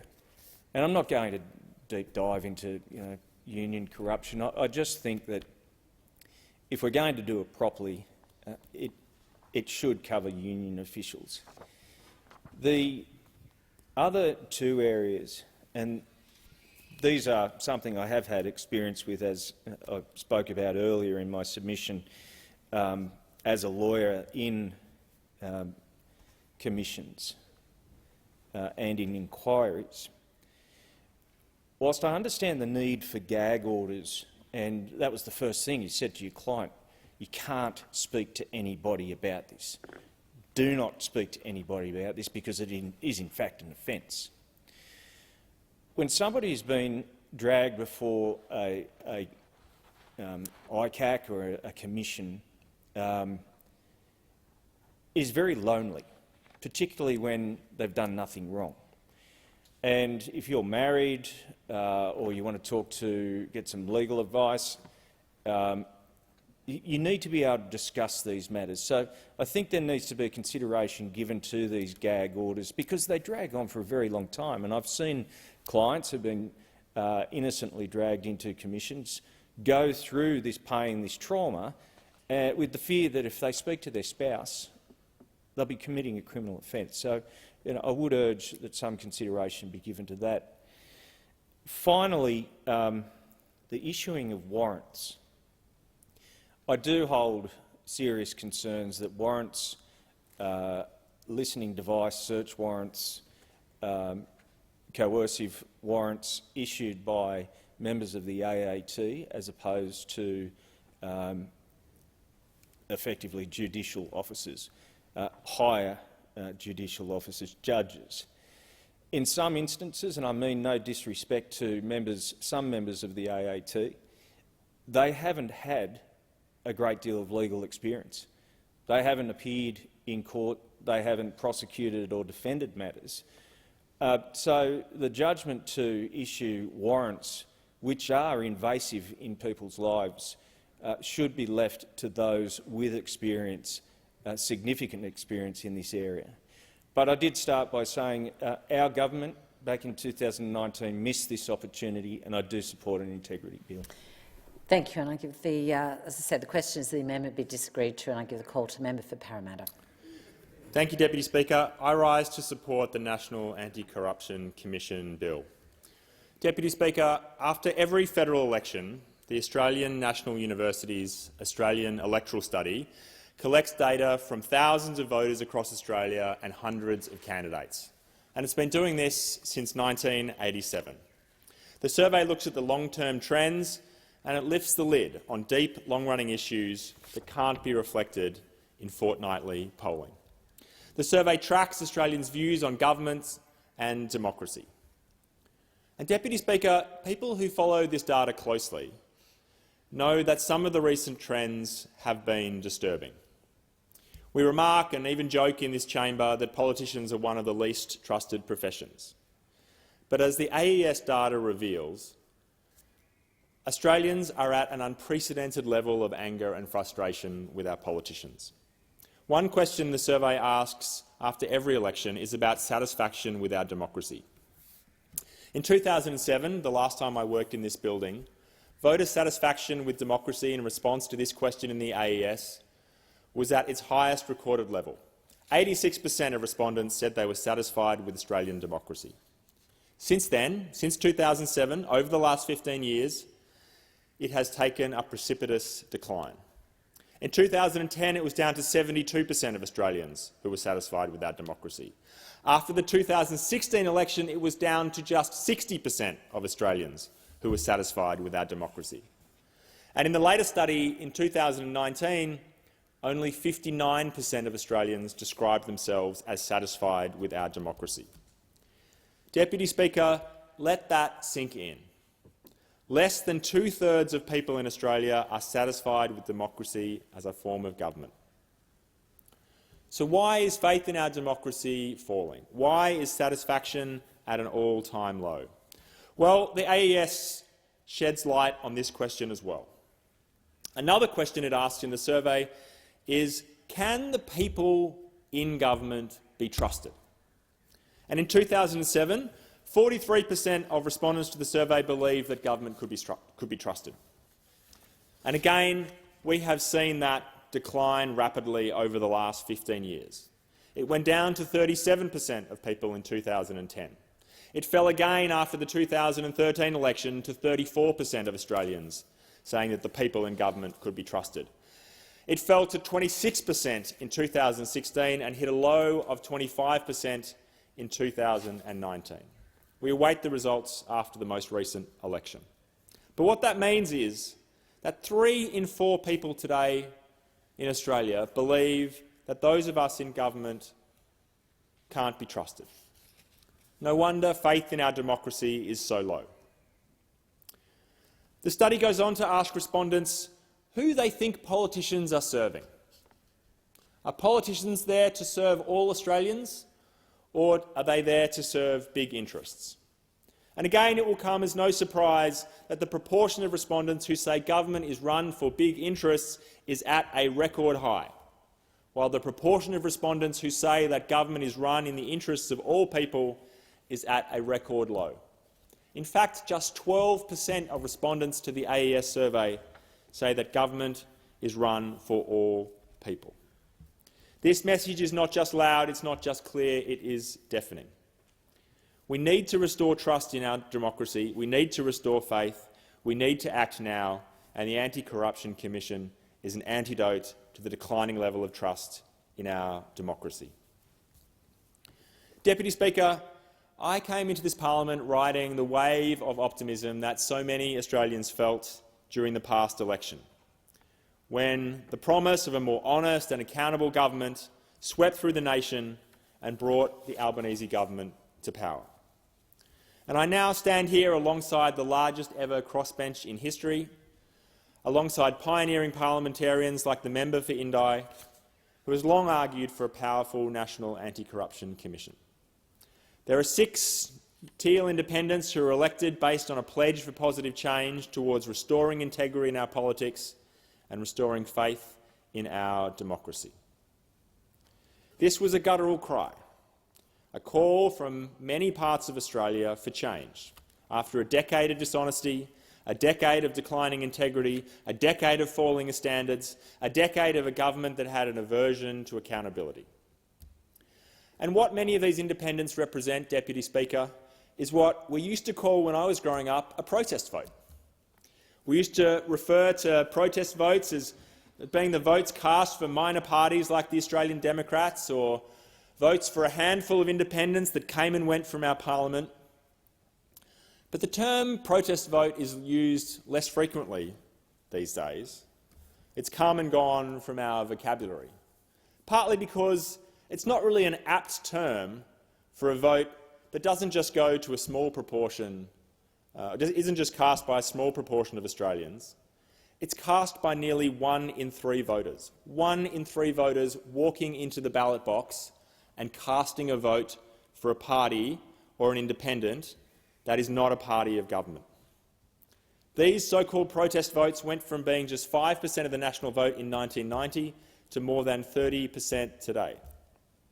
Protest votes are so common they've gone from being an anomaly to a norm in many parts of Australia.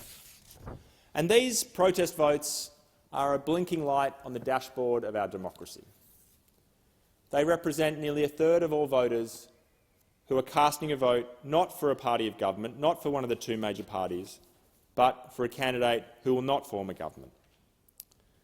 That's Australians expressing a lack of faith in our 2-party system. It aligns with the AES data that Australians are losing faith in our democracy, that Australians are losing faith in their politicians, and that Australians believe that government is only interested in special interests and not the national interests. And we're seeing Australians change their vote by the millions, away from the 2-party system that's given us stable government in this country for over a century. Deputy Speaker, we cannot stand by and leave this groundswell of distrust in our politics to go unchecked. This declining faith in our democracy could gather momentum, shift our system of government and shift our place in the world. We're not immune from the kind of shocks that hit in Britain when the Brexit vote came through. We're not immune from the type of political changes that have occurred in France under the increasing popularity of Le Pen. We're not immune from the type of disruption that could occur as occurred in the United States under the Trump administration. We don't know exactly what type of instability could be ahead for Australian democracy, but we know that if we leave the declining faith in democracy unchecked, we are sure to head in that direction. The data shows we are in a once-in-a-century structural unbundling of our politics. In Australia's history of democracy, only 3 times in that history has the 2 major parties' share on the vote fallen below 75% of total primary votes cast. Only 3 times has that occurred. The first was at the beginning of our federation, when the protectionists and the free traders saw their votes decline.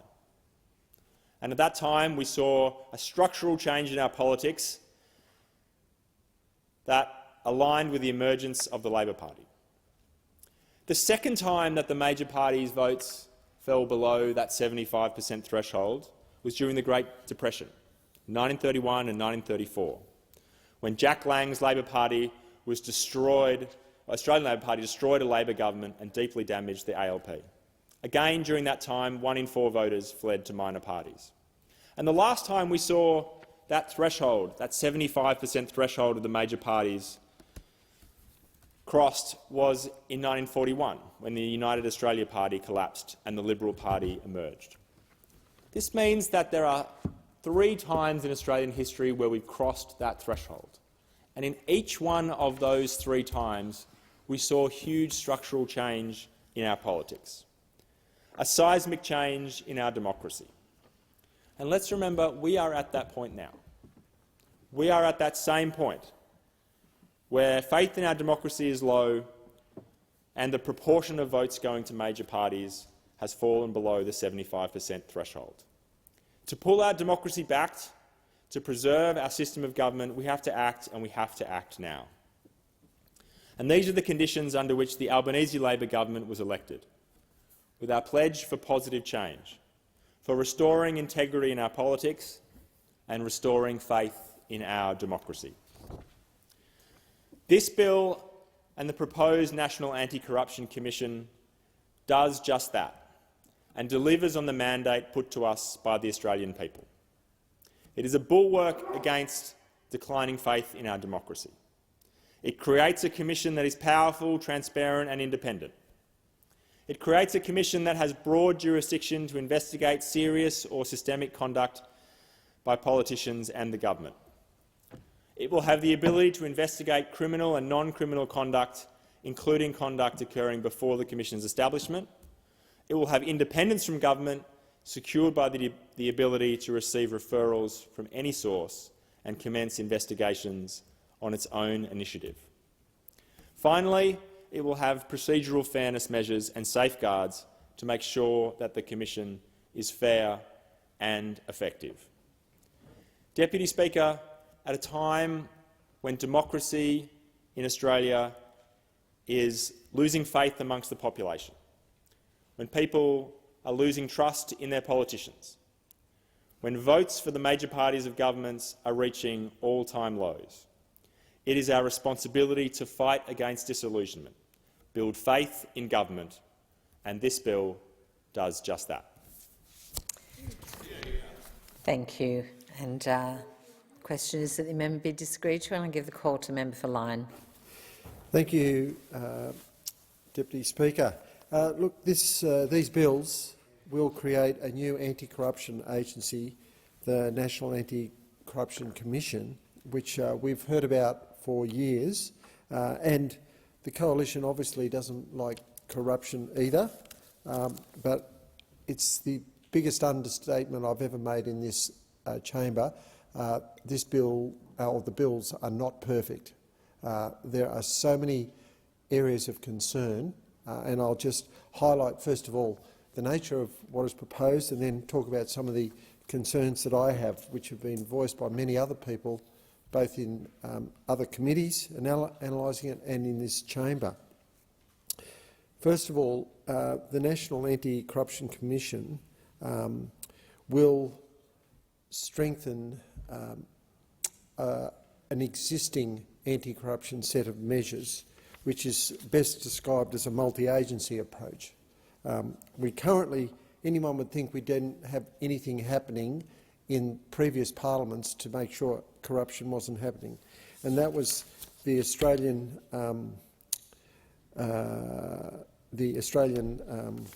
Commission for Law Enforcement Integrity. We have the Commonwealth Ombudsman, the Australian National Audit Office, the Australian Public Service Commission, the Independent Parliamentary Expenses Authority, and we have all Senate estimates, and we have standing committees and special purpose committees, both in the Senate and in the House of Reps, and we have joint standing committees that analyse so many of these things which people have said to me, oh, well, I didn't understand all these things were already in place. And they're a bit concerned about some of these other issues that I think are a bit over the top. But it will repeal several existing acts, including the Law Enforcement Integrity Commission Act. It will make consequential amendments to 25 other Commonwealth laws, which I won't go through them all. But obviously this is going to change the whole system, and the Australian Commission for Law Enforcement Integrity will be wound into the new National Anti-Corruption Commission. Obviously it will create the position of a commissioner and deputy commissioner, and it will give that commissioner incredibly broad powers. They'll be able to investigate both public and private sector targets. That includes ministers, prime ministers, parliamentarians, staffers, statutory office holders and employers of all government entities, as well as third parties such as businesses and their employees that interact with Commonwealth-controlled entities. They can investigate any conduct that does manifestly or could adversely affect the honesty or impartiality of many public officials. It's meant to operate totally independent of government, and it has the discretion to start its own investigations. It doesn't have to have stuff referred to it, but people can refer issues that they see as corruption to it. Now, one of the things that is really quite disturbing, which is still being analysed by the Joint Standing Committee for Law Enforcement, I think, but it's still before a committee, is the ability to compel productions of documents and information and obtain warrants to search premises, seize evidence, enter Commonwealth premises without a search warrant, use surveillance devices, intercept telecommunications and compel witnesses to attend hearings, answer questions under oath if necessary. But the concerning bit to me is that all they have to do is apply to the Administrative Appeals Tribunal to get those incredible powers. It's, you can investigate allegations that have happened 10 or 20 years ago, as far as I can see. It's quite amazing. That is a very serious power that's being entrusted to these new officers of the National Anti-Corruption Commission. Now, there has been no shortage of comment about some of the imperfections of this bill. As I said, it's not just parliamentarians that are in the spotlight. All of the Canberra Public Service, the ADF, the Australian Federal Police, the NDIS and aged care workers, and any contractor or subcontractor who does business with the Commonwealth or is exercising a power under a law of the Commonwealth. That captures everyone. I don't think most people think it's going to affect them, but by this measure, some of the figures that I've seen is over 1 million people. It's not just for politicians. It was very disappointing in the last election, the allegations that were made by members of the crossbench or the now government gave people in the street the impression that, you know, this whole chamber is riddled with bad things and seen as corruption, which I don't think is a fair description. But when you talk to your constituents, that's the impression they got, because there was relentless push for the most, I think, faulty decision is to allow public hearings. There are some anti-corruption commissions in the states that everything is private inquiry and it's not publicly, the inquiry isn't public before any charges or anything have been laid. And there are lots of issues where people think this is part of the courts of law, but no, it isn't. It can, in some states already, and we've all seen in the New South Wales ICAC, that the ICAC public inquiries made the prosecutions almost impossible and had the prosecution of obvious corrupt behaviour had to be delayed years and years. So having public inquiries, not only will it potentially ruin the careers of people who have done nothing wrong, but just the innuendo and the public declaration of supposed corrupt behaviour can, even though you're not charged with anything then, ruin your professional, your political, your administrative career and cause major mental health issues. There are obvious exceptions in this that should be closed, and that is the argument that because the Fair Work Commission oversights union officials, they don't have to be included in this. That is a fault, because if everyone's up for it, union officials, I'm sure, try to do the best for their members, but every part of Australia has potentially got people who are doing things that are seen under this law as corrupt. So why do they get a leave pass when NDIS people, people supplying services to NDIS clients have to go through this, and general public servants have to go through this, but hey, presto, the union officials get a leave pass. It's not fair and it's not right. Now, all these decisions that are made by this new body should have someone looking over it. Now, there is oversight, but it makes me wonder whether there's a certain, as I said, obsession with this concept that corruption is everywhere. They have got special oversight, not just by a standing committee with 6 senators and 6 House of Reps members. It will be controlled by government numbers. So it's hardly sort of an independent oversight if it's particularly if government members are being, subject to inquiry. If it's all the oversight is controlled by the government. There is also problems with abrogation of privilege against self-incrimination, abrogation of legal professional privilege in some circumstances, broad scope of offence provisions, powers for the new NACC to use evidentiary certificates in its applications for courts to deal with contempt. Now, immunity from civil liability for the Inspector General of or the Inspector of the National Anti-Corruption Commission. Now, there are a lot of concerns about privacy issues and their information gathering powers. They have exceptional powers. We saw in the New South Wales ICAC the former Premier's private life being dragged through the mud, all sorts of innuendos, and I can't see whether she's ever been accused of anything or proven to have done anything corrupt. And that's what I mean. These public inquiries are really quite punitive. And even former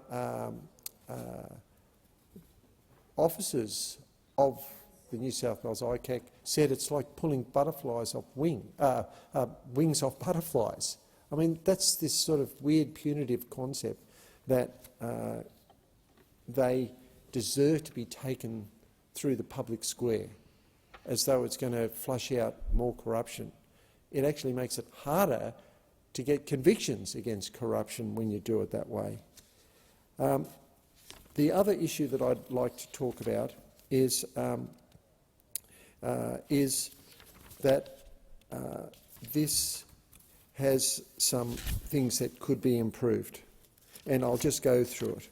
First of all, this gag order. If you are nominated to be investigated, you can't tell anyone. So you just sit there for weeks, months, staying mum. What's going to happen to your mental health if you've got this hanging over you and you can't go and see a psychologist or talk to your partner about it or go and see a doctor? Plenty of people would get depressed if you were in that situation. And you've got to consider that as a real issue if you're going to have people just sitting there suffering in silence, accused of all sorts of things, but no way to vent their concerns. We think all the decisions of the Commission should be subject to review under the Administrative Decisions Judicial Review Act. There's many things in this that aren't subject to review. The Commission has the power to impose non-disclosure notations, as I mentioned, and the gag orders. The other thing is we need to put a time limit on these investigations. One proposal is for 12 months, and I think that's more than enough. Particularly, this is not a court case. This is just a commissioner looking into things, and we can't let it go on and on forever. So, whilst we support the creation of an anti-corruption commission, I think these powers are way over the top, particularly the interception of telephone and computers and all those electronic hearing just on the opinion of one person. We think it should be more than one person. It shouldn't just be the commissioner. There should be a second person who assesses whether that one person's opinion, which can be totally arbitrary, meets the same definition of serious and systemic corruption before a public hearing is held. This exceptional circumstances, I mean, if it's exceptional, it's really bad, and it's, you know, does that mean there's a criminal offence? If there is, it should be reported to the Department of Public Prosecutions. So I think there's a lot of emotional and even anger and frustration in some of these provisions because people think that there's been this widespread epidemic of corruption amongst our body politic, and I just think some sensible amendments would make it a much better institution, would get the respect of the community, but we wouldn't be destroying the careers of people who eventually are found to have done nothing wrong, and it will also affect how we as public servants or servants to our constituents interact with our businesses, with our general constituents, because a lot of these constituents who come to us, all of a sudden, they are going to be swept up in people who are covered by this Anti-Corruption Commission. So they might think that they can go and complain to their local member, like plenty of people do, about perceived rights and wrongs, and the next thing you know, their complaints can be deemed worthy of investigation. So it's really going to change the nature of interaction with industry groups, with lobby groups, with community groups, and with people who are applying for grants and Commonwealth investment into various industries. It really could gum up the whole process of representation. Has expired. The question is that the amendment be disagreed to, and I call the honourable member for Hunter. Thank you, Deputy Speaker. I feel honoured to be able to speak on such an important issue. A National Anti-Corruption Commission is an important step forward in our parliament, and it's important for our country. Corruption has no place in this place, our parliament, and it has no place in our democracy. Our democracy is one of the strongest in the world, and we want to keep it that way by keeping out undue influences like corruption. When I was walking the streets, door-knocking thousands of houses and speaking to thousands of my constituents throughout the election campaign, one thing was clear. Trust in us as elected representatives is at an all-time low. Deputy Speaker, the common theme from the discussions with blue-collar workers was that politicians are all dodgy. People in our communities, who we are all meant to represent, think that politicians are on the take, on the gravy train, and they're only in it for themselves. And frankly, sometimes who can blame them for having this view? Recently in our federal parliament, in the previous government, we saw ministers resign regularly, but once they resigned, there were rarely any further questions asked of them. This is because currently we have no structure in place to uphold integrity and prevent corruption. We have no commission against corruption, but this is all about to change, Deputy Speaker. I want to help rebuild trust and integrity in politics and in us as politicians. People deserve to trust their local representatives, and more importantly, they deserve to have a local member who they can feel they have pride in and is representing in the correct way. But unfortunately, many in the community only feel resentment and hold an underlying belief that politicians are once again only in it for themselves and not in it for the best of their communities. In the New South Wales Parliament, there is an independent Commission Against Corruption, known as ICAC, which has effectively uncovered corruption at all levels of government, and the Hunter have seen multiple local representatives exposed by this process. Speaker, this is a system which has exposed corruption and dodgy politicians and public servants from all sides, and I personally think that's a great thing.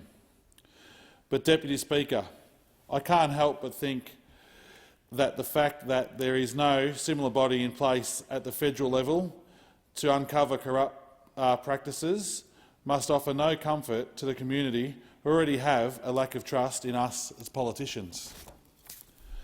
That's why our government is going to put a Commission Against Corruption in place at a federal level, and we're going to do it right. We are committing $262 million over 4 years to go towards the establishment and operation of this commission. This funding will also make sure that the Commission has everything it needs, including the staff, to make sure that it is able to properly consider referrals and allegations and conduct timely investigations without having processes dragged out unnecessarily. But, Speaker, we also want to stop corruption from occurring in the first place. That's why an important role of the Commission will be to undertake corruption prevention and education activities. We've carefully considered the principles on which this Commission has been built. This Commission that we are proposing will have a broad jurisdiction to investigate serious matters of corrupt conduct across the whole of the public sector.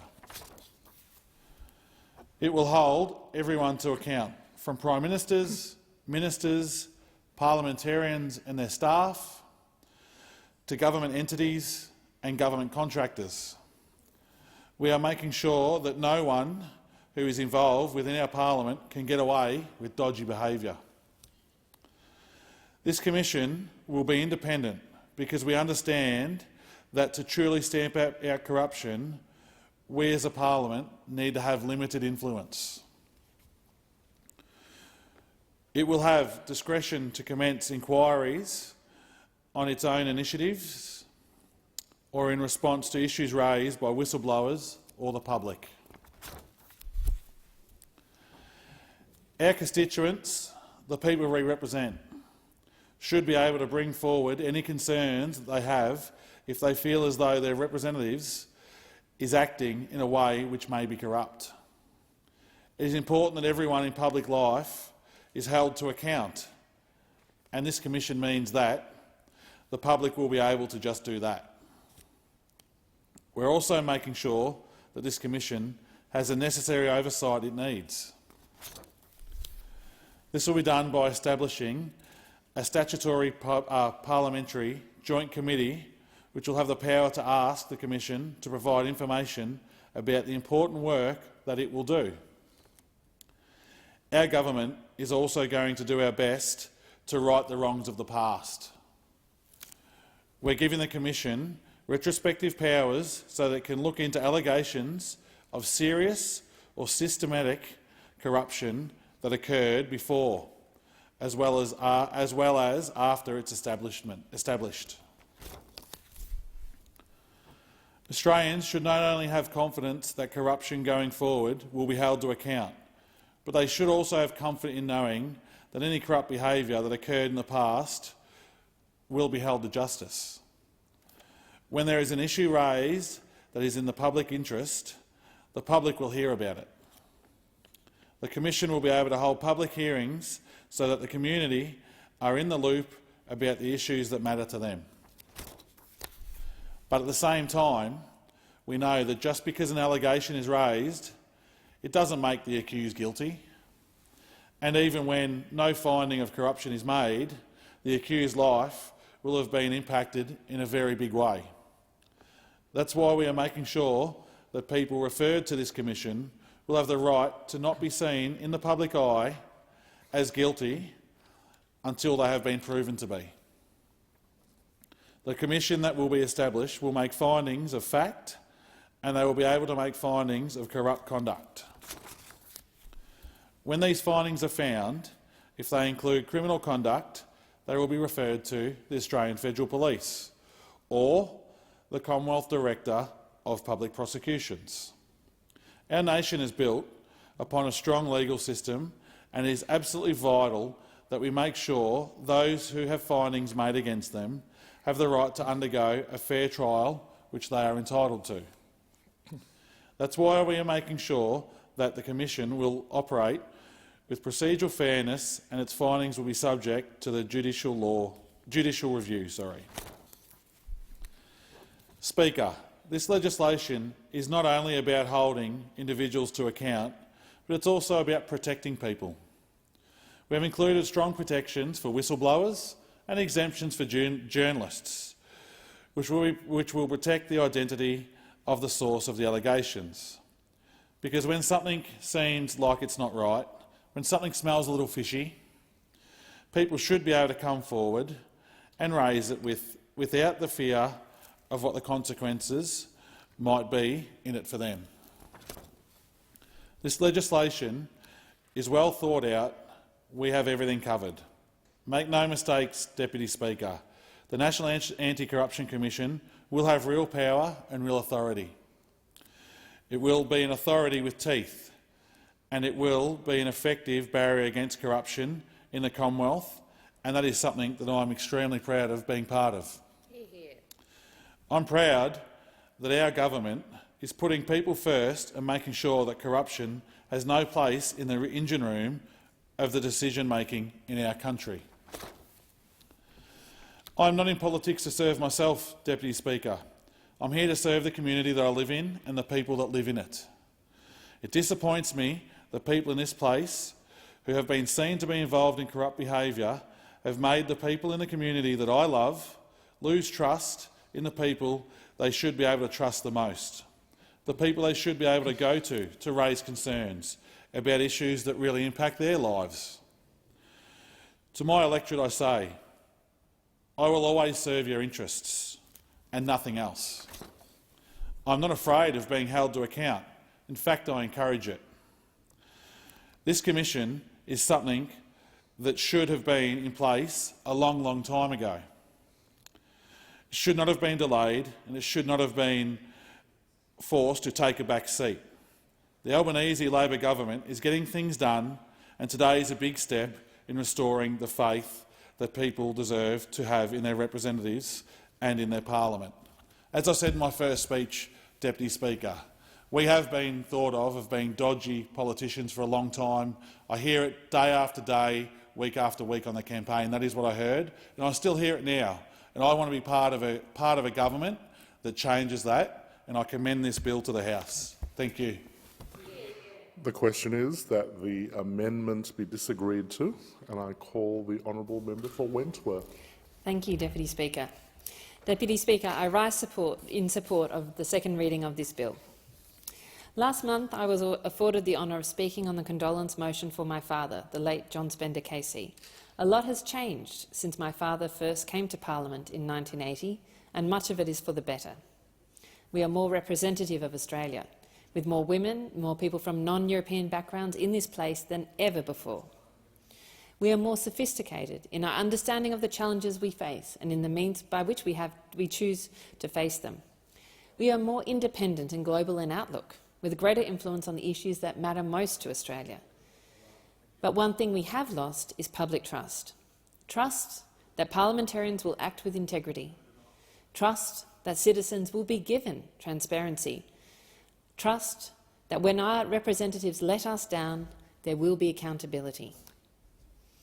In 1982, in my father's first term as member for North Sydney, 2 ministers resigned from the Fraser government because one of them failed to make a customs declaration for a 6-inch television set.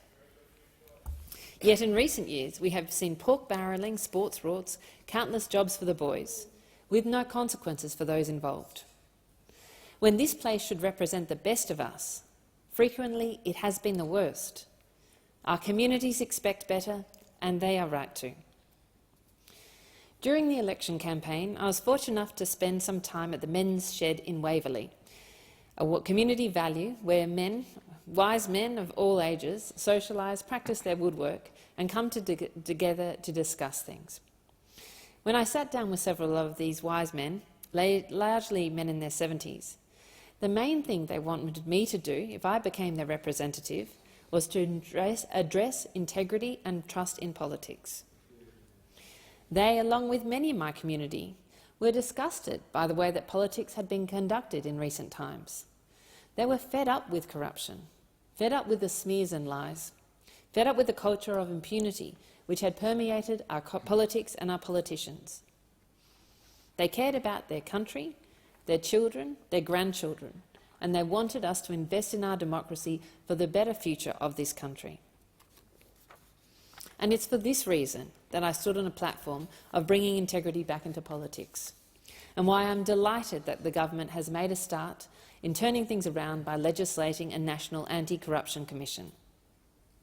This is a victory for communities like mine, who have campaigned so hard and so long on this issue, a victory that gives us hope that we can all build better politics. And I'd like to acknowledge all the people in Wentworth who stood up for this issue, the hundreds of people who volunteered for my campaign, who made donations and made investments in our democracy and stood up for this issue, because this is the reason why we are here today in this House passing this National Anti-Corruption Commission bill. And in this endeavour, I must pay tribute to the member for Indi, particularly in her unrelenting advocacy, and to the Attorney-General for making the NAC as priority for his consultation with the crossbench in this process. This is a good bill, Deputy Speaker. It has a broad definition of corrupt conduct, it has strong investigative powers, it can commence investigations based on referrals, public complaints and of the Commission's own motion, and it can and will report publicly and investigate retrospectively. It is a good bill, and I am proud to support this bill and for the role that communities like mine have made in making this a reality. It is a critical first step in reinvigorating our democracy, and we should celebrate it. But let us not pretend that this bill is perfect, and so I urge the government to address the bill's limitation in 2 key areas: the lack of multi-partisan oversight and the exceptional circumstances clause for public hearings. Firstly, Deputy Speaker, the bill does not currently provide for true multi-partisan oversight of this commission. This is because the government of the day will always have an effective majority over the parliamentary committee that oversees the commissions and the appointments made to it. I understand the government's desire to retain control of parliamentary committees. It's the way things have been done around here. But if May's election has told us anything, it's that things need to change. For the NAC to succeed, and the Commission itself to truly have the public trust of this country, the parliamentary committee that oversees us must act, and to be perceived to act, without partisan motive. That is particularly important when it comes to the committee's role in confirming the appointment of the Commissioner, Deputy Commissioners and the Inspector. As currently proposed, the NAC's Commissioner could be recommended by the Prime Minister of the day and then approved by the government majority on the committee, even if all non-government members oppose that appointment. When the Australian public voted in May for more integrity in politics, they did not vote for captain's picks for the role of the NAC Commissioner, but that is what the legislation currently provides for. The perception of partisanship that in such a situation creates may be sufficient to undermine the NAC from the outset, irrespective of the robustness of the process to select the Commissioner. I will therefore be moving an amendment that prevents the committee chair from having the casting vote when it comes to appointing the Commissioner, Deputy Commissioner or Inspector. This means that a majority of all committee members would be required to approve these appointments, including at least one crossbench or opposition member.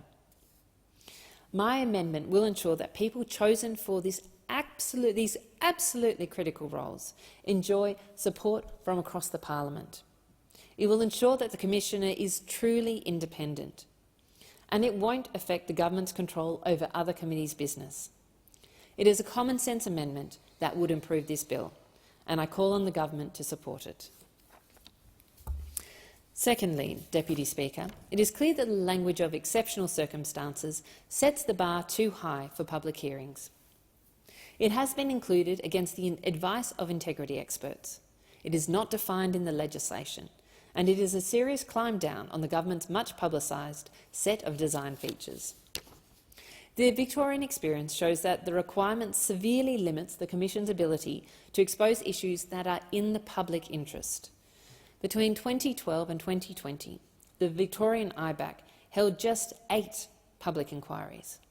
In the same period, the New South Wales ICAC held 42. New South Wales is not an inherently more corrupt place than Victoria.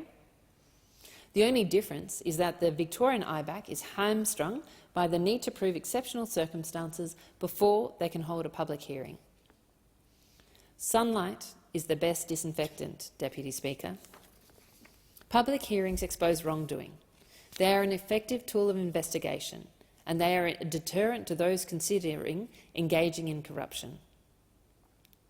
Perhaps, most importantly, they build trust in our government. Trust that the men in the Waverley shed that I sat with over a cup of tea during the election campaign want us in this Parliament to rebuild.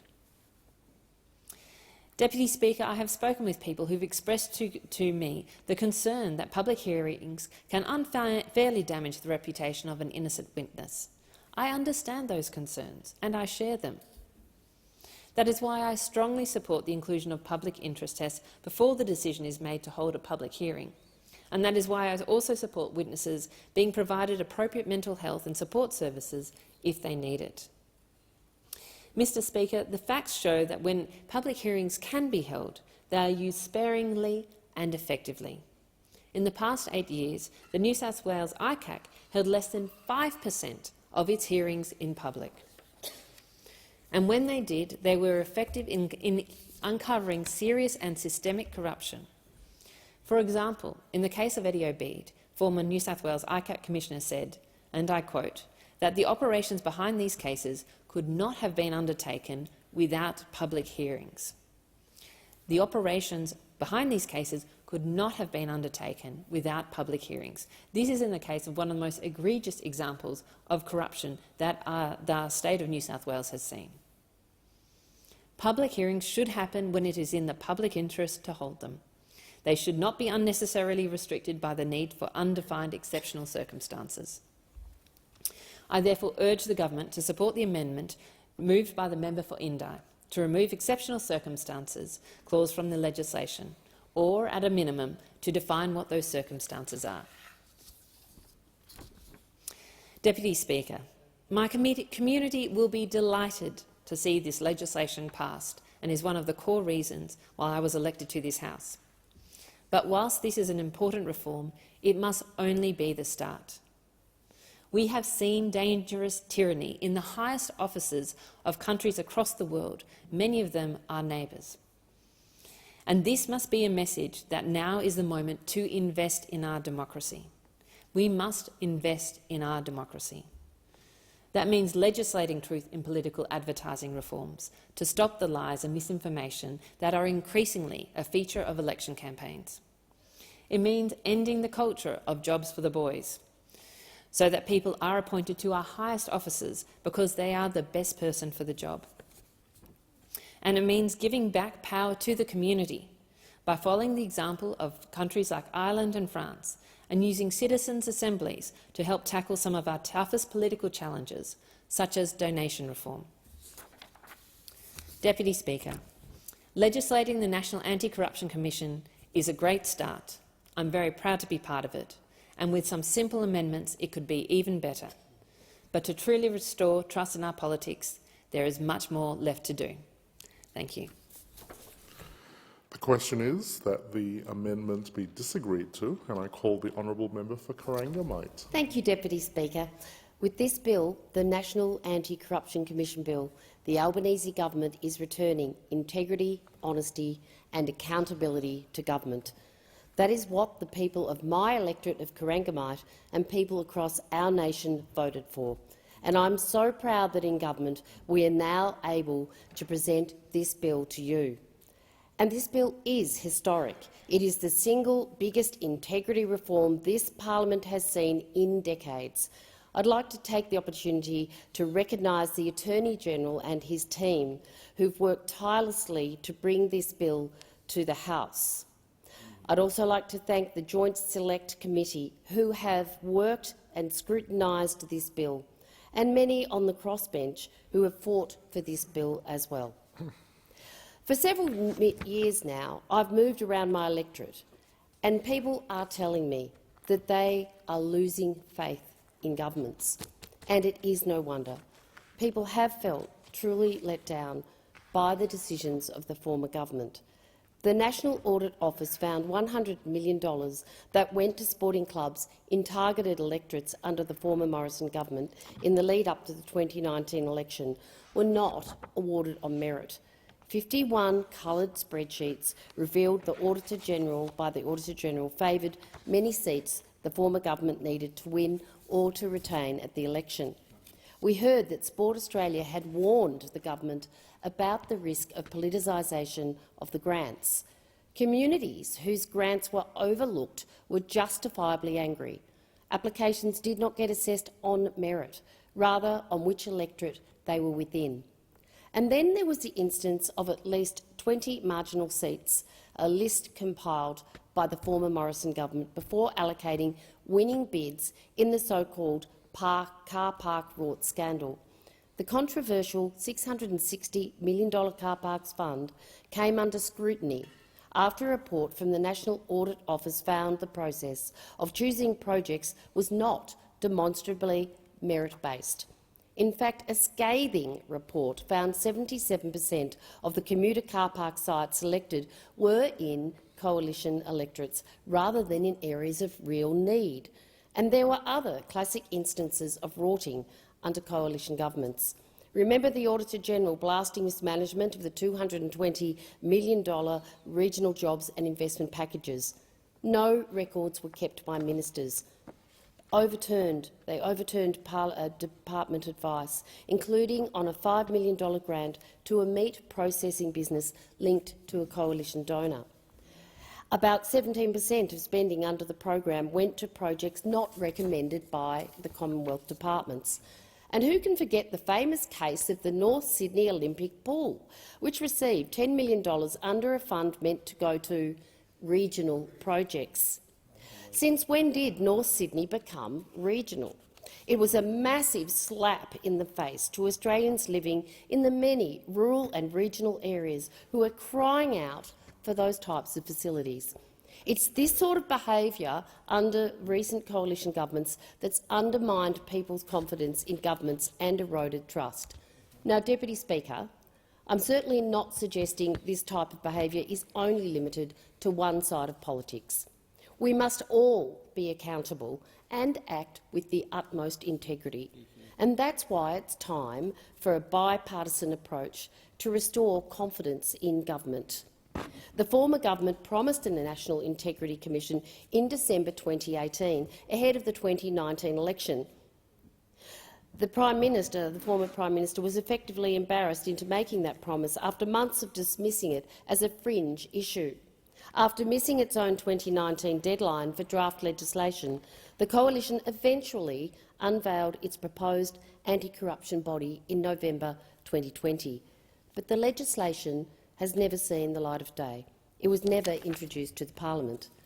Well, things have changed, and the Albanese government is acting. The former Morrison government saw an Integrity Commission as a fringe issue. It's been proven that that is not the case, and that is partially the reason why the Albanese government was elected. And we see it as a crucial mainstream issue that must be urgently addressed.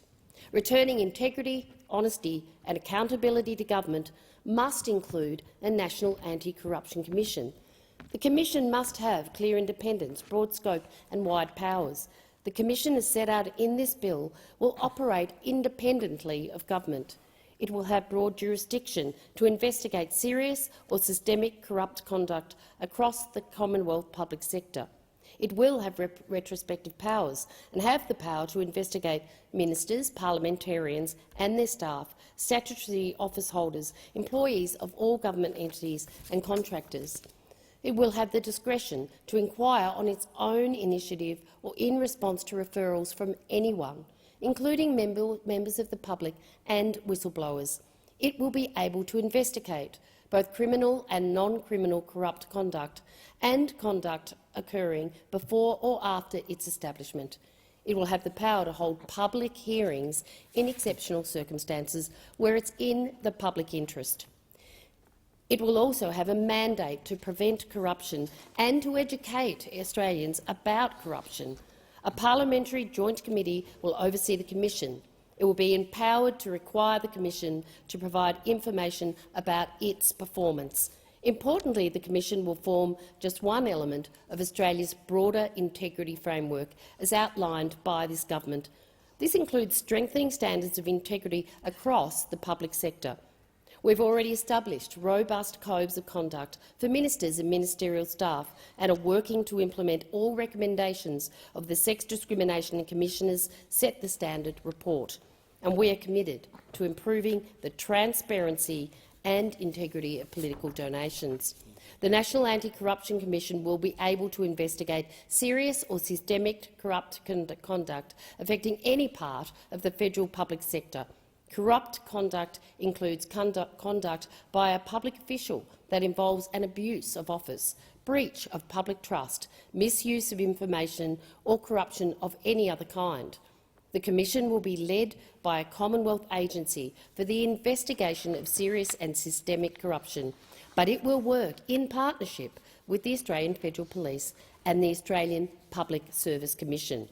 The Commission will also have the power to refer corruption issues to other Commonwealth, state and territory agencies. And I'm pleased to say the Commission will have powers similar to those of a Royal Commission. Deputy Speaker, the Albanese government believes there is no point setting up an Integrity Commission if it doesn't have the scope, ability and capability, the teeth, to fully investigate and take action. Importantly, the Commission will be able to undertake preliminary inquiries using powers to compel the production of information. At the end of an investigation, it will be required to produce a report and will be able to make findings of corrupt conduct, but not of criminal guilt, which is appropriately a matter for the court. Reports will be published by the Commissioner where it is in the public interest.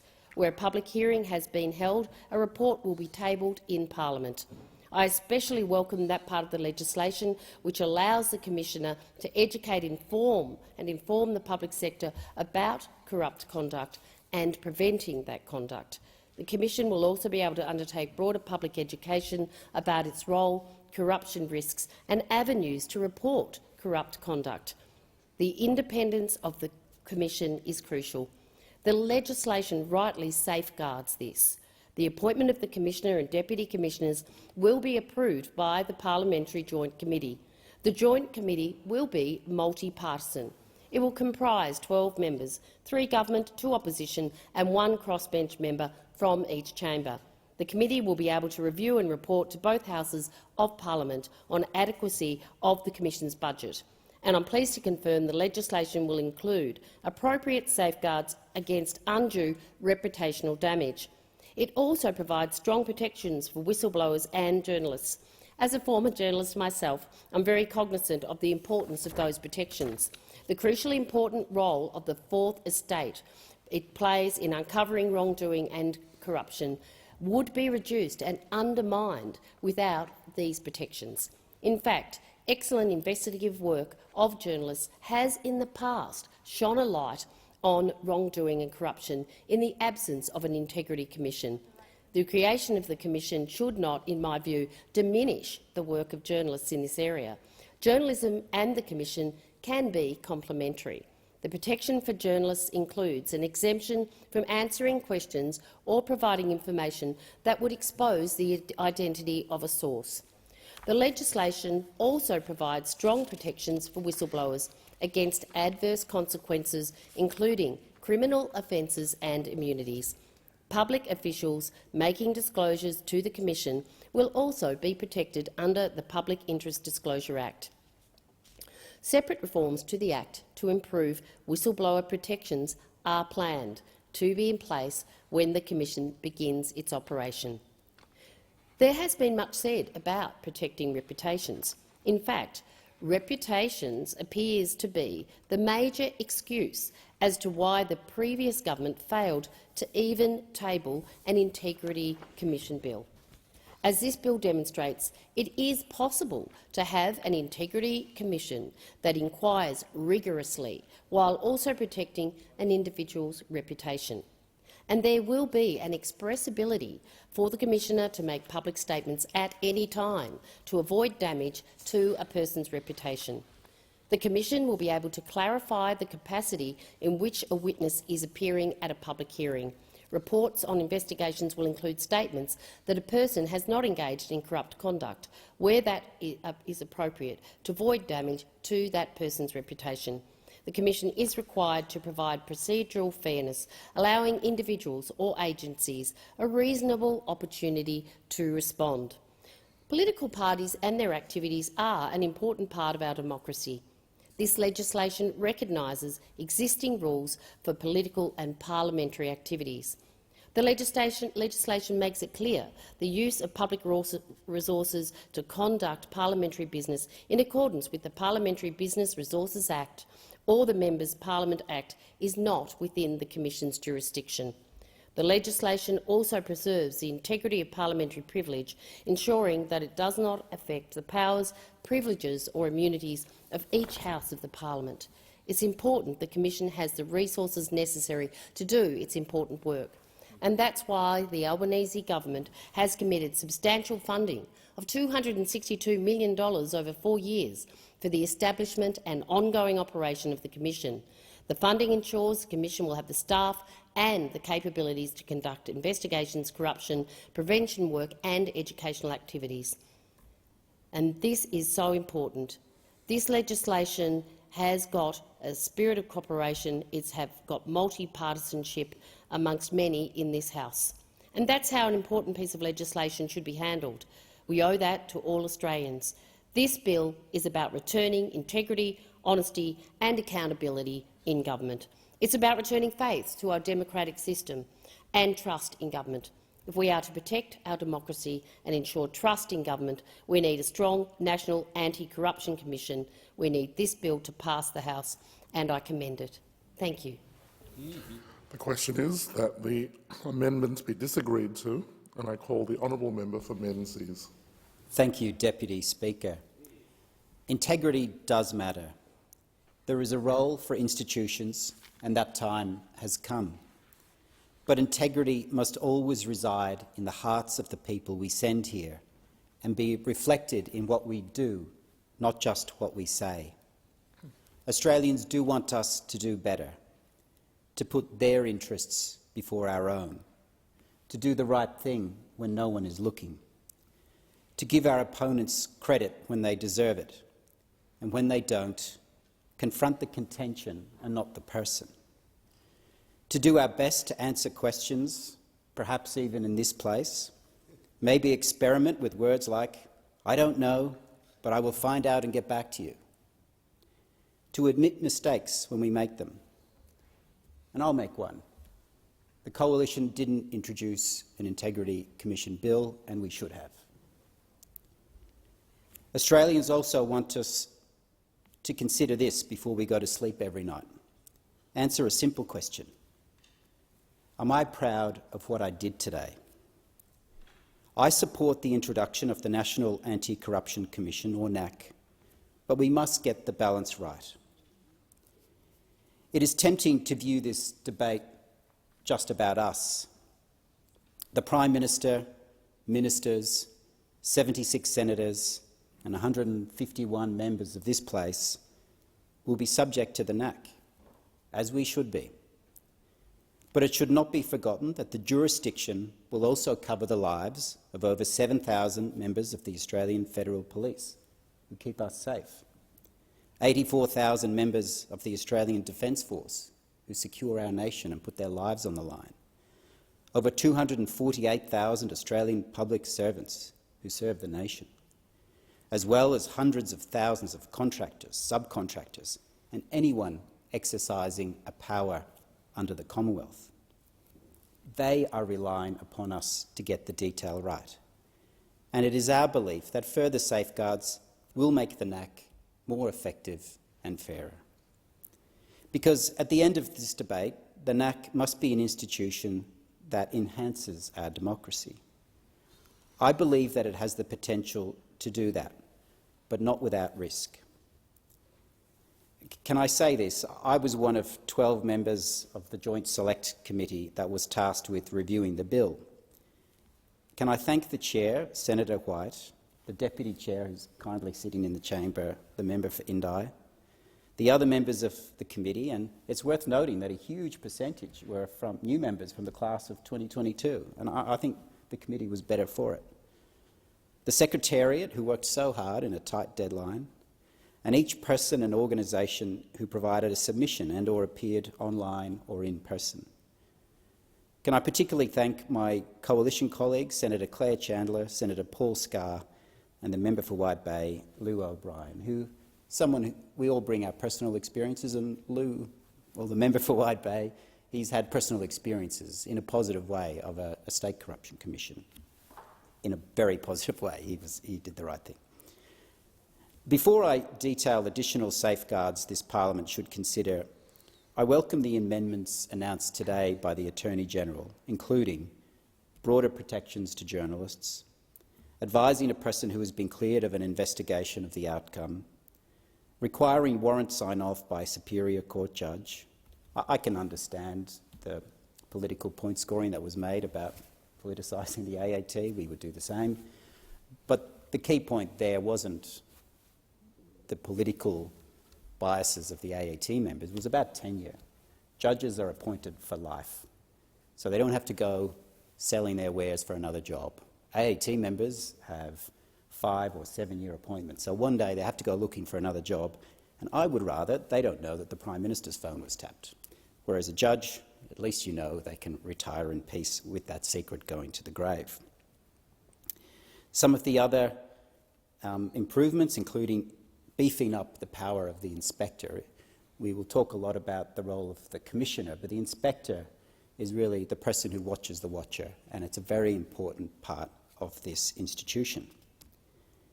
But I do wonder if we had more time, if we could have made it even better.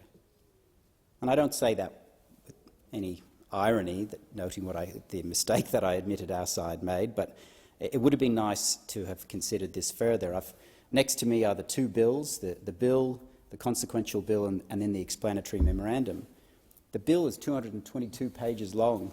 The consequential bill is 87 pages, and the explanatory memorandum a whopping 358. And it's a credit to all of those who drafted it. It's very well written. But it's a combined total of 667 pages. During the 43 days of the committee's inquiry, the window for public submissions spanned a mere 9 days, during which a total of 140 submissions were made. And the member for Indi would be pleased to know that my office added that up, and it was 1,340 pages that we had to flick through. And we did the work. They were received from across Australia.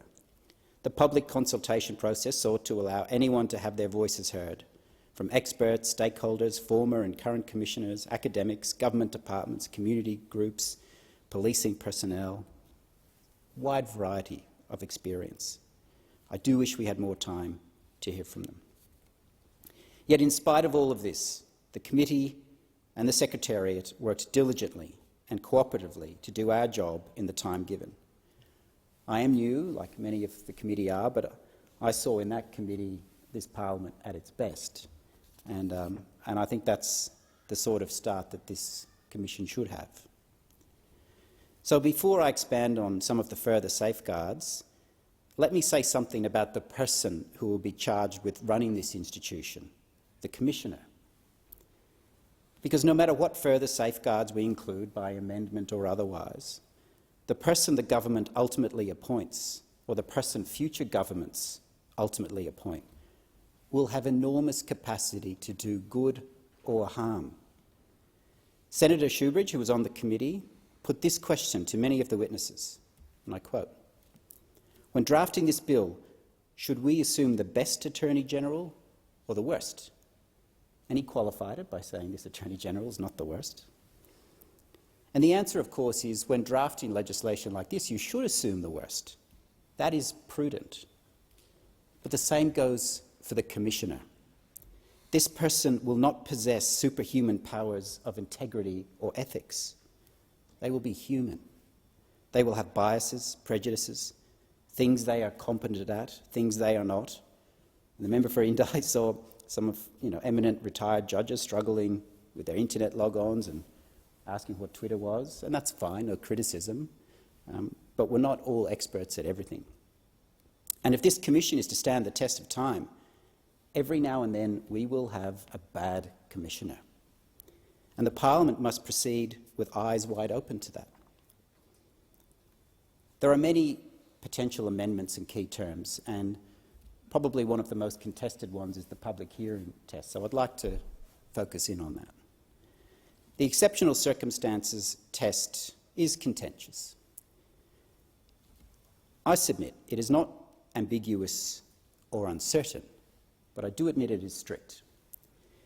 And I support a strict public hearing test for the following reason. It would be unfair to apply court-like transparency without court-like rules of evidence. Many on the crossbench quite fairly put the argument that's often put for open courts, and I'm a big believer in open justice. But I don't think those arguments fairly apply to this institution. It's not a court, and that matters. It is an arm of the executive, a very powerful one that, unlike courts, strips people of almost all of the rights that are afforded to them in a court. We heard from bodies like the Centre for Public Integrity, Accountability Roundtable, Transparency International, the Australia Institute and the Human Rights Law Centre on public hearings. And they are running hot on this issue, and I understand the passion behind that. But I want to put this question to them. If public hearings are so vital to a body like this, then why don't you ever stand up and advocate for the rights that are afforded in courts to apply here? Surely, if this condition for public hearings is so essential, then that is a compromise worth accepting, a price worth paying, a simple nod to fairness. But they never do. Some submissions raise the spectre of excessive litigation in relation to the exceptional circumstances test.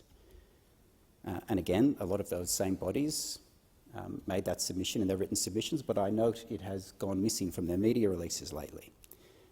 These submissions are mostly from those groups, and a person who I think very highly of, and a fellow Victorian Bar member, Ms Fiona McLeod, AOSC, was quoted as saying, "It's a lawyer's picnic waiting to happen." Now, it is clearly evident from the Victorian test, and that's where this test comes from, and I'm a Victorian, that the IBAC Act, that this claim is speculative and it's not reflected in the facts. Of the 10 public hearings held by IBAC from 2014 to 15 through to 2021-22, there has only been one case that has dealt with it substantively. It's R&M v IBAC. And it considered that test. Now, some submissions raised concerns about the likely reduced number of public hearings that will be held by the NAC due to the test, and we do agree that such a test will have less public hearings. That's a fact. But the submissions exaggerated that percentage. You can choose to show the total number of hearings, and if you show the total number of hearings, there's quite a disparity between Victoria and New South Wales. In fact, some have it as 9 times the difference. But we submit a better way is to compare the hearing days, because some matters, as quickly as they come onto the desk of the Commissioner, they're flicked off again. So the serious inquiries and investigations, measuring the days that are held public or private, is a more useful measure. And let's compare ICAC and IBAC, New South Wales and Victoria. The percentage of hearing days that were public in New South Wales in the same period that IBAC existed were 52.6%. In that same period for Victoria, it was 27.8%. So no one's pretending that it's more than New South Wales. Clearly it's less. But it's not manifestly less to the point of 9 times as different. And 27.8% of hearing days is still a significant percentage. This test doesn't kill public hearings, it just makes it harder. And we submit that that is appropriate, especially for a Commonwealth Integrity Commission. The Commonwealth has powers and responsibilities that the state commissions don't have, and that really matters. A major concern would be any compromise to national security, the prospect of future criminal trials being thwarted, and we submit the shame that comes on an individual and their families in a public hearing has to be a key consideration. And again, I know that those who are advocating for the test still require for that to be a consideration, and they've put it in different ways. I'd like to reference some evidence given by the Australian Psychological Society. I thought this was persuasive. With the ADF members, we see high rates of PTSD and trauma in that group. So they might be a group that is at higher risk and likely to have more severe mental health issues. And Dr. Davis McCabe continued, just on identity, someone's job and position and profession is core to their identity. And when that identity is attacked, it attacks the core of that person. And it's that attack that leads to the decline in mental health, because that person is left asking, who am I? What is my purpose? What is my role? When it's within a public hearing, and this is continuing her quote, I think that there is a lot of shame around that. And that kind of public hearing, or social media or media, sort of amplifies that shame. So let's be very clear. More public hearings equals greater damage to individuals, particularly those in our national security agencies and defence, and increases the risk of suicide. I don't think that's a risk worth taking. It's not fair. So the Coalition supports the retention of the test with further safeguards, and I won't go through those now. I support the amendment of getting rid of 8(1)(e). That was an inappropriate catch-all expansion which doesn't appear in any other state corruption commission, and it was appropriate that that went. Finally, bipartisanship is essential. This can't be just another commission that, like the Building Corruption Commission, that comes and goes depending on who's in government. So bipartisanship is important. I will be voting for this, and I commend the bill to the House. The question is that the amendments be disagreed to, and I call the honourable member for Higgins. Thank you, Deputy Speaker. An Ipsos poll from last year found that in Australia, doctors are rated as the most trustworthy professionals, followed by scientists and teachers. You all know where this is going. At the bottom of the league table sit politicians who beat bankers and marketeers for the last spot. It is some irony, then, that I have left the most trusted profession for one that is least trusted, and yet the people of Higgins put me here in part because I came from that sphere, and that's because integrity matters. Politicians consistently languish at the bottom of the trust index because for too long they have gotten away with bad behaviour, the misuse of power for personal gain. The misuse of public funds reached a crescendo and the trust deficit bottomed out in the last government. From sports rorts, car park rorts, also known as the $3 billion Urban Congestion Fund, the Leppington Triangle, regional rorts, $200 million, pool rorts, whereas Sydney Pool received $10 million from a $150 million fund meant for regional communities. And then there was the Blind Trust, a secret deal with a colleague to garner support for climate action with a cheque of around $2 billion underwritten by the Australian people without their consent, $444 million to a little-known private foundation called the Great Barrier Reef Authority, who had 6 staff at the time and coincidentally also had links to resources companies. The disregard of legal caution around robo-debt, the whole dirty saga culminating in the Ministry's miniseries of the former PM, who saw Australia go down a slippery slope from democracy towards autocracy. It always starts small and then it snowballs. The list is by no means exhaustive. I reckon it's the tip of an iceberg. So did my constituents from South Yarra, Windsor, Prahran, Toorak, Armidale, Kooyong, Malvern, Malvern East, Glen Iris, Murrumbeena, Ashburton, Carnegie and Ormond. They all wanted action on integrity. They have had enough of the colour-coded spreadsheets, excuses, doublespeak, smirks and the shirking of responsibility. They understand that corruption is corrosive, a denial of resources to those in need, like the footy kids in my electorate who need decent sports change rooms, or our First Peoples who live in squalor. They understand that nepotism and handouts is bad for the economy because it distorts the free market, and yet it escalated under those opposite because there were no repercussions. The NAC is the cornerstone of the Albanese government's overarching integrity agenda. It will be a legacy reform and a key election commitment that, unlike the previous government, we are actually delivering. It will have the following features crafted in collaboration, as is the hallmark of our government, with eminent legal and integrity experts. It will have all the powers of a standing royal commission, broad jurisdiction to investigate anyone, from a minister down to a staffer, a contractor or an agency. It will be independent, with commissioners held at arm's length from government, overseen by a multi-partisan joint parliamentary committee of 12 members, as well as an inspector. The Commission will be able to initiate investigations on their own steam in response to referrals from anyone. It will have retrospective powers because corruption is like a web. You don't know where or how far it goes until you start digging.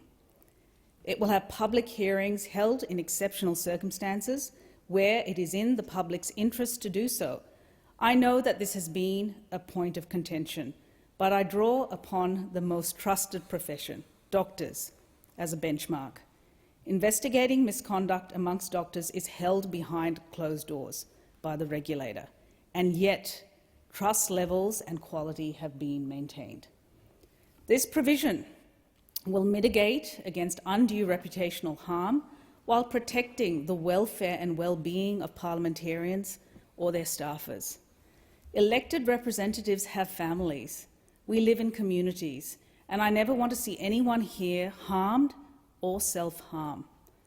Am I being too precious? I don't think so.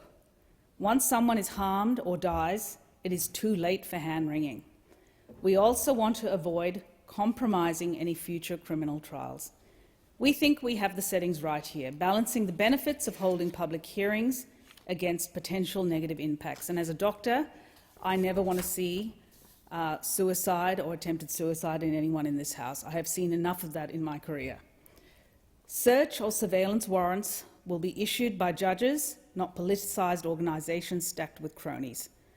The NAC will be properly funded, providing $90 million more than the former government committed, allowing for approximately 260 staff, and that budget will be reviewed by a joint parliamentary committee every 3 years to ensure the NAC is appropriately funded. The Commission will undertake educational activities as part of its preventative work. It will have safeguards to protect journalists and their sources. For too long, the media have been the default anti-corruption body in Australia, with influence but with no real teeth. Whistleblowers will be dealt with by protecting them from adverse consequences, including criminal offences, but protections will be strengthened through other legislation off the back of the unfulfilled Moss Review from many years ago. I was nothing as a doctor without trust. The same can be said for our leaders. Trust is foundational to the social contract between leaders and the people. Like doctors, we in this House are nothing without it. Fortunately, in this election, the Australian people renovated this House by letting the sunlight in. All I want for Christmas is a knack with teeth and reach. It will be a gift from the Albanese government to the Australian people under the Christmas tree. But unlike a lot of presents that are going to be given this year, this one will keep giving for generations to come. I commend this bill to the House. The adjournment? Yeah. Okay, great. The question is that the amendment be disagreed to, and I call the honourable member for Brisbane. Thank you, Deputy Speaker.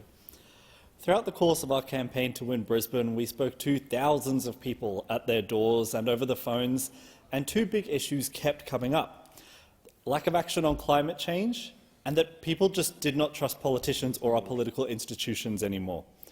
This is a crisis of democracy, because if the people within our country do not have faith in the very system that they are governed by, it has lost its legitimacy. And while I was door-knocking in the seat of Brisbane during the election campaign, countless members of the community brought up their dissatisfaction with corruption in politics. They were sick of seeing their elected representatives make decisions for corporate and personal benefit instead of for the people they represent. And people could just not understand how they themselves were held to account in their own jobs, but somehow politicians were not. The people of Brisbane and myself are glad to see a first step to restoring integrity in politics with this bill, establishing an anti-corruption commission, finally making its way through the House of Representatives. And the Greens have argued strongly for a federal anti-corruption watchdog for years, and I'm incredibly proud of the work done by Senator Larissa Waters in this space. Senator Waters passed a bill establishing a federal ICAC through the Senate back in 2019, and the government at the time promised to bring it on for a vote in the House, something which never happened.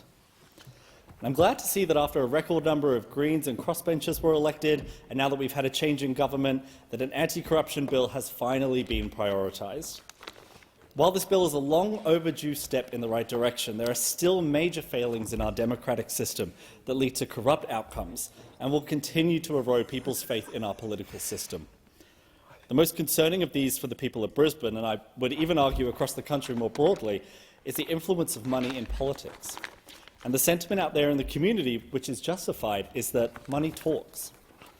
Because, for example, if I'm a large corporation, be it BHP or Woolworths or Santos, and I donate large sums of money to political parties, I'm going to expect something in return.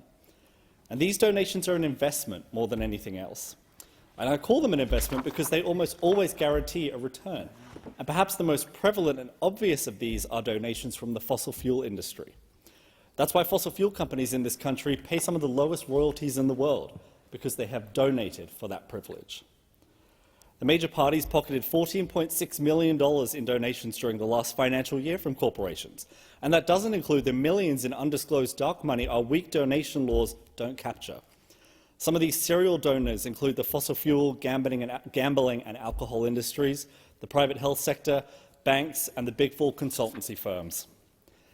Is it a coincidence that these industries are some of the most poorly regulated and are awarded some of the most valuable government contracts?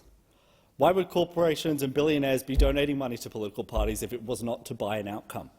I can assure you they're not making these donations out of the goodness and generosity of their own hearts. It's a very common career path as well for a member in the House of Representatives or the Senate to depart politics and find themselves working for the very industry that they were tasked with regulating. Australians have sadly become accustomed to this revolving door style of politics, and our democracy is undermined as a result. Restoring faith in our politicians will require a lot more than just this one bill. A real representative democracy would be one which is entirely free of corporate influence and dirty donations. We want to see public NAC hearings in more than just extraordinary circumstances. We want a genuinely independent oversight committee. This bill is not perfect, but it is a first step. We need even greater public oversight of politicians, a ban on corporate donations, to end the revolving door of politician to lobbyist, and to truly restore faith in our democracy. Thank you.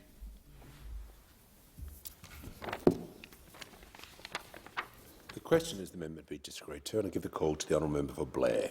Thank you, Mr Speaker. I'm pleased to speak on the National Anti-Corruption Commission Bill 2022 and the National Anti-Corruption Commission Consequential and Transitional Provisions Bill 2022. Prior to the election, Labor made a commitment to return integrity, honesty and accountability to government and restore people's trust in politics and our public institutions.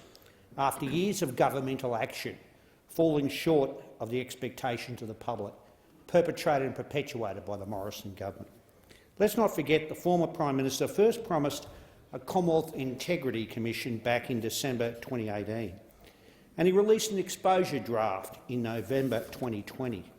And after more than 3 years of delay and obfuscation, on the eve of the election this year, the former government completely abandoned any pretence that they ever intended to deliver a National Anti-Corruption Commission. Indeed, the Morrison government didn't even bring the legislation before the parliament. And I recall multiple occasions when the then Prime Minister was challenged to bring the bill. He even tabled a bill, but never actually introduced it. Extraordinary performance. Yet the need for a national integrity body couldn't have been more clear after nearly a decade of waste under the coalition. At sports rorts, dubious land deals, colour-coded spreadsheets for grants. It seemed that every question time there was more and more opportunity and there was a surplus of material about which they could have been asked questions. Must have been an easy life for a journalist in the last 9 years. So much to ask, so many questions to put to government ministers. The failure of the Morrison government to bring in a National Anti-Corruption Commission was not just a failure of public policy. It was a monumental political blunder.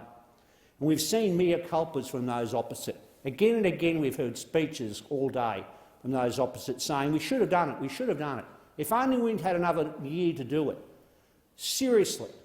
And then I've heard speech after speech from those opposite, speech after speech excoriating the bill that they're going to vote for. Seriously, honestly. Come into this place and be credible about what you're doing and what you're saying.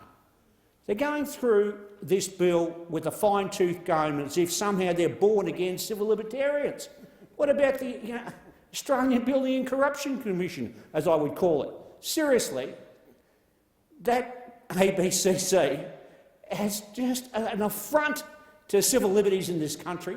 Those opposite couldn't care less about workers in the workplace and what they have to put up with this, or passers-by who look at what happened on a work site. Seriously, don't come in here and talk about with a fine-tooth legalistic comb and go through this bill as if somehow there's some problem there. You spent 9 years trashing civil liberties. Honestly, seriously, come in here and say all of a sudden we've had some Damascus Road conversion experience and we've seen the light, brothers and sisters. We've seen the light. Honestly, seriously, the ABCC should go and this bill should pass. I mean, they've got it wrong, those opposite, yet again. This was a huge issue in the campaign, a massive issue. And yet it's almost like that when they went across from this side of the chamber to that side of the chamber, somehow their intelligence didn't go with them. It's quite astonishing. That they are, at an intellectual level, they get it. But at a visceral level, an intuitive level, they just cannot bring themselves to say this is the right thing to do. So they vote for this. We'll see eventually the Liberal and National Party members grit their teeth. They'll hang on to their desk like this and they'll vote for it, but they don't want to. They just don't want to at all. We know that, and you can hear it in every sentence uttered, every word spoken, every paragraph that comes out of their mouths. They do not want to support this bill. They just do not. They will not. But they have to do it because they know the public's view on this issue is so different from theirs. It's not just those people sitting over there. There's Labor people sitting over here that won elections principally on this issue. trust and accountability and integrity in government. We announced this would be one of our first priorities, and I commend the Attorney-General for doing this. We first made this promise in 2018, and we committed to it in 2019 in the election. I committed to it as a candidate, and in 2022 we made that commitment yet again in the election. We promised that if elected, we would legislate a National Anti-Corruption Commission by the end of this year. It's one of our first priorities. So these bills establish a strong, open, independent National Anti-Corruption Commission to investigate serious or systemic corrupt conduct across the entire federal public sector. It's built on a number of design principles, and I'll go through them because it's necessary. On broad jurisdiction, the Commission has broad powers to investigate serious or systemic corruption behaviour or conduct across the Commonwealth public sector by ministers, parliamentarians and their staff, statutory office holders, employees of all government entities and government contractors. On the definition of corruption, Griffith University Professor of Public Policy and Law, Professor A.J. Brown, has noted it's a definition that's simpler, more flexible, less legalistic or complicated than most state jurisdictions of definitions. On independence, the Commission will operate independent of government, making its own decision. Won't be dictated to it, not some sort of totalitarian regime of the left or right which dictates to the commissioners what they do. They're independent. They'll make their own minds up. And with discretion to commence inquiries into serious or systemic corruption. They can take referrals, of course, whistleblowers being involved in that process from the public as well. It shouldn't be people in this chamber or the other place who dictate to the NAC, because we don't live in a society where the powers of government are combined. We believe in the separation of powers. There was a Premier in my home state of Queensland who couldn't understand the separation of powers when asked questions in court. But we believe it in this side of the chamber. We believe in the separation of powers. And as someone who practiced as a lawyer for nearly a quarter of a century, I strongly believe in the separation of power. We shouldn't be determining who gets prosecuted or who gets before the NAC. The NAC should make that decision and take referrals from whistleblowers in the public. So there's some good things here. Oversight. There is a statutory parliamentary joint committee empowered to require the Commission to provide information about its work. It'll have people from the crossbench, from the opposition and from the government. Now, we're familiar with this sort of concept in Parliament, where there's people from all different political parties and independents on parliamentary committees. And I heard statements from those opposite, even from some of the crossbenchers. Mate, if you work on as long as I've been in Parliament this last 15 years, you know there's good relationships. Sometimes the theatre of politics is on full display in question time. But when you get in a parliamentary committee, people work together, they take it seriously, constructively, cooperatively, collegiately. They work together because they know they've been entrusted by the public, by their states and by their electorates to do the right thing by the country.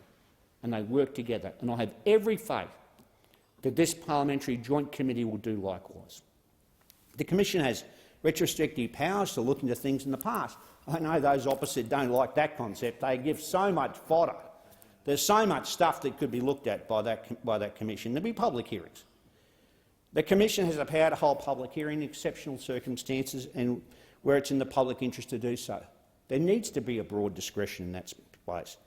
The threshold strikes the right balance, I think, in the benefits of public hearing, balanced against potential negative impacts. And I've got to say this.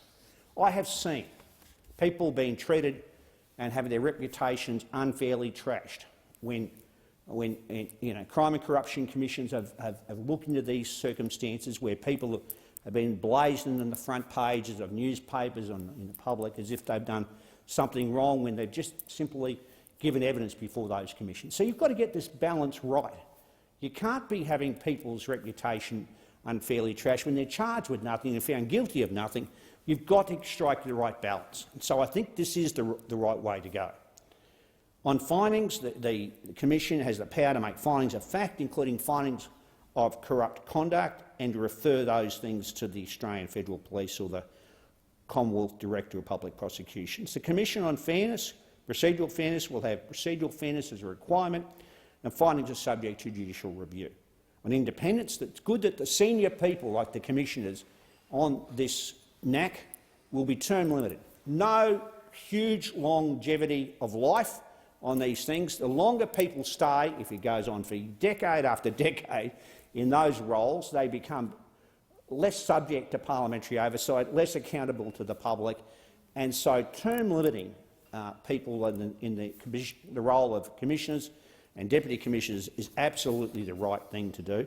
There's strong protections for whistleblowers and exemptions for journalists to protect the identity of sources.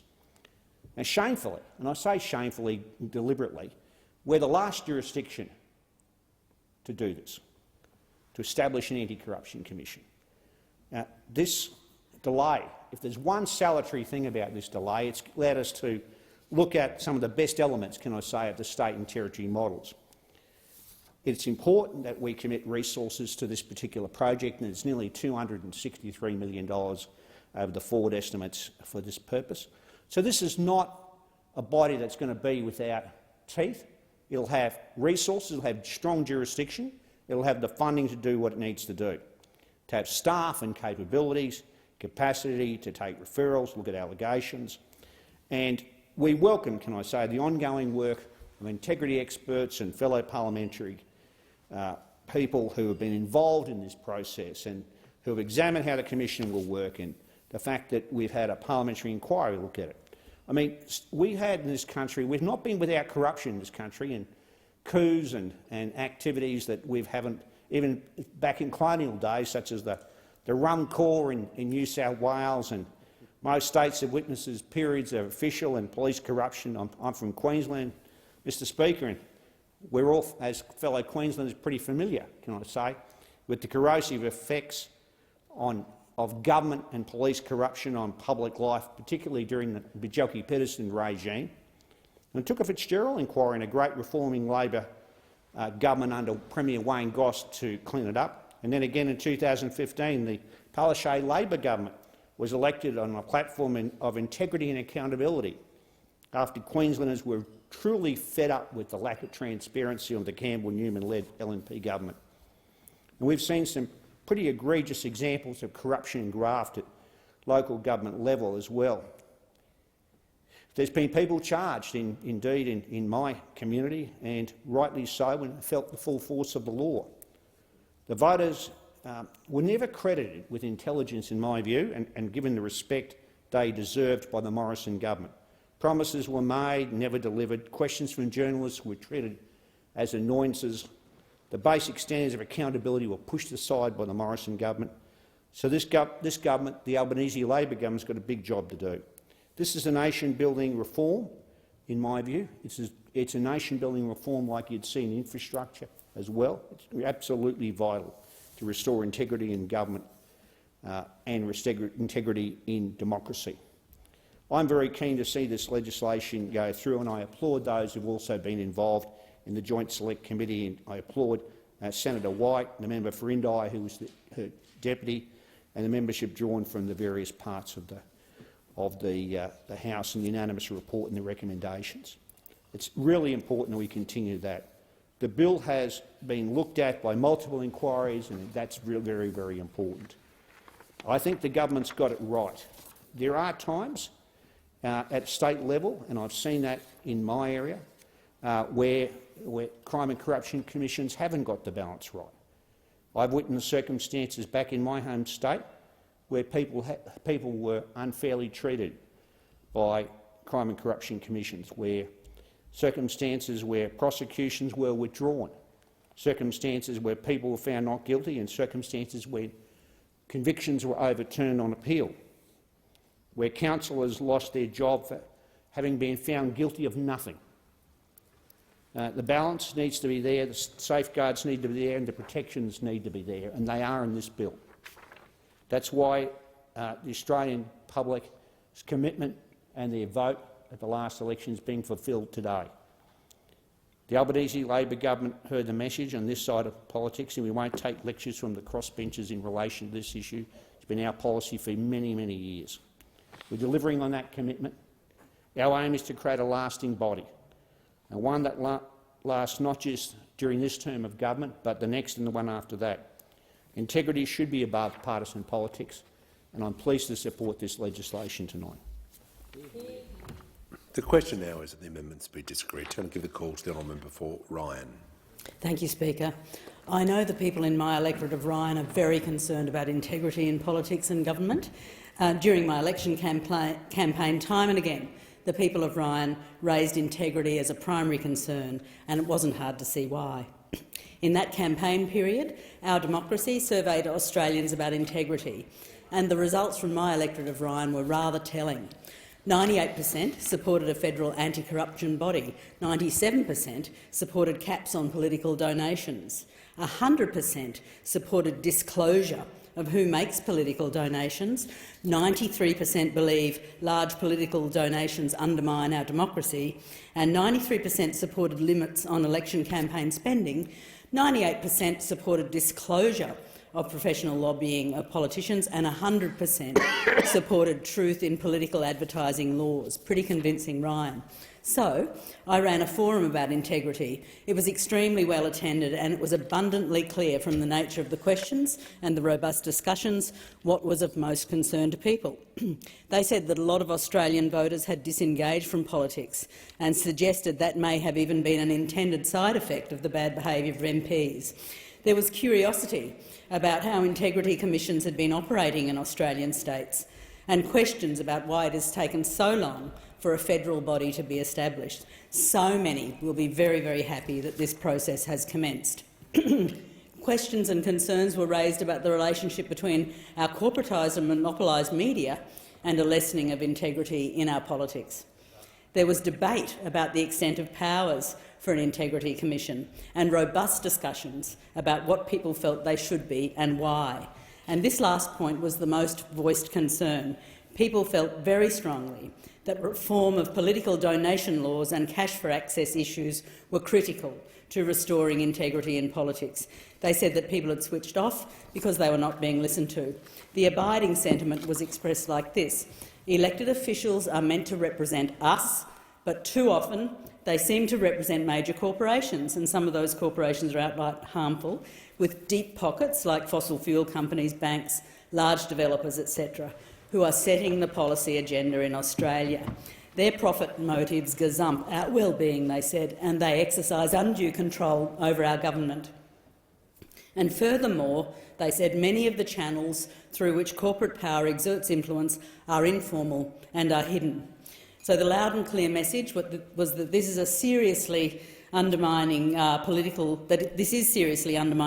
integrity and indeed our democracy. People desperately wanted integrity legislation, and they wanted it to address this fundamental issue, or they believed it would not do the job of cleaning up politics. So now, here we are with a new government and a parliament of quite a different complexion, because many wanted that change, and definitely a big part of that was about integrity. So in a welcome and very much overdue development, we have before us this National Anti-Corruption Commission Bill. The Attorney-General says it will create a commission with jurisdiction to investigate public sector corruption, as well as, and these are the aspects I want to focus on, prevention and education functions to bolster anti-corruption efforts in the Commonwealth public sector. This is an important first step, important because true integrity and real scrutiny is absolutely fundamental to the fair operation of our democracy and to putting the interests of everyday people, not the interests of politicians and lobbyists, at the heart of what we do. That's why we Greens in the crossbench have been advocating for a long time for integrity legislation that works. In fact, Senator Larissa Waters introduced a federal ICAC bill in 2019, which was passed by the Senate but rejected by the House. This current bill is a promising first step towards fixing our democracy, and we Greens are pleased to be working with the government to improve many aspects of it. But some important questions remain. The Attorney-General says the NAC will be able to investigate the conduct of public officials and those who seek to corrupt public officials. This includes power to investigate ministers, parliamentarians and their staff, statutory office holders, employees and contractors of government agencies and contracted service providers. But what about other groups who exercise undue influence? How can the independence of the NAC be guaranteed while former politicians can be appointed as commissioners? And how can transparency really be achieved when the bar for public hearings is so high? And how will whistleblowers be protected? The recent budget contained a commitment of $262 million to the NAC over 4 years, but there's no independent budget process in place, meaning this could be significantly reduced by any future government at will. How can we guarantee this body isn't intentionally hobbled by future governments? A much broader concern hangs over all of the discussions around the Anti-Corruption Commission, and it's perhaps the biggest issue facing our democracy. What's the issue? I think it's that corporate influence can still buy political outcomes to the detriment of ordinary Australians. So just as with climate action and disaster response, any integrity and anti-corruption legislation and commission should be designed to address prevention and mitigation, not just cleaning up after the fact, which I believe is the limited remit of this new legislation. To achieve that prevention and that mitigation of corruption, we need structural, systemic change to the way Australian politics currently operates. This means putting caps on political donations, ending corporate donations to political parties, unlike Labor and the Coalition, who have taken over $230 million in corporate donations over the last 10 years. We Greens don't take corporate money. We strongly believe that that's corrupting true representation of ordinary Australians.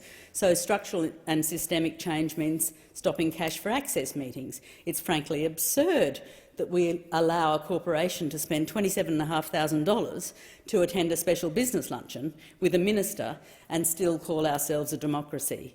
This means disclosure of who makes political donations. It means disclosure of professional lobbying of politicians. It means putting a doorstop in the revolving door of lobbyists with the ear of government, including ex-politicians who land plush jobs in lobbying companies and then reappear in government or on influential boards in an endless rinse and repeat cycle. This means taking corporate interests out of our essential services and bringing them back into public ownership so we can have proper public scrutiny over decisions that affect our lives, rather than allowing corporate boards to make these decisions for us. And as the people of my electorate of Ryan have said to me, democracy should not be for sale to the highest bidders. It's time to legislate an anti-corruption commission. It's time politicians, ministers and government officials are held to account for corruption and misconduct. We Greens are negotiating for more robust possible legislation here, but let's not think it stops here. Job's done, democracy fixed. Because even if this NAC goes through, and it'll still be entirely legal if it goes through for the Labor and Liberal Party to take donations of, say, $100,000 from gas giant Santos in the same year that their government is signing off on environmental approvals for a new gas project. It'll still be legal for Santos to buy special access to a minister in that same year. So let's get moving on anti-corruption, but let's also get serious about corporate power in this country. Thank you. The question now is the amendment be disagreed to, and I give the call to the honourable member for Pearce. Thank you, Mr Speaker. I stand here as a proud member of the Albanese Labour government that strongly believes in the importance of integrity to underpin everything we do as a government. Every decision we make here should be through the lens of integrity. This National Anti-Corruption Commission Bill 2022 will absolutely achieve that. It is a powerful anti-corruption instrument that will deliver the single biggest integrity reform that this Parliament has seen in decades, something that I and many others welcome wholeheartedly. This bill is about restoring integrity to government and its processes. The Albanese government is committed to strengthening this framework to improve standards of integrity across the public sector. It is about restoring the faith and trust that members of our community, the Australian people, have placed in us as decision makers. We must lead by example. Its design principles were developed with some of Australia's leading integrity advocates. I know that this bill is important to my electorate in Perth, Western Australia. And I know that because on the 21st of May 2022, the people of Pierce clearly voted strongly for integrity. It was a regular, consistent point of discussion during that campaign. Community voted for honesty, for accountability and transparency in government. They demanded that it was time to strengthen standards of integrity in our federal government. This bill includes the best elements of state and territory anti-corruption commissions and laws. It uses benchmarks and processes to improve our standards and to lift our game. And I would like to highlight the many different integrity standards that local, state and federal members are held to. I served my community as a councillor and mayor in one of the largest and fastest growing local governments in Australia over a period of more than 2 decades. In my time as a councillor and popularly elected mayor, I ensured that the way I conducted myself was aligned with the Local Government Act, in addition to what the public and my community expected of an elected official. I am here to serve my community. I am here to serve them well and with transparency. In my first speech to Parliament, I promised to serve with all the passion, prudence, integrity, energy and resolve that I possess. It is important that every public official should be held to a high standard of integrity. Deputy Speaker, Australians demand and expect honest and hard-working representatives who make decisions in the community's best interests. This bill ensures that those in positions of power in government are held to account, as they must be. This bill is delivering what people in my electorate of peers and constituents right across our nation require and deserve: transparency, honesty and good governance. It delivers on an Albanese Labour government's election commitment to legislate a powerful, transparent and independent National Anti-Corruption Commission. This bill provides the Commission with the powers to investigate serious or systemic corrupt conduct across the Commonwealth public sector. The Commission will have the power to investigate criminal and non-criminal corrupt conduct occurring before or after its establishment. The Commission will form part of Australia's broader integrity framework, and my electorate of Pierce supports broader integrity. The Independent Commission will have the authority to investigate ministers, parliamentarians and their staff, statutory office holders, employees of all government entities and government contractors. My electorate, along with the rest of the Australian people, demand this sort of accountability. This bill is delivering something that had not been addressed by the former government. Given that the community in my electorate of Pierce resoundingly voted for integrity at the May federal election, I know that this bill will meet their understandably high expectations of each and every one of us here in this place. So I would like to highlight some important elements of this bill. The Commission will have a full suite of powers similar to those of the Royal Commission. The Commissioner will be empowered to undertake investigations into a corruption issue if they are of the opinion that it could involve serious or systemic corrupt conduct. Importantly, there will be transparency in the reporting at the conclusion of investigations. The Commission will be required to produce a report containing findings and recommendations. Where a public hearing has been held, a report will be tabled in Parliament. Other reports will be published by the Commissioner where that is in the public interest. This reporting requirement will also serve to educate the public and act as a deterrent for corrupt behaviour. This work will be informed by the insights the Commission draws from its investigations and the intelligence it collects about corruption. Understandably, education can be key to awareness and creating change. Education can empower people to speak up. The educational remit of the Commission will help change behaviours by allowing the public to learn about what the Commission does and how it functions. The Commission will also conduct broader public education about the risks of corruption and promote the methods that people can use to report corrupt conduct. This education function will enable members of the public to understand how they can play a crucial role in stamping out corruption. We need people to call it out in an honest and transparent manner, and to feel safe to report corrupt behaviour and to bring it to the attention of those who can conduct the investigation. I strongly believe that this aspect of education and prevention will be welcomed nationwide. This bill is well researched and measured. It ensures transparency in its oversight. The Commission will be overseen by a parliamentary joint committee and an inspector.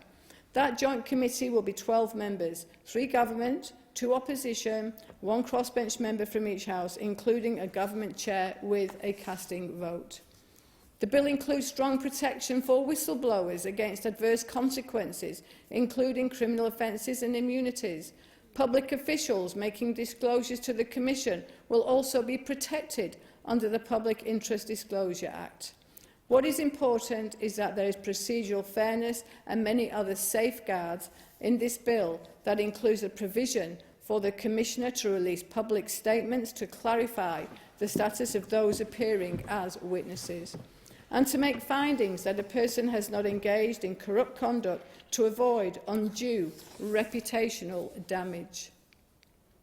Procedural fairness is included for individuals or agencies who are to be the subject of an adverse finding or opinion, as well as the ability for them to seek judicial review of findings. These safeguards are put in place to protect reputations and protect livelihoods. This bill ensures that there are also appropriate protection for journalists. Those protections include an exemption from answering questions or providing information that would enable the identity of the source to be ascertained.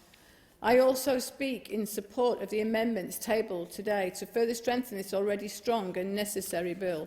We are listening intently to feedback with a willingness to work with the opposition and stakeholders. We are working to ensure the National Anti-Corruption Commission be effective and will be able to achieve its very important goals. The Government has committed substantial funding of $262 million over 4 years for the establishment and ongoing operation of the Commission. This funding will ensure the Commission has the staff, the capabilities and capacity to triage all referrals and allegations it receives. It will also conduct timely investigations and undertake corruption prevention and educational activities. Every person on this side of the House is on the same page. Supportive, collaborative, engaging and committed to doing the right thing by their communities and by the nation. This bill is something we should all be very proud of. I congratulate the Attorney-General for his diligence and commitment, and to all involved in the formulation of this bill, including the Joint Select Committee on the National Anti-Corruption Commission. I say a very sincere thank you on behalf of my community, and for their significant consultation with government departments and key agencies. As mentioned earlier, in conclusion, and I repeat, constituents voted for integrity and transparency at the May 2022 federal election, and this government, the Albanese Labour government, will deliver those important principles. This bill is long overdue and is a clear reflection of how we are now getting on with the job and putting in place the framework to ensure that corruption has no place in this Parliament. Thank you. I give the call to the Assistant Minister to the Prime Minister. I require the debate to be adjourned. The debate is adjourned and resumption of the debate will be made in order of the day for the next sitting. The House stands adjourned until 9 a.m. tomorrow.